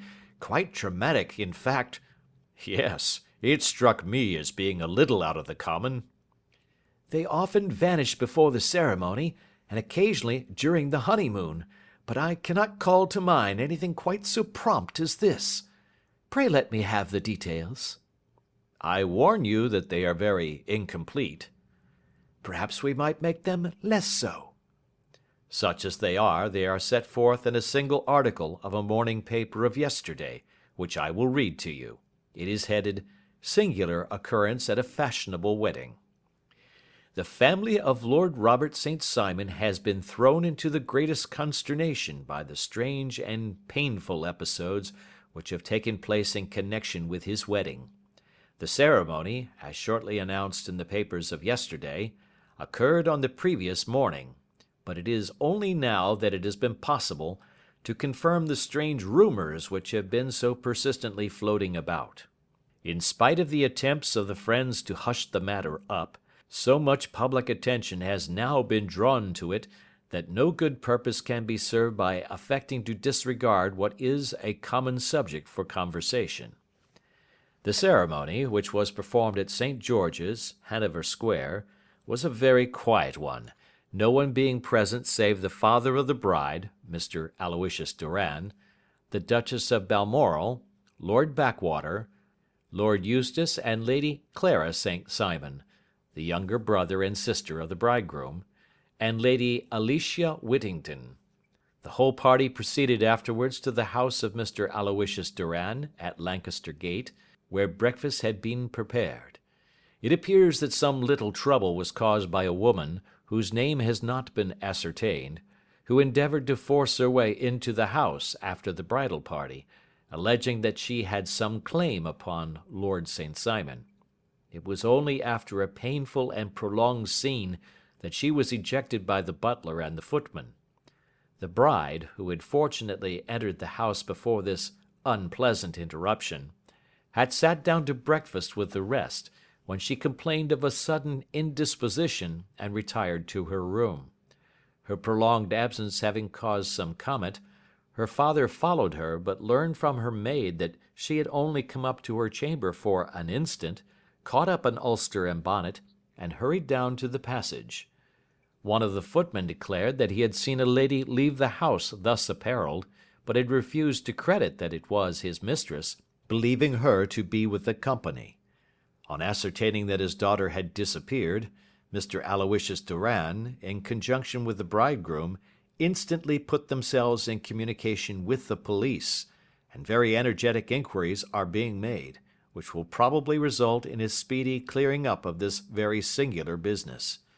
Up to a late hour last night, however, nothing had transpired as to the whereabouts of the missing lady.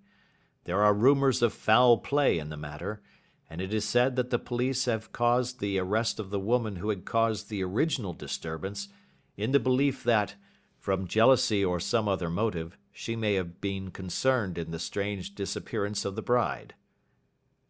And is that all? Only one little item in another of the morning papers, but it is a suggestive one. And it is? That Miss Flora Millar, the lady who had caused the disturbance, has actually been arrested. It appears that she was formerly a danseuse at the Allegro, and that she has known the bridegroom for some years. There are no further particulars, and the whole case is in your hands now, so far as it has been set forth in the public press. And an exceedingly interesting case it appears to be. I would not have missed it for worlds. But there is the ring at the bell, Watson, and as the clock makes it a few minutes after 4, I have no doubt that this will prove to be our noble client. Do not dream of going, Watson, for I very much prefer having a witness, if only as a check to my own memory. Lord Robert St. Simon, announced our page boy, throwing open the door. A gentleman entered, with a pleasant, cultured face, high-nosed and pale, with something perhaps of petulance about the mouth, and with the steady, well-opened eye of a man whose pleasant lot it had ever been to command and to be obeyed. His manner was brisk, and yet his general appearance gave an undue impression of age, for he had a slight forward stoop and a little bend of the knees as he walked. His hair, too, as he swept off his very curly-brimmed hat, was grizzled round the edges and thin upon the top. As to his dress, it was careful to the verge of foppishness, with high collar, black frock-coat, white waistcoat, yellow gloves, patent leather shoes, and light-coloured gaiters. He advanced slowly into the room, turning his head from left to right, and swinging in his right hand the cord which held his golden eyeglasses.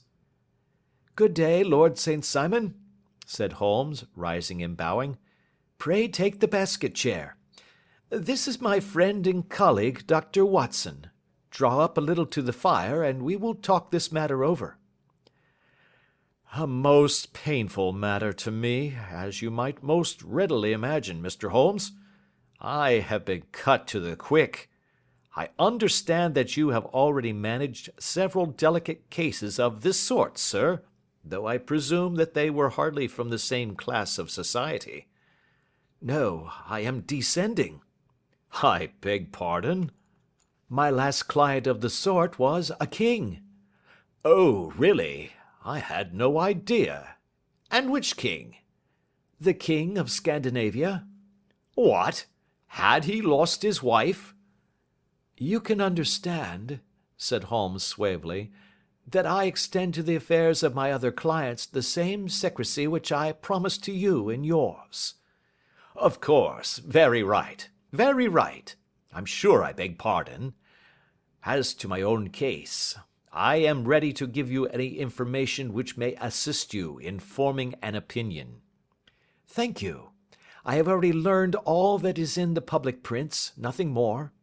I presume that I may take it as correct, this article, for example, as to the disappearance of the bride?" Lord St. Simon glanced over it. "Yes, it is correct, as far as it goes." "But it needs a great deal of supplementing before anyone could offer an opinion. I think that I may arrive at my facts most directly by questioning you." "Pray do so." "When did you first meet Miss Hattie Doran?" In San Francisco, a year ago.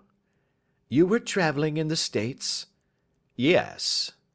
Did you become engaged then? No. But you were on a friendly footing. I was amused by her society, and she could see that I was amused. Her father is very rich?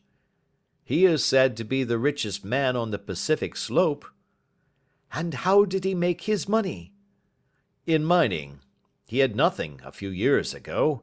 Then he struck gold, invested it, and came up by leaps and bounds. Now, what is your own impression as to the young lady's, your wife's, character? The nobleman swung his glasses a little faster and stared down into the fire. You see, Mr. Holmes, said he, my wife was 20 before her father became a rich man. During that time she ran free in a mining camp and wandered through woods or mountains, so that her education has come from nature rather than from the schoolmaster.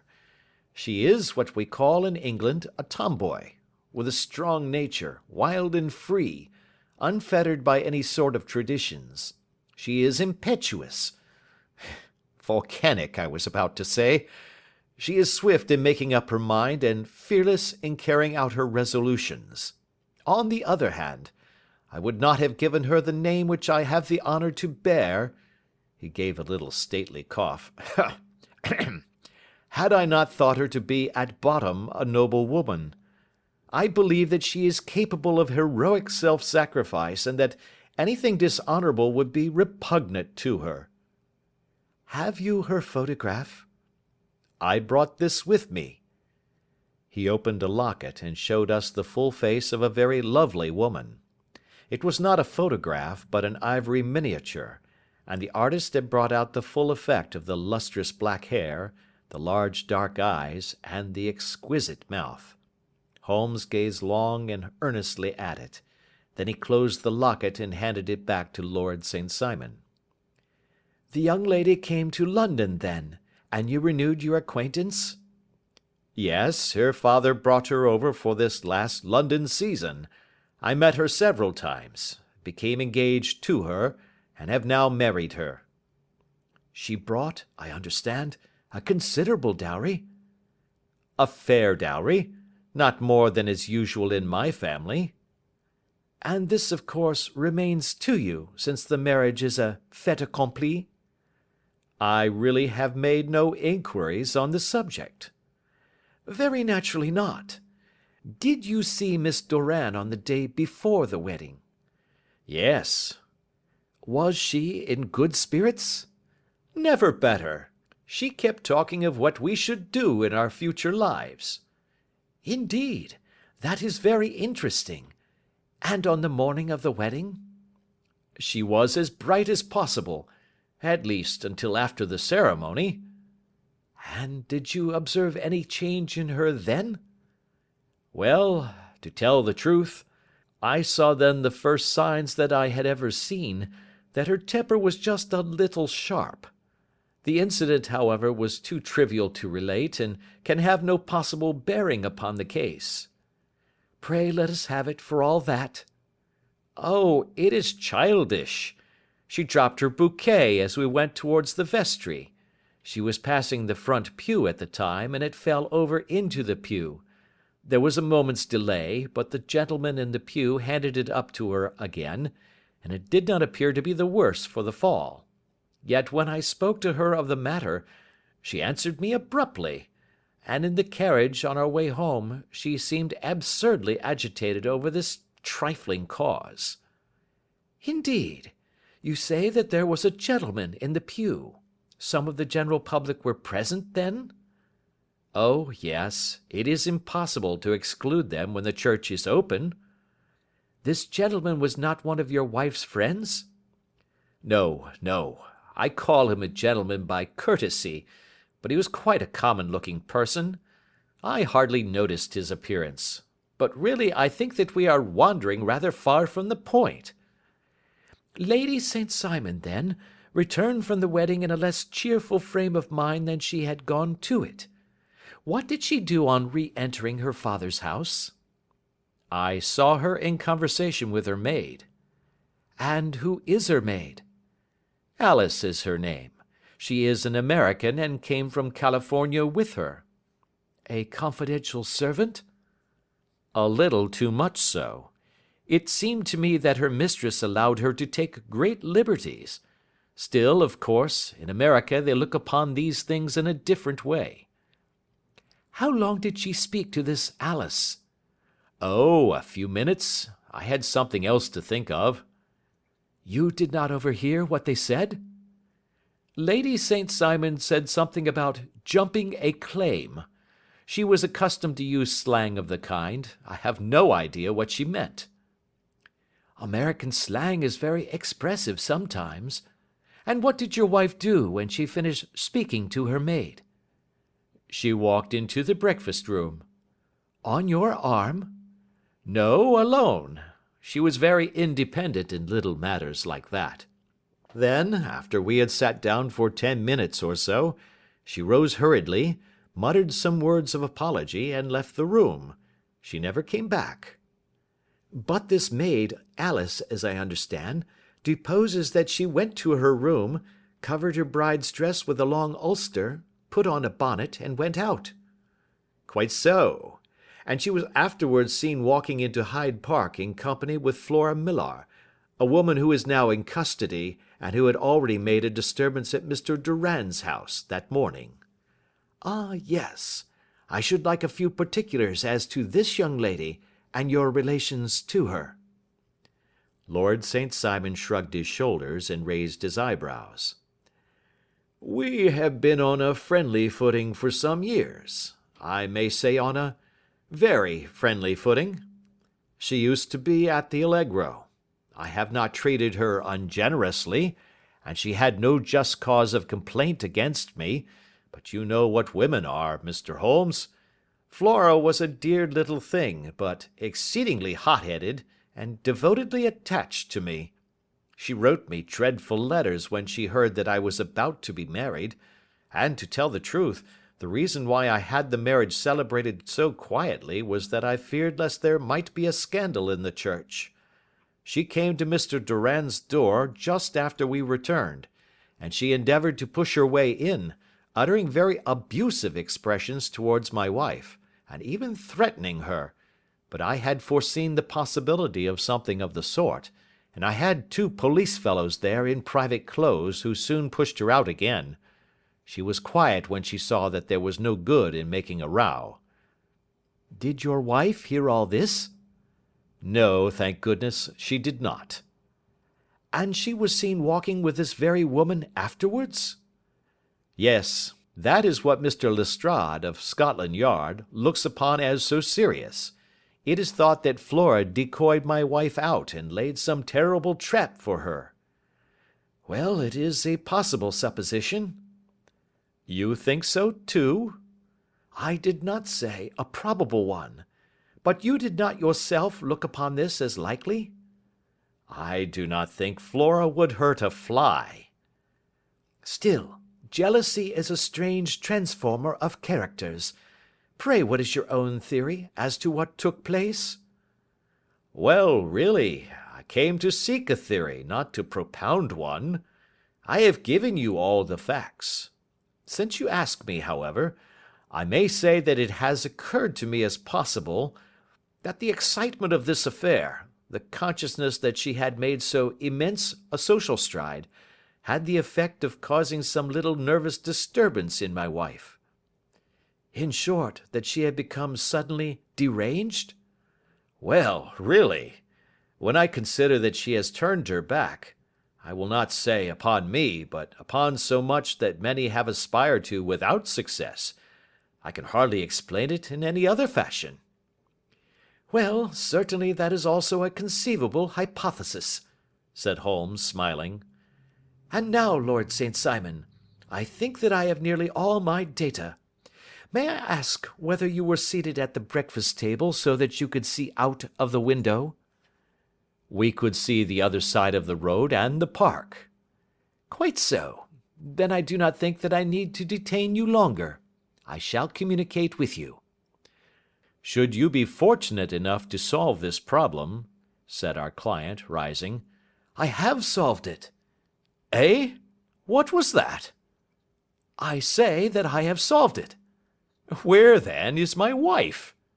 That is a detail which I shall speedily supply.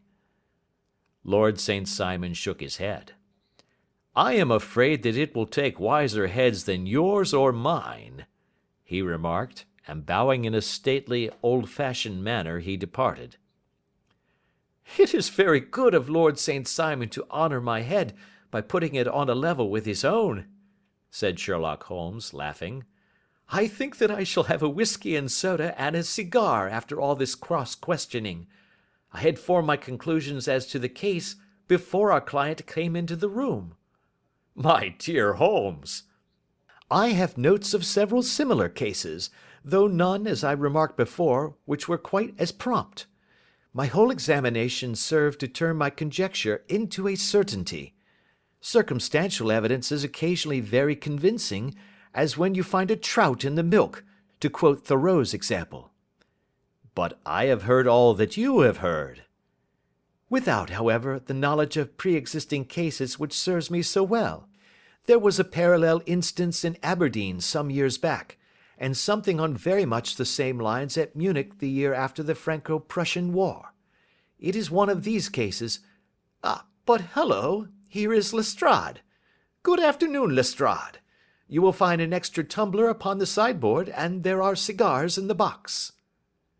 The official detective was attired in a pea-jacket and cravat, which gave him a decidedly nautical appearance, and he carried a black canvas bag in his hand. With a short greeting, he seated himself and lit the cigar which had been offered to him. "What's up, then?" asked Holmes, with a twinkle in his eye. "You look dissatisfied." "And I feel dissatisfied. It is this infernal St. Simon marriage case. I can make neither head nor tail of the business." "Really, you surprise me." "Who ever heard of such a mixed affair? Every clue seems to slip through my fingers. I have been at work upon it all day." "And very wet it seems to have made you," said Holmes, laying his hand upon the arm of the pea-jacket. "Yes, I have been dragging the Serpentine." "In heaven's name, what for?" "In search of the body of Lady St. Simon." Sherlock Holmes leaned back in his chair and laughed heartily. "Have you dragged the basin of Trafalgar Square fountain?" he asked. "Why? What do you mean?" "Because you have just as good a chance of finding this lady in the one as in the other." Lestrade shot an angry glance at my companion. "I suppose you know all about it," he snarled. "Well, I have only just heard the facts, but my mind is made up." "Oh, indeed. Then you think that the Serpentine plays no part in the matter?" "I think it very unlikely." "Then perhaps you will kindly explain how it is that we found this in it?" He opened his bag as he spoke, and tumbled onto the floor a wedding dress of watered silk, a pair of white satin shoes, and a bride's wreath and veil, all discoloured and soaked in water.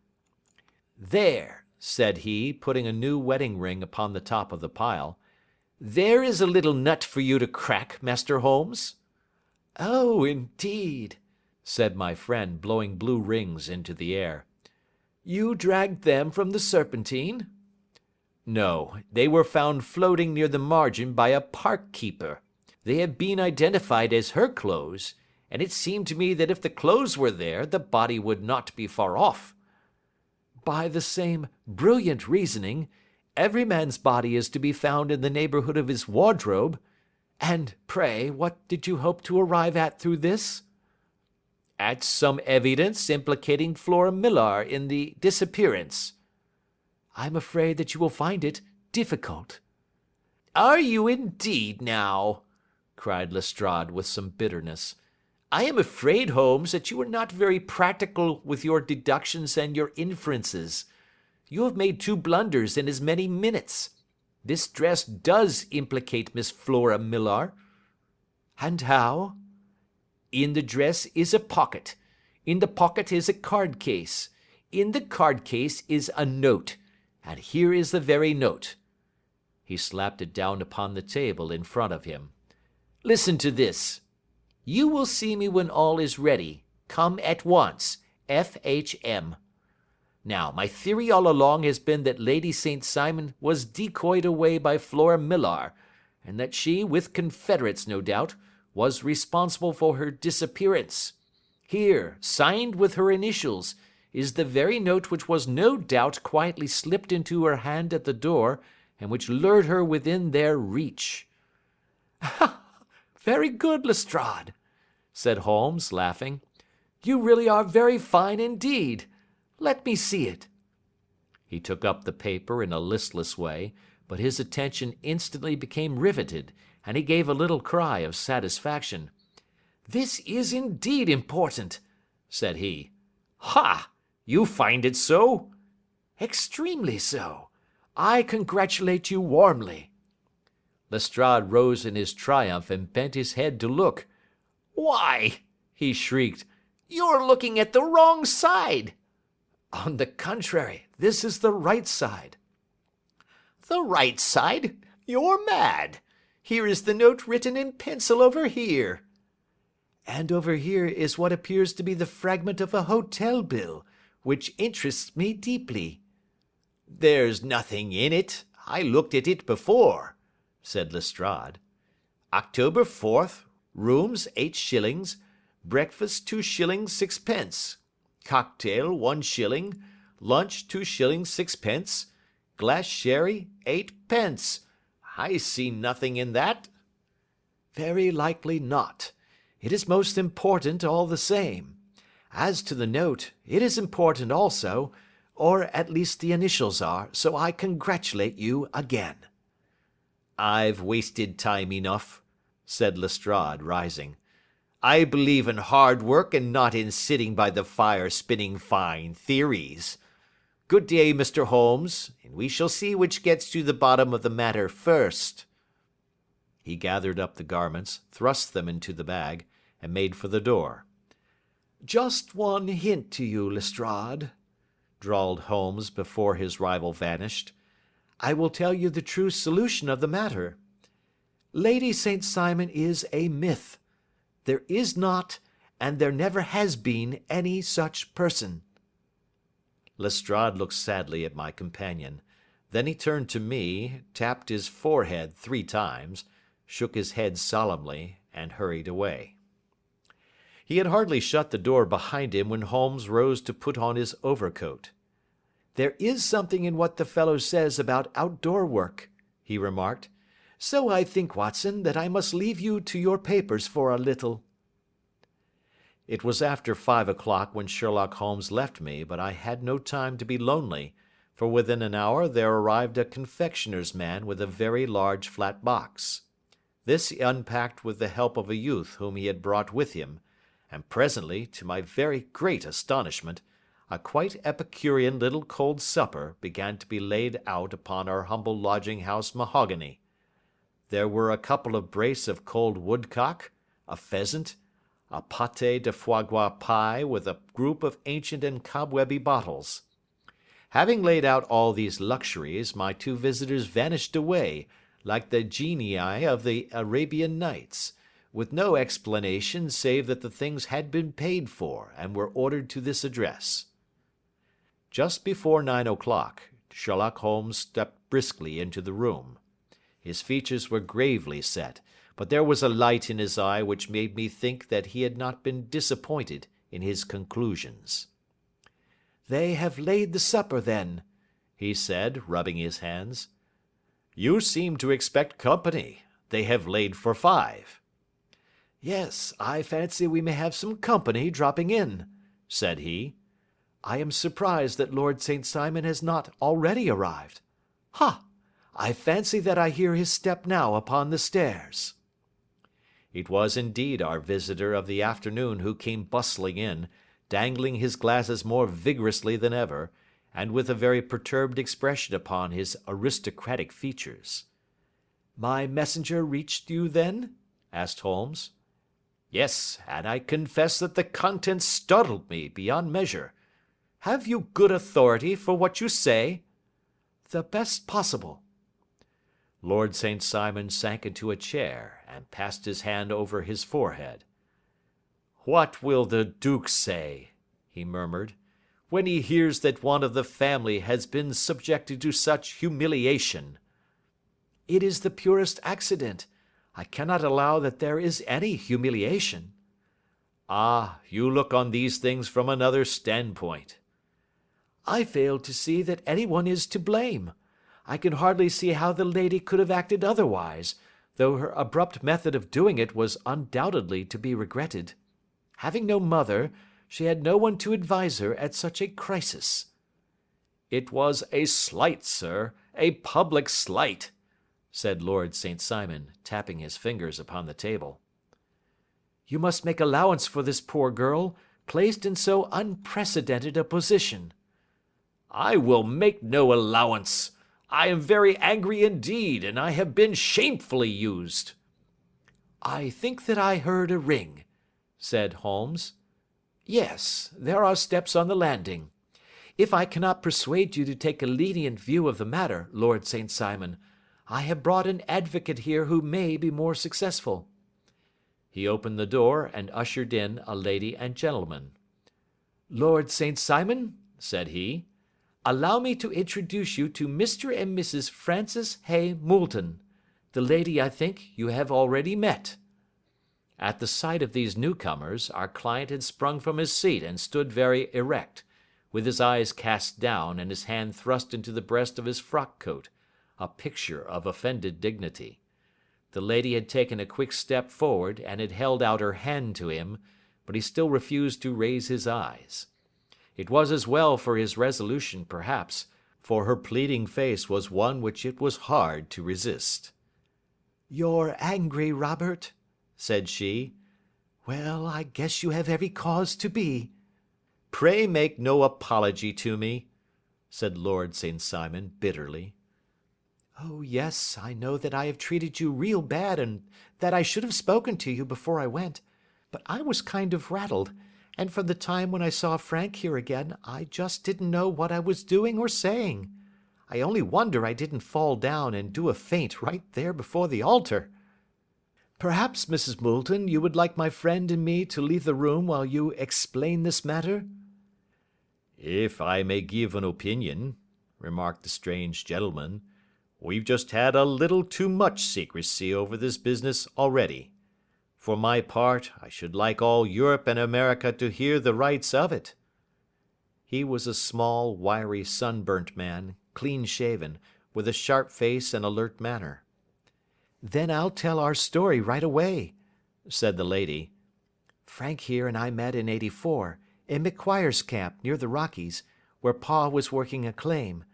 We were engaged to each other, Frank and I, but then one day Father struck a rich pocket and made a pile, while poor Frank here had a claim that petered out and came to nothing. The richer Pa grew, the poorer was Frank, so at last Pa wouldn't hear of our engagement lasting any longer, and he took me away to Frisco. Frank wouldn't throw up his hand, though, so he followed me there, and he saw me without Pa knowing anything about it. It would only have made him mad to know, so we just fixed it all up for ourselves. Frank said that he would go and make his pile too, and never come back to claim me until he had as much as Pa. So then I promised to wait for him to the end of time, and pledged myself not to marry anyone else while he lived. 'Why shouldn't we be married right away then?' said he, 'and then I will feel sure of you, and I won't claim to be your husband until I come back.' Well, we talked it over, and he had fixed it all up so nicely, with a clergyman all ready and waiting, that we just did it right there, and then Frank went off to seek his fortune, and I went back to Pa. The next I heard of Frank was that he was in Montana, and then he went prospecting in Arizona, and then I heard of him from New Mexico. After that came a long newspaper story about how a miners' camp had been attacked by Apache Indians, and there was my Frank's name among the killed. I fainted dead away, and I was very sick for months after. Pa thought I had a decline and took me to half the doctors in Frisco. Not a word of news came for a year and more, so that I never doubted that Frank was really dead. Then Lord St. Simon came to Frisco, and we came to London, and a marriage was arranged, and Pa was very pleased, but I felt all the time that no man on this earth would ever take the place in my heart that had been given to my poor Frank. Still, if I had married Lord St. Simon, of course I'd have done my duty by him. We can't command our love, but we can our actions. I went to the altar with him with the intention to make him just as good a wife as it was in me to be. But you may imagine what I felt when, just as I came to the altar rails, I glanced back and saw Frank standing and looking at me out of the first pew. I thought it was his ghost at first, but when I looked again, there he was still, with a kind of question in his eyes, as if to ask me whether I was glad or sorry to see him. I wonder I didn't drop. I know that everything was turning round, and the words of the clergyman were just like the buzz of a bee in my ear. I didn't know what to do. Should I stop the service and make a scene in the church? I glanced at him again, and he seemed to know what I was thinking, for he raised his finger to his lips to tell me to be still. Then I saw him scribble on a piece of paper, and I knew that he was writing me a note.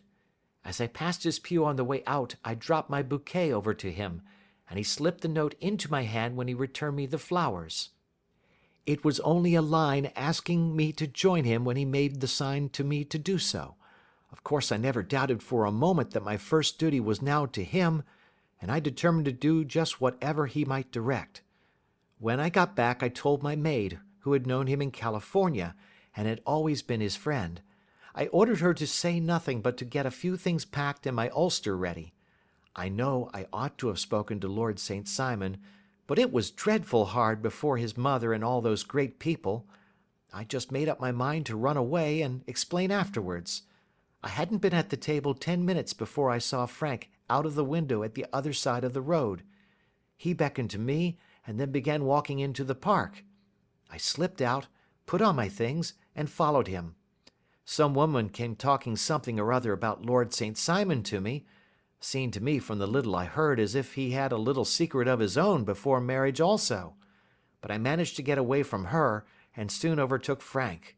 We got into a cab together, and away we drove to some lodgings he had taken in Gordon Square, and that was my true wedding after all those years of waiting. Frank had been a prisoner among the Apaches, had escaped, come on to Frisco, found that I had given him up for dead and had gone to England, followed me there, and had come upon me at last on the very morning of my second wedding. I saw it in a paper, explained the American. It gave the name in the church, but not where the lady lived. Then we had a talk as to what we should do, and Frank was all for openness. But I was so ashamed of it all that I felt as if I should like to vanish away and never see any of them again. Just sending a line to Pa, perhaps, to show him that I was alive. It was awful to me to think of all those lords and ladies sitting round that breakfast table and waiting for me to come back. So Frank took my wedding clothes and things and made a bundle of them, so that I should not be traced, and dropped them away somewhere where no one could find them. It is likely that we should have gone on to Paris tomorrow, only that this good gentleman, Mr. Holmes, came round to us this evening, though how he found us is more than I can think, and he showed us very clearly and kindly that I was wrong and that Frank was right, and that we should be putting ourselves in the wrong if we were so secret. Then he offered to give us a chance of talking to Lord St. Simon alone, and so we came right away round to his rooms at once. Now, Robert, you have heard it all, and I am very sorry if I have given you pain, and I hope that you do not think very meanly of me." Lord St. Simon had by no means relaxed his rigid attitude, but had listened with a frowning brow and a compressed lip to this long narrative. "Excuse me," he said, "but it is not my custom to discuss my most intimate personal affairs in this public manner." "Then you won't forgive me? You won't shake hands before I go?" "Oh, certainly, if it would give you any pleasure." He put out his hand and coldly grasped that which she extended to him. "I had hoped," suggested Holmes, "that you would have joined us in a friendly supper." I think that there you ask a little too much, responded his lordship. I may be forced to acquiesce in these recent developments, but I can hardly be expected to make merry over them. I think that with your permission I will now wish you all a very good night. He included us all in a sweeping bow and stalked out of the room. Then I trust that you at least will honor me with your company, said Sherlock Holmes. It is always a joy to meet an American, Mr. Moulton, for I am one of those who believe that the folly of a monarch and the blundering of a minister in far gone years will not prevent our children from being some day citizens of the same world-wide country under a flag which shall be a quartering of the Union Jack with the stars and stripes. The case has been an interesting one, remarked Holmes when our visitors had left us, because it serves to show very clearly how simple the explanation may be of an affair which at first sight seems to be almost inexplicable. Nothing could be more natural than the sequence of events as narrated by this lady, and nothing stranger than the result when viewed, for instance, by Mr. Lestrade of Scotland Yard. You were not yourself at fault at all, then? From the first, two facts were very obvious to me. The one, that the lady had been quite willing to undergo the wedding ceremony. The other, that she had repented of it within a few minutes of returning home. Obviously, something had occurred during the morning, then, to cause her to change her mind. What could that something be? She could not have spoken to anyone when she was out, for she had been in the company of the bridegroom. Had she seen someone then? If she had, it must be someone from America, because she had spent so short a time in this country that she could hardly have allowed anyone to acquire so deep an influence over her that the mere sight of him would induce her to change her plans so completely. You see, we have already arrived, by a process of exclusion, at the idea that she might have seen an American. Then who could this American be, and why should he possess so much influence over her? It might be a lover. It might be a husband. Her young womanhood had, I knew, been spent in rough scenes and under strange conditions. So far I had got before I ever heard Lord St. Simon's narrative. When he told us of a man in a pew, of the change in the bride's manner, of so transparent a device for obtaining a note as the dropping of a bouquet, of her resort to her confidential maid, and of her very significant allusion to claim-jumping, which in miners' parlance means taking possession of that which another person has a prior claim to, the whole situation became absolutely clear. She had gone off with a man, and the man was either a lover or a previous husband, the chances being in favour of the latter. And how in the world did you find them? It might have been difficult, but friend Lestrade held information in his hands the value of which he did not himself know. The initials were, of course, of the highest importance, but more valuable still was it to know that within a week he had settled his bill at one of the most select London hotels. How did you deduce the select? By the select prices. 8 shillings for a bed and 8p for a glass of sherry pointed to one of the most expensive hotels. There are not many in London which charge at that rate. In the second one which I visited in Northumberland Avenue, I learned by an inspection of the book that Francis H. Moulton, an American gentleman, had left only the day before, and on looking over the entries against him, I came upon the very items which I had seen in the duplicate bill. His letters were to be forwarded to 226 Gordon Square, so thither I travelled, and being fortunate enough to find the loving couple at home, I ventured to give them some paternal advice, and to point out to them that it would be better in every way that they should make their position a little clearer both to the general public and to Lord St. Simon in particular.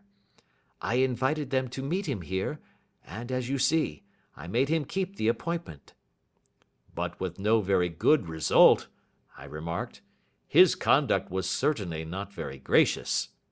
Ah, Watson, said Holmes, smiling, perhaps you would not be very gracious either, if, after all the trouble of wooing and wedding, You found yourself deprived in an instant of wife and of fortune. I think that we may judge Lord St. Simon very mercifully, and thank our stars that we are never likely to find ourselves in the same position. Draw your chair up, and hand me my violin, for the only problem we have still to solve is how to while away these bleak autumnal evenings. End of Adventure 10. Adventure 11, The Adventure of the Burl Coronet. Holmes, said I, as I stood one morning in our bow window looking down the street, here is a madman coming along. It seems rather sad that his relatives should allow him to come out alone. My friend rose lazily from his armchair and stood with his hands in the pockets of his dressing gown, looking over my shoulder. It was a bright, crisp February morning, and the snow of the day before still lay deep upon the ground, shimmering brightly in the wintry sun. Down the centre of Baker Street it had been ploughed into a brown, crumbly band by the traffic, but at either side and on the heaped-up edges of the footpaths it still lay as white as when it fell. The grey pavement had been cleaned and scraped, but was still dangerously slippery, so that there were fewer passengers than usual. Indeed, from the direction of the Metropolitan Station no one was coming save the single gentleman whose eccentric conduct had drawn my attention. He was a man of about 50, tall, portly, and imposing, with a massive, strongly marked face and a commanding figure. He was dressed in a sombre yet rich style, in black frock coat, shining hat, neat brown gaiters, and well-cut pearl-grey trousers. Yet his actions were in absurd contrast to the dignity of his dress and features, for he was running hard, with occasional little springs such as a weary man gives who is little accustomed to set any tax upon his legs. As he ran he jerked his hands up and down, waggled his head, and writhed his face into the most extraordinary contortions. "What on earth can be the matter with him?" I asked. "He is looking up at the numbers of the houses." "I believe that he is coming here," said Holmes, rubbing his hands. "Here?" "Yes. I rather think he is coming to consult me professionally. I think that I recognize the symptoms. Ha! Did I not tell you?" As he spoke, the man, puffing and blowing, rushed at our door, and pulled at our bell until the whole house resounded with the clanging. A few moments later he was in our room, still puffing, still gesticulating, but with so fixed a look of grief and despair in his eyes that our smiles were turned in an instant to horror and pity. For a while he could not get his words out, but swayed his body and plucked at his hair like one who has been driven to the extreme limits of his reason. Then, suddenly springing to his feet, he beat his head against the wall with such force that we both rushed upon him and tore him away to the centre of the room. Sherlock Holmes pushed him down into the easy-chair, and sitting beside him, patted his hand and chatted with him in the easy, soothing tones which he knew so well how to employ. "You have come to tell me your story, have you not?" said he. "You are fatigued with your haste. Pray wait until you have recovered yourself, and then I shall be most happy to look into any little problem which you may submit to me." The man sat for a minute or more with a heaving chest, fighting against his emotion.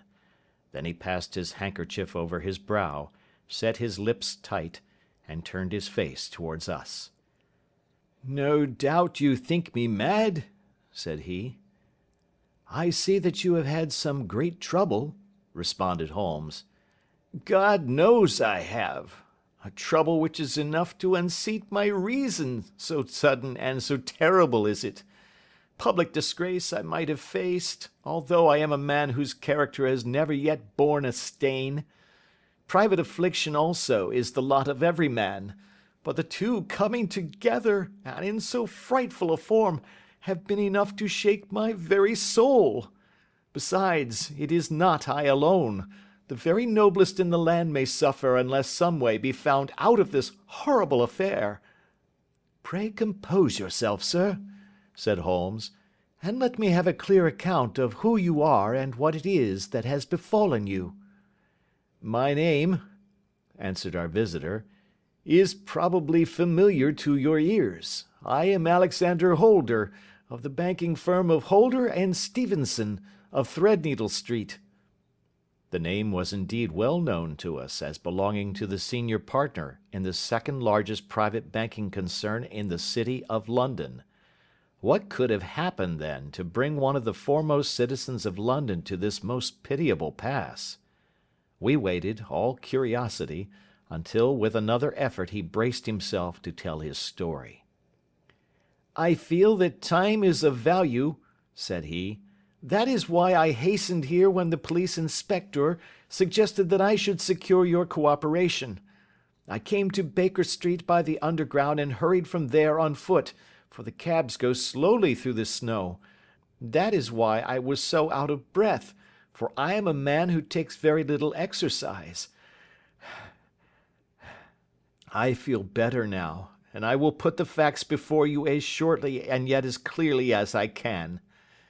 It is, of course, well known to you that in a successful banking business as much depends upon our being able to find remunerative investments for our funds as upon our increasing our connection and the number of our depositors.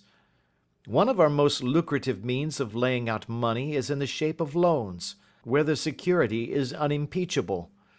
We have done a good deal in this direction during the last few years, and there are many noble families to whom we have advanced large sums upon the security of their pictures, libraries, or plate. Yesterday morning I was seated in my office at the bank when a card was brought in to me by one of the clerks.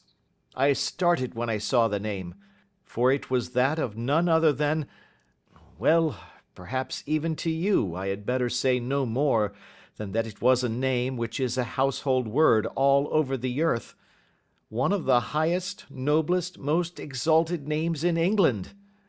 I was overwhelmed by the honor and attempted, when he entered, to say so, but he plunged at once into business with the air of a man who wishes to hurry quickly through a disagreeable task. "Mr. Holder," said he, "I have been informed that you are in the habit of advancing money." "The firm does so when the security is good," I answered. "It is absolutely essential to me," said he, "that I should have £50,000 at once. I could, of course, borrow so trifling a sum 10 times over from my friends, but I much prefer to make it a matter of business, and to carry out that business myself. In my position you can readily understand that it is unwise to place oneself under obligations."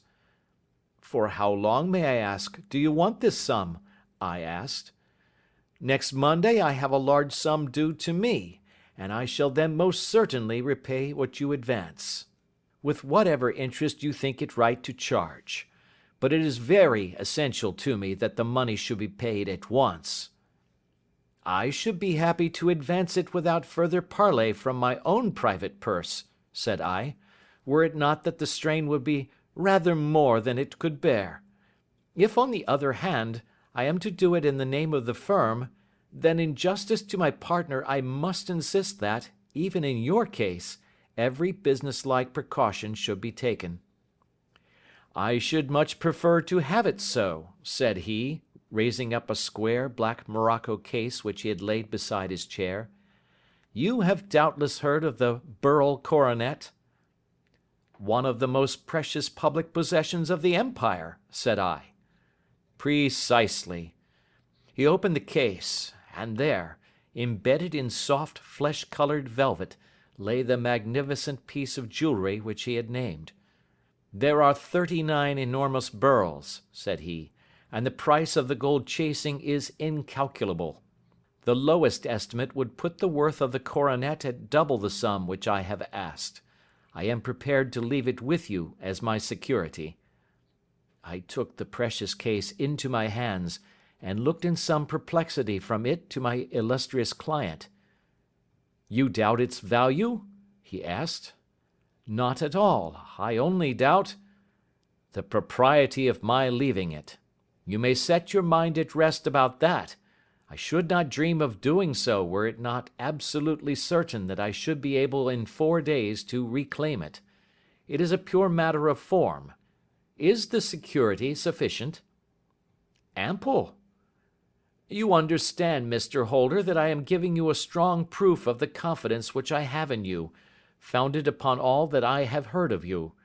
I rely upon you not only to be discreet and to refrain from all gossip upon the matter, but, above all, to preserve this coronet with every possible precaution, because I need not say that a great public scandal would be caused if any harm were to befall it.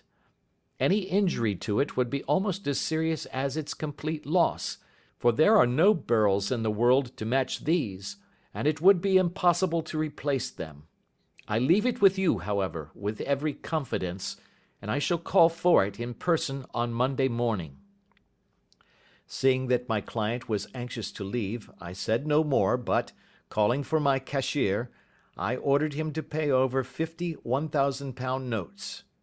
When I was alone once more, however, with the precious case lying upon the table in front of me, I could not but think with some misgivings of the immense responsibility which it entailed upon me. There could be no doubt that, as it was a national possession, a horrible scandal would ensue if any misfortune should occur to it.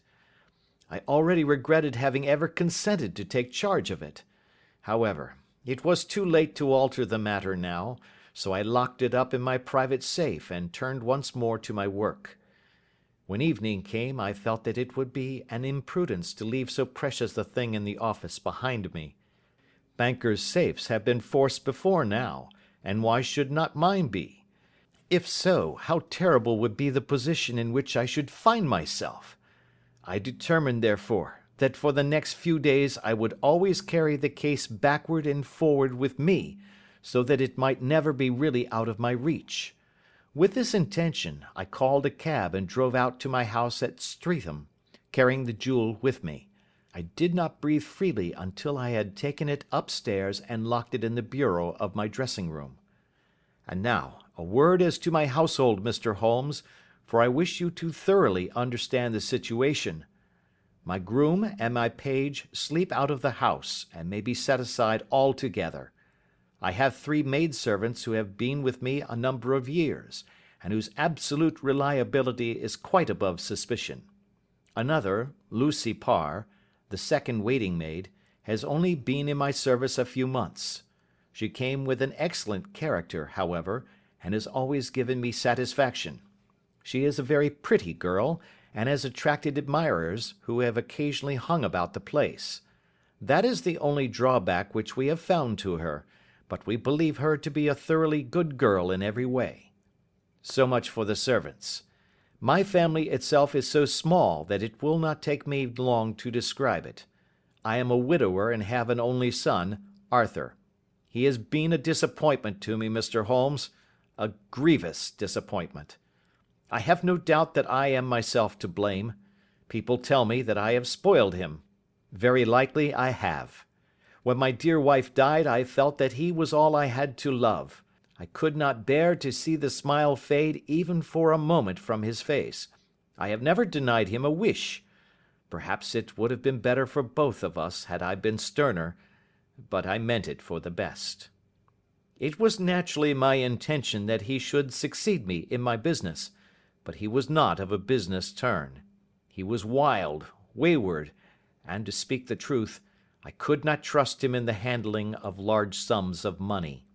When he was young he became a member of an aristocratic club, and there, having charming manners, he was soon the intimate of a number of men with long purses and expensive habits. He learned to play heavily at cards and to squander money on the turf, until he had again and again to come to me and implore me to give him an advance upon his allowance, that he might settle his debts of honour. He tried more than once to break away from the dangerous company which he was keeping, but each time the influence of his friend, Sir George Burnwell, was enough to draw him back again. And indeed, I could not wonder that such a man as Sir George Burnwell should gain an influence over him, for he has frequently brought him to my house, and I have found myself that I could hardly resist the fascination of his manner. He is older than Arthur, a man of the world to his fingertips, one who has been everywhere, seen everything, a brilliant talker, and a man of great personal beauty. Yet when I think of him in cold blood, far away from the glamour of his presence, I am convinced from his cynical speech and the look which I have caught in his eyes, that he is one who should be deeply distrusted. So I think, and so too thinks my little Mary, who has a woman's quick insight into character. And now there is only she to be described. She is my niece, but when my brother died 5 years ago and left her alone in the world, I adopted her, and have looked upon her ever since as my daughter. She is a sunbeam in my house, sweet, loving, beautiful, a wonderful manager and housekeeper, yet as tender and quiet and gentle as a woman could be. She is my right hand. I do not know what I could do without her. In only one matter has she ever gone against my wishes. Twice my boy has asked her to marry him, for he loves her devotedly, but each time she has refused him. I think that if anyone could have drawn him into the right path, it would have been she, and that his marriage might have changed his whole life. But now, alas, it is too late, forever too late. Now, Mr. Holmes, you know the people who live under my roof, and I shall continue with my miserable story. When we were taking coffee in the drawing-room that night after dinner, I told Arthur and Mary my experience, and of the precious treasure which we had under our roof, suppressing only the name of my client. Lucy Parr, who had brought in the coffee, had, I am sure, left the room, but I cannot swear that the door was closed. Mary and Arthur were much interested and wished to see the famous coronet, but I thought it better not to disturb it. "Where have you put it?" asked Arthur. "In my own bureau." "Well, I hope to goodness the house won't be burgled during the night," said he. "It is locked up," I answered. "Oh, any old key will fit that bureau. When I was a youngster I have opened it myself with the key of the box-room cupboard." He often had a wild way of talking, so that I thought little of what he said. He followed me to my room, however, that night with a very grave face. "Look here, Dad," said he, with his eyes cast down, "can you let me have £200? "No, I cannot," I answered sharply. "I have been far too generous with you in money matters." "You have been very kind," said he, "but I must have this money, or else I can never show my face inside the club again." "And a very good thing too," I cried. "Yes, but you would not have me leave it a dishonoured man," said he. "I could not bear the disgrace. I must raise the money in some way, and if you will not let me have it, then I must try other means." I was very angry, for this was the third demand during the month. "You shall not have a farthing from me," I cried, on which he bowed and left the room without another word. When he was gone, I unlocked my bureau, made sure that my treasure was safe, and locked it again.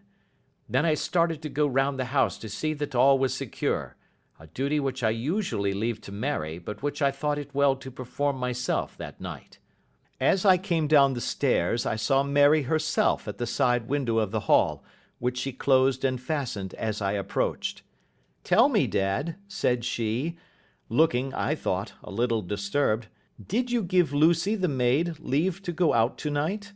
"Certainly not. She came in just now by the back door. I have no doubt that she has only been to the side gate to see someone, but I think that it is hardly safe and should be stopped." "You must speak to her in the morning, or I will if you prefer it. Are you sure that everything is fastened?" "Quite sure, Dad." "Then, good night." I kissed her and went up to my bedroom again, where I was soon asleep. I am endeavouring to tell you everything, Mr. Holmes, which may have any bearing upon the case, but I beg that you will question me upon any point which I do not make clear. "On the contrary, your statement is singularly lucid." "I come to a part of my story now in which I should wish to be particularly so. I am not a very heavy sleeper, and the anxiety in my mind tended, no doubt, to make me even less so than usual. About 2 in the morning, then, I was awakened by some sound in the house. It had ceased ere I was wide awake, but it had left an impression behind it as though a window had gently closed somewhere. I lay listening with all my ears. Suddenly, to my horror, there was a distinct sound of footsteps moving softly in the next room. I slipped out of bed, all palpitating with fear, and peeped round the corner of my dressing-room door. "Arthur!" I screamed. "You villain! You thief! How dare you touch that coronet?" The gas was half up, as I had left it, and my unhappy boy, dressed only in his shirt and trousers, was standing beside the light, holding the coronet in his hands. He appeared to be wrenching at it, or bending it with all his strength. At my cry he dropped it from his grasp and turned as pale as death. I snatched it up and examined it. One of the gold corners, with 3 of the beryls in it, was missing.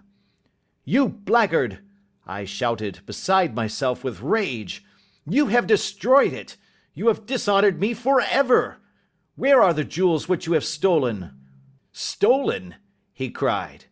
"Yes, thief!" I roared, shaking him by the shoulder. "There are none missing. There cannot be any missing," said he.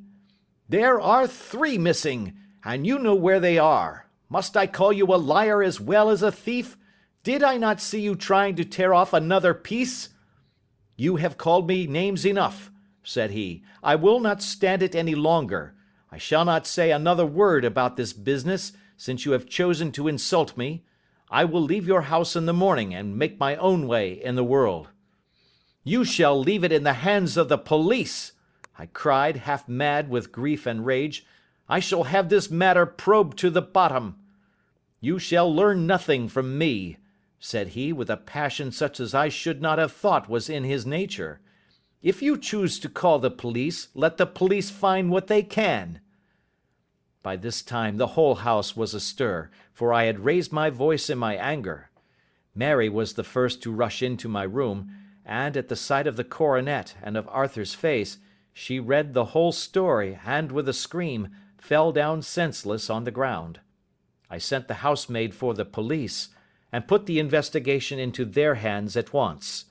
When the inspector and a constable entered the house, Arthur, who had stood sullenly with his arms folded, asked me whether it was my intention to charge him with theft. I answered that it had ceased to be a private matter, but had become a public one, since the ruined coronet was national property. I was determined that the law should have its way in everything. "At least," said he, "you will not have me arrested at once. It would be to your advantage as well as mine if I might leave the house for 5 minutes."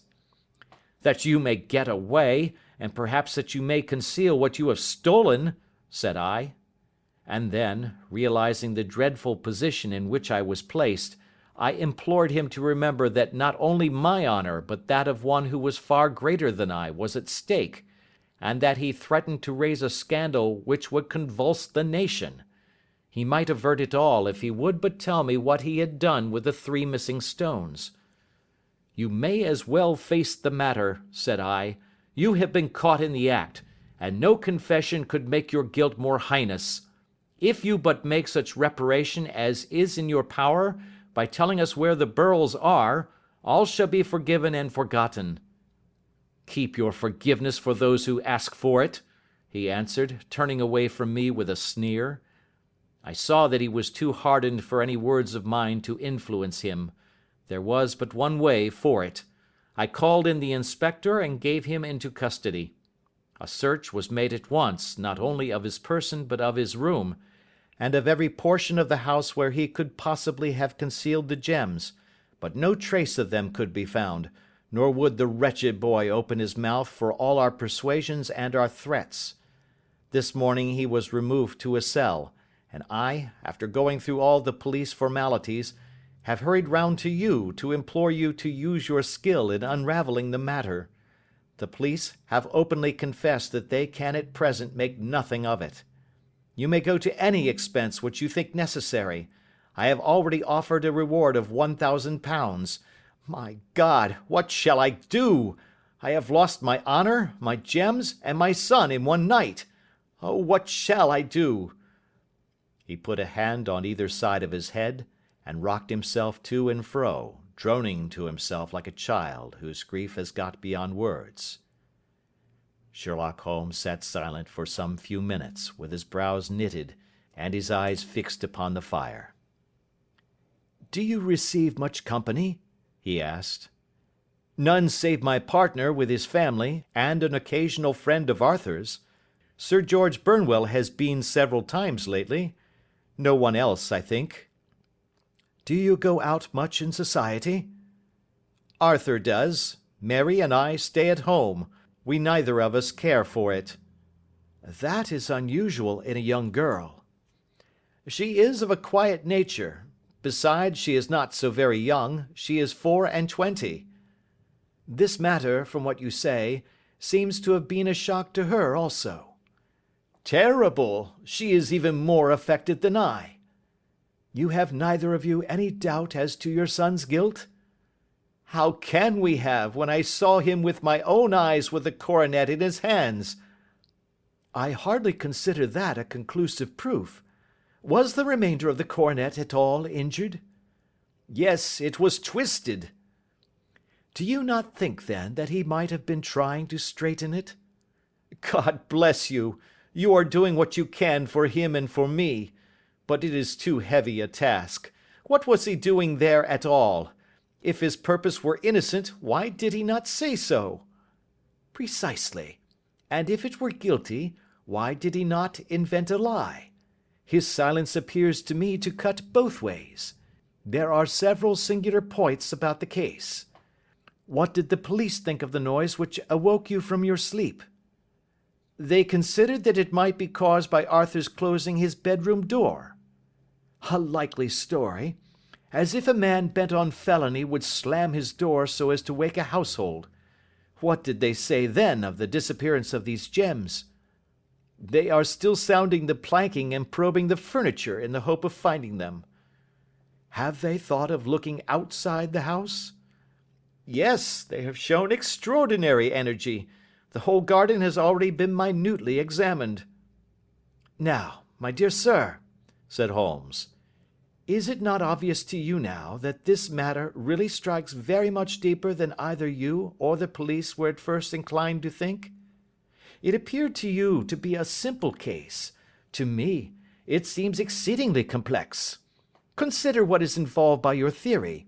You suppose that your son came down from his bed, went, at great risk, to your dressing room, opened your bureau, took out your coronet, broke off by main force a small portion of it, went to some other place, concealed 3 gems out of the 39, with such skill that nobody can find them, and then returned with the other 36 into the room in which he exposed himself to the greatest danger of being discovered. I ask you now, is such a theory tenable?" "But what other is there?" cried the banker with a gesture of despair. "If his motives were innocent, why does he not explain them?" "It is our task to find that out," replied Holmes. "So now, if you please, Mr. Holder, we will set off for Streatham together, and devote an hour to glancing a little more closely into details." My friend insisted upon my accompanying them in their expedition, which I was eager enough to do, for my curiosity and sympathy were deeply stirred by the story to which we had listened. I confess that the guilt of the banker's son appeared to me to be as obvious as it did to his unhappy father, but still I had such faith in Holmes's judgment that I felt there must be some grounds for hope as long as he was dissatisfied with the accepted explanation. He hardly spoke a word the whole way out to the southern suburb, but sat with his chin upon his breast and his hat drawn over his eyes, sunk in the deepest thought. Our client appeared to have taken fresh heart at the little glimpse of hope which had been presented to him, and he even broke into a desultory chat with me over his business affairs. A short railway journey and a shorter walk brought us to Fairbank, the modest residence of the great financier. Fairbank was a good-sized, square house of white stone, standing back a little from the road. A double carriage sweep, with a snow-clad lawn, stretched down in front to two large iron gates which closed the entrance. On the right side was a small wooden thicket, which led into a narrow path between two neat hedges stretching from the road to the kitchen door, and forming the tradesmen's entrance. On the left ran a lane which led to the stables, and was not itself within the grounds at all, being a public, though little used, thoroughfare. Holmes left us standing at the door, and walked slowly all round the house, across the front, down the tradesmen's path, and so round by the garden behind into the stable lane. So long was he that Mr. Holder and I went into the dining room and waited by the fire until he should return. We were sitting there in silence when the door opened, and a young lady came in. She was rather above the middle height, slim, with dark hair and eyes, which seemed the darker against the absolute pallor of her skin. I do not think that I have ever seen such deadly paleness in a woman's face. Her lips, too, were bloodless, but her eyes were flushed with crying. As she swept silently into the room, she impressed me with a greater sense of grief than the banker had done in the morning, and it was the more striking in her as she was evidently a woman of strong character, with immense capacity for self-restraint. Disregarding my presence, she went straight to her uncle and passed her hand over his head with a sweet, womanly caress. "You have given orders that Arthur should be liberated, have you not, Dad?" she asked. "No, no, my girl, the matter must be probed to the bottom." "But I am so sure that he is innocent. You know what women's instincts are. I know that he has done no harm, and that you will be sorry for having acted so harshly." "Why is he silent, then, if he is innocent?" "Who knows? Perhaps because he was so angry that you should suspect him." "How could I help suspecting him, when I actually saw him with the coronet in his hand?" "Oh, but he had only picked it up to look at it. Oh, do take my word for it, that he is innocent. Let the matter drop and say no more. It is so dreadful to think of our dear Arthur in prison." "I shall never let it drop until the gems are found. Never, Mary. Your affection for Arthur blinds you as to the awful consequences to me. Far from hushing the thing up, I have brought a gentleman down from London to inquire more deeply into it." "This gentleman?" she asked, facing round to me. "No, his friend. He wished us to leave him alone. He is round in the stable lane now." "The stable lane?" She raised her dark eyebrows. "What can he hope to find there? Ah, this, I suppose, is he. I trust, sir, that you will succeed in proving what I feel sure is the truth, that my cousin Arthur is innocent of this crime." "I fully share your opinion, and I trust with you that we may prove it," returned Holmes, going back to the mat to knock the snow from his shoes. "I believe I have the honour of addressing Miss Mary Holder. Might I ask you a question or two?" "Pray do, sir, if it may help to clear this horrible affair up." "You heard nothing yourself last night?" "Nothing, until my uncle here began to speak loudly. I heard that, and I came down." "You shut up the windows and doors the night before. Did you fasten all the windows?" "Yes." "Were they all fastened this morning?" "Yes." "You have a maid who has a sweetheart. I think that you remarked to your uncle last night that she had been out to see him?" "Yes, and she was the girl who waited in the drawing room, and who may have heard uncle's remarks about the coronet." "I see. You infer that she may have gone out to tell her sweetheart, and that the two may have planned the robbery." "But what is the good of all these vague theories?" cried the banker impatiently, "when I have told you that I saw Arthur with a coronet in his hands?" "Wait a little, Mr. Holder. We must come back to that. About this girl, Miss Holder. You saw her return by the kitchen door, I presume?" "Yes. When I went to see if the door was fastened for the night, I met her slipping in. I saw the man, too, in the gloom." "Do you know him?" Oh, yes. He is the greengrocer who brings our vegetables round. His name is Francis Prosper." "He stood," said Holmes, "to the left of the door. That is to say, farther up the path than is necessary to reach the door?" "Yes, he did." "And he is a man with a wooden leg?" Something like fear sprang up in the young lady's expressive black eyes. "Why, you are like a magician," said she. "How do you know that?" She smiled, but there was no answering smile in Holmes's thin, eager face. "I should be very glad now to go upstairs," said he. "I shall probably wish to go over the outside of the house again. Perhaps I had better take a look at the lower windows before I go up." He walked swiftly round from one to the other, pausing only at the large one which looked from the hall onto the stable lane. This he opened, and made a very careful examination of the sill with his powerful magnifying lens. "Now we shall go upstairs," said he at last. The banker's dressing room was a plainly furnished little chamber, with a grey carpet, a large bureau, and a long mirror. Holmes went to the bureau first and looked hard at the lock. "Which key was used to open it?" he asked. "That which my son himself indicated, that of the cupboard of the lumber room." "Have you it here?" "That is it on the dressing table." Sherlock Holmes took it up and opened the bureau. "It is a noiseless lock," said he. "It is no wonder that it did not wake you. This case, I presume, contains the coronet. We must have a look at it." He opened the case, and taking out the diadem, he laid it upon the table. It was a magnificent specimen of the jeweller's art, and the 36 stones were the finest that I have ever seen. At one side of the coronet was a cracked edge, where a corner holding 3 gems had been torn away. "Now, Mr. Holder," said Holmes, "here is the corner which corresponds to that which has been so unfortunately lost. Might I beg that you will break it off?" The banker recoiled in horror. "I should not dream of trying," said he. "Then I will." Holmes immediately bent his strength upon it, but without result. "I feel it give a little," said he, "but though I am exceptionally strong in the fingers, it would take all my time to break it. An ordinary man could not do it. Now, what do you think would happen if I did break it, Mr. Holder? There would be a noise like a pistol shot.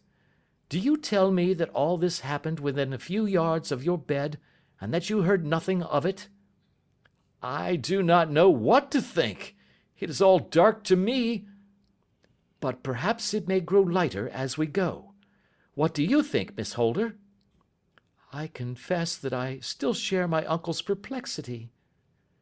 "Your son had no shoes or slippers on when you saw him?" "He had nothing on save only his trousers and shirt." "Thank you. We have certainly been favoured with extraordinary luck during this inquiry, and it will be entirely our own fault if we do not succeed in clearing the matter up. With your permission, Mr. Holder, I shall now continue my investigations outside." He went alone at his own request, for he explained that any unnecessary footmarks might make his task more difficult.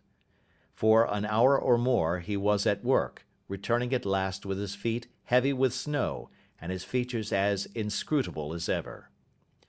"I think that I have seen now all that there is to see, Mr. Holder," said he. "I can serve you best by returning to my rooms." "But the gems, Mr. Holmes, where are they?" "I cannot tell." The banker wrung his hands.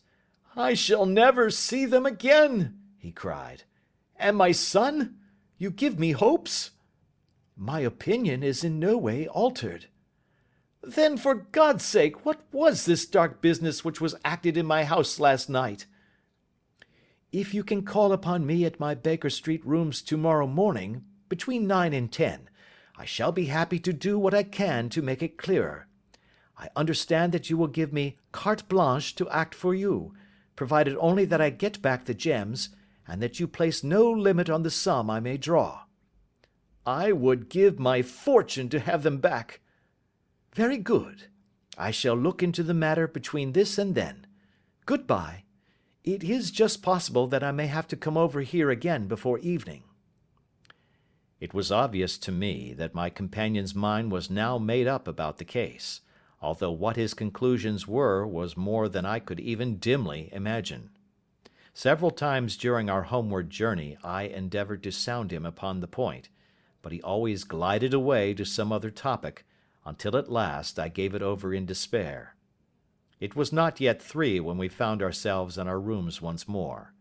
He hurried to his chamber and was down again in a few minutes, dressed as a common loafer. With his collar turned up, his shiny, seedy coat, his red cravat, and his worn boots, he was a perfect sample of the class. "I think that this should do," said he, glancing into the glass above the fireplace. "I only wish that you would come with me, Watson, but I fear that it won't do. I may be on the trail in this matter, or I may be following a will-o'-the-wisp, but I shall soon know which it is. I hope that I may be back in a few hours." He cut a slice of bread from the joint upon the sideboard, sandwiched it between 2 rounds of bread, and thrusting this rude meal into his pocket, he started off upon his expedition. I had just finished my tea when he returned, evidently in excellent spirits, swinging an old elastic-sided boot in his hand. He chucked it down into a corner and helped himself to a cup of tea. "I only looked in as I passed," said he. "I'm going right on." "Where to?" "Oh, to the other side of the West End. It may be some time before I get back. Don't wait up for me in case I should be late." "How are you getting on?" "Oh, so-so. Nothing to complain of. I have been out to Streatham since I saw you last, but I did not call at the house. It is a very sweet little problem, and I would not have missed it for a good deal. However, I must not sit gossiping here, but must get these disreputable clothes off and return to my highly respectable self." I could see by his manner that he had stronger reasons for satisfaction than his words alone would imply. His eyes twinkled, and there was even a touch of colour upon his sallow cheeks.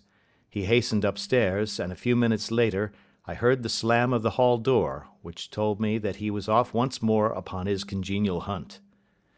I waited until midnight, but there was no sign of his return, so I retired to my room. It was no uncommon thing for him to be away for days and nights on end when he was hot upon a scent, so that his lateness caused me no surprise. I do not know at what hour he came in, but when I came down to breakfast in the morning, there he was, with a cup of coffee in one hand, and the paper in the other, as fresh and trim as possible. "You will excuse my beginning without you, Watson," said he, "but you remember that our client has rather an early appointment this morning."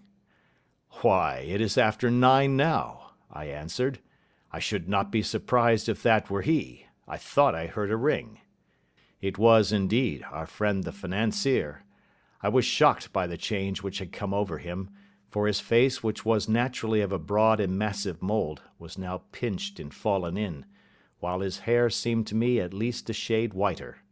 He entered with a weariness and lethargy which was even more painful than his violence of the morning before, and he dropped heavily into the armchair which I pushed forward for him. "I do not know what I have done to be so severely tried," said he. "Only 2 days ago I was a happy and prosperous man, without a care in the world.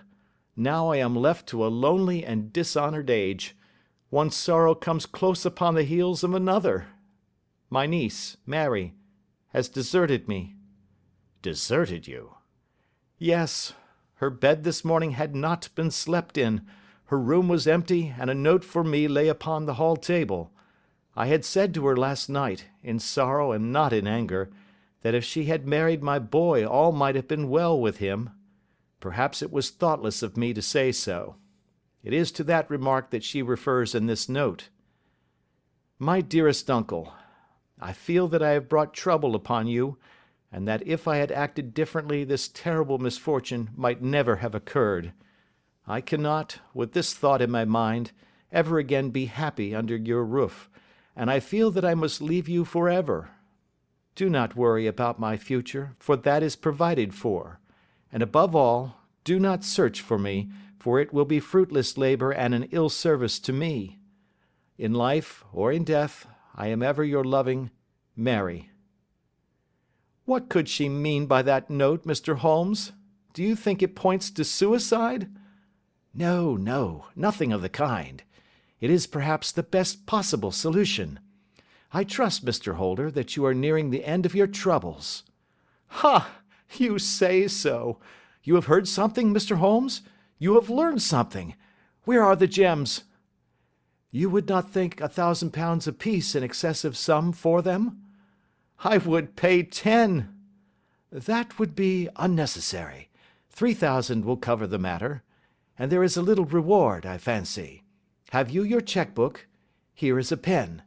Better make it out for £4,000.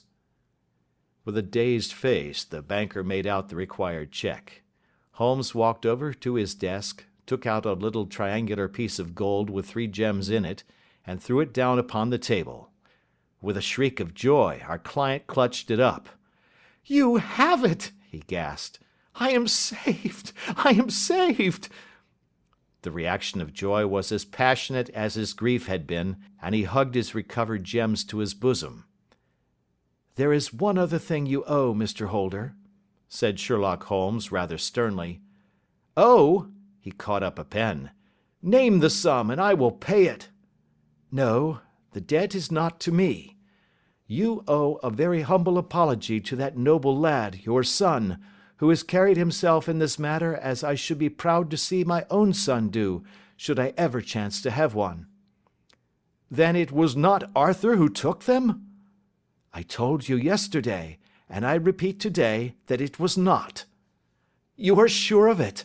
Then let us hurry to him at once to let him know that the truth is known." "He knows it already. When I had cleared it all up, I had an interview with him, and finding that he would not tell me the story, I told it to him, on which he had to confess that I was right, and to add the very few details which were not yet quite clear to me. Your news of this morning, however, may open his lips." "For heaven's sake, tell me then, what is this extraordinary mystery?" "I will do so, and I will show you the steps by which I reached it. And let me say to you first, that which is hardest for me to say, and for you to hear. There has been an understanding between Sir George Burnwell and your niece Mary. They have now fled together." "My Mary? Impossible!" "It is unfortunately more than possible, it is certain. Neither you nor your son knew the true character of this man when you admitted him into your family circle. He is one of the most dangerous men in England, a ruined gambler, an absolutely desperate villain, a man without heart or conscience. Your niece knew nothing of such men. When he breathed his vows to her, as he had done to 100 before her, she flattered herself that she alone had touched his heart. The devil knows best what he said, but at least she became his tool and was in the habit of seeing him nearly every evening." "I cannot, and I will not believe it," cried the banker with an ashen face. "I will tell you then what occurred in your house last night. Your niece, when you had, as she thought, gone to your room, slipped down and talked to her lover through the window which leads into the stable lane. His footmarks had pressed right through the snow, so long had he stood there. She told him of the coronet. His wicked lust for gold kindled at the news, and he bent her to his will. I have no doubt that she loved you, but there are women in whom the love of a lover extinguishes all other loves, and I think that she must have been one. She had hardly listened to his instructions when she saw you coming downstairs, on which she closed the window rapidly, and told you about one of the servants' escapades with her wooden-legged lover, which was all perfectly true. Your boy, Arthur, went to bed after his interview with you, but he slept badly, on account of his uneasiness about his club debts. In the middle of the night, he heard a soft tread pass his door, so he rose and, looking out, was surprised to see his cousin walking very stealthily along the passage until she disappeared into your dressing-room. Petrified with astonishment, the lad slipped on some clothes and waited there in the dark to see what would come of this strange affair. Presently she emerged from the room again, and in the light of the passage lamp, your son saw that she carried the precious coronet in her hands. She passed down the stairs, and he, thrilling with horror, ran along and slipped behind the curtain near your door, whence he could see what passed in the hall beneath. He saw her stealthily open the window, hand out the coronet to someone in the gloom, and then closing it once more hurry back to her room, passing quite close to where he stood hid behind the curtain.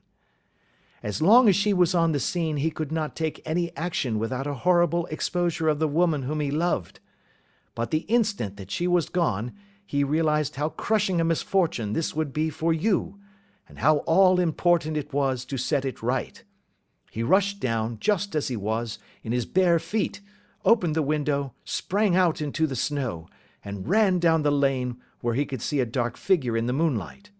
Sir George Burnwell tried to get away, but Arthur caught him, and there was a struggle between them, your lad tugging at one side of the coronet, and his opponent at the other. In the scuffle, your son struck Sir George, and cut him over the eye.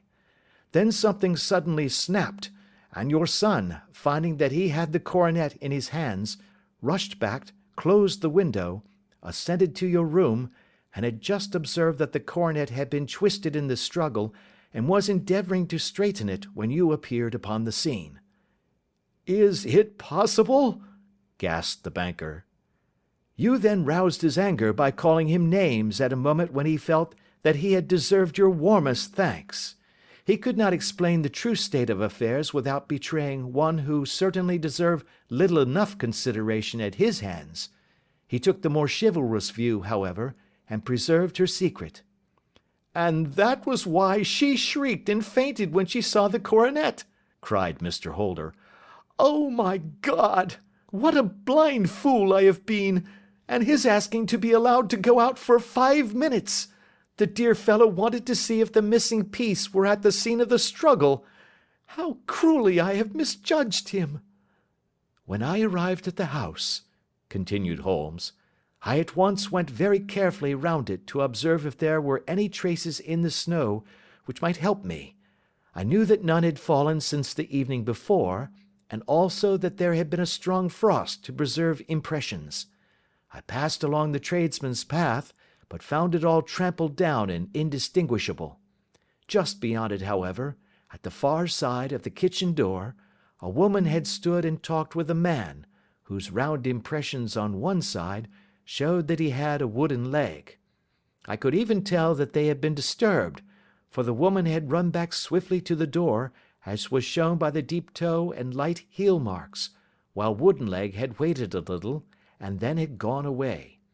I thought at the time that this might be the maid and her sweetheart, of whom you had already spoken to me, and inquiry showed it was so. I passed round the garden without seeing anything more than random tracks, which I took to be the police. But when I got into the stable lane, a very long and complex story was written in the snow in front of me. There was a double line of tracks of a booted man, and a second double line which I saw with delight belonged to a man with naked feet. I was at once convinced from what you had told me that the latter was your son. The first had walked both ways, but the other had run swiftly, and as his tread was marked in places over the depression of the boot, it was obvious that he had passed after the other. I followed them up, and found they led to the hall window, where Boots had worn all the snow away while waiting. Then I walked to the other end, which was 100 yards or more down the lane. I saw where Boots had faced round, where the snow was cut up as though there had been a struggle, and finally, where a few drops of blood had fallen to show me that I was not mistaken. Boots had then run down the lane, and another little smudge of blood showed that it was he who had been hurt. When he came to the high road at the other end, I found that the pavement had been cleared, so there was an end to that clue. On entering the house, however, I examined, as you remember, the sill and framework of the hall window with my lens, and I could at once see that someone had passed out. I could distinguish the outline of an instep where the wet foot had been placed in coming in. I was then beginning to be able to form an opinion as to what had occurred. A man had waited outside the window, Someone had brought the gems. The deed had been overseen by your son. He had pursued the thief, had struggled with him. They had each tugged at the coronet, their united strength causing injuries which neither alone could have effected. He had returned with the prize, but had left a fragment in the grasp of his opponent. So far, I was clear. The question now was, who was the man, and who was it brought him the coronet? It is an old maxim of mine that when you have excluded the impossible, whatever remains, however improbable, must be the truth. Now, I knew that it was not you who had brought it down, so there only remained your niece and the maids. But if it were the maids, why should your son allow himself to be accused in their place? There could be no possible reason. As he loved his cousin, however, there was an excellent explanation why he should retain her secret, the more so as the secret was a disgraceful one. When I remembered that you had seen her at that window, and how she had fainted on seeing the coronet again, my conjecture became a certainty. And who could it be who was her confederate? A lover, evidently, for who else could outweigh the love and gratitude which she must feel to you? I knew that you went out little, and that your circle of friends was a very limited one, but among them was Sir George Burnwell. I had heard of him before as being a man of evil reputation among women. It must have been he who wore those boots and retained the missing gems.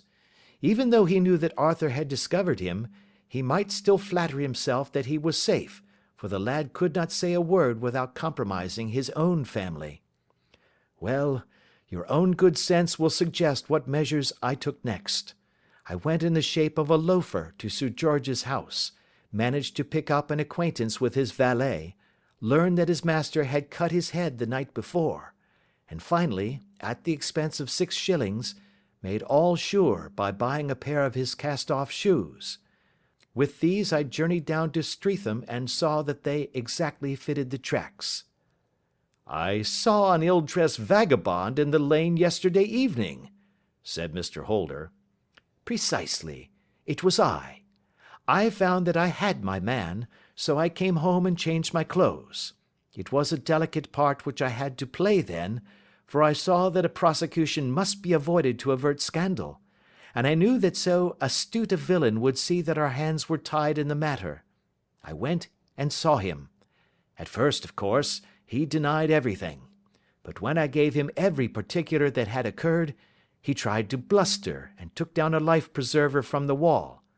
I knew my man, however, and I clapped a pistol to his head before he could strike. Then he became a little more reasonable. I told him that we would give him a price for the stones he held, £1,000 apiece. That brought out the first signs of grief that he had shown.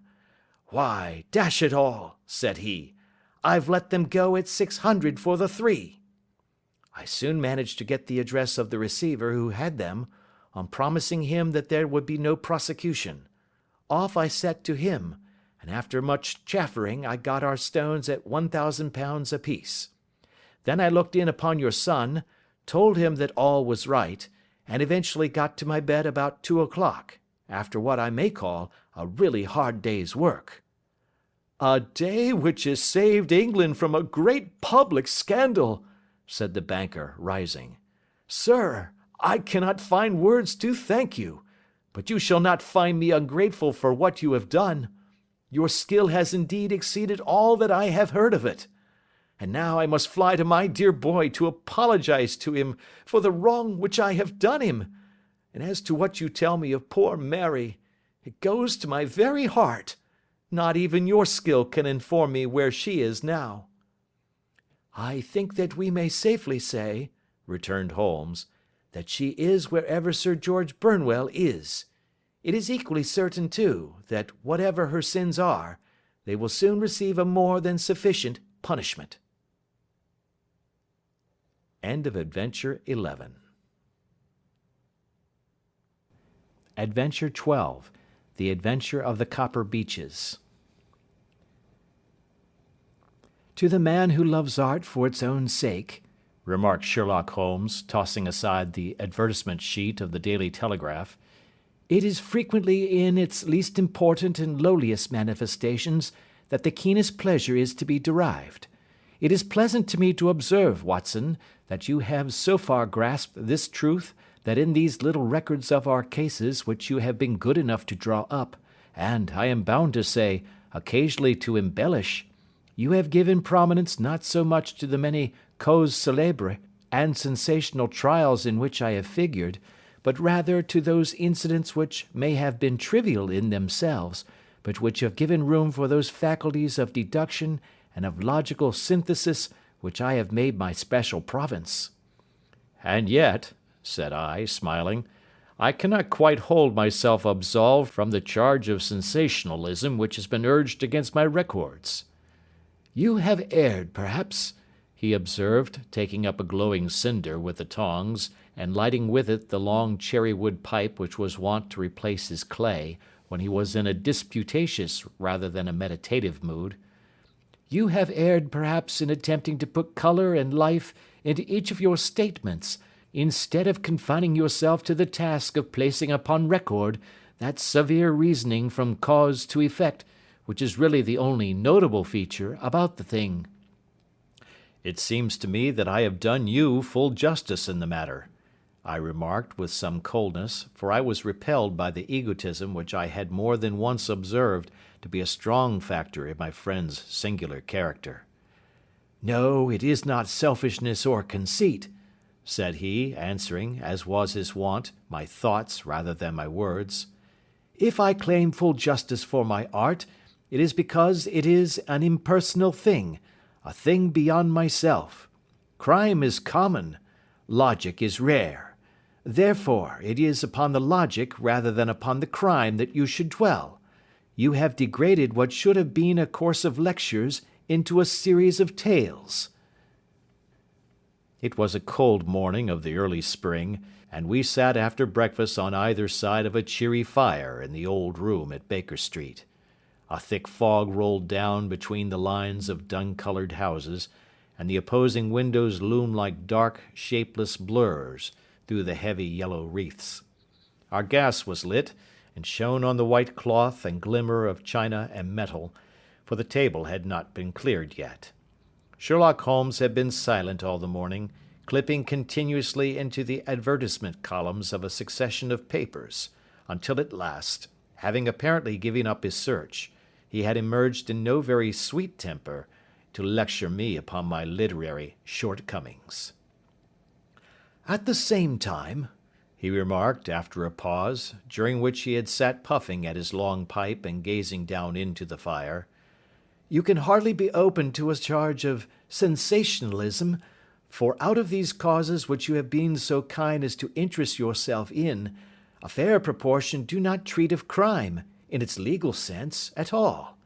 The small matter in which I endeavoured to help the King of Bohemia, the singular experience of Miss Mary Sutherland, the problem connected with the man with the twisted lip, and the incident of the noble bachelor, were all matters which are outside the pale of the law. But in avoiding the sensational, I fear that you may have bordered on the trivial. The end may have been so, I answered, but the methods I hold to have been novel and of interest. Pshaw, my dear fellow, what do the public, the great unobservant public, who could hardly tell a weaver by his tooth or a compositor by his left thumb, care about the finer shades of analysis and deduction? But indeed, if you are trivial, I cannot blame you, for the days of the great cases are past.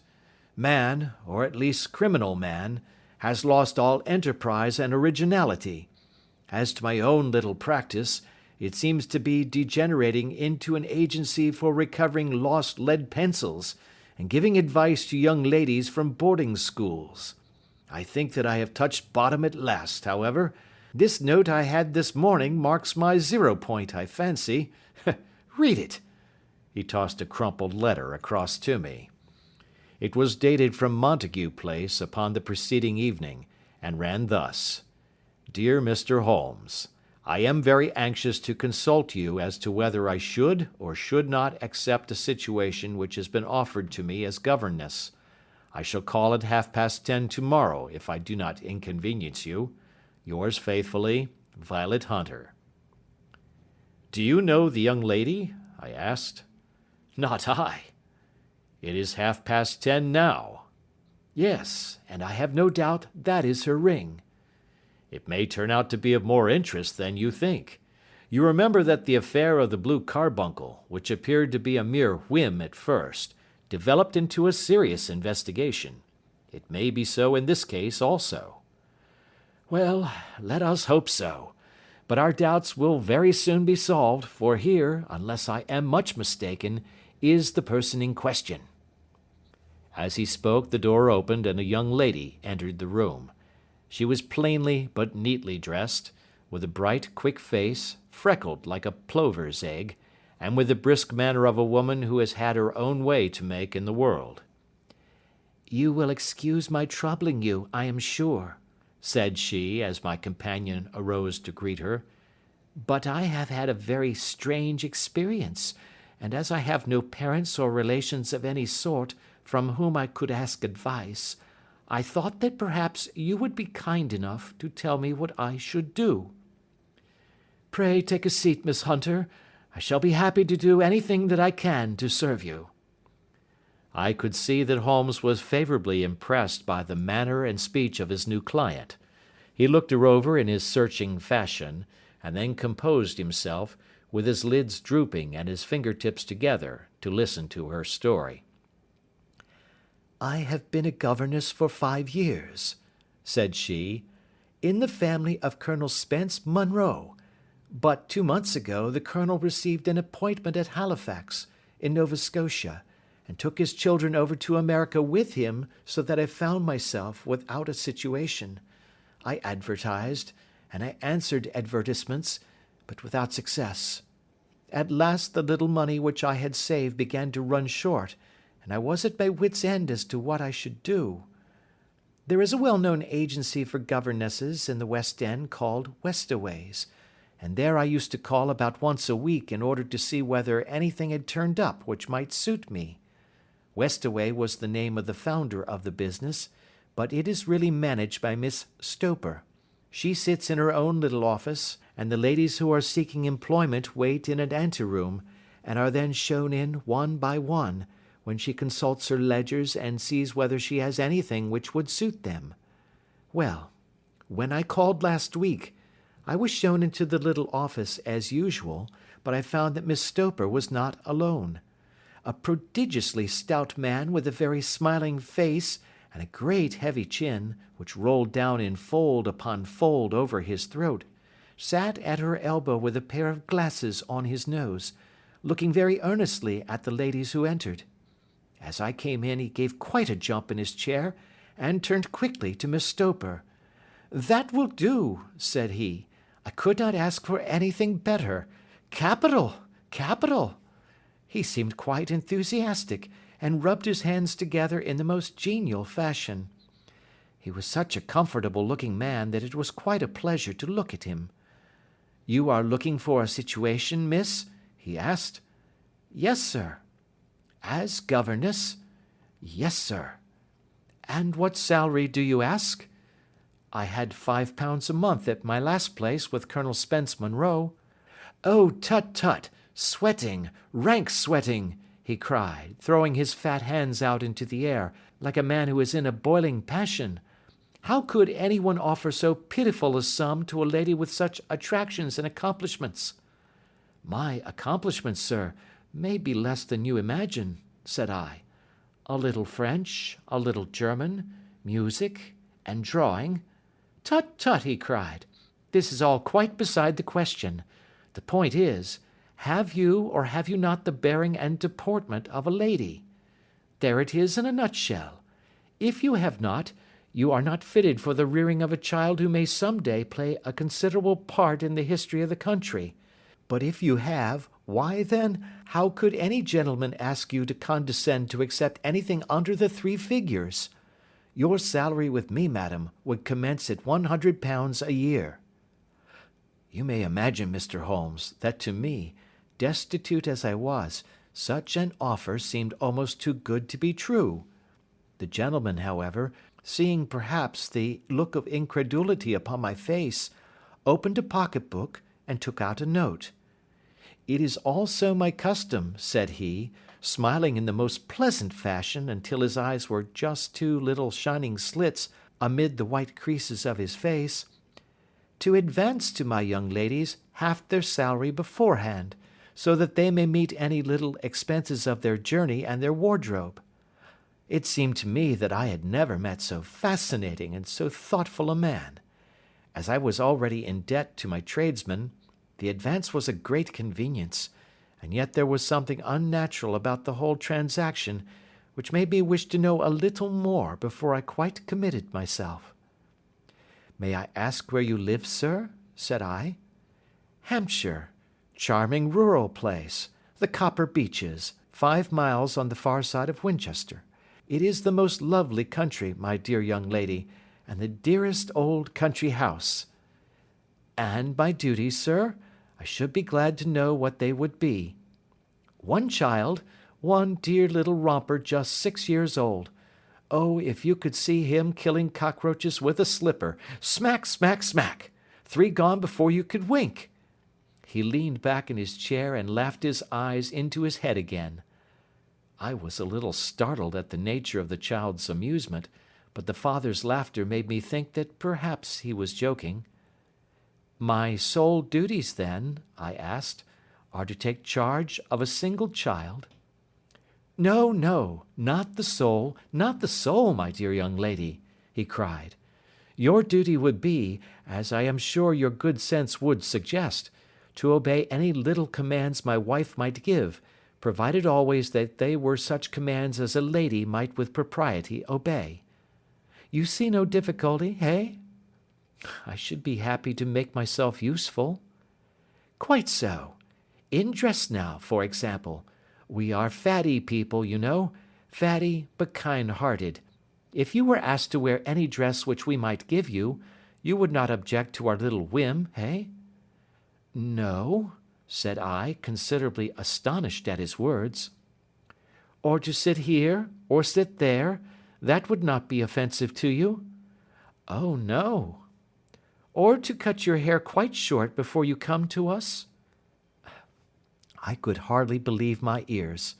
As you may observe, Mr. Holmes, my hair is somewhat luxuriant, and of a rather peculiar tint of chestnut.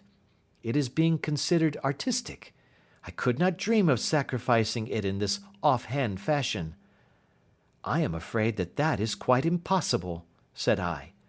He had been watching me eagerly out of his small eyes, and I could see a shadow pass over his face as I spoke. "I am afraid that it is quite essential," said he.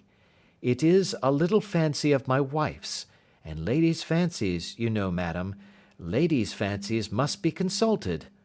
And so you won't cut your hair?" "No, sir, I really could not," I answered firmly. "Ah, very well, then that quite settles the matter. It is a pity, because in other respects you would really have done very nicely. In that case, Miss Stoper, I had best inspect a few more of your young ladies." The manageress had sat all this while busy with her papers without a word to either of us, but she glanced at me now with so much annoyance upon her face that I could not help suspecting that she had lost a handsome commission through my refusal. "Do you desire your name to be kept upon the books?" she asked. "If you please, Miss Stoper." "Well, really, it seems rather useless, since you refuse the most excellent offers in this fashion," said she sharply. "You can hardly expect us to exert ourselves to find another such opening for you. Good day to you, Miss Hunter." She struck a gong upon the table, and I was shown out by the page. Well, Mr. Holmes, when I got back to my lodgings, and found little enough in the cupboard, and 2 or 3 bills upon the table, I began to ask myself whether I had not done a very foolish thing.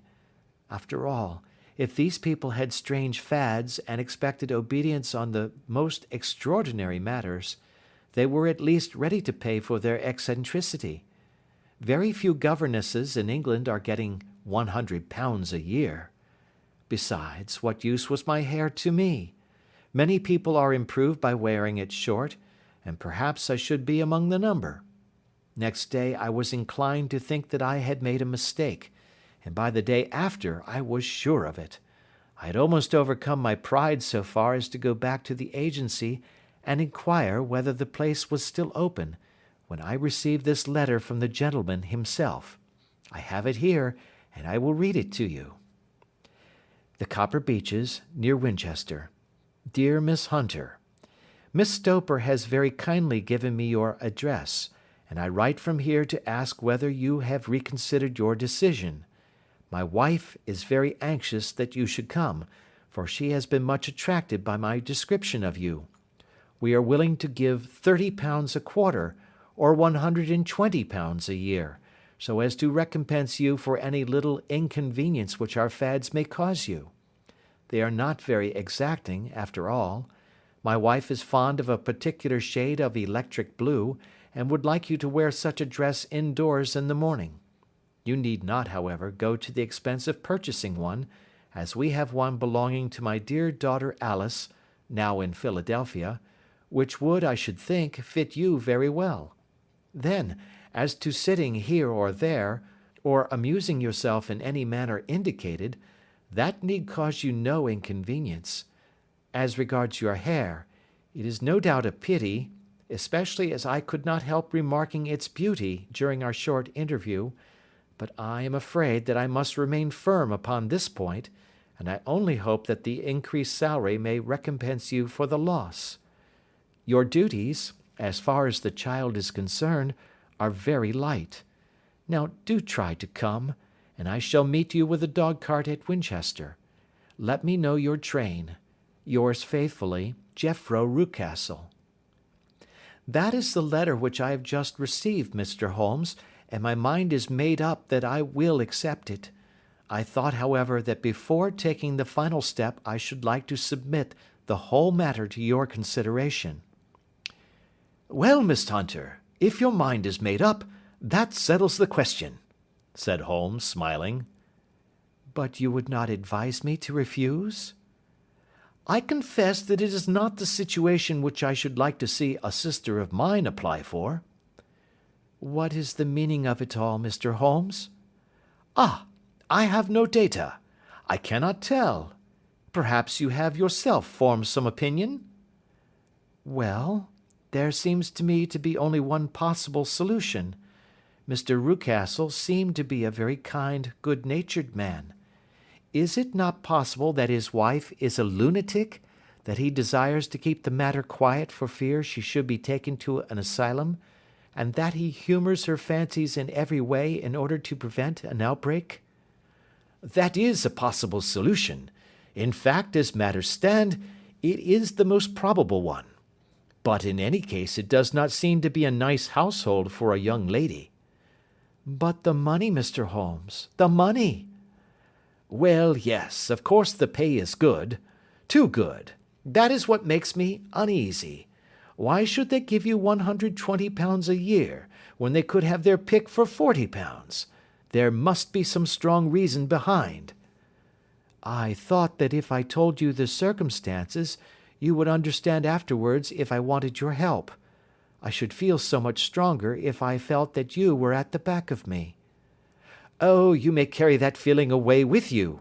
I assure you that your little problem promises to be the most interesting which has come my way for some months. There is something distinctly novel about some of the features. If you should find yourself in doubt or in danger— Danger? What danger do you foresee? Holmes shook his head gravely.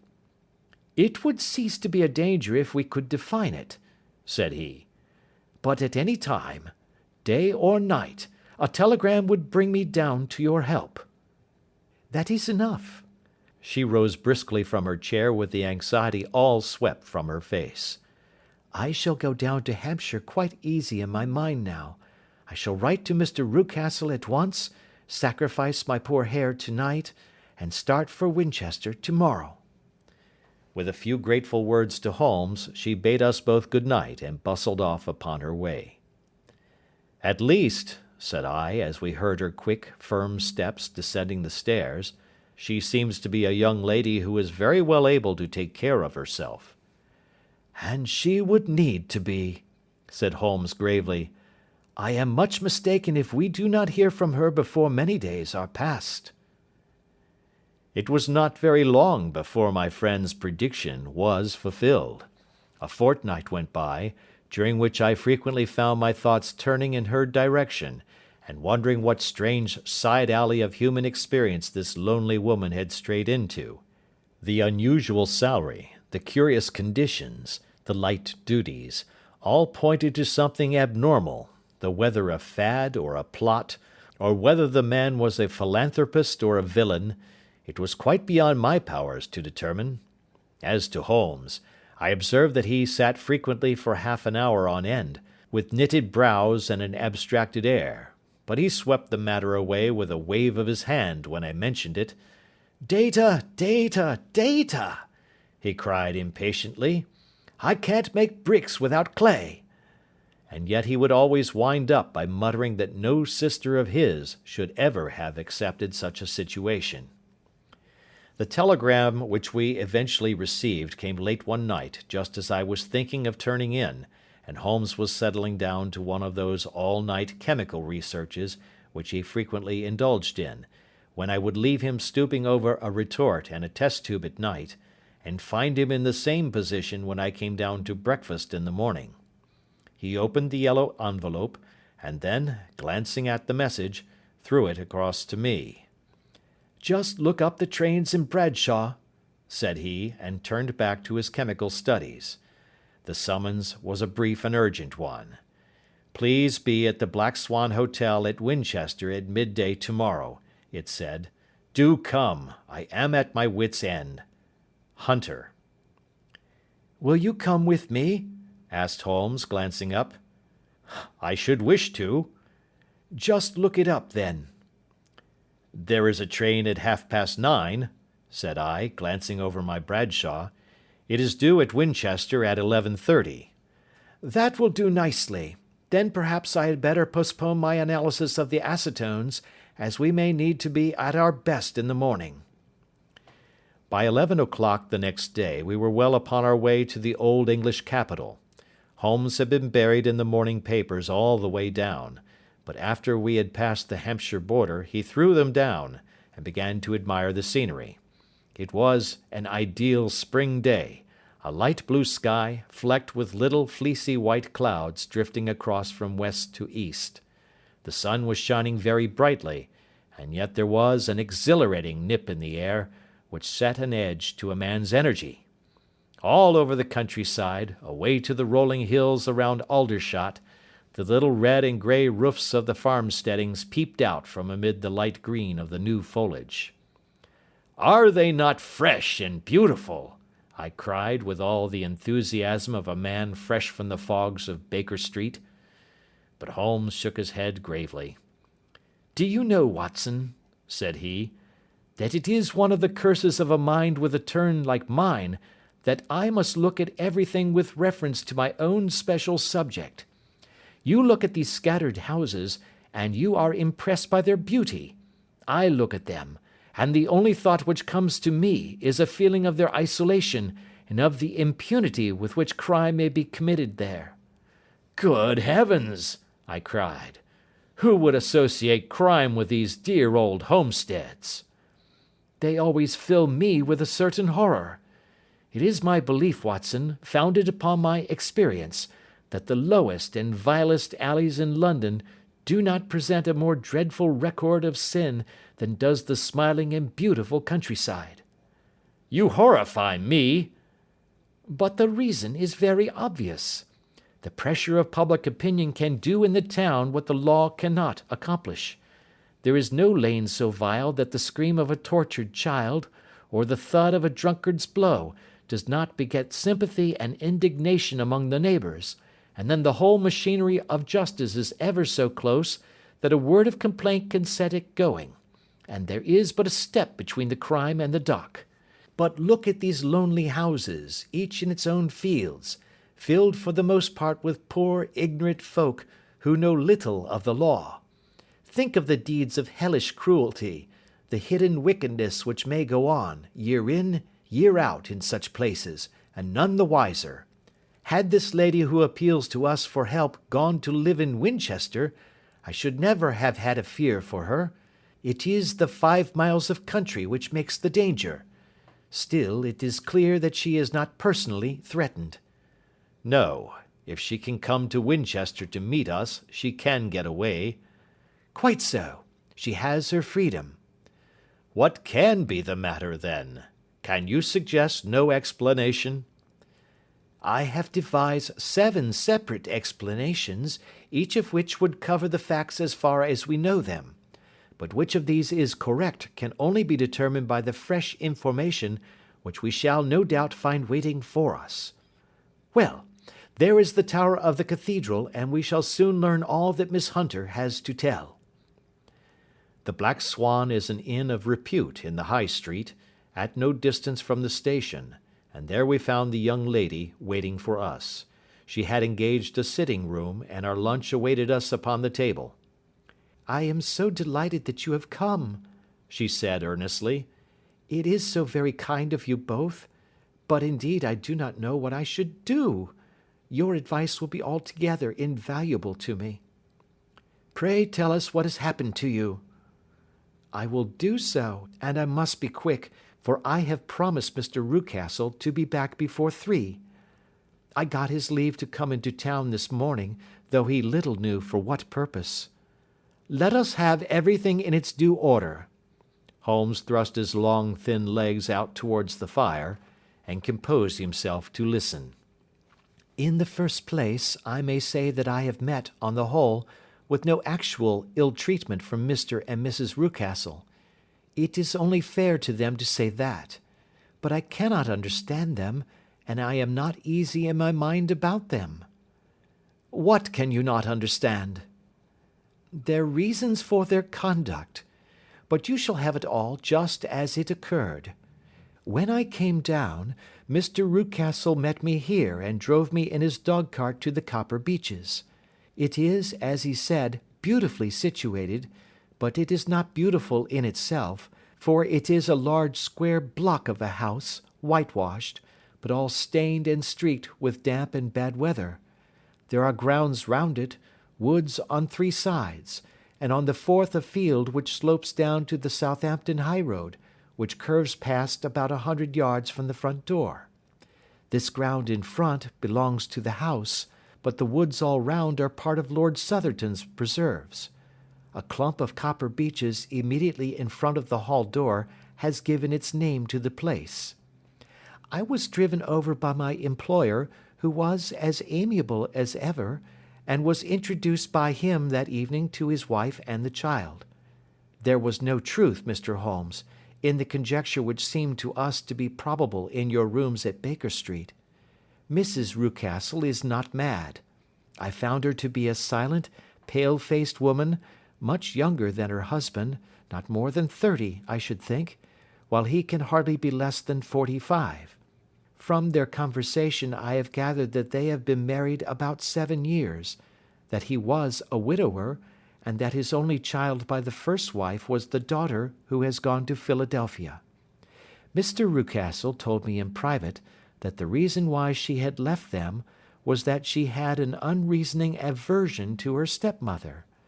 As the daughter could not have been less than 20, I can quite imagine that her position must have been uncomfortable with her father's young wife. Mrs. Rucastle seemed to me to be colourless in mind as well as in feature. She impressed me neither favourably nor the reverse. She was a nonentity. It was easy to see that she was passionately devoted both to her husband and to her little son. Her light grey eyes wandered continually from one to the other, noting every little want and forestalling it if possible. He was kind to her also in his bluff, boisterous fashion, and on the whole they seemed to be a happy couple. And yet she had some secret sorrow, this woman.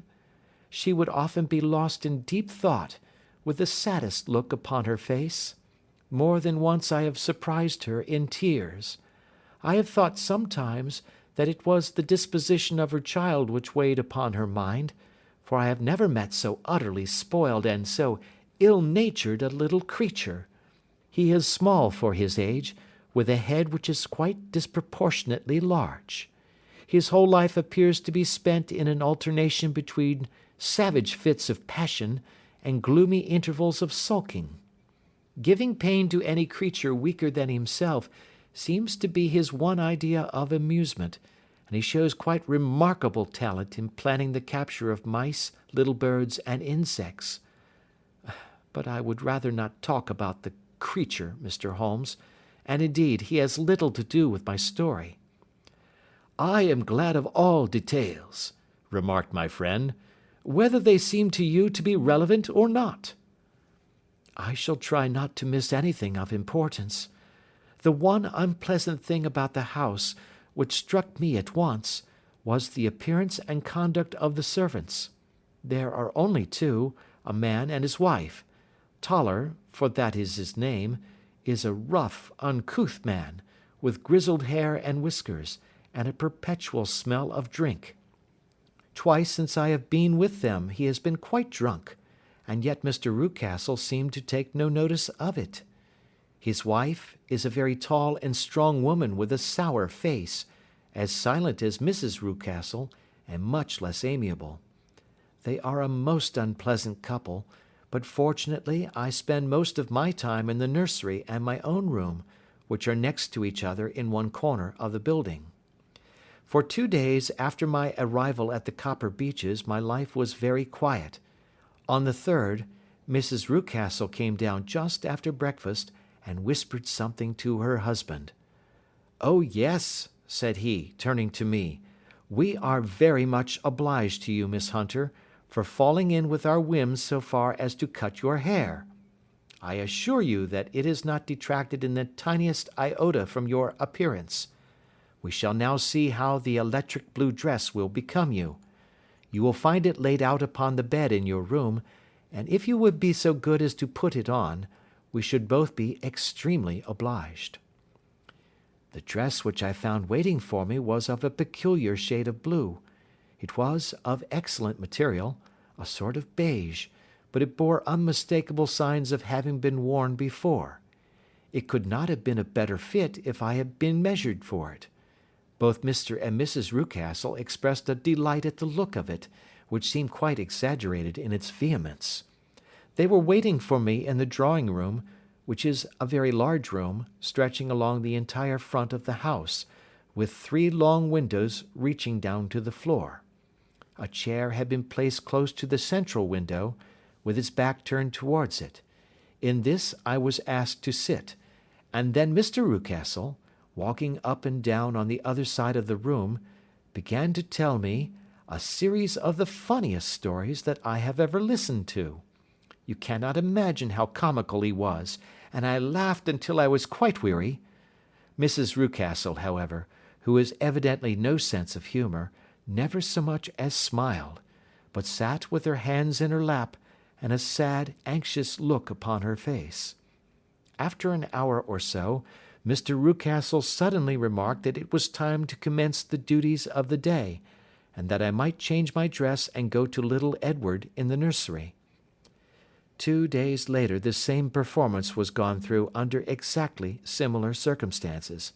Again I changed my dress, again I sat in the window, and again I laughed very heartily at the funny stories of which my employer had an immense repertoire, and which he told inimitably.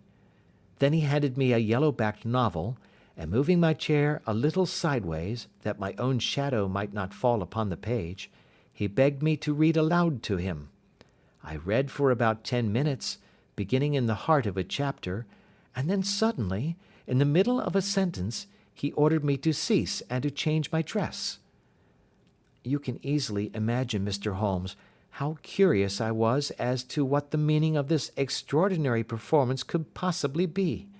They were always very careful, I observed, to turn my face away from the window, so that I became consumed with the desire to see what was going on behind my back. At first it seemed to be impossible, but I soon devised a means. My hand mirror had been broken, so a happy thought seized me, and I concealed a piece of the glass in my handkerchief. On the next occasion, in the midst of my laughter, I put my handkerchief up to my eyes, and was able with a little management to see all that there was behind me. I confess that I was disappointed. There was nothing. At least, that was my first impression. At the second glance, however, I perceived that there was a man standing in the Southampton Road, a small bearded man in a grey suit, who seemed to be looking in my direction. The road is an important highway, and there are usually people there. This man, however, was leaning against the railings which bordered our field, and was looking earnestly up. I lowered my handkerchief, and glanced at Mrs. Rucastle to find her eyes fixed upon me with a most searching gaze. She said nothing, but I am convinced that she had divined that I had a mirror in my hand, and had seen what was behind me. She rose at once. "Jethro," said she, "there is an impertinent fellow upon the road there who stares up at Miss Hunter." "No friend of yours, Miss Hunter?" he asked. "No, I know no one in these parts." "Dear me, how very impertinent! Kindly turn round and motion to him to go away." "Surely it would be better to take no notice." "No, no, we should have him loitering here always. Kindly turn round and wave him away like that." I did as I was told, and at the same instant Mrs. Rucastle drew down the blind. That was a week ago, and from that time I have not sat again in the window, nor have I worn the blue dress, nor seen the man in the road. "Pray continue," said Holmes. "Your narrative promises to be a most interesting one." "You will find it rather disconnected, I fear, and there may prove to be little relation between the different incidents of which I speak. On the very first day that I was at the Copper Beeches, Mr. Rucastle took me to a small outhouse which stands near the kitchen door. As we approached it, I heard the sharp rattling of a chain, and the sound as of a large animal moving about. "Look in here," said Mr. Rucastle, showing me a slit between two planks. "Is he not a beauty?" I looked through and was conscious of two glowing eyes, and of a vague figure huddled up in the darkness. "Don't be frightened," said my employer, laughing at the start which I had given. "It's only Carlo, my mastiff. I call him mine, but really old Toller, my groom, is the only man who can do anything with him. We feed him once a day, and not too much then, so that he is always as keen as mustard. Toller lets him loose every night, and God help the trespasser whom he lays his fangs upon. For goodness sake, don't you ever, on any pretext, set your foot over the threshold at night, for it's as much as your life is worth."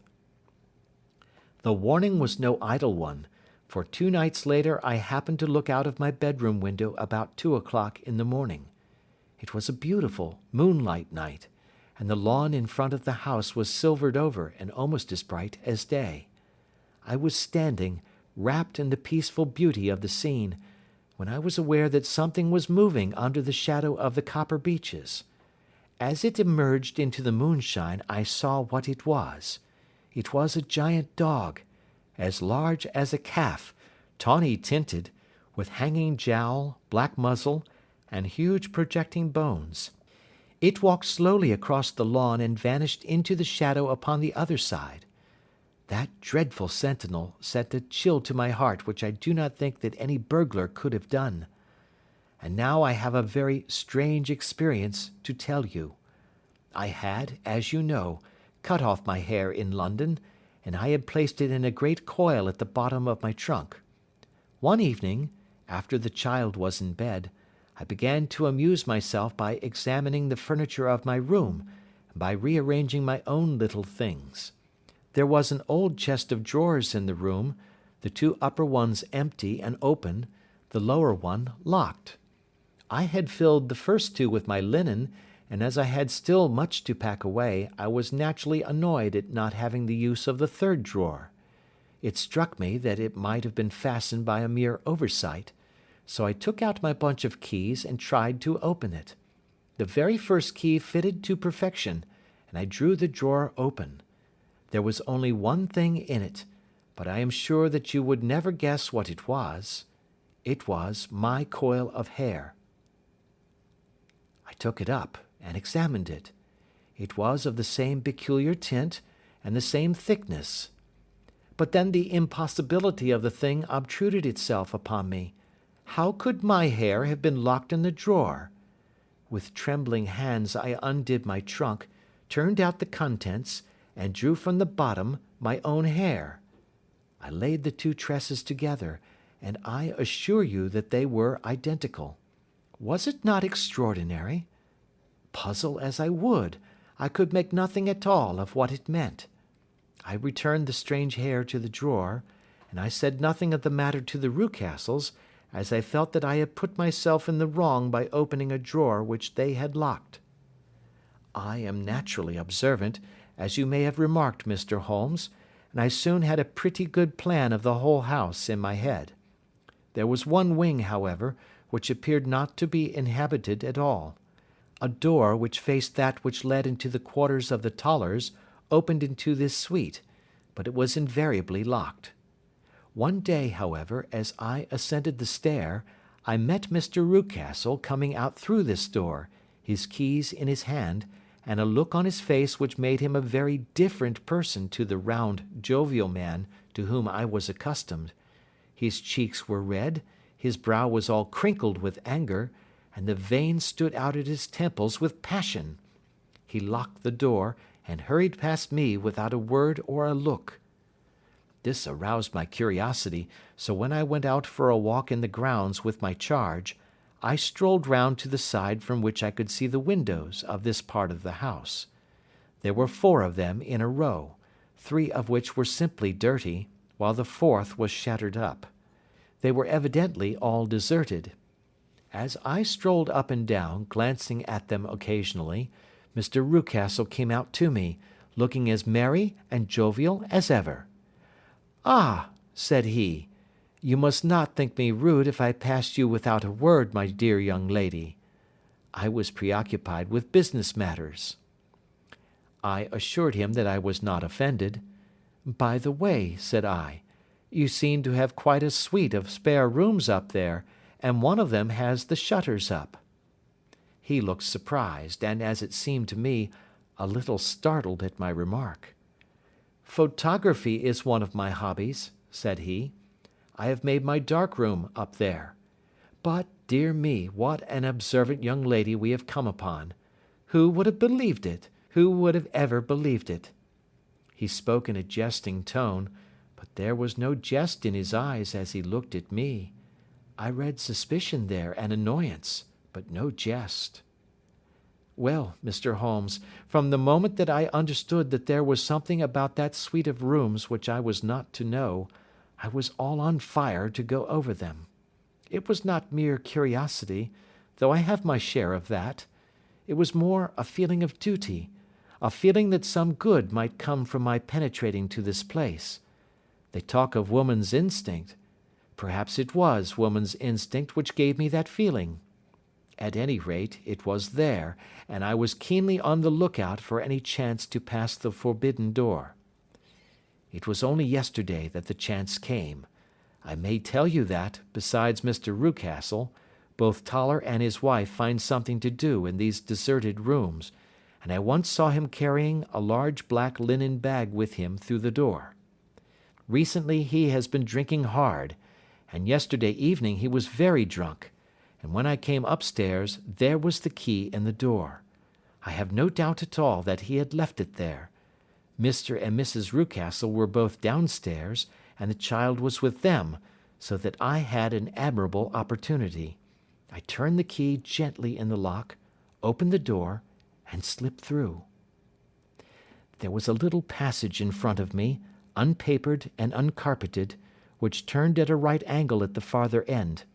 Round this corner were 3 doors in a line, the first and third of which were open. They each led into an empty room, dusty and cheerless, with 2 windows in the one and one in the other, so thick with dirt that the evening light glimmered dimly through them.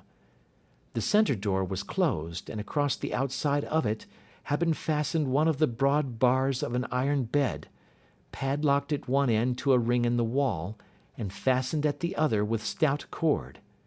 The door itself was locked as well, and the key was not there.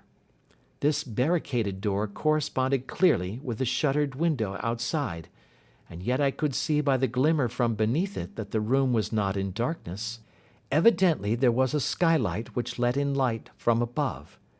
As I stood in the passage gazing at the sinister door and wondering what secret it might veil, I suddenly heard the sound of steps within the room, and saw a shadow pass backward and forward against the little slit of dim light which shone out from under the door.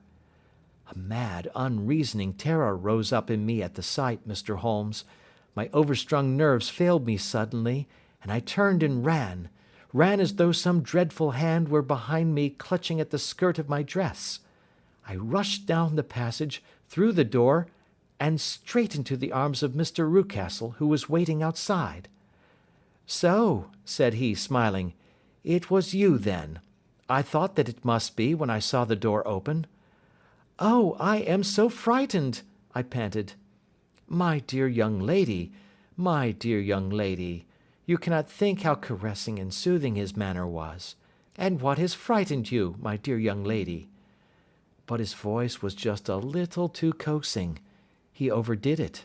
I was keenly on my guard against him. "I was foolish enough to go into the empty wing," I answered, "but it is so lonely and eerie in this dim light that I was frightened and ran out again. Oh, it is so dreadfully still in there." "Only that," said he, looking at me keenly. "Why, what did you think?" I asked. "Why do you think that I locked this door?" "I am sure that I do not know." "It is to keep people out who have no business there, do you see?" He was still smiling in the most amiable manner. "I am sure if I had known—" "Well then, you know now. And if you ever put your foot over that threshold again—" Here in an instant the smile hardened into a grin of rage, and he glared down at me with the face of a demon. "I'll throw you to the mastiff." I was so terrified that I do not know what I did. I suppose that I must have rushed past him into my room. I remember nothing until I found myself lying on my bed trembling all over. Then I thought of you, Mr. Holmes. I could not live there longer without some advice. I was frightened of the house, of the man, of the woman, of the servants, even of the child. They were all horrible to me. If I could only bring you down, all would be well. Of course I might have fled from the house, but my curiosity was almost as strong as my fears. My mind was soon made up. I would send you a wire. I put on my hat and cloak, went down to the office, which is about half a mile from the house, and then returned, feeling very much easier. A horrible doubt came into my mind as I approached the door, lest the dog might be loose, but I remembered that Toller had drunk himself into a state of insensibility that evening, and I knew that he was the only one in the household who had any influence with the savage creature, or who would venture to set him free. I slipped in safety, and lay awake half the night in my joy at the thought of seeing you. I had no difficulty in getting leave to come into Winchester this morning, but I must be back before 3 o'clock, for Mr. and Mrs. Rucastle are going on a visit, and will be away all the evening, so that I must look after the child. Now I have told you all my adventures, Mr. Holmes, and I should be very glad if you could tell me what it all means, and above all, what I should do. Holmes and I had listened spellbound to this extraordinary story. My friend rose now and paced up and down the room, his hands in his pockets, and an expression of the most profound gravity upon his face. "Is Toller still drunk?" he asked. "Yes, I heard his wife tell Mrs. Rucastle that she could do nothing with him." "That is well.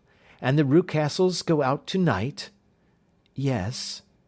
"Is there a cellar with a good strong lock?" Yes, the wine cellar. You seem to me to have acted all through this matter like a very brave and sensible girl, Miss Hunter. Do you think that you could perform one more feat? I should not ask it of you if I did not think you a quite exceptional woman. I will try. What is it? We shall be at the Copper Beeches by 7 o'clock, my friend and I. The Rucastles will be gone by that time, and Toller will, we hope, be incapable. There only remains Mrs. Toller, who might give the alarm. If you could send her into the cellar on some errand, and then turn the key upon her, you would facilitate matters immensely. I will do it. Excellent. We shall then look thoroughly into the affair. Of course, there is only one feasible explanation. You have been brought there to personate someone, and the real person is imprisoned in this chamber. That is obvious. As to who this prisoner is, I have no doubt that it is the daughter, Miss Alice Rucastle, if I remember right, who was said to have gone to America. You were chosen, doubtless, as resembling her in height, figure, and the colour of your hair. Hers had been cut off, very possibly in some illness through which she has passed, and so of course yours had to be sacrificed also. By a curious chance you came upon her tresses. The man in the road was undoubtedly some friend of hers, possibly her fiancé, and no doubt, as you wore the girl's dress and were so like her, he was convinced from your laughter, whenever he saw you, and afterwards from your gesture, that Miss Rucastle was perfectly happy, and that she no longer desired his attentions. The dog is let loose at night to prevent him from endeavouring to communicate with her. So much is fairly clear. The most serious point in the case is the disposition of the child. What on earth has that to do with it? I ejaculated. My dear Watson, you as a medical man are continually gaining light as to the tendencies of a child by the study of the parents. Don't you see that the converse is equally valid? I have frequently gained my first real insight into the character of parents by studying their children. This child's disposition is abnormally cruel, merely for cruelty's sake, and whether he derives this from his smiling father, as I should suspect, or from his mother, it bodes evil for the poor girl who is in their power. I am sure that you are right, Mr. Holmes, cried our client. 1,000 things come back to me which make me certain that you have hit it. Oh, let us lose not an instant in bringing help to this poor creature. We must be circumspect, for we are dealing with a very cunning man. We can do nothing until 7 o'clock. At that hour we shall be with you, and it will not be long before we solve the mystery. We were as good as our word, for it was just 7 when we reached the Copper Beeches, having put up our trap at a wayside public-house. The group of trees, with their dark leaves shining like burnished metal in the light of the setting sun, were sufficient to mark the house, even had Miss Hunter not been standing smiling on the doorstep. "Have you managed it?" asked Holmes. A loud thudding noise came from somewhere downstairs. "That is Mrs. Toller in the cellar," said she. "Her husband lies snoring on the kitchen rug. Here are his keys, which are the duplicates of Mr. Rucastle's." "You have done well indeed," cried Holmes with enthusiasm. "Now lead the way, and we shall soon see the end of this black business." We passed up the stair, unlocked the door, followed on down a passage, and found ourselves in front of the barricade which Miss Hunter had described. Holmes cut the cord and removed the transverse bar. Then he tried the various keys in the lock, but without success. No sound came from within, and at the silence Holmes's face clouded over. "I trust that we are not too late," said he. "I think, Miss Hunter, that we had better go in without you. Now, Watson, put your shoulder to it, and we shall see whether we cannot make our way in." It was an old rickety door, and gave at once before our united strength. Together we rushed into the room. It was empty. There was no furniture save a little pallet bed, a small table, and a basketful of linen. The skylight above was open, and the prisoner gone. "There has been some villainy here," said Holmes. "This beauty has guessed Miss Hunter's intentions and has carried his victim off." "But how?" "Through the skylight. We shall soon see how he managed it." He swung himself up onto the roof. "Ah, yes," he cried. "Here's the end of a long light ladder against the eaves. That is how he did it." "But it is impossible," said Miss Hunter. "The ladder was not there when the Rucastles went away." "He has come back and done it. I tell you that he is a clever and dangerous man. I should not be very much surprised if this were he whose step I hear now upon the stair. I think, Watson, that it would be as well for you to have your pistol ready." The words were hardly out of his mouth before a man appeared at the door of the room, a very fat and burly man, with a heavy stick in his hand. Miss Hunter screamed and shrunk against the wall at the sight of him, but Sherlock Holmes sprang forward and confronted him. "You villain!" said he. "Where's your daughter?" The fat man cast his eyes round and then up at the open skylight. "It is for me to ask you that!" he shrieked. "You thieves! Spies and thieves! I have caught you, have I? You are in my power! I'll serve you!" He turned and clattered down the stairs as hard as he could go. "He's gone for the dog," cried Miss Hunter. "I have my revolver," said I.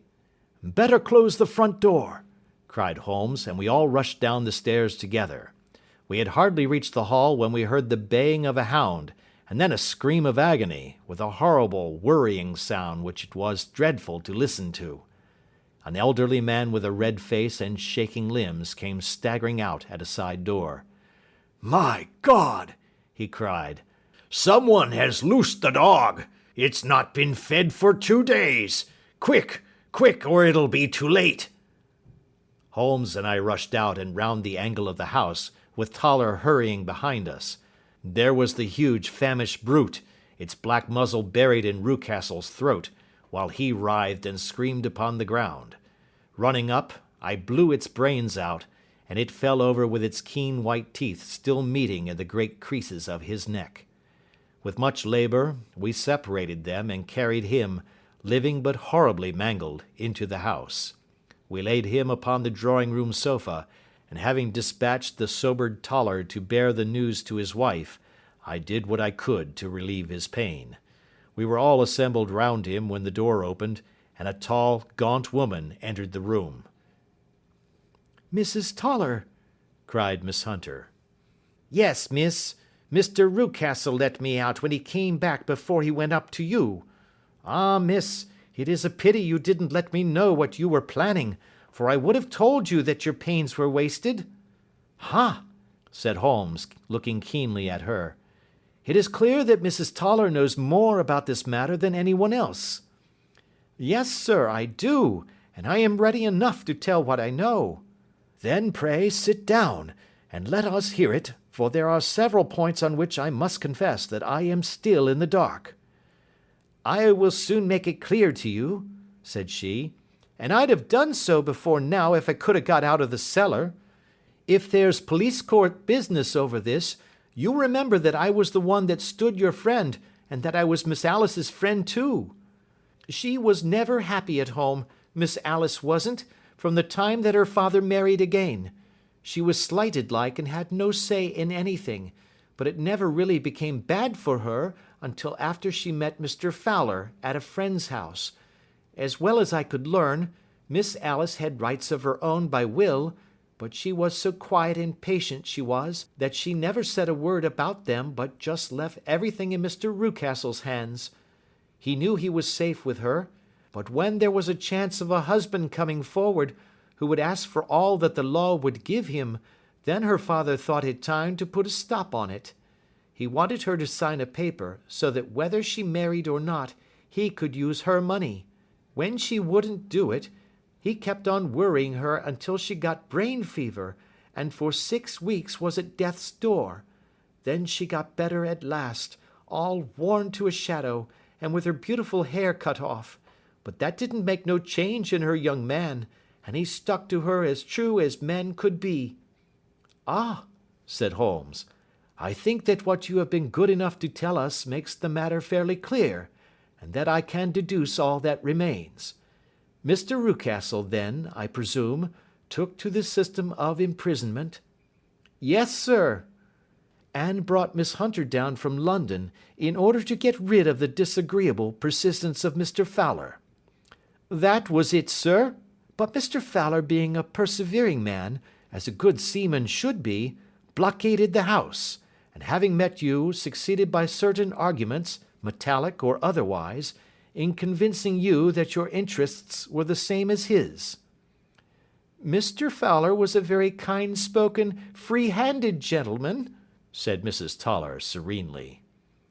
"And in this way he managed that your good man should have no want of drink, and that a ladder should be ready at the moment when your master had gone out. You have it, sir, just as it happened." "I am sure we owe you an apology, Mrs. Toller," said Holmes, "for you have certainly cleared up everything which puzzled us. And here comes the country surgeon and Mrs. Rucastle. So I think, Watson, that we had best escort Miss Hunter back to Winchester, as it seems to me that our locus standi now is rather a questionable one." And thus was solved the mystery of the sinister house with the copper beeches in front of the door. Mr. Rucastle survived, but was always a broken man, kept alive solely through the care of his devoted wife. They still live with their old servants, who probably know so much of Rucastle's past life that he finds it difficult to part from them. Mr. Fowler and Miss Rucastle were married, by special license, in Southampton the day after their flight, and he is now the holder of a government appointment in the island of Mauritius. As to Miss Violet Hunter, my friend Holmes, rather to my disappointment, manifested no further interest in her when once she had ceased to be the centre of one of his problems, and she is now the head of a private school at Walsall, where I believe that she has met with considerable success. That is the end of our adventure number 12, and we thank you for listening to our book.